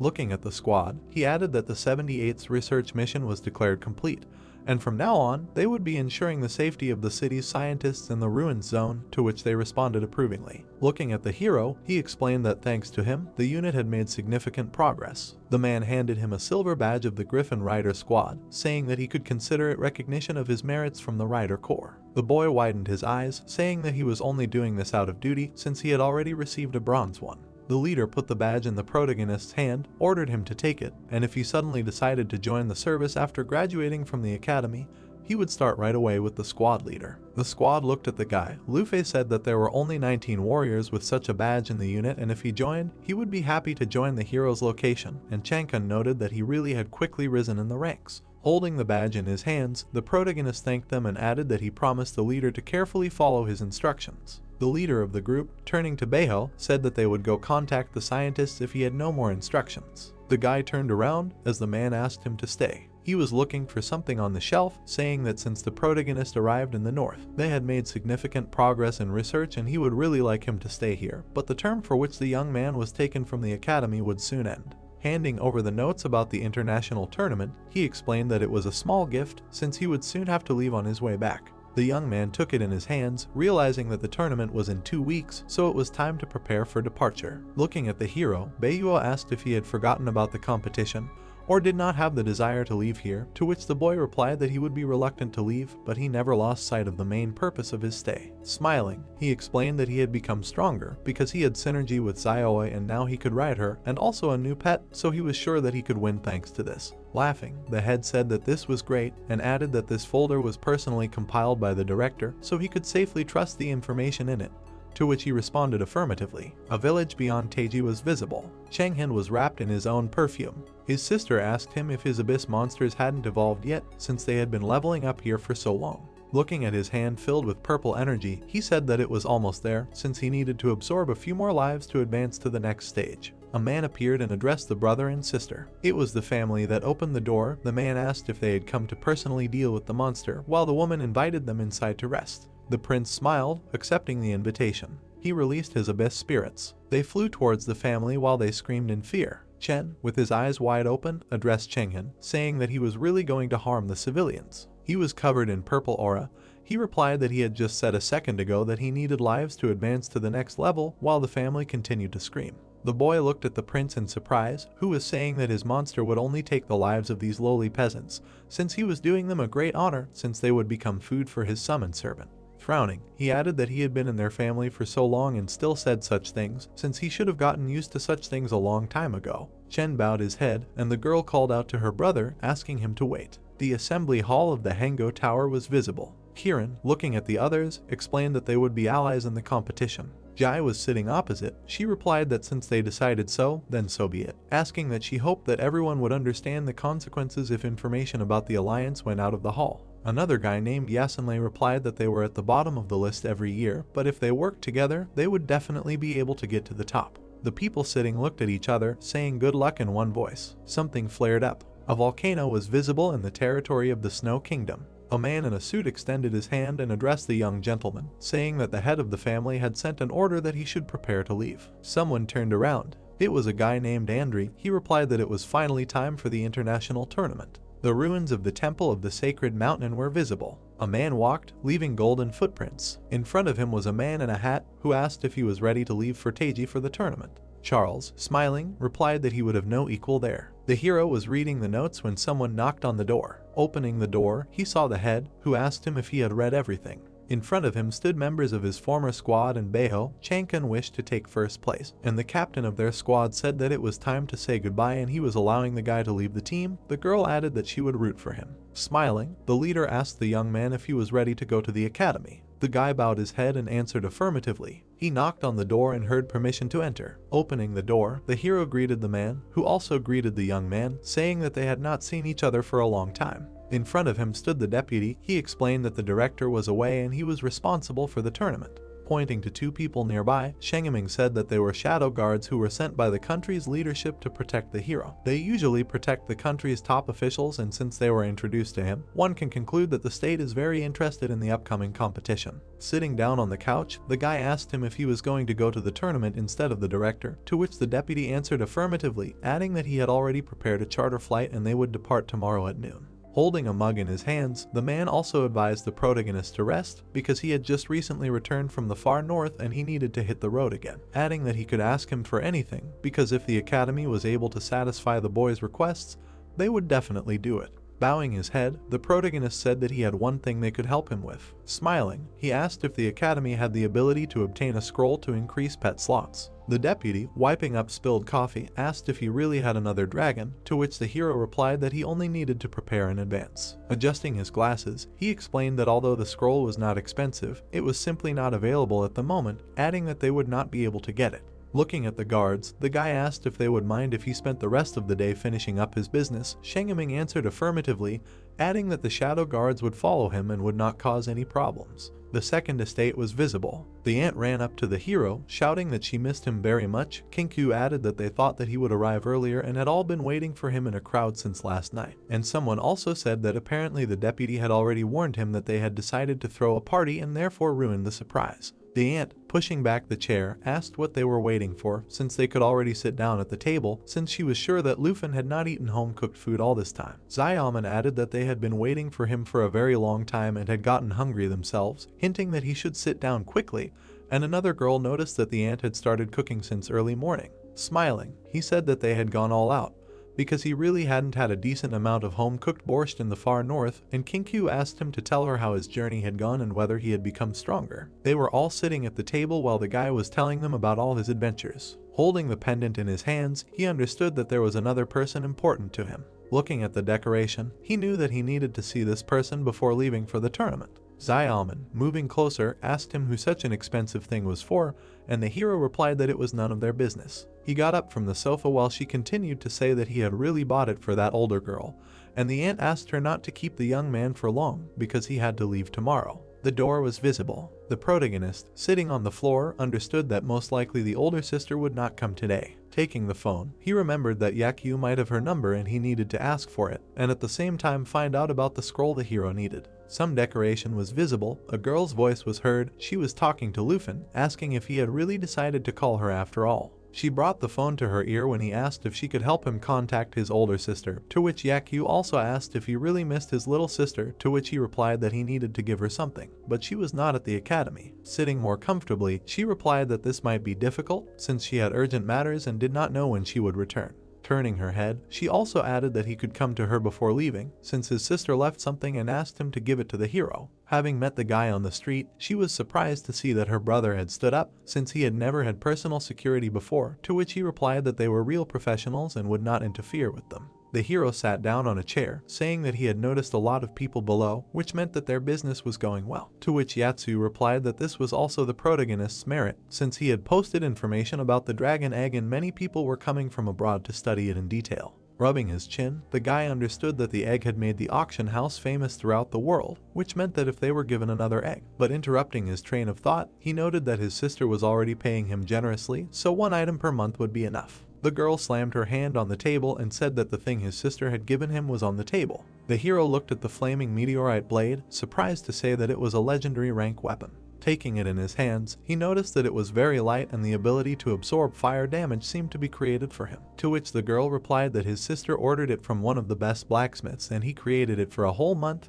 because she knows what he needs since she ordered such a well thought out weapon for him. Looking at the blade, he understood that it was not even about the cost, but about the fact that his sister carefully watched his fighting style, and after analyzing it, ordered such an amazing thing. He also quietly thanked his sister. The girl told him to wipe the guy's eyes, because there was not only a blade lying there. The hero took the book in his hands, realizing that this was a book of dragon magic, and as soon as he reached level 35, he would be able to learn it and use it with Saioe's powers. Besides, the new sword was ideal for this. Taking the envelope in his hands, he noticed that it was very difficult to appreciate his sister's help, because he had just become stronger on the eve of the competition, and he was sorry that she was not here to simply thank him, but the girl asked about the envelope. The young man opened the envelope. It said that something had happened and she had to leave, so she would not be able to personally watch his triumph at the tournament. Remembering all her gifts, he read that it must be that when he takes the envelope, he will have already sorted out all the presents, asking if he liked it. He remembered his sister then at the auction, reading about the situation when the guy showed the owner an egg and paid for the lot bought by his sister. He remembered waiting for her at the academy, reading about the master who forged the blade, and about how his sister still had a lot of things to do. But as soon as she dealt with everyone, she would return to the academy and drag him to the training room and give the protagonist a good thrashing. He read the letter carefully, where it was also written that he should not forget to come to the hall sometimes, and also if he did not win the tournament, then she would be ashamed and his sister would have to put in more effort to drive him around the hall. He smiled when he saw that it was written about something from the north. Yatsu, her eyes wide with surprise, asked if everything was okay with him. The guy, holding the letter in his hand, answered that everything was fine, thanking the girl, because he was very grateful that she gave him everything. She added that she was very glad to help such a dear guest, and if he needed anything, he could contact her. He smiled and said that if they were talking about help, maybe they had a pet slot increase scroll. The girl, with her mouth wide open, explained that they didn't have one at the moment. Closing her eyes, she added that it was very specific and was needed only for a small number of the class, and because of the low demand, they did not keep them in reserve. The hero thanked the girl, saying that he would go. Frowning, he understood that since the scroll was neither in the academy nor at the auction, he would have to postpone binding a new pet, especially since Xingqian was only level 11 and needed to focus on his development. Closing the box, the girl asked him not to worry. Tell the guy. She added that if such a scroll or a book on dragon magic goes on sale, she would definitely let him know. The hero took the box in his hands, thanking Yaku. Going outside, he realized that even if something needed appeared at the auction, it would not help him much because the flight was tomorrow, which meant that he would not have time to get the scroll. He walked, lost in thought about the fact that exterminating corrupted monsters in the far north did not give experience, but only military contribution points, so if he wanted to have time to level up Xingqian, he would have to do it in parallel with the first stages of the tournament. Ying stood near the door of the house, noticing that the protagonist came home too late on the eve of such important events. Looking at the guy, she added that apparently he was not worried at all. Smiling, he asked her why she was not at home. Adjusting her hair, she explained that she was not allowed to talk to him about it at dinner, but now no one would interfere, adding that he would leave tomorrow, so she wanted to offer him a sparring match to learn something from each other. Looking at her, he replied that he just wanted to try out a new weapon. The hero, standing in the training hall, used a spellbook. Ying, having prepared the swords, asked if he was learning the skills right before the battle, adding that she would try to surprise him today. Smiling, she also said that the boy had been gone for a long time, so she was consumed by curiosity, asking how much stronger he had become. She rushed to attack, shouting that they were starting. The boy swung his sword. He looked at it. Frowning, he realized that the blade seemed to have become even lighter compared to when he took it from the auction. The hero blocked the attack of Ying's swords, thinking that the sword seemed to sense what attack he wanted to make next. Landing, the girl used an ability called Karma Burst. Lufin, jumping, dodged the attack, thinking that his sister was right about the sword and he should try other weapons. He lunged forward, arguing that this blade had exceeded all his expectations, because the longer he used it, the more he realized that the days of the Black Dragon Scale Sword were numbered. Running up to the girl, he used the Shadow Sword skill. Putting out his hand, she used an armor-piercing strike. Their swords collided. Ying, smiling, understood that the guy had not even had time to get used to the new weapon, but he was already managing to repel attacks from 5 blades at once. She told him that he was phenomenal because in such a short time he had become even stronger. Making another attack, he noted that she had also become stronger because the fury of a combined attack of 5 swords was impressive.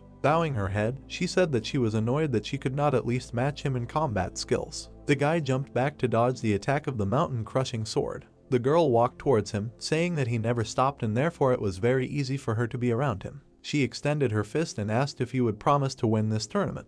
He extended his fist as well, saying that he would win. His aunt and his friends said goodbye to him, shouting to be careful here and also that they would root for him. The guy said goodbye to them. They were already in front of the plane because the international tournament would start in 3 days and many people were waiting for his triumph. Sitting on the plane, he understood that this competition would be a pass to the list of the best martial artists of the state.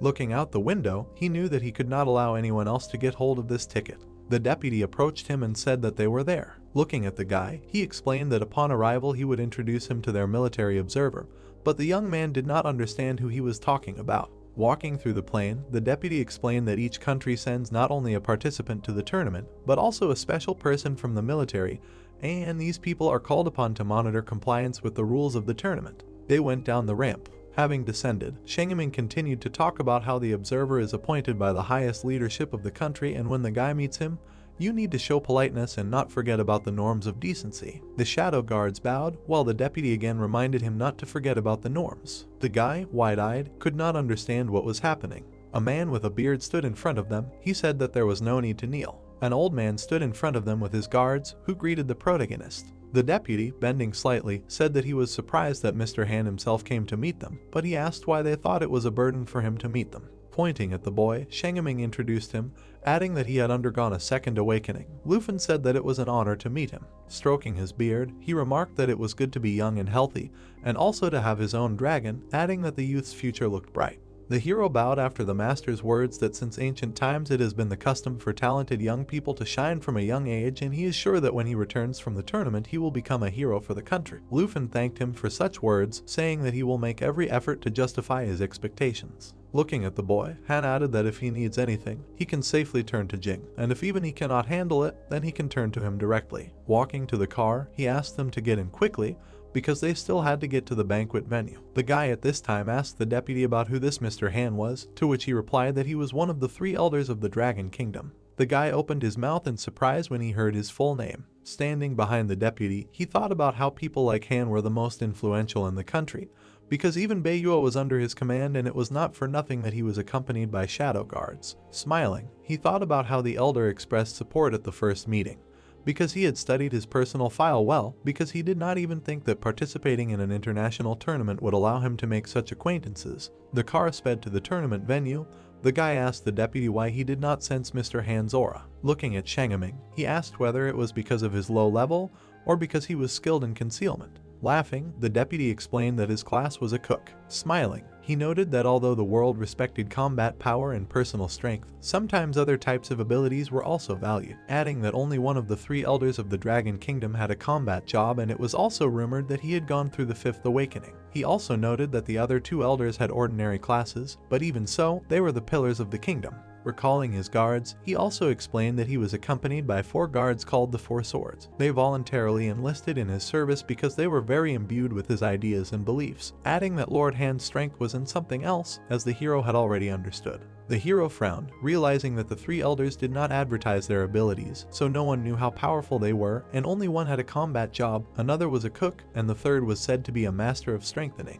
The driver turned around, saying that they were there. There was a crowd of people in front of them. The reporter was shouting into the microphone that the Dragon Kingdom representative's car had arrived. The guards were covering the hero, while the deputy was shouting at them that Lufin would not give an interview, while the reporters were trying to get a few words for their channels. They were also shouting about his class, asking for an interview, and also trying to find out the veracity of some rumors related to the Jin family. The guy, turning his head, understood that the city was small and they quickly got to the hotel, but he really didn't like so many people. The reporters continued to ask him to look at the camera, then answer a few questions, while the deputy was shouting at them to let him pass. The guy had already approached the doors. The reporters were already shouting that someone else had arrived. It was time for the banquet. The young man was telling the deputy about so many reporters who were in front of the hotel. Folding his hands on the table, he added that they don't even let him go out for a walk, while the deputy replied that there's nothing to see in this city. Turning around, the hero asked Shengaming if Charles had arrived, to which he replied that his country always did this, and he did not show himself in public before the tournament began. The guy was looking somewhere. Chenghin was sitting not far from them. He also noticed the main character. The man accompanying this young man stood up from the table, greeting Mr. Han. Because he did not expect that he would be the curator this year, some in the hall also started talking about this elder. Shaking his hand, the man introduced himself, saying that he was both the curator and the person responsible for organizing the tournament. The people in the hall could not believe that this was really one of the 3 elders. Some said that they really saw him at the international tournament in Rome. The hero, standing up, greeted Mr. Han. Words were heard from the hall that apparently, since an elder had arrived here, most likely Lufin has connections among the highest circles of power. Someone raised his hands, drawing attention to himself. The man, smiling broadly, greeted everyone, offering to begin the festive evening. Waiters began to wheel out carts with food. Yasamlai exclaimed that he was looking forward to this banquet more than the competition itself. Kirin agreed with him, adding that this was a state-level event, so everything here would be top-notch. The deputy, leaning over to the young man, warned him that in the state of Taiji the food was not quite similar to their national cuisine, and asked him to behave carefully. The waiters opened the plates with food. The hero frowned. He looked at the food, asking the deputy if this was really a state banquet, to which the elder said that in this state everything is bad with resources, except for minerals, so they have nothing to develop, and the food is as it is. Exhaling, the guy thought that he missed his aunt because her food was much tastier than everything they served here. Suddenly, his eyes widened, remembering that he had some food left in his luggage that his aunt had given him. Someone slammed the table. It was Andri. He exclaimed that the portions were small and the taste was disgusting. The man behind him asked him to control himself, and Chenghin told him not to disturb others while they were enjoying the food, and if he didn't like it, he should starve. The man smiled menacingly, asking him to repeat what he had said. Walking up to him, he shouted at him again to repeat what he had said. The organizer asked them to calm down. Pointing his finger at the guy, he told him not to run into him at the tournament. Chenghin, frowning, replied that Andri shouldn't appear in front of him either. The man started to walk away.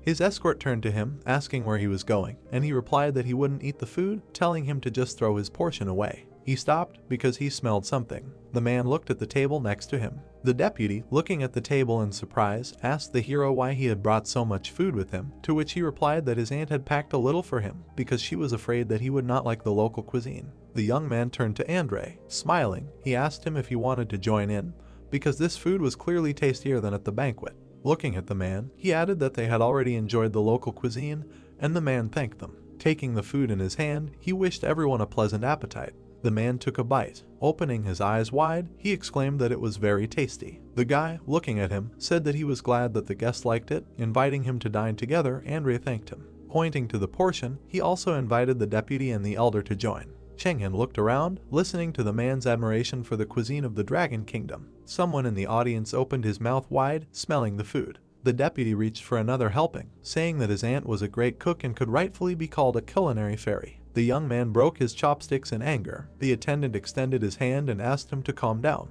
Standing in the center, he addressed the guests. The participants at Kieran's table turned to the host. Pointing to the screen, he presented the guests with a map of this year's tournament. Andri, sitting at the table with Lufin, also turned to the man. The hero frowned. He understood that there would be 9 types of biomass, each of which contained different monsters, which meant that he would have time to level up Xingqian faster. Exclamations came from the hall about whether the map would really be united. Someone exclaimed that the territory of this tournament was much larger than all the previous ones. The host spread his arms and said that everyone was absolutely right, and as many could see, the Taiji state had chosen 9 different biomass from all over the planet, thus creating the largest tournament area in history, adding that each of the biomass was inhabited by different types of monsters, with levels ranging from level 50 to 80. Lowering his head slightly, he also said that the points awarded for killing monsters would greatly depend on their rarity, and in short, the stronger the monster, the more points it would bring to the participants. Pointing to the screen, he also announced that they had added a new element, as participants could now earn points by completing quests. All of the participants frowned as the host said that points would be automatically added to their account once they completed a quest, and that the mission conditions would be randomly assigned.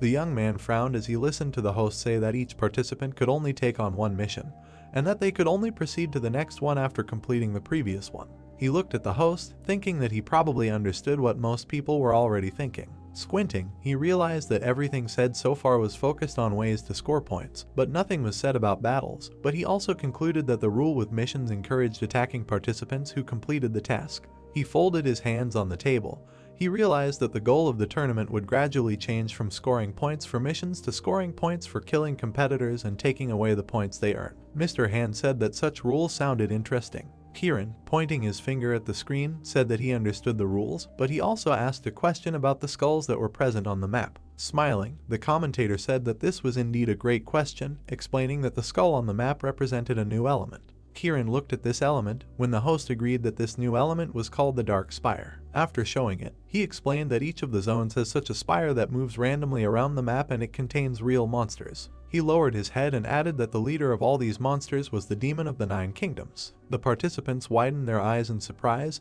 and a cry was heard from the audience that such a demon almost destroyed the state of Taiji, and Yasamlai added that this could hardly be true. The hero frowned, asking who this demon was, to which the deputy replied that it was an ancient monster once sealed by the kingdom of Taiji, which had an unpleasant episode 50 years ago because the seal broke and it broke free, almost destroying the entire country. The elders, squinting, also added that later it was sealed again by 5 masters of the Fourth Awakening, and eventually they became true heroes who protected their country. The protagonist, tilting his head, could not believe that such a monster that only 5 masters could handle appeared here. Kieran, folding his arms, turned to the host, noted that the monsters placed in the testing areas were usually artificially weakened, and asked about what percentage of the demon's real strength was retained. Smiling, he said that this was a very good question and perhaps the most exciting part of the test. With wide eyes, he explained that the monster had its true body, exactly the same as it was when the seal that locked it away 50 years ago was created, and added that there were no weakenings installed on it, just like on his army living in the Dark Spires. The guy who asked the question widened his eyes, screaming that it was too dangerous, because what could happen if they escaped from the spires, because he could not believe that they put a creature that almost destroyed their country in the testing area.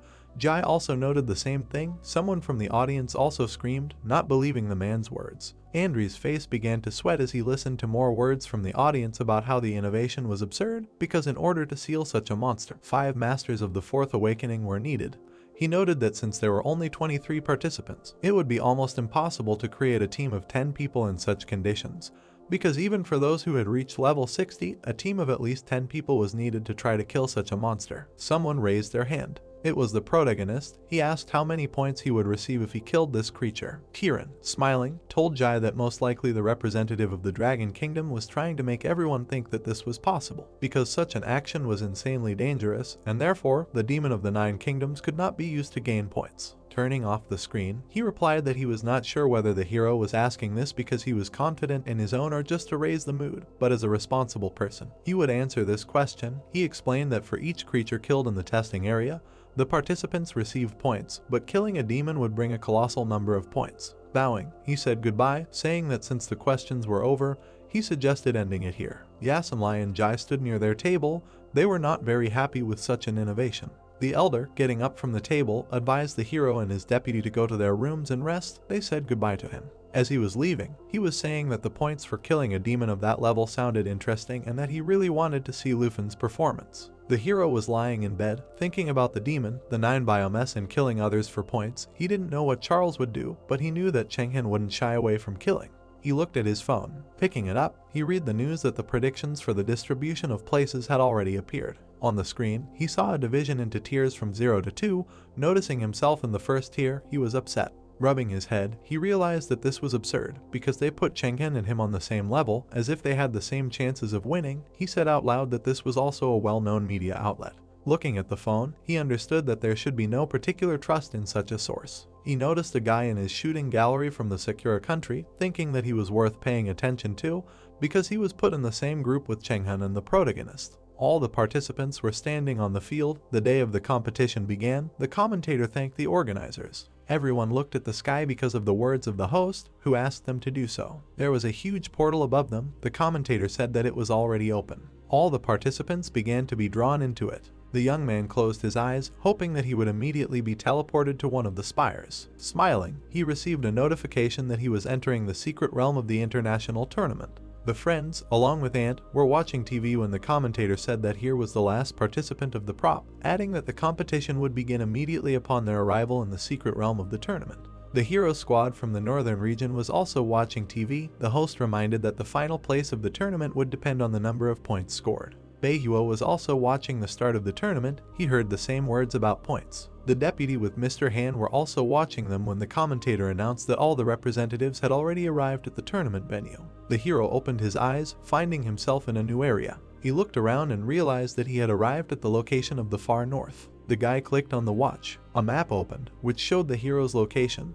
The protagonist realized that he was now in the very center, and the fact that the rank had not changed meant that no one had earned points yet. Raising his head, he decided to move to the mission activation point, and this would be his first goal. The hero knew that with the help of these bracelets, all participants could track their position in the ranking, as well as the number of participants who had not been eliminated. Energy began to gather around his hands. He was glad that the system was simple enough and no one had complicated it. Luffy called Xiaoi and Xingqian. Smiling, he asked the little dragon if he would mind leveling up with Sister Xiaoi. The same one wrapped itself around his neck and growled weakly. The guy understood that this little dragon did not listen to his words anyway. They flew on, and the hero shouted to his pets that they were moving out to search for the Dark Spire. A deserted area was visible. Chenghen looked around, saying that this place looked the same as the Wanli Desert. He released his Abyss Hunters from his hand, ordering them to split up and hibernate. They flew around. Having landed, they began to scatter. Each of these hunters began to burrow into the ground, and the guy said that now, taking into account the resurrection with the help of hunters, he has 9 full lives, adding that he is practically immortal. Someone pierced one of the youth's minions with a sword. In front of him was a representative of the secure country, who noted that unfortunately he only had 8 left. Frowning, he shouted that why was he killing his servants? After all, had they agreed on an alliance before? Sashi sheathed his sword, telling him not to be angry. After all, they were still allies, and he just wanted to see if these creatures would give him points. He shouted that if he wanted points, then he should go and kill Luffy. After all, killing his summoned servants reduces the number of lives. Winking, he replied that he already had 8 lives left and why get angry over one, adding that he would allow him to kill a couple of bosses as compensation. Chenghen, passing by, said that he did not want to argue anymore. Catching up with the youth, he did not ask why he left him behind. After all, Zayn had pushed them into one point with great difficulty, so he should take care of his only ally, to which Chenghen told him to stop talking nonsense. After all, the observers might hear. Turning around, he added that everything should be done as agreed earlier. He kills Luffy, and the ally kills his black dragon. He also added that he can share information about the Dark Spire. Smiling, he explained that the Dark Spires scan the area during the jump from place to place, and if they find a participant, they will try to attack him. To which Sashi exclaimed that why they did not tell him earlier. He also added that now he understands why he needs so many lives. Raising his hand, he also exclaimed that if they encounter a demon, because Chenghen has resurrection and his ally does not. The young man gathered purple energy in his hand, saying that since they are allies, he will take care of him and protect his life. He released purple energy straight at Sashi. He was enveloped in it for a second. Falling to his knees, he screamed as the boy explained to him that they were now linked and that he too could be resurrected through his servants. Turning around, he also added that there was a side effect to this spell. He added that if he died, his ally would also die. Putting his hand to his chest, Sashi laughed at how his comrade was talking about an alliance while being wary of it, and stated that he was not going to stab him in the back. Chenghan said that cooperating with the Taiki Kingdom was the right choice, and promised to break the contract as soon as the tournament was over. The representative of the Sakura country asked him if it would not be better to find Lufin first. Closing his eyes, the prince refused and suggested that they first take on a mission to earn points, and then wait for the demon of the 9 realms to kill most of the other participants, because only then can they begin to implement their plan. Noticing the starting point in the sand, the samurai pointed to it and asked where they were going. The blonde man grinned and said that this mission was a trap, which was on every map, and reminded that if they accepted one task, they would not be able to accept others until the end of all the tests, until they completed the current one. Sashi frowned and asked what exactly this mission was in that case. Chenghan grinned and replied that he would find out soon, because it was almost impossible to complete this mission. People stood in front of the screen with the rating of the participants.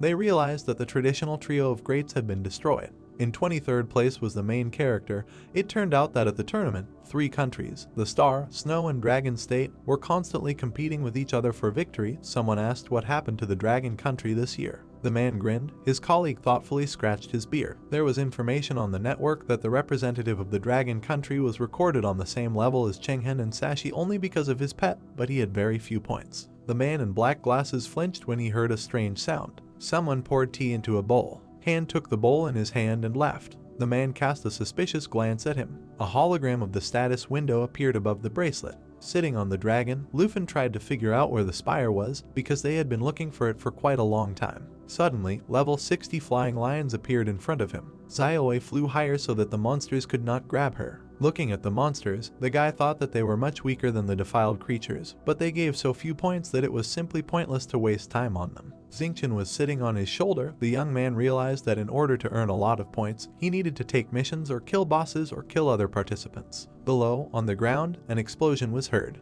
Looking at his bracelet, the student said that they had reached the mission start point and suggested going down and seeing what was there. Yasenlai swung his sword. An enraged yeti stood before him. His severed arm fell to the snow. The representative of the Southern Kingdom thought that it was very difficult without the third awakening.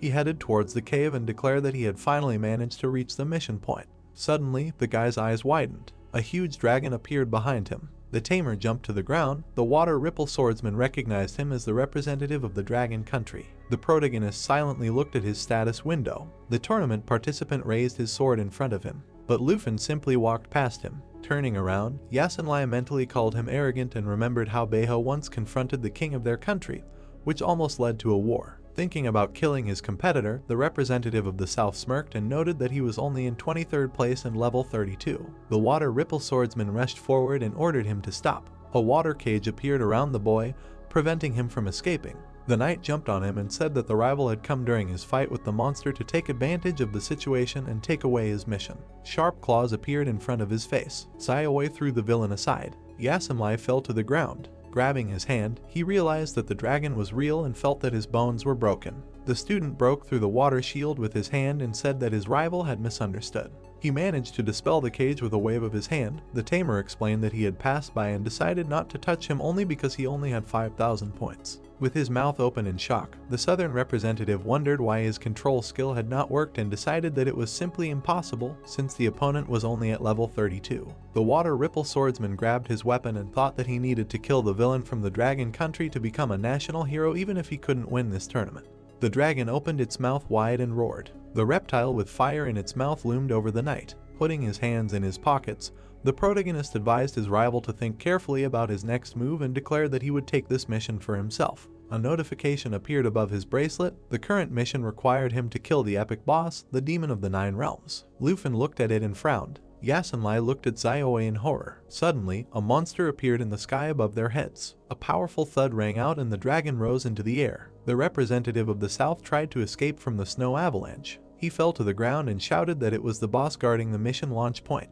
The king of snow monsters flashed red eyes and roared. The water ripple swordsman grinned and laughed, thinking that God had taken pity on him and had not let him die, taking his rival instead. Suddenly, a blow was heard next to him. The monster loomed over him, baring its teeth. With tears in his eyes, the knight realized that things were bad for him. Suddenly, a bright light appeared behind the monster. The king of the snow monsters opened his mouth in fear. Several powerful blows cut off his arms and legs. Zayoi pounced on the enemy. She managed to pin him to the ground. The boy rose up on the stone rubble and was outraged by the size of his opponent. Holding his sword in his hands, the young man said that this yeti was still weaker than the defiled monsters he had fought. A huge crater from the blow appeared next to Yasamlai. Looking at her, the southern representative wondered if the competitor, who was only level 32, could kill the boss in one blow. He was scared to think what would have happened if the blow had landed on him. The water ripple swordsman widened his eyes in horror. The student approached him. The knight thought that this was his end. He closed his eyes and wondered if this was really how his death would be. The tamer passed by. His competitor asked for forgiveness and asked him to show mercy. Yasunlei removed his hands from his face and noticed that there was no one in front of him anymore. The southern representative turned around and wondered why the rival left him like that instead of killing him.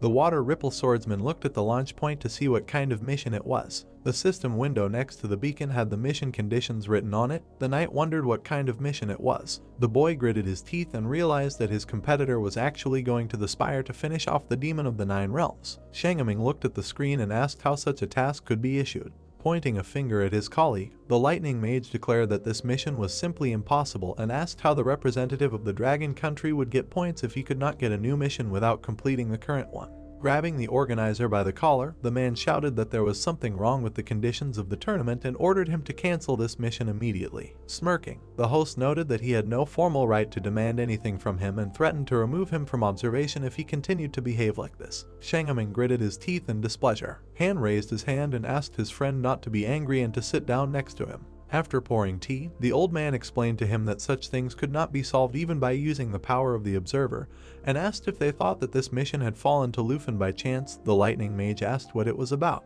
The elder picked up the cup and said that Taki did it on purpose, following the principle of helping his own and hindering others, since they were using the power of the organizers for their own benefit.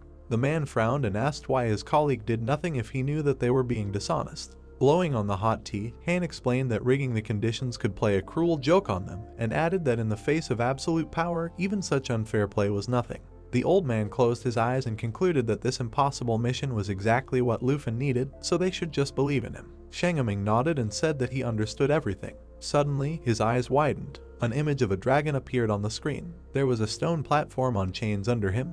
The lightning mage realized that the participant had already found the spire. The protagonist took the sword in his hands and offered his pet to put on a real show here. Giant bats were flying around the spire. The system reported that the demon army of the 9 realms had awakened. Lufin grinned and noticed that these beasts were very similar to the riding pet of the special envoy Changfeng. Zayoi grabbed the bat. The guy decided that now all these demons were nothing more than experience points and tournament rating for him. The young man looked at the pet on his shoulder and asked him to wake up, because it was time to fight. The student ordered the dragon to switch to the form of a destroyer. The entire sky above the spire was engulfed in flames. The stone structure began to crack under the blows. The tamer frowned and ordered the dragon to watch the ground. The demons of the crypt bared their teeth and soared into the air. The protagonist swung his sword and said that they needed to make sure that all the monsters gathered as closely as possible. Lava flames swirled around the reptile, striking the opponents and knocking them down. Lufin looked at the approaching monsters and thought that if he killed them one by one, it would take too long. The guy raised his hand and used Dragon Impulse, which increased all the characteristics and attack power of the pet and its owner. The young man jumped forward and asked Zayoi to prepare for the all-in-flames technique. Her wings were engulfed in flames. The dragon opened its mouth wide and roared, setting fire to all the space below it.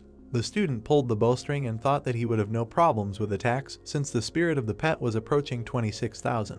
The reptile landed on a stone cube. Tongues of fire rushed into the sky. A powerful explosion was heard at the top of the spire. The tamer chose the moment and released the arrow. She flew through the crowd of monsters and crashed into the spire. At the same time, the winged lizard jumped aside. The blast wave covered the battlefield and caused colossal damage over a large area. The flames erased the bodies of the monsters into ash. The protagonist took out a sword from the monster and said that now it will be much quieter here, because these were all the monsters that were hiding in the spire. The ranking appeared on the screen. Lufin broke into first place. The spectators were shocked that one of the participants decided to attack the Dark Spire, while the other guys who received the same task did not advance much in gaining points. Shangaming opened his mouth in surprise and realized that his colleague was right, that the mission to destroy the demon of the 9 realms was not a burden, but an opportunity. Han put the bowl on the table and was glad at how much damage the dragon was able to inflict.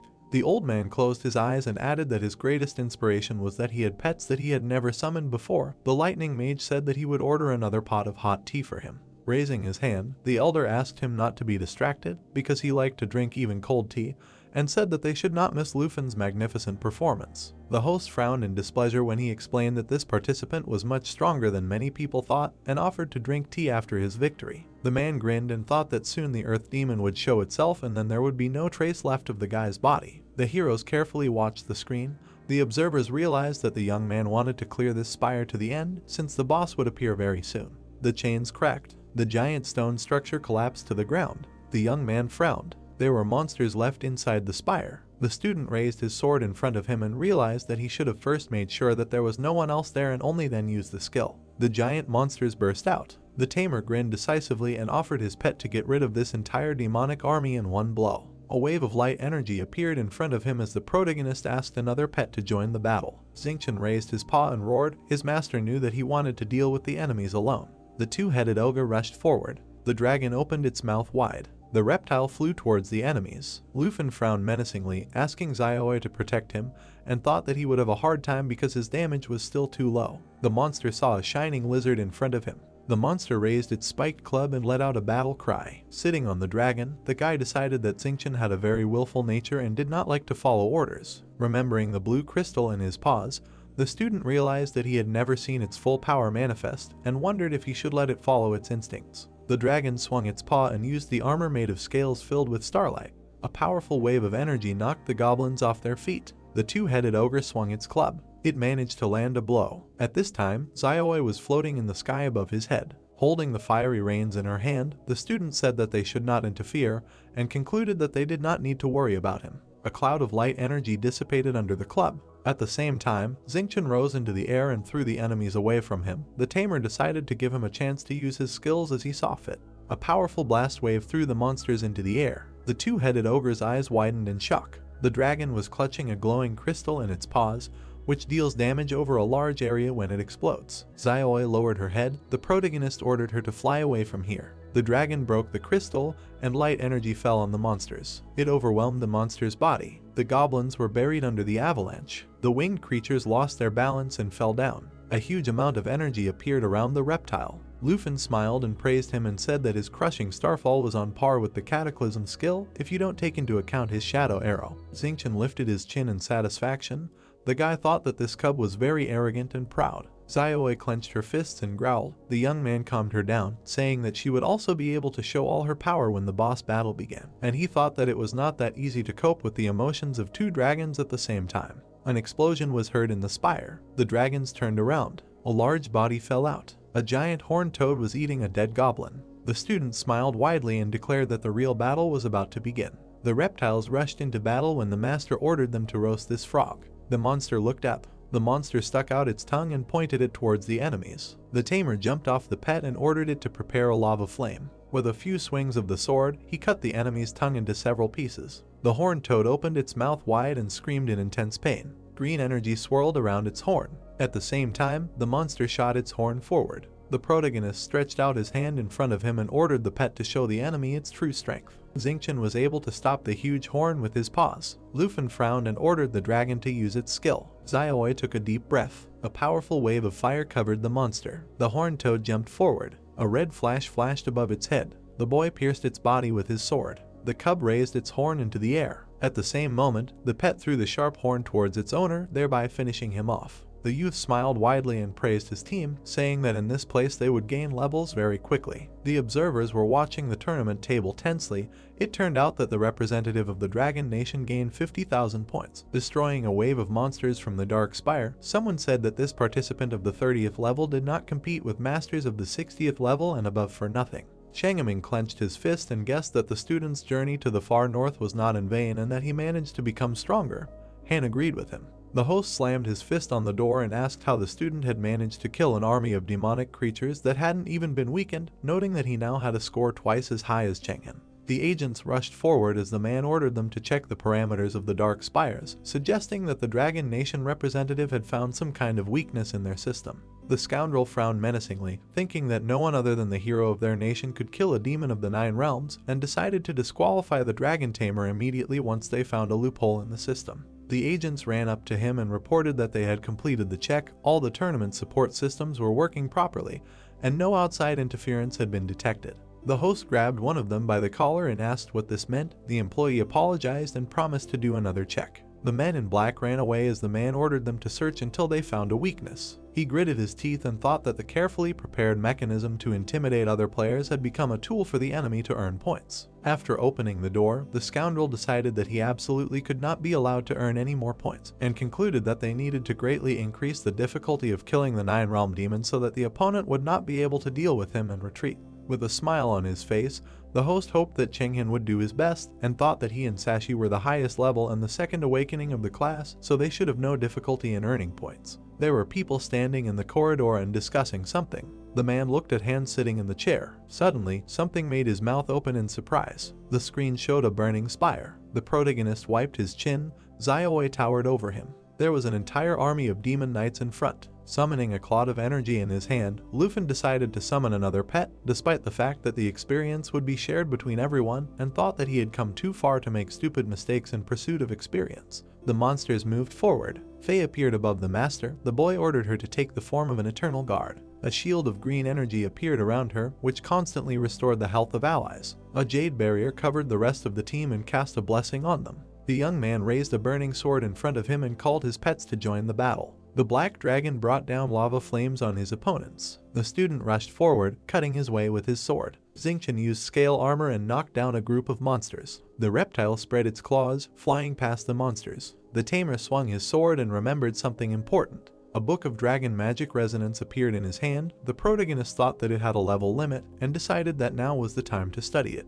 The pages of the book began to turn quickly. The system reported that the user had acquired a new skill. Lufin clenched his fist and realized that he now had access to lava explosion, which meant that he now had the ability to cast joint spells and activate the resonance property. A bright explosion thundered in front of the army of monsters. The guy jumped into the air and asked if his pet was ready for battle. The young man stretched out his hand and used dragon magic. A giant fireball appeared in front of him, causing massive damage on contact. The boss spread his arms in fear. Xiaowei opened her mouth wide and spewed flames when the student ordered her to use lava explosion. The demon raised his sword above himself and screamed in unbearable pain. Looking up, the tamer realized that the passive skill had been activated and thought that the damage from his spell was now 4 times greater than before. The protagonist looked at his hand and felt himself in harmony with the dragon. Flames enveloped the earth. The demon knight melted under its heat. Lufin smiled and ordered the dragon to change its form to a destroyer and finish him off. The reptile opened its mouth wide and flew forward. The monster stopped it with its sword. The guy frowned and decided to help her, since she could not finish off the enemy. Xingqian hit the monster with his long tail. The dragon stuck out its tongue and wished him hell. The boss's body shattered into hundreds of fragments. The system reported that the demon army was destroyed. Sitting on Xiaowei's head, the young man asked when his pet learned to steal other people's kills. The winged lizard looked at his paw. His master realized that he had reached level 15, which meant that he had unlocked his new forms. The student opened the status window in front of him and saw that his pet had gained more than 4,000 points of strength in the forms of Starlight and Nebula. Looking at the dragon, the tamer remembered that in the form of Starlight, his strength increases 5-fold, and concluded that this was very good, despite the time limit of 60 seconds. Faye approached her friend and sniffed him. The protagonist thought that the Nebula form was very similar to the form of Soul Light, because both imply disembodiment and allow you to avoid any attacks, so in this form the pet will be invisible to enemies. Turning around, Lufin noticed that no one had come out of the spire yet, and assumed that the demon army had been completely destroyed. A strong glow appeared from behind the bars. Xiaowei sensed enemies inside the spire. The guy assumed that this was the demon of the 9 realms. The dragons flew to the spire. The young man decided that since no one was coming out to them, they would go inside themselves. The student furrowed his brows decisively and began to explain the plan to his charges. The heroes entered the portal that led to the dark spire. They found themselves in an empty space with stars burning above them. The tamer frowned and realized that this hall was simply enormous, judging by the echo of his steps. Suddenly, a torch lit up next to him. The torches illuminated a long corridor. The protagonist looked ahead and concluded that they were being invited to enter. The dragon raised its ears warily. Lufin took a step forward. Walking along the long corridor, he thought that the demon clearly wanted them to come closer. Gusts of wind swept along the corridor. A chandelier lit up under the ceiling. The guy opened his mouth in surprise and asked what it was. In front of him was a giant throne. The reptile stretched its head forward and roared. The youth called for the demon of the 9 realms to come out immediately. Waves of dark energy swirled in the air. A vortex of black aura appeared on the throne. The voice said that humans killed him a long time ago. The energy turned into a sphere. The voice realized that he was deprived of his body and sealed here. The youth frowned sternly. The monster laughed at the fact that humans decided to keep his soul. The giant hand was shackled with chains. The monster said that this was humiliating for one of the demons of the 9 realms. The demon of the shadow of the earth opened its huge eye and was surprised that he was made into entertainment for human children after his death. The boss swung his paw and asked if the enemy had come to become a hero who would reseal him. His sharp claws approached the student. The monster asked what his last words would be. Suddenly, his claws hit the protective barrier. The tamer smirked and said that the last words should be spoken by his opponent. His sword caught fire. The protagonist ordered Faye to summon the corrupted souls of the Dragon Kings. The dark lizards pounced on the monster. Frowning, the boss felt a powerful presence and asked who this power belonged to. Lufin swung his sword and said that he did not need to know. Xiaoi spat out a giant fireball. The flames of lava rushed towards the enemy. A powerful explosion was heard in the hall. The guy opened his mouth in surprise and realized that the attack went through because the boss became incorporeal. The young man looked around. A booming laugh came from the void. The system reported that the enemy was able to merge with the shadows on the ground. The student squinted and thought that things were bad, because the observation skill can only find those who are hiding or using disguise, but magical stealth is not under his control. The monster appeared behind Faye. The monster extended his hand forward and wished death, but the dragon was able to defend itself under the jade light. The boss dissolved into the shadows again and asked how long the opponents would have enough strength. The tamer realized that such a passive strategy would lead to nothing and that they simply had no choice. The protagonist looked away. The Earth Shadow Demon grabbed his sword and declared that his last hour had come. Lufin determinedly knitted his brows and said that now he would no longer be able to hide from him. A starfall fell on the monster. The monster looked at its paw and asked what it was. The system reported that the stealth effect had been cancelled. The guy smiled widely and offered the pet to test its new skills. A starry sky appeared under the ceiling. The boss shouted that it was impossible. Xingqian spread his wings. A glowing mane appeared on his head. The star dragon flew into the air and took the form of a nebula. The demon asked if he had really been here all this time. Xiaoi swung her burning paw. The boy asked what the enemy's last words would be. Falling stars hit the monster's body. The monster turned to the student and called his trick pathetic. He stretched out his hands and said that even if the enemy got rid of all the shadows in this hall, it would not help him. The tamer jumped on his hand and ordered Faye to switch to the soul light form. The protagonist found himself on the head of the black dragon. Lufin raised his sword in front of him and shouted that the enemy would not be able to hide from him. Green magic sparkled in his hand. The master and pet used a joint spell to increase the allies' attributes. Xiaoi's eyes lit up. The dragon spread its flaming wings. The boss said that this could not be, because humans are not allowed to use such power. The boy opened his mouth wide and called on the pet to attack. The reptile dealt a powerful blow to the demon of the shadow of the earth. The monster raised its paw and asked why the ancient dragons that ruled the land like gods allowed themselves to be enslaved by a mere ant.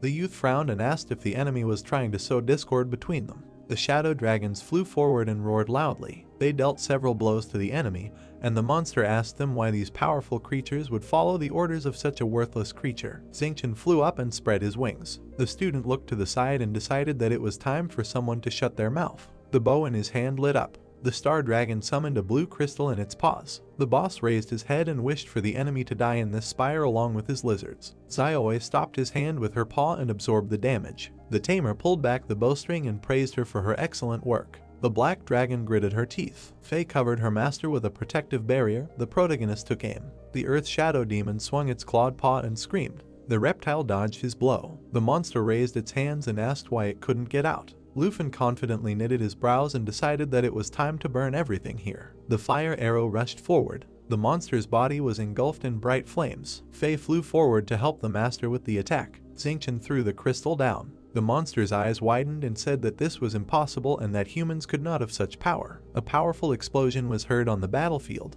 Shangaming opened his mouth in surprise and asked if the participant had just killed the demon of the 9 realms. Han sat silently in his chair. The host thought that this simply could not be, because only the 5 heroes who once sealed the boss had such power, and decided to urgently change the number of rating points given for killing him. Suddenly, the man stared at the screen as someone shouted that the monster was still alive. The image of Xiaoi appeared on the monitor, and people were shocked at how strong the ancient monsters were. The boss dug his claws into the ground. The Earth Shadow Demon raised his head and said that it was truly humiliating that a human had knocked him down. The boy narrowed his eyes in disdain and asked if the enemy hadn't noticed that the attack had not yet been completed and that his other 2 dragons had disappeared for a while. 2 flashes flashed above the monster's head. The shadows of the ancient dragons rushed down. The monster raised his hand and accused them of daring to act disrespectfully and arrogantly even though they were just human pets. The boss swung his claws and shouted that he would never fall to a human's hand again. A powerful explosion of purple energy was heard in front of him. Bright flames engulfed the entire room.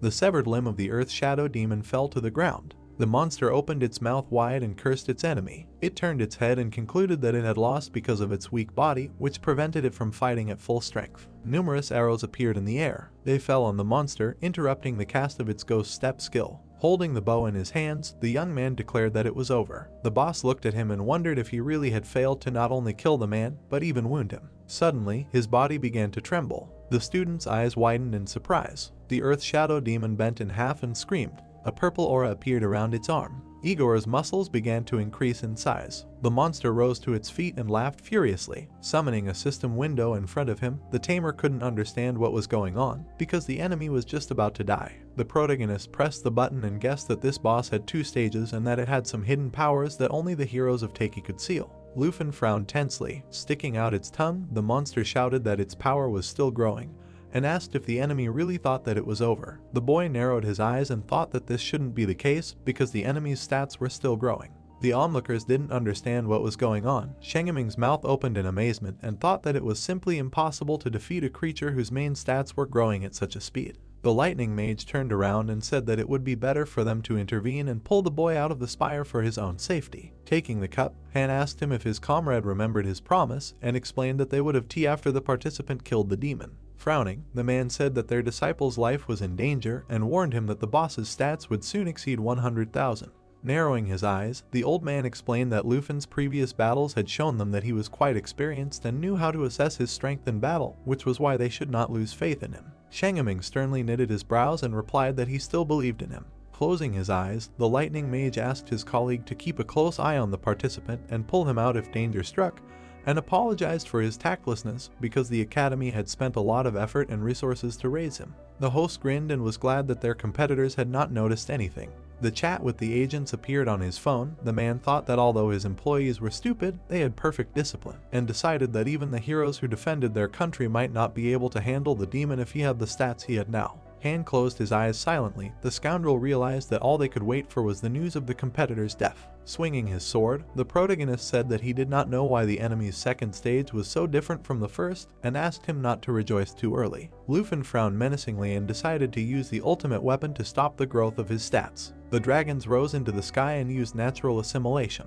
The monster swung its paw and let out a battle cry. The monster slammed the ground in front of it. The guy took the reins in his hands and ordered his pet to use the cry of destruction. Xiaoi opened her mouth wide and used a powerful roar that dealt massive damage to all targets. The boss spread his arms and declared that the enemy would never be able to kill him. The youth raised his sword above his head and declared that the summoned dragons had unlocked the forbidden magic of the dragon tongue. The student cut the air with his blade, while the reptiles released powerful streams of energy. The Earth Shadow Demon widened his eyes and decided to show him what happens to those who underestimate the power of an ancient beast. Suddenly, bright stars illuminated his body. The Tamer grinned and said that, to his deepest regret, the enemy underestimated his strength. Xingqian's body began to shine. Sitting on Xiaoi's head, the protagonist concluded that his opponent had only one fate, death. The star dragon opened its mouth and roared. The monster looked at him in fear. The reptile belched a wave of powerful star destruction light. The stream of energy fell on the monster, who could not believe that this was his fate. His body began to dissolve into thin air. The boss was angry that he had lost his power, which he had gained only for a moment. Soon, there was almost nothing left of him.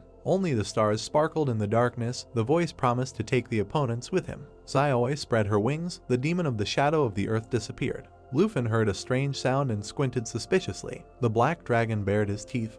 The guy realized that the enemy had decided to detonate himself and shouted that they needed to get out of here urgently because the spire would soon explode. The outer walls of the building began to crack. Stone debris fell to the ground. A wave of fiery energy flew out of the spire. The heroes rose into the air above the dungeon. The young man said that they barely managed to fly out and thought that it was worth it because for killing the demon of the 9 realms, Xingqian received 2 levels at once. Looking at the system notification, The student remembered that the one who was first place initially had 50,000 points and felt a little confident since he already had more than 500,000 points. The ranking of the tournament participants appeared on the screen. The observers were shocked at how quickly the representative of the dragon country was able to break ahead. Shangming said that their student was able to win. Han folded his hands on his knees and explained that at such a young age, it was not that easy to achieve such a high level of dual skill. The lightning mage reminded that they spent a lot of effort on training him at the Longdu Academy because his talent should be revealed to the world. The heroes looked at the screen. The old man decided that the boy must have worked very hard to show the world his skills. The man agreed with him because he personally trained him. Someone's dissatisfied cry was heard. The host threw his phone on the floor and broke it. The agent asked if everything was okay with him. The scoundrel headed for the exit and apologized for his lack of restraint. Shangming looked at him in surprise and asked what was wrong with him. Since the representative of Taiki was in second place, Han told him not to worry about it and reminded him that they should have a cup of tea. The man slammed his fist on the wall. He frowned angrily and thought that this was simply unforgivable. He found it hard to believe that a child from a foreign country could destroy a monster that only the renowned heroes of the nation could handle. The agents approached him and asked him why they were unable to contact him. The host grabbed one of them by the shirt and asked if they really had cranked up the boss's stats to the max. The agent confirmed this and said that the representative of the Dragon Nation had very high agility and excellent combat power. Gritting his teeth, the scoundrel decided that something was definitely wrong with him and assumed that the participant had found some kind of weakness. Otherwise, he would not have been able to defeat such a powerful demon. Other observers passed by the office. The lightning mage asked if his colleague wanted to take a walk. The old man explained that the students' further actions were not that important, so he wanted to go get tea together. Shangming raised his hand and expressed confidence that their student had no rivals in this tournament. Judging by his fight with the demon of the 9 realms, the elder chuckled and said that he watched his fights for the whole night, so he needed to rest. The man gave them a dissatisfied look. Pointing a finger at the agent, he assumed that the observers from the Dragon State must have something to do with this, and asked the staff to immediately report to him if anything strange happened. The host followed the heroes and thought that they had found some kind of vulnerability that allowed their participant to defeat the demon of the 9 realms himself. The heroes walked around the corner. Han realized that if everything went smoothly, they would be in first place in the tournament. The lightning mage felt more confident and apologized for being so nervous earlier. Shangming scratched his head and said that they had arrived. The old man laughed and remembered his expression a few minutes ago. The scoundrel decided that he needed to find some evidence to remove the Dragon State from the alliance of 23 countries. Suddenly, a flash of light flashed behind him. A sharp knife pierced the wall right in front of his face. The man spread his arms in shock, seeing that there was no one here, and wondered who had just attacked him. Looking at the level 90 Dark Reaper, the host realized that this weapon belonged to one of the 4 absolute swords and mentally called himself too careless. The scoundrel put his fingers on the wound on his cheek and realized that it was a warning. He ran back and thought that he couldn't stay here any longer because he could die if the 4 absolute swords decided to kill him. 10 minutes later, the observers were walking down the hallway. Shangming suggested that they return to the control room to watch Luffen's new exploits. Han noticed a knife mark on the wall. The old man closed his eyes and said that Taiki had no conscience at all. The agents ran to their boss and were glad that he had returned. One of them handed him a phone and said that there were a lot of missed calls. His comrade asked if everything was okay with their boss. The man snatched the phone from his hands and ordered them to return to the control room and continue watching the competition. The host looked at the screen. A lot of angry messages appeared on the application. The scoundrel thought that his colleagues did not understand that he was trying to eliminate the competitor from the game all this time.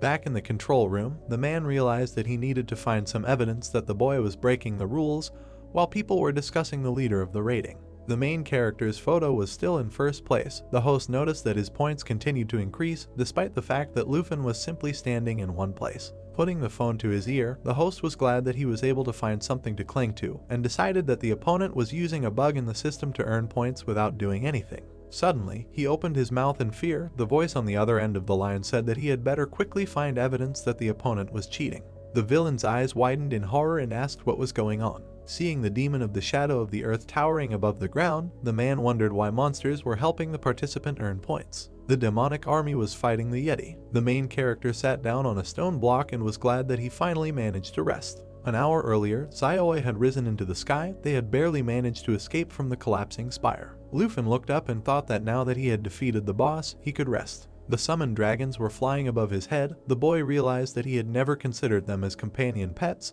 but during the battle they had proven themselves to be strong. The heroes approached the destroyed building. The hand of the demon of the shadow of the earth was sticking out from under the rubble. Putting his hand to his chin, the young man remembered how Faye had managed to pull the dragons out of the control of the ancient god, after which they were able to absorb and keep the energy of desecration that the ancient god tried to subjugate them with. Beihua was holding a crystal in his hands. Not long before this, the squad found out that there was a difference between the creatures affected by desecration, since all the fallen puppets were either monsters or revived undead. The student looked up at the sky and concluded that he had 2 corrupted dragons at his disposal that were filled to the brim with the power of an ancient god. The Tamer glanced at the throne and noticed that there was a dead demon and a bunch of his minions. The protagonist smirked and said that this could be an interesting opportunity. The dragons gritted their teeth angrily. Sitting on the throne, Lufin doubted that this could work, since the ghostly reptiles could not control corpses, and thought that they were only servants and would not control puppets and slaves. The guy assumed that he would not be able to implement his idea after all. Someone poked his hand.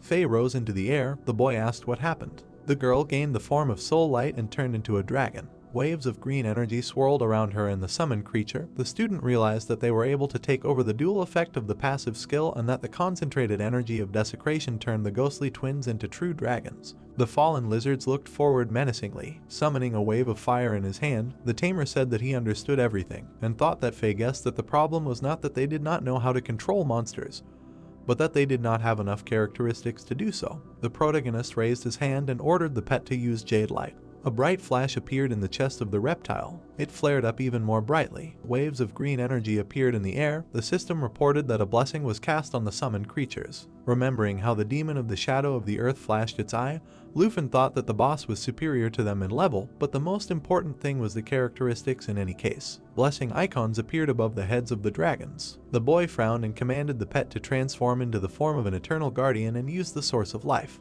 Faye spread her wings and used a skill that restores the health of allied creatures. The ghostly twins opened their mouths and rushed forward. Their eyes sparkled. Stretching out his hand, the boy realized that their stats had surpassed the demon's values, and ordered them to direct their corrupted energy at him and force him to become their puppet. A wave of purple energy covered the monster's hand. The demon knights rose to their feet. The dead rose from the dead one after another. Clenching his fist, the student realized that it worked and that the corpses of the demons who died in battle turned into puppets, and he thought that with such a huge army, the issue of gaining points is solved by itself. Frowning, the Tamer decided that he now had the ability to control the puppets and even heal them, and wondered if he could take this army with him and summon him outside the training dungeon. The protagonist looked ahead and realized that he could lead this army and cause a catastrophe in the lands of Taki comparable to what happened when the demon of the shadow of the earth came 50 years ago. The boss slapped his paw on the ground. He managed to get out from under the rubble of the spire. Lufin grinned and realized that the ancient monster that once almost destroyed an entire kingdom had become his fallen puppet and was ready to do his every command.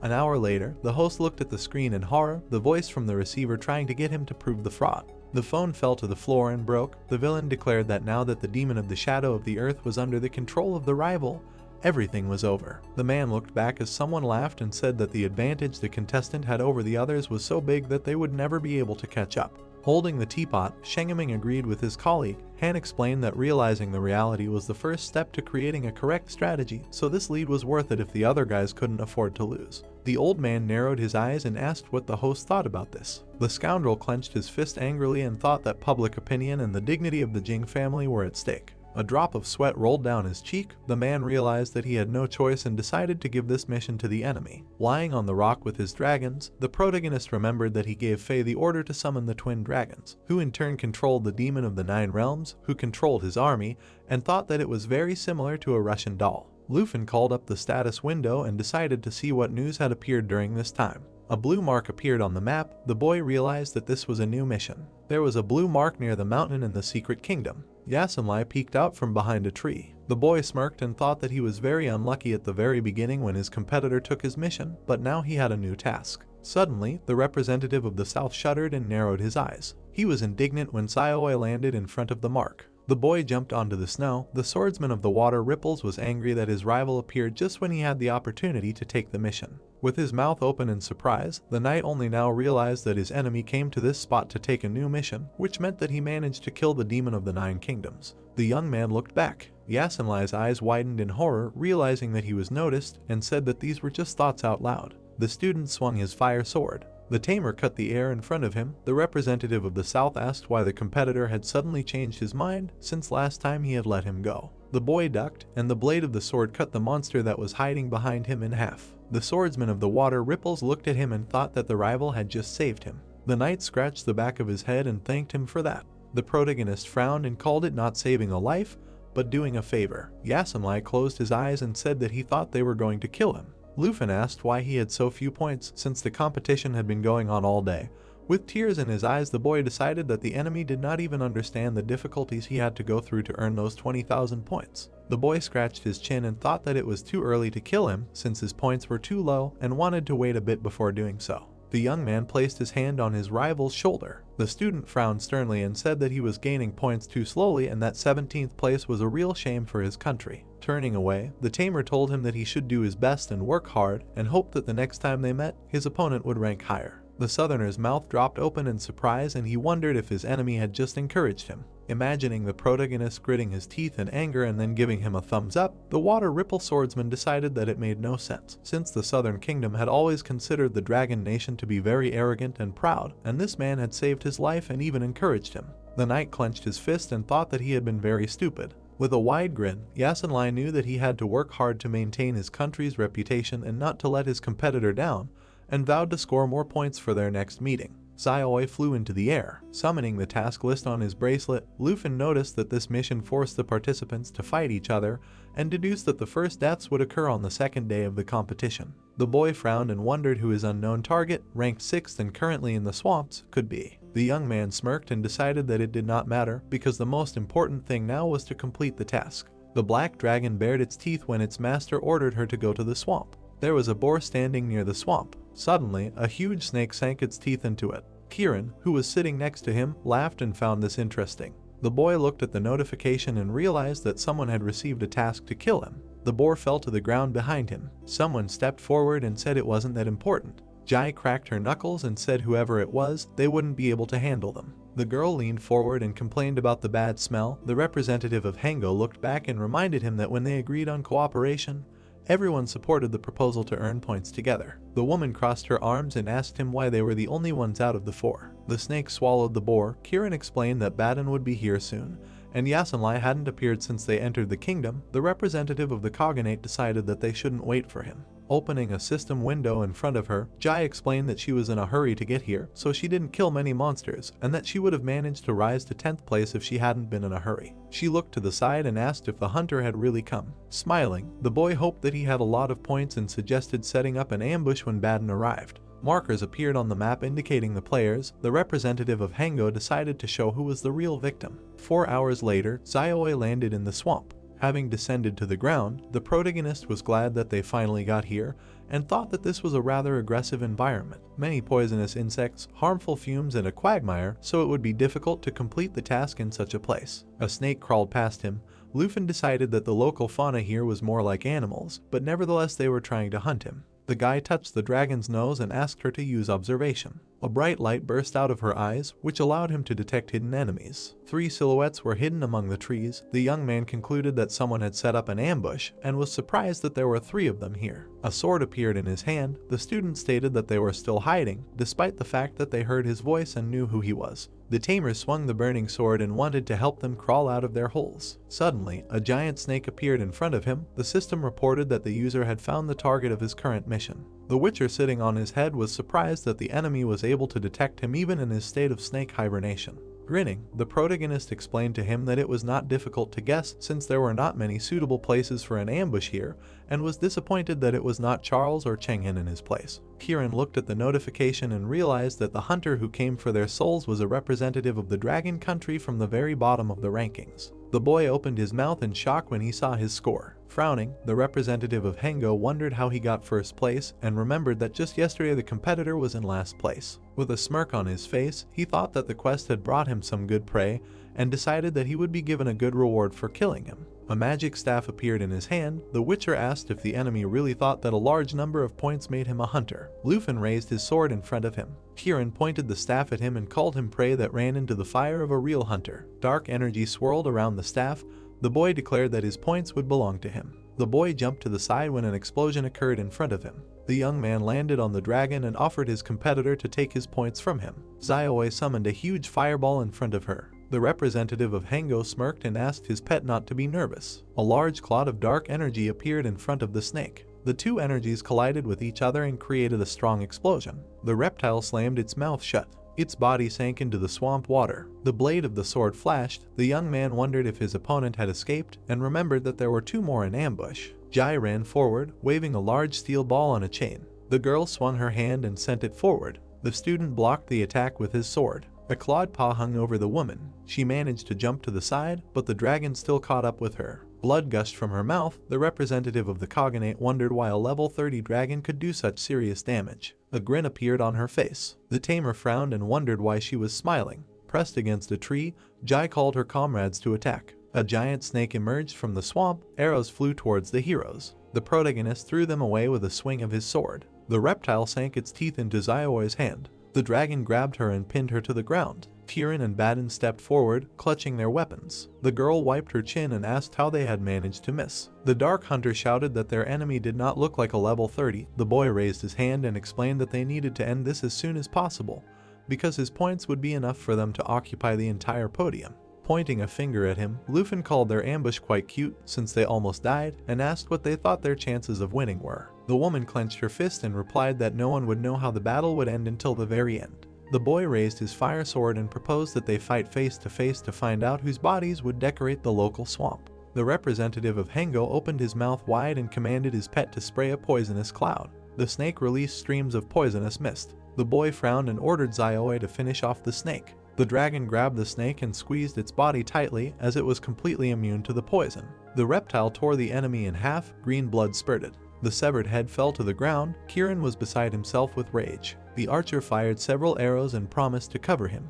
The student dodged the arrows and asked what his enemy was going to do. The boy raised his staff above his head and used a magic array. A ball of fanged snakes appeared in front of him. They pounced on the enemy, cutting them into pieces. The tamer thought that there were too many of them and decided that he could not stay here with them for long. The representative of Hengo grinned and said that while the competitor could not get out of the array, they needed to finish off the dragon. Baden asked if the snakes would attack them. Easy Eye clutched the morning star in her hands and asked them not to waste time. A fiery explosion was heard in front of the Witcher. A dragon paw appeared in the fire. The protagonist appeared in front of Zioi and said that this spell was just an annoying little thing. Kirin looked at him and decided to use something else. A huge cloud of dark energy appeared above his head, from which snakes fell. The girl opened her mouth wide and screamed furiously. Lufin stopped the steel ball with his hand. On the other side, the Dark Hunter shot arrows at him. The dragon protected its owner with its rough wing. The boy raised his eyebrows and felt a strange earthquake. Smiling widely, the boy shouted that his pet had come back to life and ordered it to use its body to release the poison.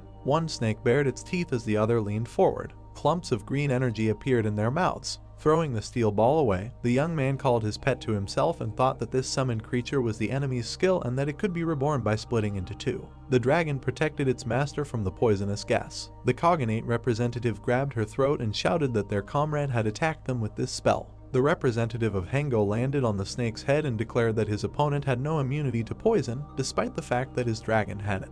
The Witcher spread his arms and said that the enemy would die if he was poisoned. Jai's eyes widened and asked him to give her an antidote because she could no longer breathe. Kirin narrowed his eyes and thought that his opponent should have died in this poisonous fog. The girl fell to the ground. The boy came to the conclusion that they had accidentally entered the skills area of effect, which meant that their points would also go to him. Baden rose to his feet and asked his friend to help his ally. Suddenly, the Dark Hunter also fell to the ground and grabbed his throat. The woman tried to rise. The system reported that the poison effect had been removed. White energy appeared around the staff. The representative of Hengo apologized for what happened and promised to cast immunity to poison on them during their next battle. The Witcher looked down and remembered that Andre and Charles were still among the rivals, but it was too early to get rid of them. The representative of the cognate wiped her chin. Kirin ordered her to check the competitor's body. Suddenly, he clenched his teeth in fear. The protagonist smiled and said that they did not need to check him. The archer opened his mouth in horror. DZI frowned tensely, standing on the enraged dragon. Lufin praised the enemy for their excellent performance and noted that their alliance was quite unreliable.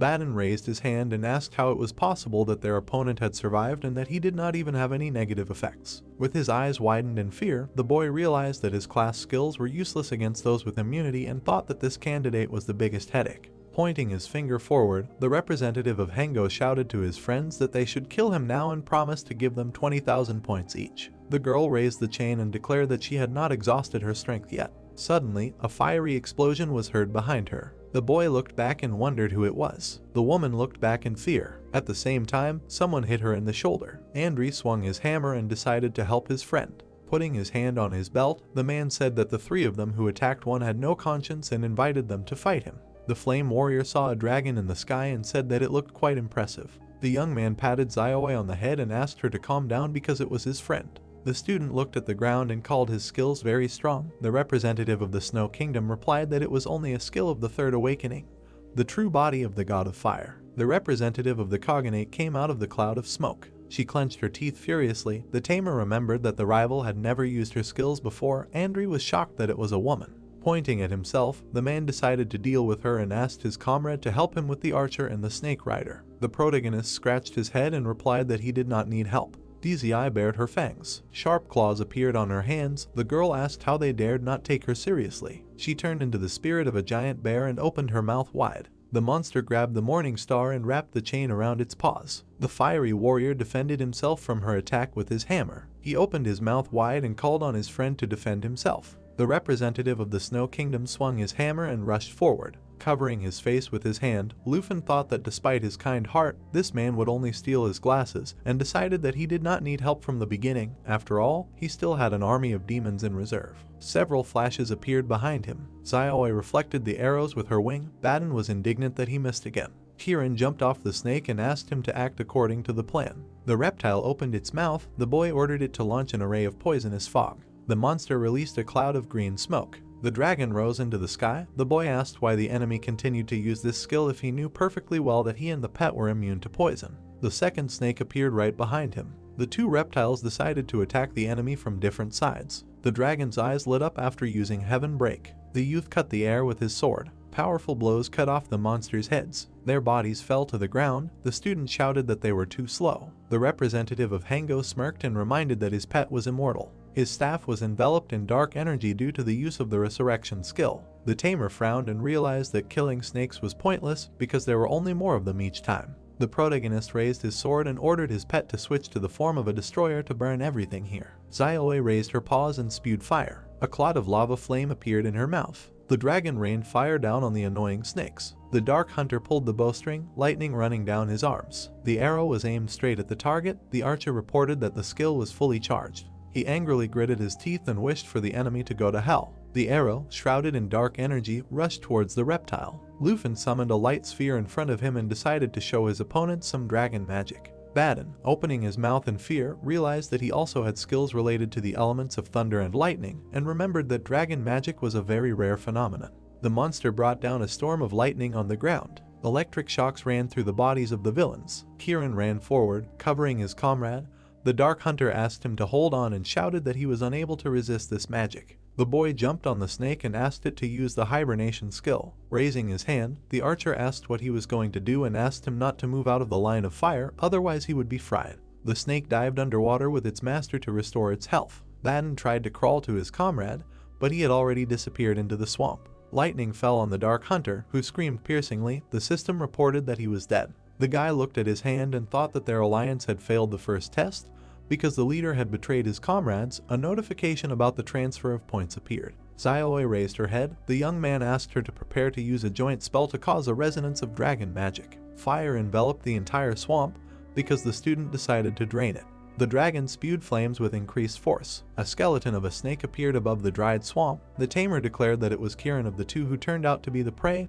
The system reported his death. Sitting on the dragon, the protagonist watched his points grow. The system window shone in his eyes. Lufin thought that he managed to get 160,000 for the death of his opponents. The boy looked back when he heard his friend's voice. A drop of sweat rolled down his face. An explosion thundered in the area of the international tournament. The bear lowered his head and began to breathe heavily. Andri raised the hammer over his head. DZI opened her mouth in fear and asked him to stop. The man hit her hard on the head. The fiery warrior raised the hammer along with the monster and said that a rat that only knows how to hide in the shadows and weave dirty conspiracies against others does not deserve the right to forgiveness. The representative of the Snow Kingdom threw the woman towards the dragon and asked his friend to finish her off. The young man took the bow in his hands and was surprised that his competitor allowed him to take points for her, because according to the rules, only the one who finishes off the opponent gets them. The arrow of the dark serpent pierced the body of the representative of the Cognate. The student decided that it was stupid to refuse what was coming into his hands. Xiaoi bared her teeth and growled. Andri hurried to explain that he came to help when he saw that the enemies attacked her master. The tamer jumped down and thanked him for his help. Smiling, the man said that he owed him a delicious dinner and added that it was time for him to go to earn even more points. The fiery knight rose into the air with the help of fiery wings. He closed his eyes and asked if his friend had any food. The heroes had a picnic in the forest. The representative of the Snow Kingdom said that there was nothing tastier than their food and offered to exchange his points for this chicken. The main character replied that he did not need points and said that he would be happy to share with him for free. Andri bit the chicken and decided to give him a few thousand points in the name of justice. A status window appeared above the bracelet. The man asked in shock where he got 700,000 points from. Looking at his comrade's status window, Lufin asked if he had really been given a mission to kill the demon of the 9 kingdoms. The fiery knight opened his mouth in fear and asked if his friend was really going to storm the dark spire with so many points. Holding a cup of tea in his hand, the guy explained that he came here primarily because of it, and added that the Dark Spire is an ideal place to farm points since the number of points depends on the strength of the enemy. Imagining the burning lands around the Dark Spire, the representative of the Snow Kingdom realized that he would have died there already on the 3rd wave of monsters, if not for the features of his class, and was surprised that his comrade was using it as a point for farming competition points. The young man took a sip. Andre was glad that they had developed a normal relationship with him, because neither he nor Charles could compare with him in strength. The man closed his eyes and said that he wanted his friend to share his secret of how to score so many points with him, and said that it was now clear to him that he would not be able to cope with this method. The student confirmed that the Dark Spire was a very dangerous place. Looking at Xiaoi, the fiery knight decided that it was the pet that gave him a strong advantage, and remembered that the dragon tamer was not for nothing considered one of the 3 strongest hidden classes in the world. The girl bared her teeth menacingly. The representative of the Snow Kingdom asked her not to look at him like that.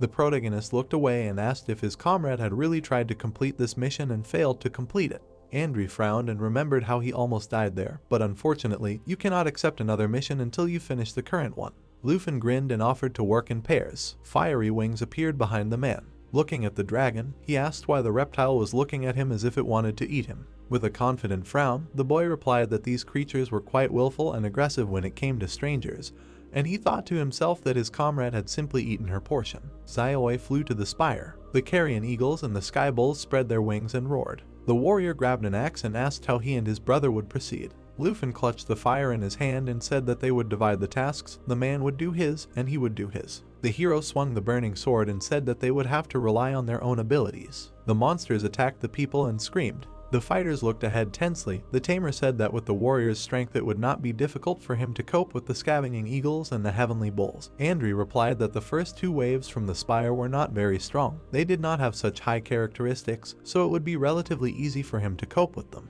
Lufin cast a call. He passed these 2 waves to the representative of the Snow Kingdom. The star dragon appeared on the hero's hand. He was going to deal with the monsters inside. Sweat appeared on the man's face. He asked again in surprise. The young guy turned and shouted, asking the dragon to take the form of a starry radiance. The creature began to transform and grow. The tamer demanded to use the intersection of the starry sky so that they could break through the entrance to the spire. The system reported the effect of this technique. The dragon's claws began to release lightning. Lufin smiled. Instead of waiting for the waves of monsters to come out of the spire, it would be better to go inside and kill them all at once. This should save time. The space crumbled and a rift appeared. The system notified the hero that the intersection of the starry sky created a portal through space, allowing him to go to the desired point. 2 dragons dived into the black portal. The rider finally asked the warrior to clean everything here. While he would act inside the spire, the man was puzzled. Where did the tamer get 2 dragons from? The crack in space began to tighten. The monsters flew through the cold clouds. They entered the dark spire. The guy looked around and moaned that they were being met with pomp. A bunch of abyss moths and crypt eaters along with dark knights looked at the hero. The demon of the earth noted that since the heroes had enough courage to enter this place, he would give them the right. How exactly they would die, the system showed a description of the monster. Lufin began the call. He was sorry that the demon was not happy to see him. The emerald dragon appeared above the hero. He had prepared a wonderful gift for their meeting, but it would have to wait. The system showed the dragon's characteristics and reported that his pedigree doubled all positive effects imposed on dragons and people associated with them. Faye spread her wings. She began to bless, the description of which was shown by the system. pets flew to attack, the young man shouted that he was not impressed by the number of monsters. Hordes rushed into battle. Leofin swung his sword and shouted to the star dragon to prepare for cleansing. Xiaoi flew in front of the monsters and drowned everyone in fire. The system showed a description of the action of her attacks and a special technique of cataclysm, followed by a crushing starfall. The rider led forward. System windows popped up in front of him. He ordered to use the light of destruction. The space of the spire was filled with energy spheres. A crystal appeared in the air, releasing red light. There was an explosion and a description of the technique appeared. The monsters surrounded the emerald dragon. Faye flapped her wings, thereby tearing the enemies apart. The system reported that it reflected the damage and reported that the star dragon form had 5 seconds left to act. He opened his mouth, in which a bright light had accumulated, and shot a powerful beam from it. The system showed a description of the light of stellar destruction. The light enveloped the bodies of strange creatures. They only had time to scream. The heroes' team hung in the air. The captain smiled contentedly, but said that it could have been faster. Desecrated dragon souls jumped out at them from the darkness. The guy looked to the side and ordered Faye to summon the dragon kings. A rod appeared above the dragon's head. Natural assimilation began. Xingqian began to change shape to the form of a nebula. Comets flew from the cosmic cloud at the monsters. The dragons and the hero looked at the system windows. It awarded them new levels. The man said that this is exactly the speed with which you need to earn points. A moth of the abyss came out through the nebula to the giants. A green cloud of corrosive poison flew at Xingqian. A small black hole appeared in front of the dragon. In an instant, the sphere grew many times and began to suck in the moths. The system showed its description. The monsters' bodies stretched and even the light was sucked in along with them. Xingqian watched them with an angry look. He created 2 more black holes in front of him. The black dragon flew up from behind and left. The hero shuddered. Through the smoke, it was clear that the demon had disappeared. Sinister eyes lit up in the shadows behind the man. The system showed a description of the effect of the split shadow, thanks to which the bearer of the skill could not be detected. A deadly spiral with its own description appeared from the void. The monster looked at it in surprise. Its stealth effect was cancelled. The demon of the shadow of the earth hit him in the face. The beetle was thrown into the nearest wall. He raised his muzzle and asked, "How dare he come here?" The demon opened its fanged mouth and smiled. The villain asked why he was helping the man and demanded an answer. The giant's body disappeared and only a smile remained. He used a ghost step. The system showed his description. He jumped out of the shadows behind the beetle and raised his fist. The villain's head was separated from his body. The demon used a bloody claw blade. The enemy's lower body jerked. Xiaoi flew up, creating a cataclysm under her. Leofin put 2 fingers together and asked if the demon liked meeting an old friend. The monsters stood opposite each other in the tournament venue, in the swamp area inside the dark peak. The beetle looked at the demon. He said that the ancient demon god was defeated by a man twice and now serves as his puppet. The shadow demon opened his mouth, showing his eye. His enemy called it just an abomination, because someone like him cannot be equal to him in strength. The centipede rose higher and screamed that he and the pathetic humans who brought him here, they all deserve to die. The system showed a description of the earth demon. He loomed over the dragons and noted that the man's aura was radiating danger. He decided that he needed to deal with him as soon as possible. He began to create a death spiral. The shadow demon entered a clinch with the beetle, interrupting his skill. The villain screamed, asking what the shadow dared to do. The monster created shadow clones around the friendly demon. The monster responded by creating its clones and the battle began. The hero summoned a sword and smiled. He said that since he liked his gift, he would then add fuel to the fire of the meeting of old friends. The black dragon spread its wings. The man ordered to summon demonic soldiers. A bunch of soldiers started jumping out of the portal, ready to fight. The earth demon opened his mouth, noting that a mere human had subdued an entire army of dark spire warriors. The shadow demon suddenly struck him in the carcass. Lufin looked at them with excitement. He noted that both opponents were ancient powerful monsters. He wanted to see who would be stronger. The dark army ran to attack with a scream. The converted moths flew over the crowds of monsters. A massive bloody battle began. The beetle's face was covered in sweat. He asked how a pathetic human could wield such incredible power. The dragons flew up to him. The tamer shouted that it was his turn. The earth demon raised his muzzle and shouted that they should not take wishful thinking for reality. A poisonous cloud covered the battlefield. The warriors began to look around in confusion. The worms and the beetle raised their muzzles when acid rain began. The centipede tried to hide from the hero. The guy began to cast dragon inspiration. Lights lit up above the foreheads of the pets.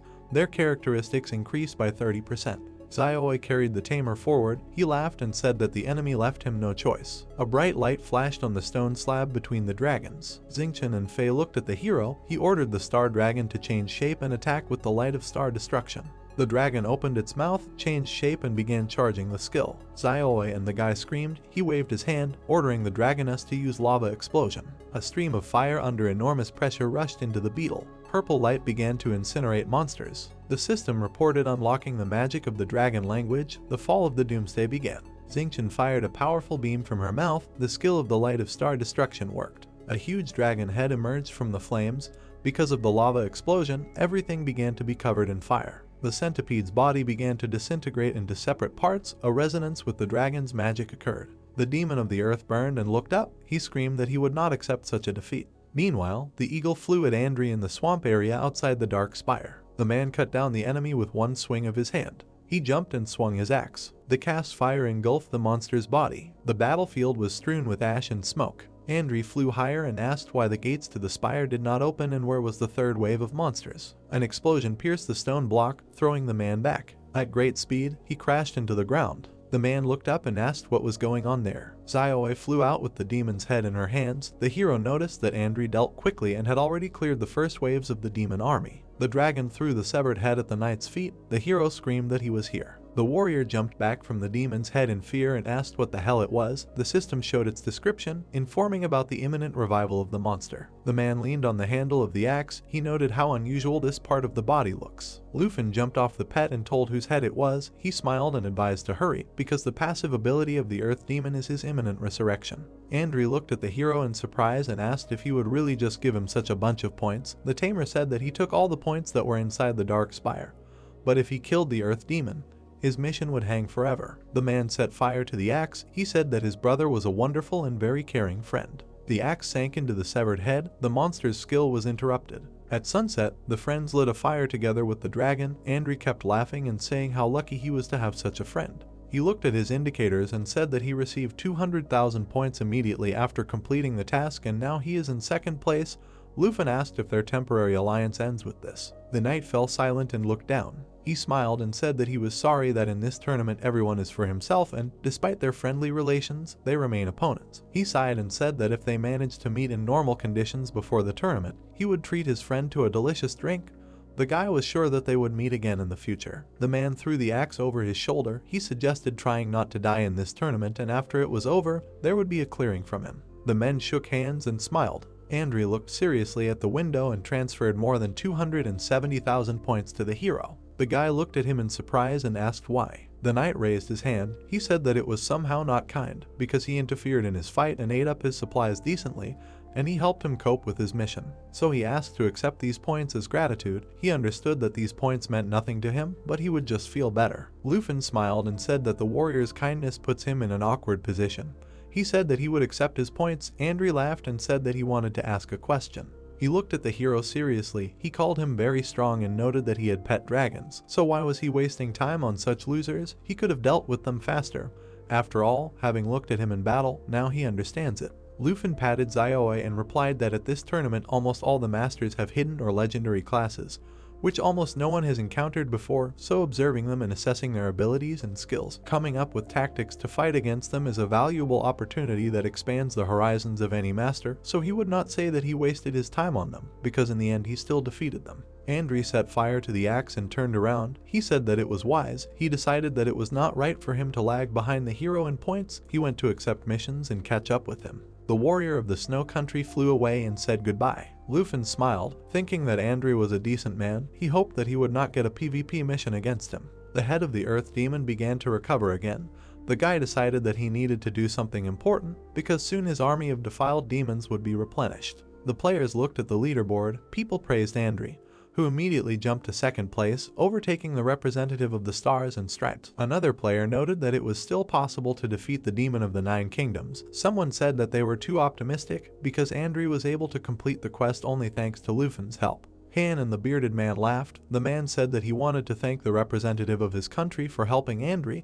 He asked to accept their sincere gratitude. They shook the old man's hand and he said that Andri was a fair young man, because when he saw that Lufin was attacked by several players, he immediately rushed to help, and such behavior deserves respect. They noted that the representative of Taiji fell to third place. Mr. Jin angrily squeezed his phone to the side, thinking that even this simpleton surpassed Chenghen's result. He understood that if Charles continued to gain points at the same pace, then they would be knocked down from third place. The man sweated and looked at the screen. He thought that manual control over missions and tweaking characteristics was not enough. He told himself that there was one last way to stop the hero. The employee looked out from behind the corner and told the master that he had important information for him. The master asked what it was. He glanced at the subordinate. He whispered that all this was really important because the scroll was ready. Jin smiled and said that then he could begin. He demanded to deliver it to the place. The man reached for the case and asked if this information was verified. Were they finished with the scroll? The subordinate said yes. He said that everything was done quite quickly thanks to the backdoor in the dungeon system, which they left during the construction phase. The guy opened the case and added, since they were doing everything in a hurry, there was no time to test it, so there is some possibility that there may be problems with the item. However, the enhancement master who was working on it assured that it was possible to use the scroll and the desired effect would be achieved. The system showed a description of the teleportation item. The master carefully took the scroll and noted that it was extremely unstable. The subordinate began to sweat. He said that they had been watching the hero in the background for a long time and did not find anything unusual in his actions. Jin angrily squeezed the item and said that it was all because they were both idiots. He noted to himself that it would be impossible to expose the hero from the office. He would have to use the scroll and bring the action to the final plan. The employees humbly looked at the boss. He ordered that this corridor be guarded and added that no one should disturb him until he returned. One of the guys asked what the master meant. Jin opened the portal. He used the scroll to personally enter the testing area and deliver the message. The system reported that the created portal was unstable. The servants were alarmed. They began to shout that the portal was too unstable and warned about observers from other countries and that a serious scandal could arise. The master turned around. He warned the specialists, broadcasting that until he returned, they should not turn on the image from the desert for the observers. He ordered not to let anyone in, because if they found out about the portal, the reputation of their organization would be trampled into the dirt. He hoped that the guys understood this. The agent took a few steps forward and said yes sir, but the boss had something else. He gloomily pointed his hand forward and ordered to launch the final mission.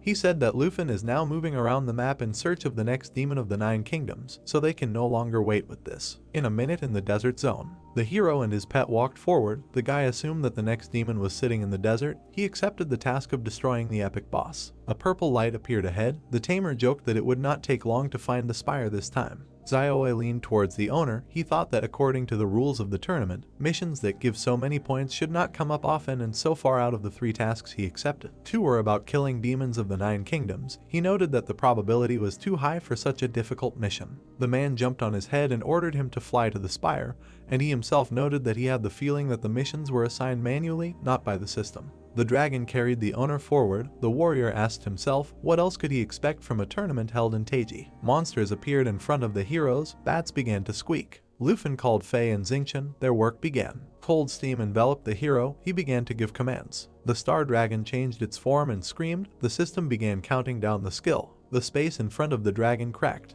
A rift opened, in which the hero's pets hid. Lufin jumped onto the floor of the dark spire. With a team of dragons, he began to move forward. On a huge throne, surrounded by hordes of monsters, sat the demon of the earth. He was indignant. How dare they invade his domain? He turned his muzzle to the man and asked if he was looking for his death. The system opened his characteristics. Fei and the owner began to cast. The warrior smiled. He apologized for the intrusion and disturbance, but an unfortunate mistake crept into the demon's words. Because of the 2 of them, he would die today. The use of Dragon Kai began. Desecrated fallen demons appeared behind the hero.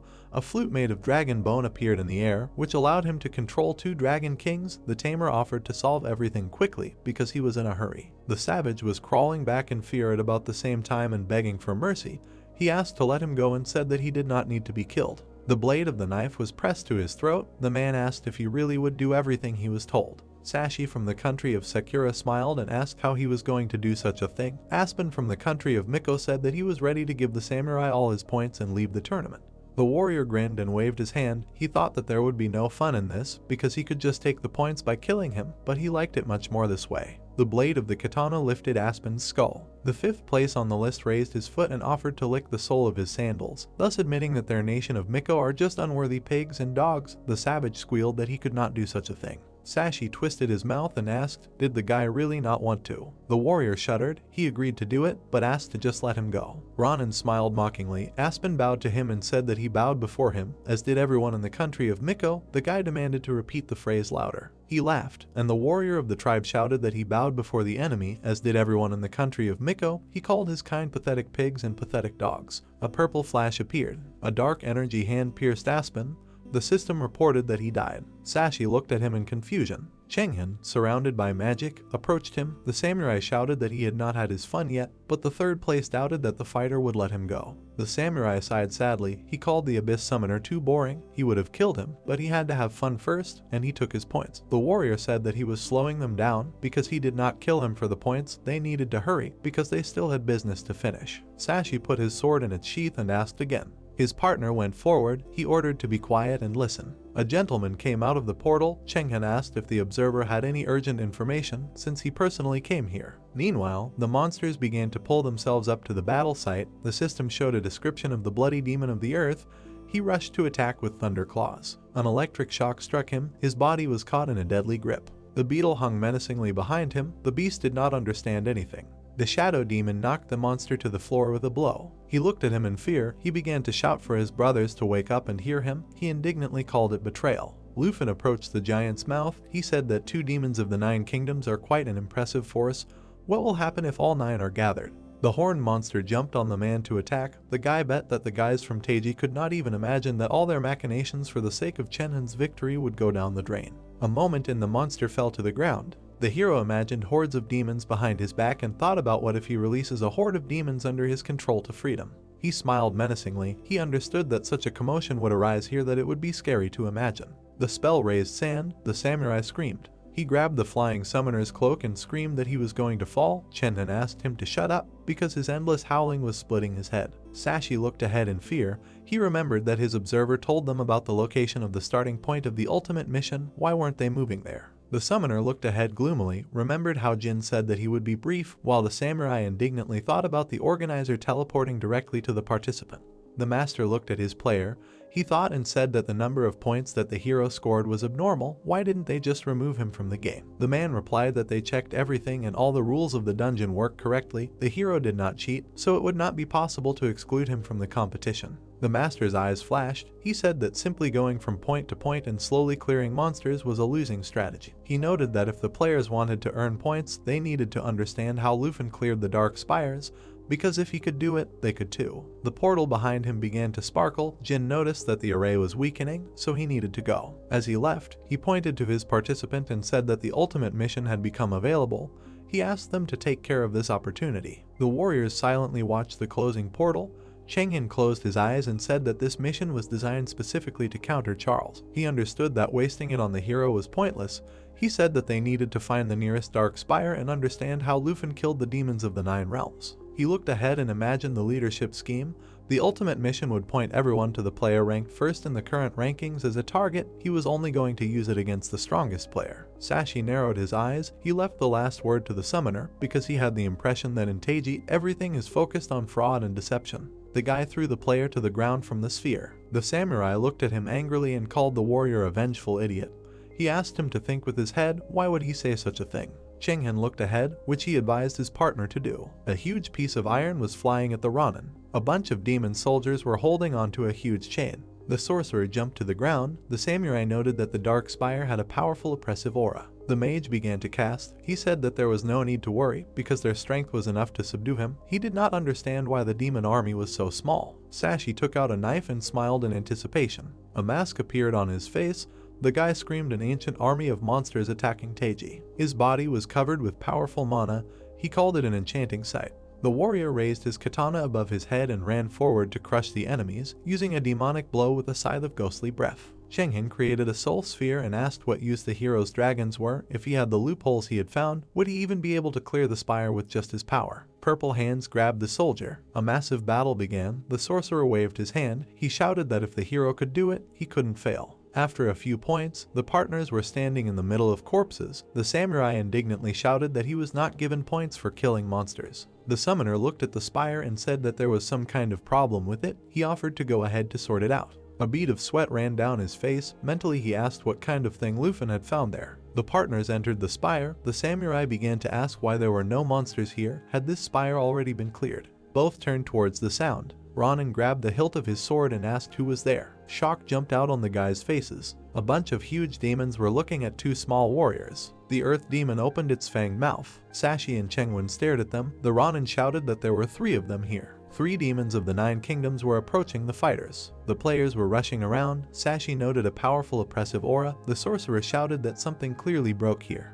The samurai and the magician froze. The satisfied Tamer passed by them and said, "That's how it is, a meeting." Lufin smiled. He didn't expect them to find this place so quickly. The guys looked at the hero angrily. The dragon tamer winked. He said there was no need to be so surprised, because he came here specifically to see them, because they attacked his base, which he had spent so long building. He remembered how he flew on a pet. He knew that the more puppets from corpses his dragons tamed, the more skilled he became in controlling them. A bunch of monsters were on his side. Now the hero could even let the demons of the 9 kingdoms go hunting outside the spire, and they would be able to complete such a task. The puppets guarded the entrance to the spire. The tamer knew that each of the 3 demons could control their own army, and as a result the hero received something like a personal army that walks around the dungeon and scores points for him. The dragon landed at the entrance to the spire. The soldiers fought, and the 3 demons of the 9 kingdoms just sat in the spire and guarded it. Lufin looked at the 2 partners with satisfaction.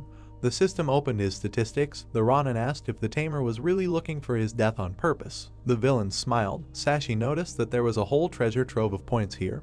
He suggested killing the hero quickly and then agreeing on how to divide them. The sorcerer agreed and reminded that the samurai knew perfectly well that he had personal scores to settle with the hero, so he would not get rid of them by simply killing him. Chenghen looked at the demons and thought that even one was hard to deal with, and here were 3. Lufin put his hand in his pocket. He noticed that they didn't give a damn about him, since they were standing like that and dividing the skin of his unkilled one. The sorcerer realized that the hero had gotten into the spire alone, which meant that he knew some secret that would allow him to close the quest. Chenghen and Sashi got into fighting stances. The magician asked to tell them the secret of passing the dark spire and then they would spare him. The Ronin asked not to waste their time on empty persuasion.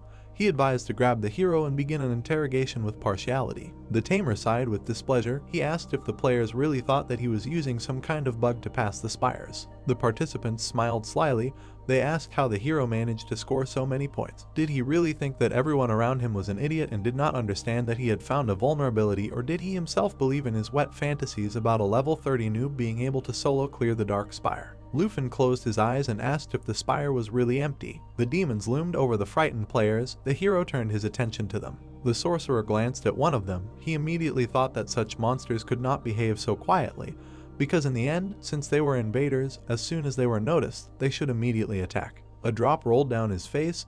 The guy mentally asked not to tell him that the tamer could control them. Lufin folded his hands together and asked if they could shuffle the tasks at their own discretion, because only representatives of Taiji and their allies could score points in this way. Chenghen looked at him with displeasure and wondered if the hero really controlled the demons of the 9 kingdoms. Sashi suddenly rushed to attack. The tamer snapped his finger. He said that it was sad that he just said a few words and decided to deprive him of the points that he carefully collected while hunting monsters. The earth demon rushed to attack. The guy asked to let him demonstrate his power. Chenghen turned around and shouted, "Run." The sorcerer ran as fast as he could. He shouted that this was a bug that could not be countered. He did not understand why the training ground that they so carefully built and prepared ended up just becoming a toy in his hands. His whole face was covered in sweat. The guy decided that all this was unfair to Taiji. A giant centipede blocked their path. The players were thrown in different directions from the blow. The magician hit the ground. He rose and looked behind him. The shadow demon opened his mouth, forming a shot. Chenghen summoned the wanderer from the abyss to protect himself. The monsters began to destroy each other. The huge claws that killed the wanderer hung over the frightened magician. He thought that this was a force capable of crushing states. He stood up abruptly, realizing that he needed to run away because he did not want to die. His eyes opened wide. He shouted to himself that he was the pride of Taiji. The shadow demon turned the sorcerer into a bloody cake with his hand. Lufin fell to the ground. He said that he did not use any bugs. The dragonesses surrounded him. The owner said that he worked hard, chopping up all these demons in order to turn them into his puppets. Sashi got into a fighting stance and shouted that he would not fall so easily. His mask cracked. The Ronin angrily said that he was the best warrior among the young generation of the Sakura country.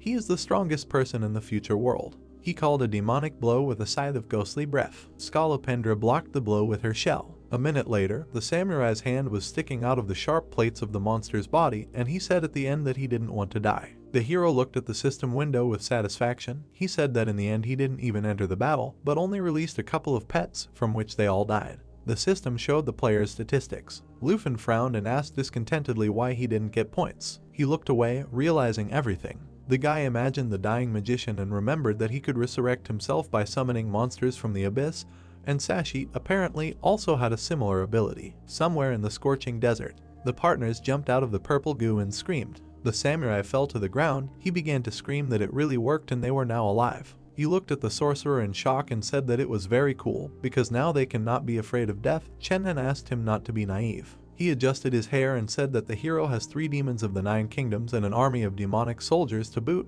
If they cannot kill him, then even 5 spare resurrections will not make a difference to them. He said that the most important thing is that there are 5 and 6 uses of hibernation separation left. The guy shouted that this is a senseless waste of a spare life. The magician looked ahead gloomily.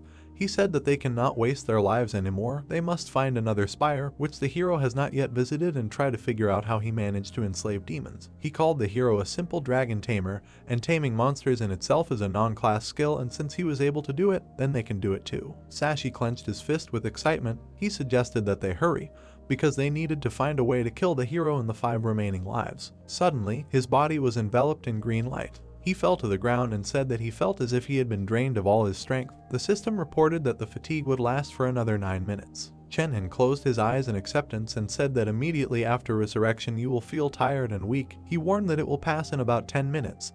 The Ronin squeaked that it was dangerous for them to stay here. The player knelt down and replied that they could slowly move towards the Dark Spire and activate the ultimate mission the observer had spoken of along the way. Suddenly, there was an explosion. The mage looked back in fear. Andri's fire axe was sticking out of Sasha's corpse. The man said that it was luck that he met 2 participants at once in such a remote place. The warrior took back the axe and asked if this was not the precious prince of the Jin family.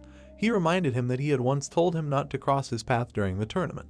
Chen trembled in fear because the barbarian found them while they were still under the debuff. Andri jumped, consuming everything with fire. He asked, "What are the 2 doves doing here?" The man took the true body of the god of flame and flew to attack. The prince fell to the ground and clenched his teeth. He decided that it was all over because he had no strength to resist. The warrior struck, offering to have fun together. There was an explosion. The man froze in the middle of the smoke. Something seemed strange to him. He looked at his statistics. It was obvious to him that he had killed them both, but he had not been awarded points. Meanwhile, the host was shouting into the microphone.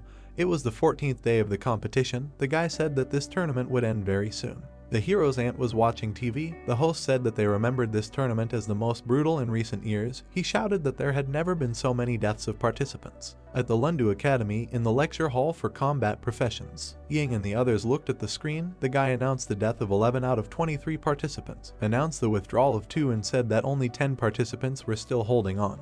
But it was already safe to say that the top 5 had already been determined. Meanwhile, in the northern lands in Jing's room, the old man took a sip from his flask, and the host said that the points that players could now earn for killing monsters and completing quests would no longer affect their position in the rankings. Now you can only get points by killing another participant. Sashi fought in the volcano zone. He took 5th place. Prince Cheng'an summoned the Wanderer of the Abyss. The host announced that he took the 4th line of the rating.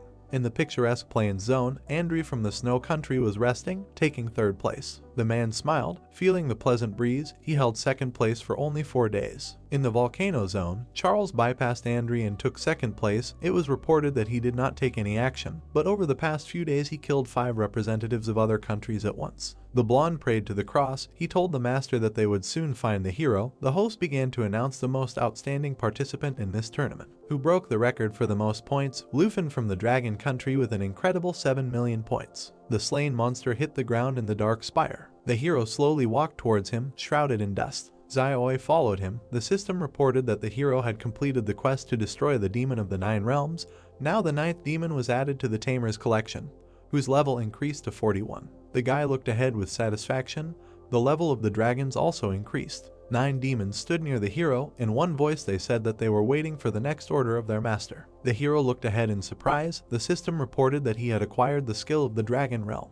He smiled, noticing that Faye had a new skill. The dragoness approached the hero to take a look. The system showed the description of the dragon realm. Lufin looked to the side and imagined the scheme. He noted that the really cool feature of this skill is that it allows you to separate the desired zones from the outside world. For example, if you use this skill against Cheng'an, he will not be able to summon his Abyss Hunter in the area of effect, and he will not be able to escape using teleportation after he kills him.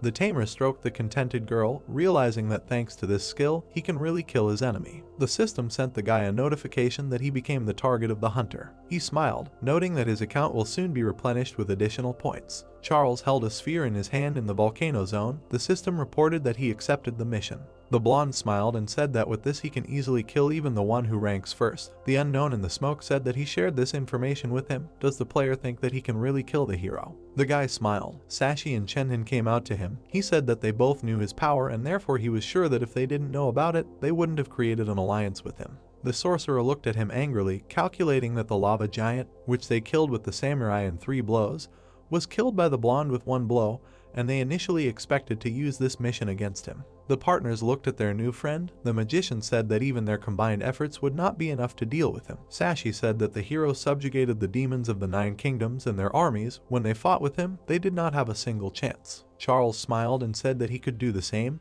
because this is not the hero's skill, but his borrowed power. The sorcerer looked at him questioningly. The guy turned and asked if they really didn't want to know how the Tamer managed to subjugate such strong creatures to his will.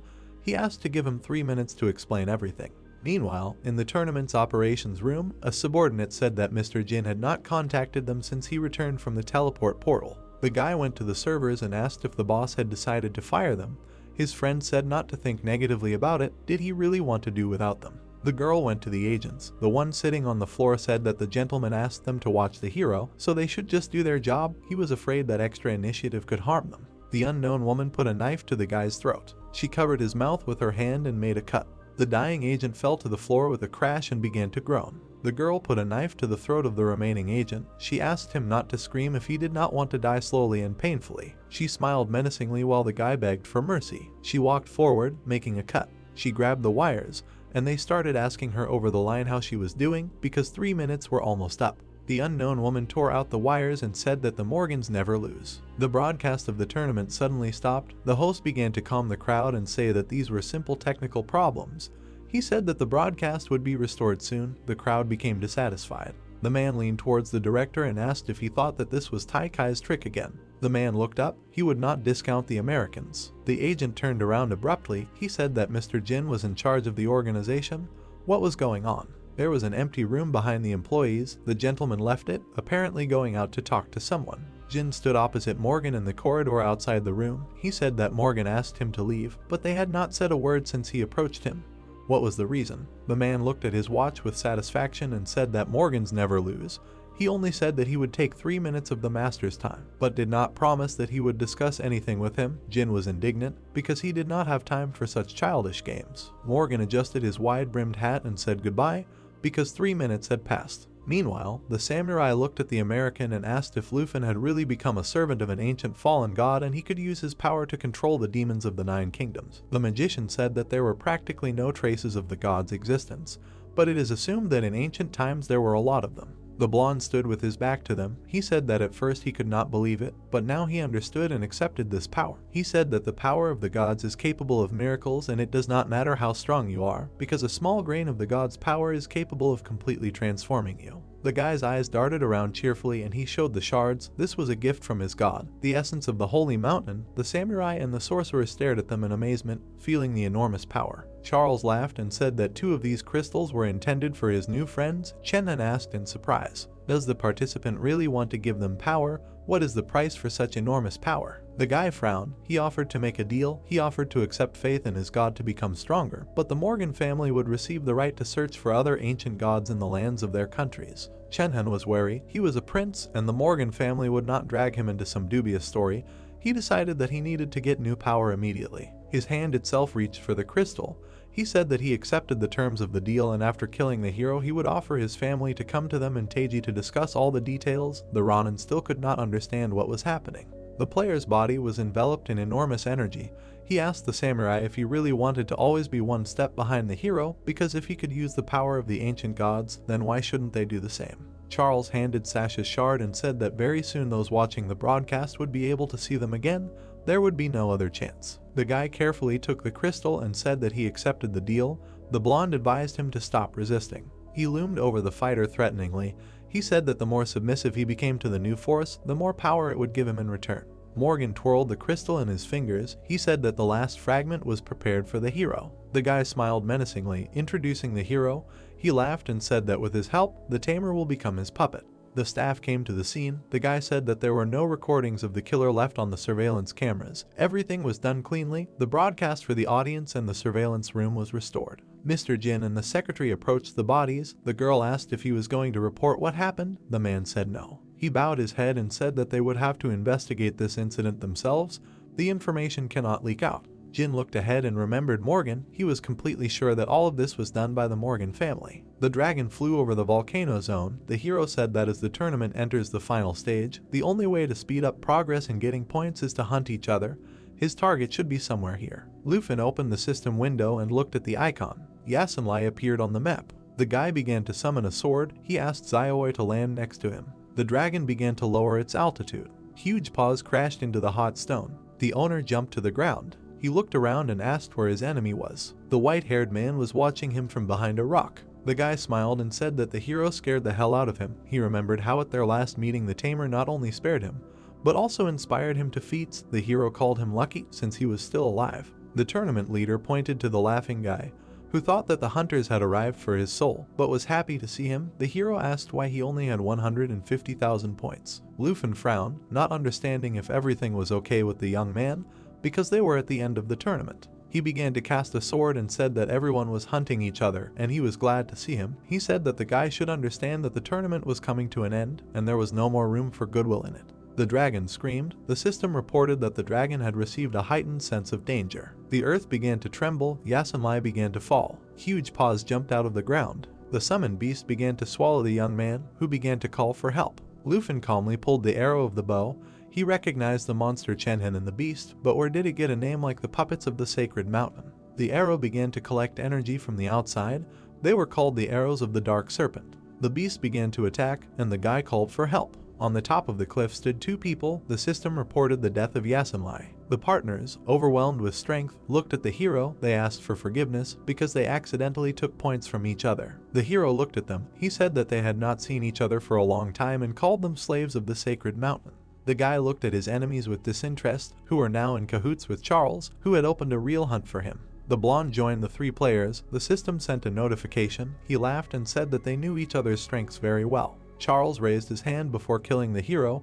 He wanted to give him a chance. A glowing crystal appeared above the player's fingers. The American ordered him to bow before his god, and the Tamer would gain sacred power that had no equal. Lufin looked down, thinking about the essence of the sacred mountain. He knew that its power was of the same nature as the essence of desecration of the north.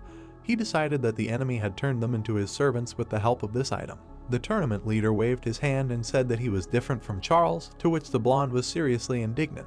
Lufin pointed his finger at him and said that even if he received this power, he only stood on the same level as his pets. The trio shuddered in surprise. Morgan noticed that the negotiations had failed. He smiled menacingly and asked his minions if they wanted to avenge their deaths. They could already begin. Sashi immediately jumped into the attack. He had been waiting for this for too long. He shouted that the hero would pay for everything he had done to them. The beast's paw struck the guy, but he dodged. Lufin pulled a magic arrow, realizing that the opponents had become slaves of the gods without a shadow of a doubt. The samurai ran towards the Tamer. He began to quickly repel all the flying arrows. A new mask appeared on his face. The warrior promised that the hero would die from his sword. He offered to join them for the last time, becoming their junior. The system showed a description of his mask. The crystal burned in the American's hand. He smiled and said otherwise they would kill him and turn him into an ordinary puppet. Lufin remembered the servants of the ancient gods. Mentally he asked, do they really dare to threaten him?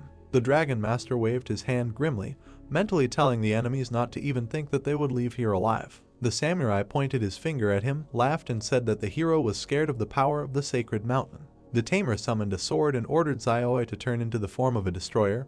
He was going to not let anyone leave the testing area alive. The dragon covered itself in flames, forming a large attack. Flames erupted at the warrior.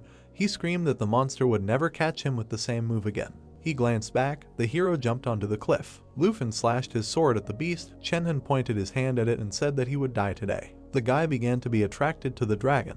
He landed on his head and said that among the arrogant idiots, one is more beautiful than the other. His hands began to release green rays of Fae, thanks to the essence of desecration. His twin dragon kings evolved. What will happen?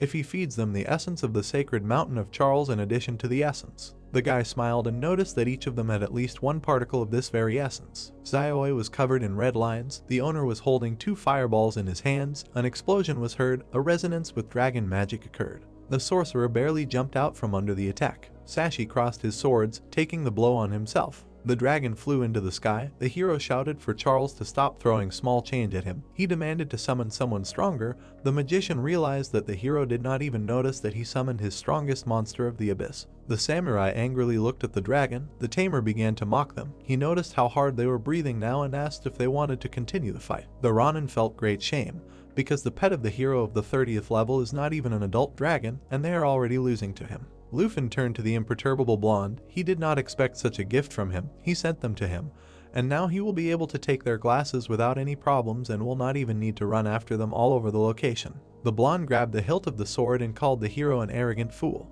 He put a huge cross in front of him. He said that everything has a price. A cross of golden light appeared over the battlefield. Flames of heavenly punishment began to fly out from the center of the figure. The system showed its description. The tamer smiled and asked if that was all. He assumed that his god was weak. He put forward a destructive dragon claw. Charles clenched his fist and called the tournament leader a fool. The crystal shattered into many fragments. Light appeared in the guy's hand. He ordered to see it with his own eyes. A huge yellow slab appeared in the air. It was the true power of the ancient god. A winged creature of yellow light began to emerge from the portal. Lufin began to accumulate arrows in the bow. He wondered if the enemy was gathering energy to attack. He shot and said that it was a good try. The arrows of the dark serpent crashed into the winged faceless creature. The dragon master called Faye. He understood that even though it was a projection in front of him, the power there was immeasurable, that it would be even stronger than 9 demons. Xiaoi opened her chest and screamed. The rider used dragon inspiration. The system showed an increase in statistics. The hero aimed the bow at the enemy. He asked the black dragon to prepare to cast a lava explosion. 3 fireballs appeared in front of him. The lava explosion began to charge.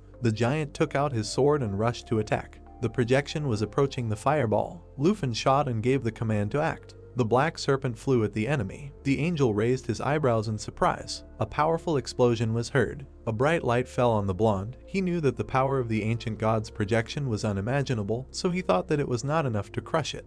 The god flew at the dragon through the fire. Xiaoi changed her form to a destroyer. The ancient sword began to glow. A cry of destruction was heard. Lufin released another arrow of the dark snake. Sashi parried every shot of the hero. The hero swung his blade. He parried every shot sent at him. A portal opened behind the tamer. The system reported the preparation of the flame of heavenly punishment. The guy turned sharply. He jumped and made several attacks. The partners together with the priest watched from the side. The prince said that without the buffs of his pets, the hero is nothing. Charles smiled. As soon as they separated the tamer from his dragon, his strength would instantly fall. Suddenly the wings opened. Lufin flew up on them and asked if the opponents were so sure that they wouldn't fall into a trap themselves, trying to carry out their insidious plan. The enemies looked at him and asked, "What do you mean?" The dragon rider stamped his foot, and 9 demons appeared on the battlefield. Morgan asked when Lufin managed to summon these monsters. The hero looked at them with satisfaction. He foresaw their actions and decided to play along with them, and then simply took advantage of the situation, distracted them, and waited for the best moment for his pawns to enter the arena. Charles pointed his cross at the tamer and asked if he really thought he could defeat them with a couple of pathetic defiled puppets. The guy clicked. He said of course not. More monsters came out of the portal. Lufin smiled. He was mistaken in the number because they were far from a couple of puppets. The sorcerer was captured. The samurai looked around. Morgan's eyes widened and he thought about what happened in such a short time. The player smiled. He was able to subjugate all 9 demons of the abyss. The guy asked who they thought would win now. The blonde hid behind the cross. He said that the number of puppets did not matter. The artifact began to release its gradients into space. The priest shouted that they would not be able to defeat them. The slaves of the sacred mountain. The system showed a description of the holy protection. Light poured out of the eyes of the samurai and the magician and both screamed. The summoned beasts of the abyss ran to attack along with the demonic blow of the Ronin's scythe. Charles angrily looked at his enemy. He said that the 9 demons of the abyss were nothing because they had the status of defile. The sorcerer asked if the tamer really thought that he could kill them with the same tricks that he used last time. Sashi said that after accepting the blessing they ceased to be who they were before. Faye circled around the owner.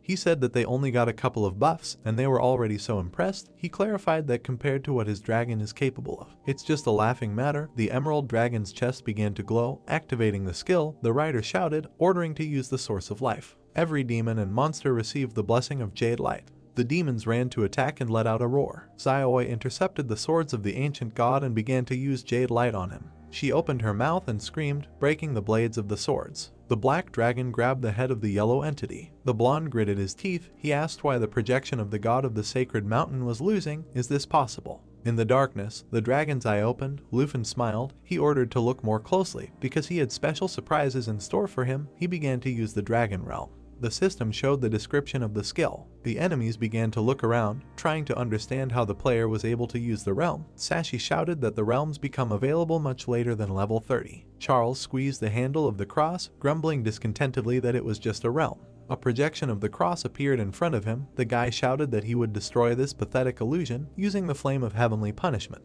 The Tamer hovered in front of a huge structure. The priest was going to show him the difference between them. The demonic eagle flew to attack. Morgan landed. He shouted that he increased his attack power by 300 points, but why was his blow repelled by a simple block? The samurai noticed that something was wrong with this realm. His attack power dropped sharply. Chenhan lost contact with his pet. The monster was approaching the players. The priest shouted that all the enemies received a buff and they became weaker. Lufin scratched his head boredly. He decided that the sorcerer cannot die so easily. A beam of fire struck the crowd of enemies. A golden petal appeared in the American's hand. He wanted to spare the hero. All disheveled, he looked at him and said that he should have the opportunity to serve the ancient god of the sacred mountain as he does, but the guy is too willful. A new projection appeared behind the blonde. He said that he would have to make a puppet out of the player after his death. The ground began to crack. A huge creature frowned, sending out lightning. Charles pointed his hand forward and shouted endless sacred light. A beam hit the dragon rider. The system showed a description of the skill. The observers shuddered. The American fell to his knees. The opponents looked ahead in shock and said that it was impossible. The dragons created a barrier of eternal guard around the owner. The guy asked how it was possible to escape the attack of the essence of the ancient god. Lufin cheerfully raised his sword. He assumed that the blonde showed his last trump card. Now it was his turn. Xiaoi let out a deafening cry of powerful pressure. The wind blew the players back. Chenhan reached out to the samurai. He said that he had a contract with the abyss and if he died, he would be reborn. The Tamer immediately killed Sasha. He swung his sword and said, unfortunately, Ronin fell forever. Lufin said that he would not be able to be reborn. The sorcerer shuddered, realizing that he really could no longer feel Sasha's mana. He looked at his hands in horror and screamed that he could not restore the connection with his pet.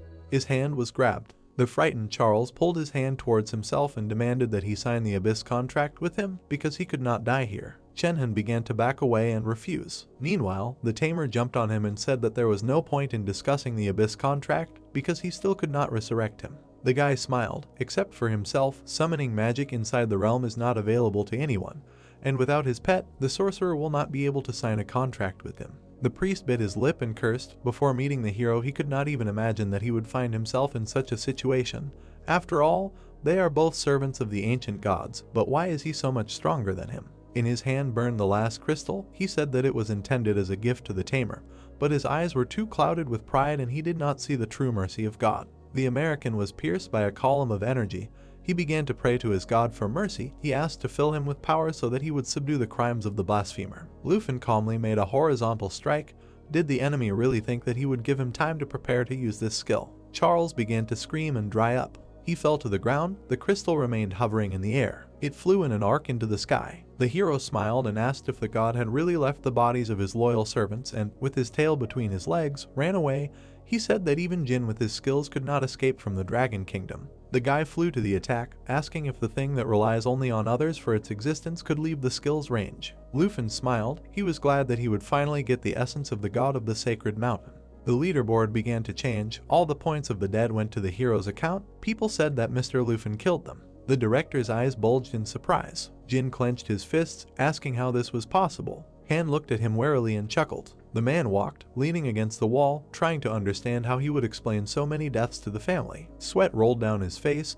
The man thought that Cheng'an was the main hope of the Jin family. Their country invested a lot of time and effort in its development. But now all this was lost. Suddenly purple tentacles began to envelop the organizer. A portal from the abyss opened. The hooded man asked, "Is his son dead?" The tentacles slid over the man's body. He said that he was incompetent, ready to accept any punishment. His eyes trembled. He said that the representative of the Dragon Nation was too strong, and he interfered with the tournament several times, but he still could not get rid of him. The master grabbed the edge of the hood. Now he understood where this feeling came from. The hood fell off and the man said enough. The tentacle wrapped around Mr. Jin's throat. The summoner lifted him off the ground and asked what he promised him before the tournament began. What do they have in the end? His beloved son died, and the country lost the tournament. The man's face became creepy. He asked, is Jin really claiming that all this happened because the representative of the Dragon Nation was too strong? The man was shaking all over, asking for another chance. The head of the family threw him to the ground. He glanced at him briefly and gave the order not to let the hero leave the territory of their country. The master began to return to the portal to the rest of the people in cloaks. He and his 4 comrades were going to make the hero disappear without a trace, much like they did with the demons of the 9 kingdoms. The guy was holding a crystal in his hand, for which he had killed 3 people. The dragons and demons were watching the owner. He did not know how the twin dragons would react to absorbing this energy. The tamer waved his hand, offering to begin. The crystal flew into the air. He wanted to check how strong the essence of the god of the sacred mountain was. The dragon opened its mouth and swallowed the stone. Rays of light began to beat from the eyes of the twins. They screamed, energy pillars hit their bodies. A moment later, the leviathans began to glow yellow. They began to circle in the air, and the owner noticed that a pair of twin dragons after another evolution received 2 new skills. The brothers began to lick their lips. The system showed a description of the defiled holy dragons. The holy light allowed them to get a buff and passive healing, and although the healing was weak because Fae gives more impressive bonuses, but a 30% increase in characteristics, a fairly powerful boost, making the army of puppets a much more effective tool. The hero also noted that now he could, if necessary, summon dragons directly, simply using the gate. Lufin looked at the silhouette of the dragon, noting the mockery of fate in the name of the defiled holy dragon. He wondered if they would be able to evolve further if he managed to get the essence of other gods. The tamer looked at the sky. He wondered what the final form of the twins would be. A system message opened in front of him. The voting about the end began. The dragons took human form. Lufin noticed that there were 6 more living participants. Plus Andri had already voted, which meant he did not want to continue the fights. The girls tried to understand what was written there. The tamer clicked on accepting the end of the game. The Trinity began to teleport. The system reported the end of the test. A portal opened, from which chests fell out. The system reported the assignment of rewards and asked to make sure that the players took them before leaving the dungeon. The hero sat down. The dragons were curiously waiting for the moment that the owner had been waiting for so long. Green lights illuminated the player's surprised face. A legendary level 90th belt was spinning in front of him, which had its own skills. The system opened the description of the item. The next book that fell out of the chest was a level 40th dragon magic skill copybook, which he could use right now so that the owner could avoid learning all types of dragon magic. The last reward was random. Lufin got a book of copying dragon magic from it. He noted that Teiji tried to provide good rewards. The hero used a set of random scrolls. Scrolls of strengthening, increasing the number of summoning slots and removing restrictions began to fly around the writer. The guy noted that such items are rare even in the auction house. The player collected all the scrolls together. He noted that the scroll of expanding the slots for pets fell out at the right time, because now he can calmly go for the egg of the blue dragon. The belt began to spin in the air. Another scroll was ideal for removing level restrictions from the belt, and now he will not have to wait for level 90 to put it on and gain the power of the golden dragon. He used removing restrictions. He waved his hand. He was wondering if he could improve this belt from legendary to legendary plus. Lufin pointed his hand forward. He was curious to know how big the difference between these levels would be. The system showed a description of the meteorite sword. The hero took the items in his hands with satisfaction. Only 2, but both raised his power to an absolutely unimaginable level. Energy flew in the air around the tamer. With his current skills, he could now be considered a full-fledged magician, and the belt gave him the skills of a dragon warrior. The guy's eyes reflected the dragon, whose power he already felt. The system showed a description of the effect of the armor set. After a while, Lufin triumphantly exited the portal. The host began to comment on his exit. A huge crowd of people with different moods wanted to talk to him. Journalists poured out their questions. Shangaming began to push people aside and say that Lufin does not give interviews. Mr. Han approached the player and called him a young hero of the Dragon Nation. The hero greeted the deputy and the director. The old man took the boy's hand in his. He asked him to accept his congratulations on his well-deserved first place. In the past, they were usually always in the top 3. But this year, the hero surprised everyone. Shangaming said that Lufin tried hard and everything he did in the past month was an outstanding achievement.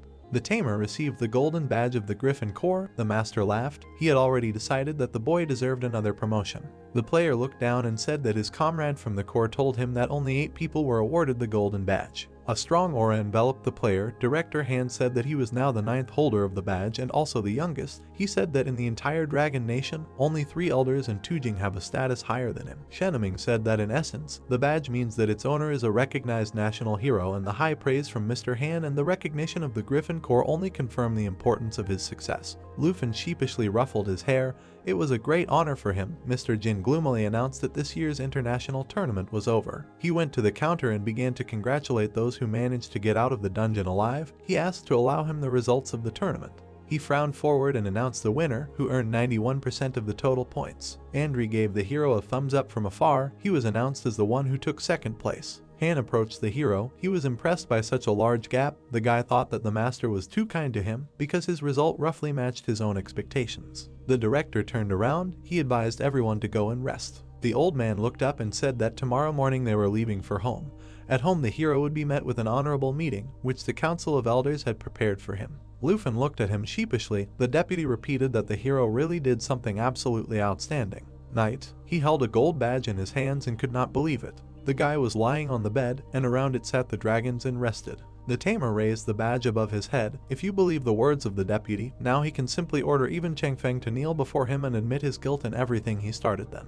He sat down and said that it was time for the main event of this evening. The player called the scroll. He had been waiting for this for a long time, and so he used the scroll to expand the number of pet slots. He was going to call a dragon and a blue egg. The blue egg appeared in the room. The system opened the slots. The team sat in front of the egg, preparing to meet the new member of their new family. Lufin put his hand to the egg and used the dragon taming skill. The shell began to crack. Lightning began to run from it all over the room, freeing a new dragon. The blue dragon opened his eyes and looked around. The system showed his description. Xiaoi looked at the boy indignantly. The owner jumped up, glad that a baby appeared in their company. The girls surrounded the newborn. He began to avoid the hands of the owner, who noted his amazing dragon form and talent for lightning magic. His hands were itching to quickly conjure a roar of thunder. Blue suddenly bit the man's finger. Lufin looked at him in bewilderment. The room was in turmoil. The black dragon reached for his fellow, but the blue dragon bit her too. Xiaoi hit him on the head, and the tamer realized that he would clearly be as much of a thorn as Xingqian.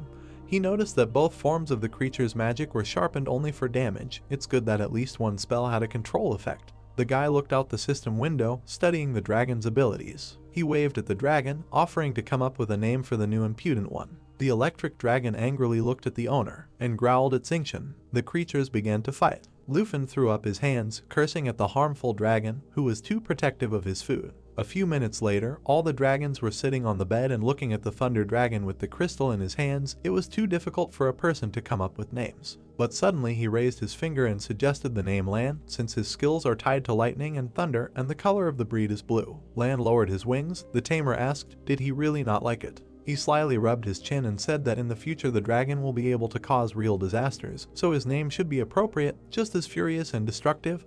The hero suggested the option Abao. The blue dragon happily turned around. Everyone noted that he liked everything. Abao bit the finger of the owner. He swore that from now on, the dragon will be called that. Abao and Xiaoi began to quarrel with each other. Lufin rubbed his bitten finger, thinking that he was no longer able to cope with the management of pets. Suddenly, windows of the system with the sent treasure map appeared behind his back. There was a chest shining in the window. It was a divine ranked card. At the same time, in the family garden of the Yi family, the girl was looking at the screen, listening to the announcement of the winner of the tournament. She smiled. She knew that Lufin would cope, because the weapons and skills that she passed on to him brought him to a completely different level. Suddenly, the girl was struck by a cough. There was blood on her palm. The blonde looked away tiredly, saying that the Huan family's methods were quite cruel. A man came to her pavilion and said that things were bad. The servant bowed and said that the Huan family was here again. The hero's sister closed her eyes. She asked what they wanted this time. She was told that they came for the Cloud Peak. The lady looked away and said that the Cloud Peak had belonged to them for more than a century, and during this entire period, the Huan family has not given up trying to get it. Apparently they believe that the Yi family is no longer able to defend themselves from such a threat. The woman said that the enemies are taking advantage of the lack of a leader in the family, and they have already managed to take a lot from them. She said that now they refuse to settle disputes amicably. The lady leaned on the table and said that they are from the western lands and still behave like barbarians. She asked what news there is about the Long family. The servant said that they have no answer. The girl slammed the table and started cursing. Suddenly, she was struck by a bloody cough again. Miss looked at the stained handkerchief. She suggested going to meet the Huan family. She clenched her fist angrily because she wanted to see how shameless they had fallen. Meanwhile, the plane with the hero on board was cutting through the clouds. Lufin was enthusiastically reading the information on his laptop and thinking about how opportune the reward from Mr. Han was. At the airport, the old man approached the hero and said that he should choose from 10 to 460. Han smiled and said that the information about these secret realms was collected by the leaders of their country for a long time. He said that most people cannot access these dungeons even for money. He asked if there were any on the list that he would like to go to. The player carefully studied the dungeons. He stopped at the Deadly Sand Sea and remembered that this was where the place where the God-ranked map led was. The guy pointed to the screen. He wanted to access only one realm. Han raised his finger and noted that the young man had a diamond eye. He said that this dungeon was on the border and he would have to ask the deputy to provide him with a scout and set up a teleportation point. The director walked away. The young man said that he would be late and said goodbye to the master. Taming put his hand on the guy's shoulder and asked what he was thinking about. He smiled and said that it was time for them to board the plane. Now the hero was looking out the window. A large crowd of people crowded behind him. The plane landed. Lufin began to go down the ramp. A large crowd of fans and journalists greeted the hero. The deputy pointed to the side and offered to take the player to the academy if he was not used to such attention. The couple walked through the academy. Half an hour later, the guy was glad to be back on the campus of his native academy. The man warned that until the story died down, this would happen every day. Someone appeared on the path ahead, while the deputy said that the student could skip classes for now and he would contact him later. The aunt waved to her nephew. The girls stretched out a congratulatory ribbon. Everyone began to hug the Tamer. The aunt hugged the hero. She was very worried and watched the broadcast every day. She remembered with fear how many participants were hunting for him. Only seeing this woman, the hero realized that he finally relaxed and returned home. The ladies took the guy to celebrate. Zhao set 4 tasks for him and left. The hero had to eat, sleep, take care of himself and spend time with his family. A large table was set at home. Lufin began to tell stories about meeting his brother from the snow country. The woman was indignant and said that her nephew had taken the wrong path since he was drinking with strangers. The sisters laughed and argued. Sitting at the table with loved ones and home-cooked food quickly relieved the fatigue that had accumulated during the trip. Lufin smiled. He was interested in how his older sister was doing, whether she knew that he took first place. Night City, the voice asks, "Is it true?" The servant bowed and said that the spy had definitely recorded that the hero would go to that dungeon on the border. The master stood up abruptly and ordered to call the squads of god killers and executioners so that they could set up a base there. The guy asked in shock, "Isn't it too much to place 2 of their most combat-ready groups on the border?" A purple flash appeared near the boss's head. He asked, "Too much for what?" The purple clot grabbed the subordinate by the throat. The master lifted him off the ground. Jin got scared and said that he was already carrying out his order. The guy fell to the floor. Behind the head of the family, a portal to the abyss gaped. The man said that he would spare nothing to avenge his son. He angrily looked ahead and ordered to surround the dungeon and clean out everything around, and he would join the other 4 heroes of their kingdom and stand in its defense. A portal opened in the forest of sacred bones. The girls stepped forward.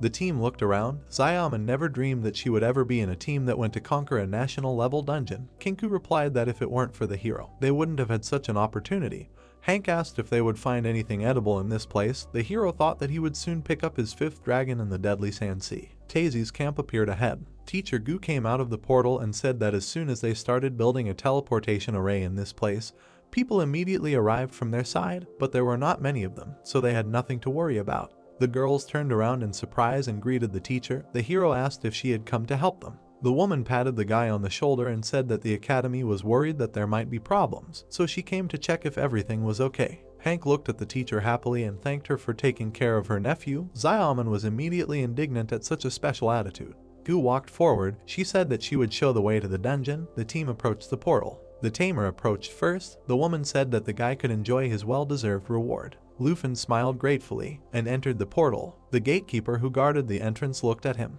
The skeleton warrior looked menacingly at the people. Xiaoman said that they would take care of him. The student took out a sword. She said that not only the hero had become stronger over the past 2 months. Energy water attacks hit the monster. Ying was behind the guard and immediately froze him. Kinzu's staff lit up. She used annihilating starlight. The flame crashed into the skeleton, destroying its icy crust. The guy smiled and noted that defeating an enemy in one go was very beautiful. The woman said that everyone knew about the serious difference between them, but no one wanted to be a burden, so the girls trained every day, and she had been trying to level up every day for the past few months. The students stood together. The swordsman said that their teamwork was at a very high level. Ying added that they were trying to keep up with him so as not to become a burden for him. Lufin folded his hands together and noted that the girls were doing great. He noted that they were a little more than level 30, but at the same time they killed a monster of level 65 without any problems. He immediately frowned and took out his bow, shouting cautiously. The arrow flew past Xiaoman. The Tamer shot at the skeletons that appeared. The girls turned around abruptly. Ying noted that the hero killed 8 elites with 1 shot. Lufin smiled proudly and said that he could not allow his close friends to be injured. The others opened their mouths, trying to understand if this was some kind of joke. Hank put her hands together. She asked where the hero's dragons were, why not summon them too, so that they could also level up. The Dragon Master embarrassedly ruffled his hair and said that he had recently acquired a new dragon and its character turned out to be bad. The girls swarmed around the player and began to say that they were not afraid of him and wanted to see him. A bunch of questions began to pour out. The Tamer cautiously opened the portal, deciding that in the worst case, if Abao did something, he would push him back into the subspace. The sky was covered with clouds, thunder began. The students shuddered in fear. The blue dragon flew out of the portal. The swordswoman asked if this always happened when he appeared. The others noted the powerful magical energy. Abao screamed and used thunder roar. Lufin was covered with electricity and looked ahead in confusion. His hair stood up. He said the roar of the Thunder Dragon King. An electric clone appeared behind him. Lightning struck the skeletons everywhere. The system showed the description of the roar of the Thunder Dragon King. The player looked forward. Now he was sure that Abao's skill was the roar of the Thunder Dragon King. The dragon at this time gained the 2nd level. Amidst the bone fragments, a message appeared about receiving a map fragment and the dungeon mission objective. The fragment appeared in his hand. The ant asked if the guy really wanted to find the tyrant's treasure. Everyone crowded around the Tamer. Ying asked if she understood correctly, that if they find 500 map fragments, combine them into one, they will find out where the tyrant's treasure remains. The swordswoman said with displeasure that 500 was too much. Xiaoman pointed her sword at the horizon and suggested farming this desert. The hero believed that he should not be so impatient, because there was a desert around them and they did not know what dangers could lie in wait for them, and so it was easy to fall into a trap. The ant approached the guy and asked if he had any ideas. The Tamer first called Faye, who could scout the area for them. The dragoness called the twin dragons. The system showed their description. A huge army of demon soldiers appeared at the paws of the dragons. The female students shuddered. Xiaoman did not understand how the hero could bring puppets into the dungeon. Lufin and Faye looked at them with satisfaction. The owner told that the twin dragons have a skill for opening gates, which allows you to transfer an army of puppets from one location to another, and this skill is not subject to any restrictions. Ying took a few steps back. She decided that this was even cooler than the Necromancer's Gate. And this, for a minute, is also a hidden class. The second girl asked, did the hero really bring all the demons of the 9 kingdoms here? The Tamer looked forward. He believed that such valuable personnel should not be wasted. A huge demon appeared and screamed, sucking in energy. The wind pushed the girls away. Lufin smiled. The monsters will clear the way for them. Soon the skeletons began to fight the soldiers. A huge spider jumped out of the sand. The monster's many eyes flashed. He grabbed the soldier. The system showed his description. The demon began to fight the spiders. He let out a roar, opening his mouth wide. Then he began to hit the ground, tearing out huge chunks of stone. A huge mace scattered the puppets in different directions. A dragon rose high above the battlefield.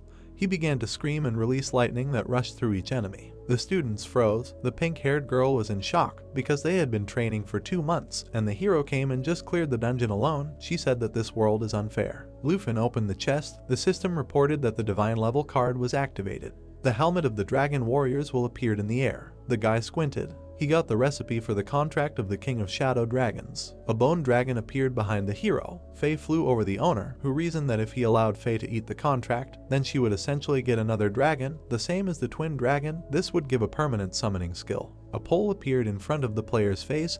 Does the player want to collect 500 map fragments together? The Tamer poked at the window, noting how quickly they did it. His finger clicked on yes. Meanwhile, a march of people in red uniforms was going. A soldier in a blue uniform looked ahead in surprise. A large knight led the people in red. The guard reported that there were people in the dungeon and passage there was prohibited. The knight raised his sword above his head and chopped the employee into pieces. His partner fired a flare gun. A flare exploded in the air. Gu turned her head sharply, asking what was going on there. Unknown people were killing the dungeon guards. The woman shuddered, not understanding what was happening. The wounded employee fell into her arms. He raised a wild look at her and shouted that these were people from Taiji. This must be reported to the command immediately. The portal was surrounded by enemies. The woman understood that she would not be able to get to it so easily. She picked up a random teleportation scroll that the teacher decided to use. Suddenly, a knight appeared behind her, raising his sword to strike. Gu managed to dodge. The open scroll began to emit blue light. It will transfer her to a random place in the current territory. Gu made a dash, and the portal closed. The knight froze. He raised his visor and asked, "Did she really leave?" Lufin looked at the system window, noticing that Faye had a new skill. The dragon looked at the owner and growled happily. The system showed a description of the Jade Mirror skill, which allowed you to create 2 clones. The tamer excitedly imagined a bunch of doubles of his dragons. He approached the emerald dragon and stroked her, noting that she was only level 30th, and she already had 2 such cool skills. They greatly increased the combat effectiveness of his pet team. He decided that Faye was the strongest of all his dragons. The earth trembled.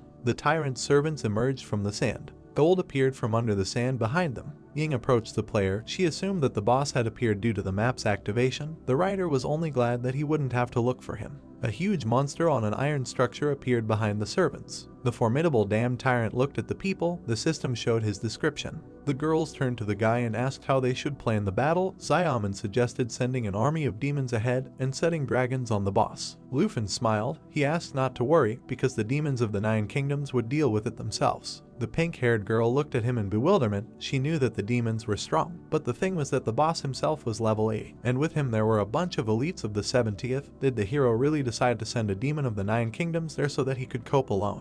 The guy just smiled and asked, "Why not?" The dragon and the demon ran forward. The owner ordered her to demonstrate her new skills to everyone.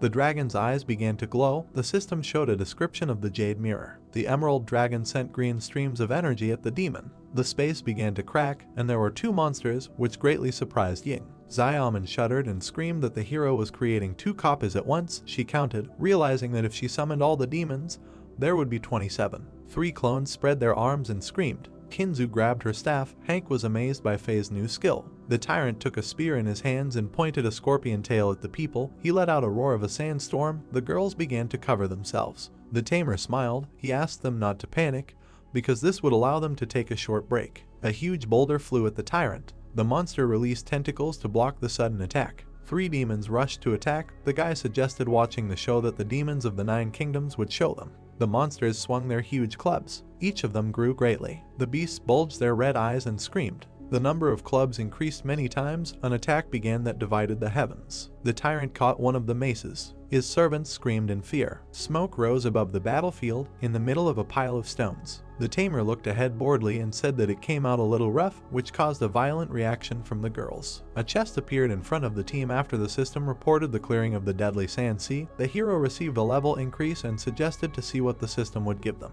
An enchanted scroll of eliminating level restrictions appeared in the air. The writer happily said that this way he would save money. Then a paper talisman appeared in the air, which the hero was going to feed to Faye to remove the restrictions on the number of uses. He knew that it was an indispensable thing if he was robbing or going on a journey. Then a recipe for making a candy of easy flight and early morning steps appeared from the chest along with the blade of the tides. Lufin looked at his team with satisfaction. He said that he would only take the scroll and the paper talisman, and he would distribute the rest according to their classes. He said that he could clear the dungeon a few more times, and he was sure that someone would get something suitable. The girls smiled in agreement. Xiaoming was already ready to go on the next run. Meanwhile, Little stood at the portal among the corpses. The repaired one told him that they sent people to look for the escaped woman. The man threw a cold look at the servant. He ordered to report to the master that the forest was cleared, and as soon as Lufin came out, he would kill him and his entire company. Suddenly, purple tentacles appeared near the portal. They began to suck the life force out of the corpses. Jin said that he would kill the hero with his own hands. The Lord came out of the portal. He ordered to organize a cover for him, making a scene as if it was done by the followers of the ancient gods. The man looked gloomily ahead. He understood that they should not let the Dragon Nation know that they were behind all this. The energy enveloped the entire space. That's how this video ends. If you have sat through to the end, please don't forget to press the subscribe button and leave feedback. See you in the next video.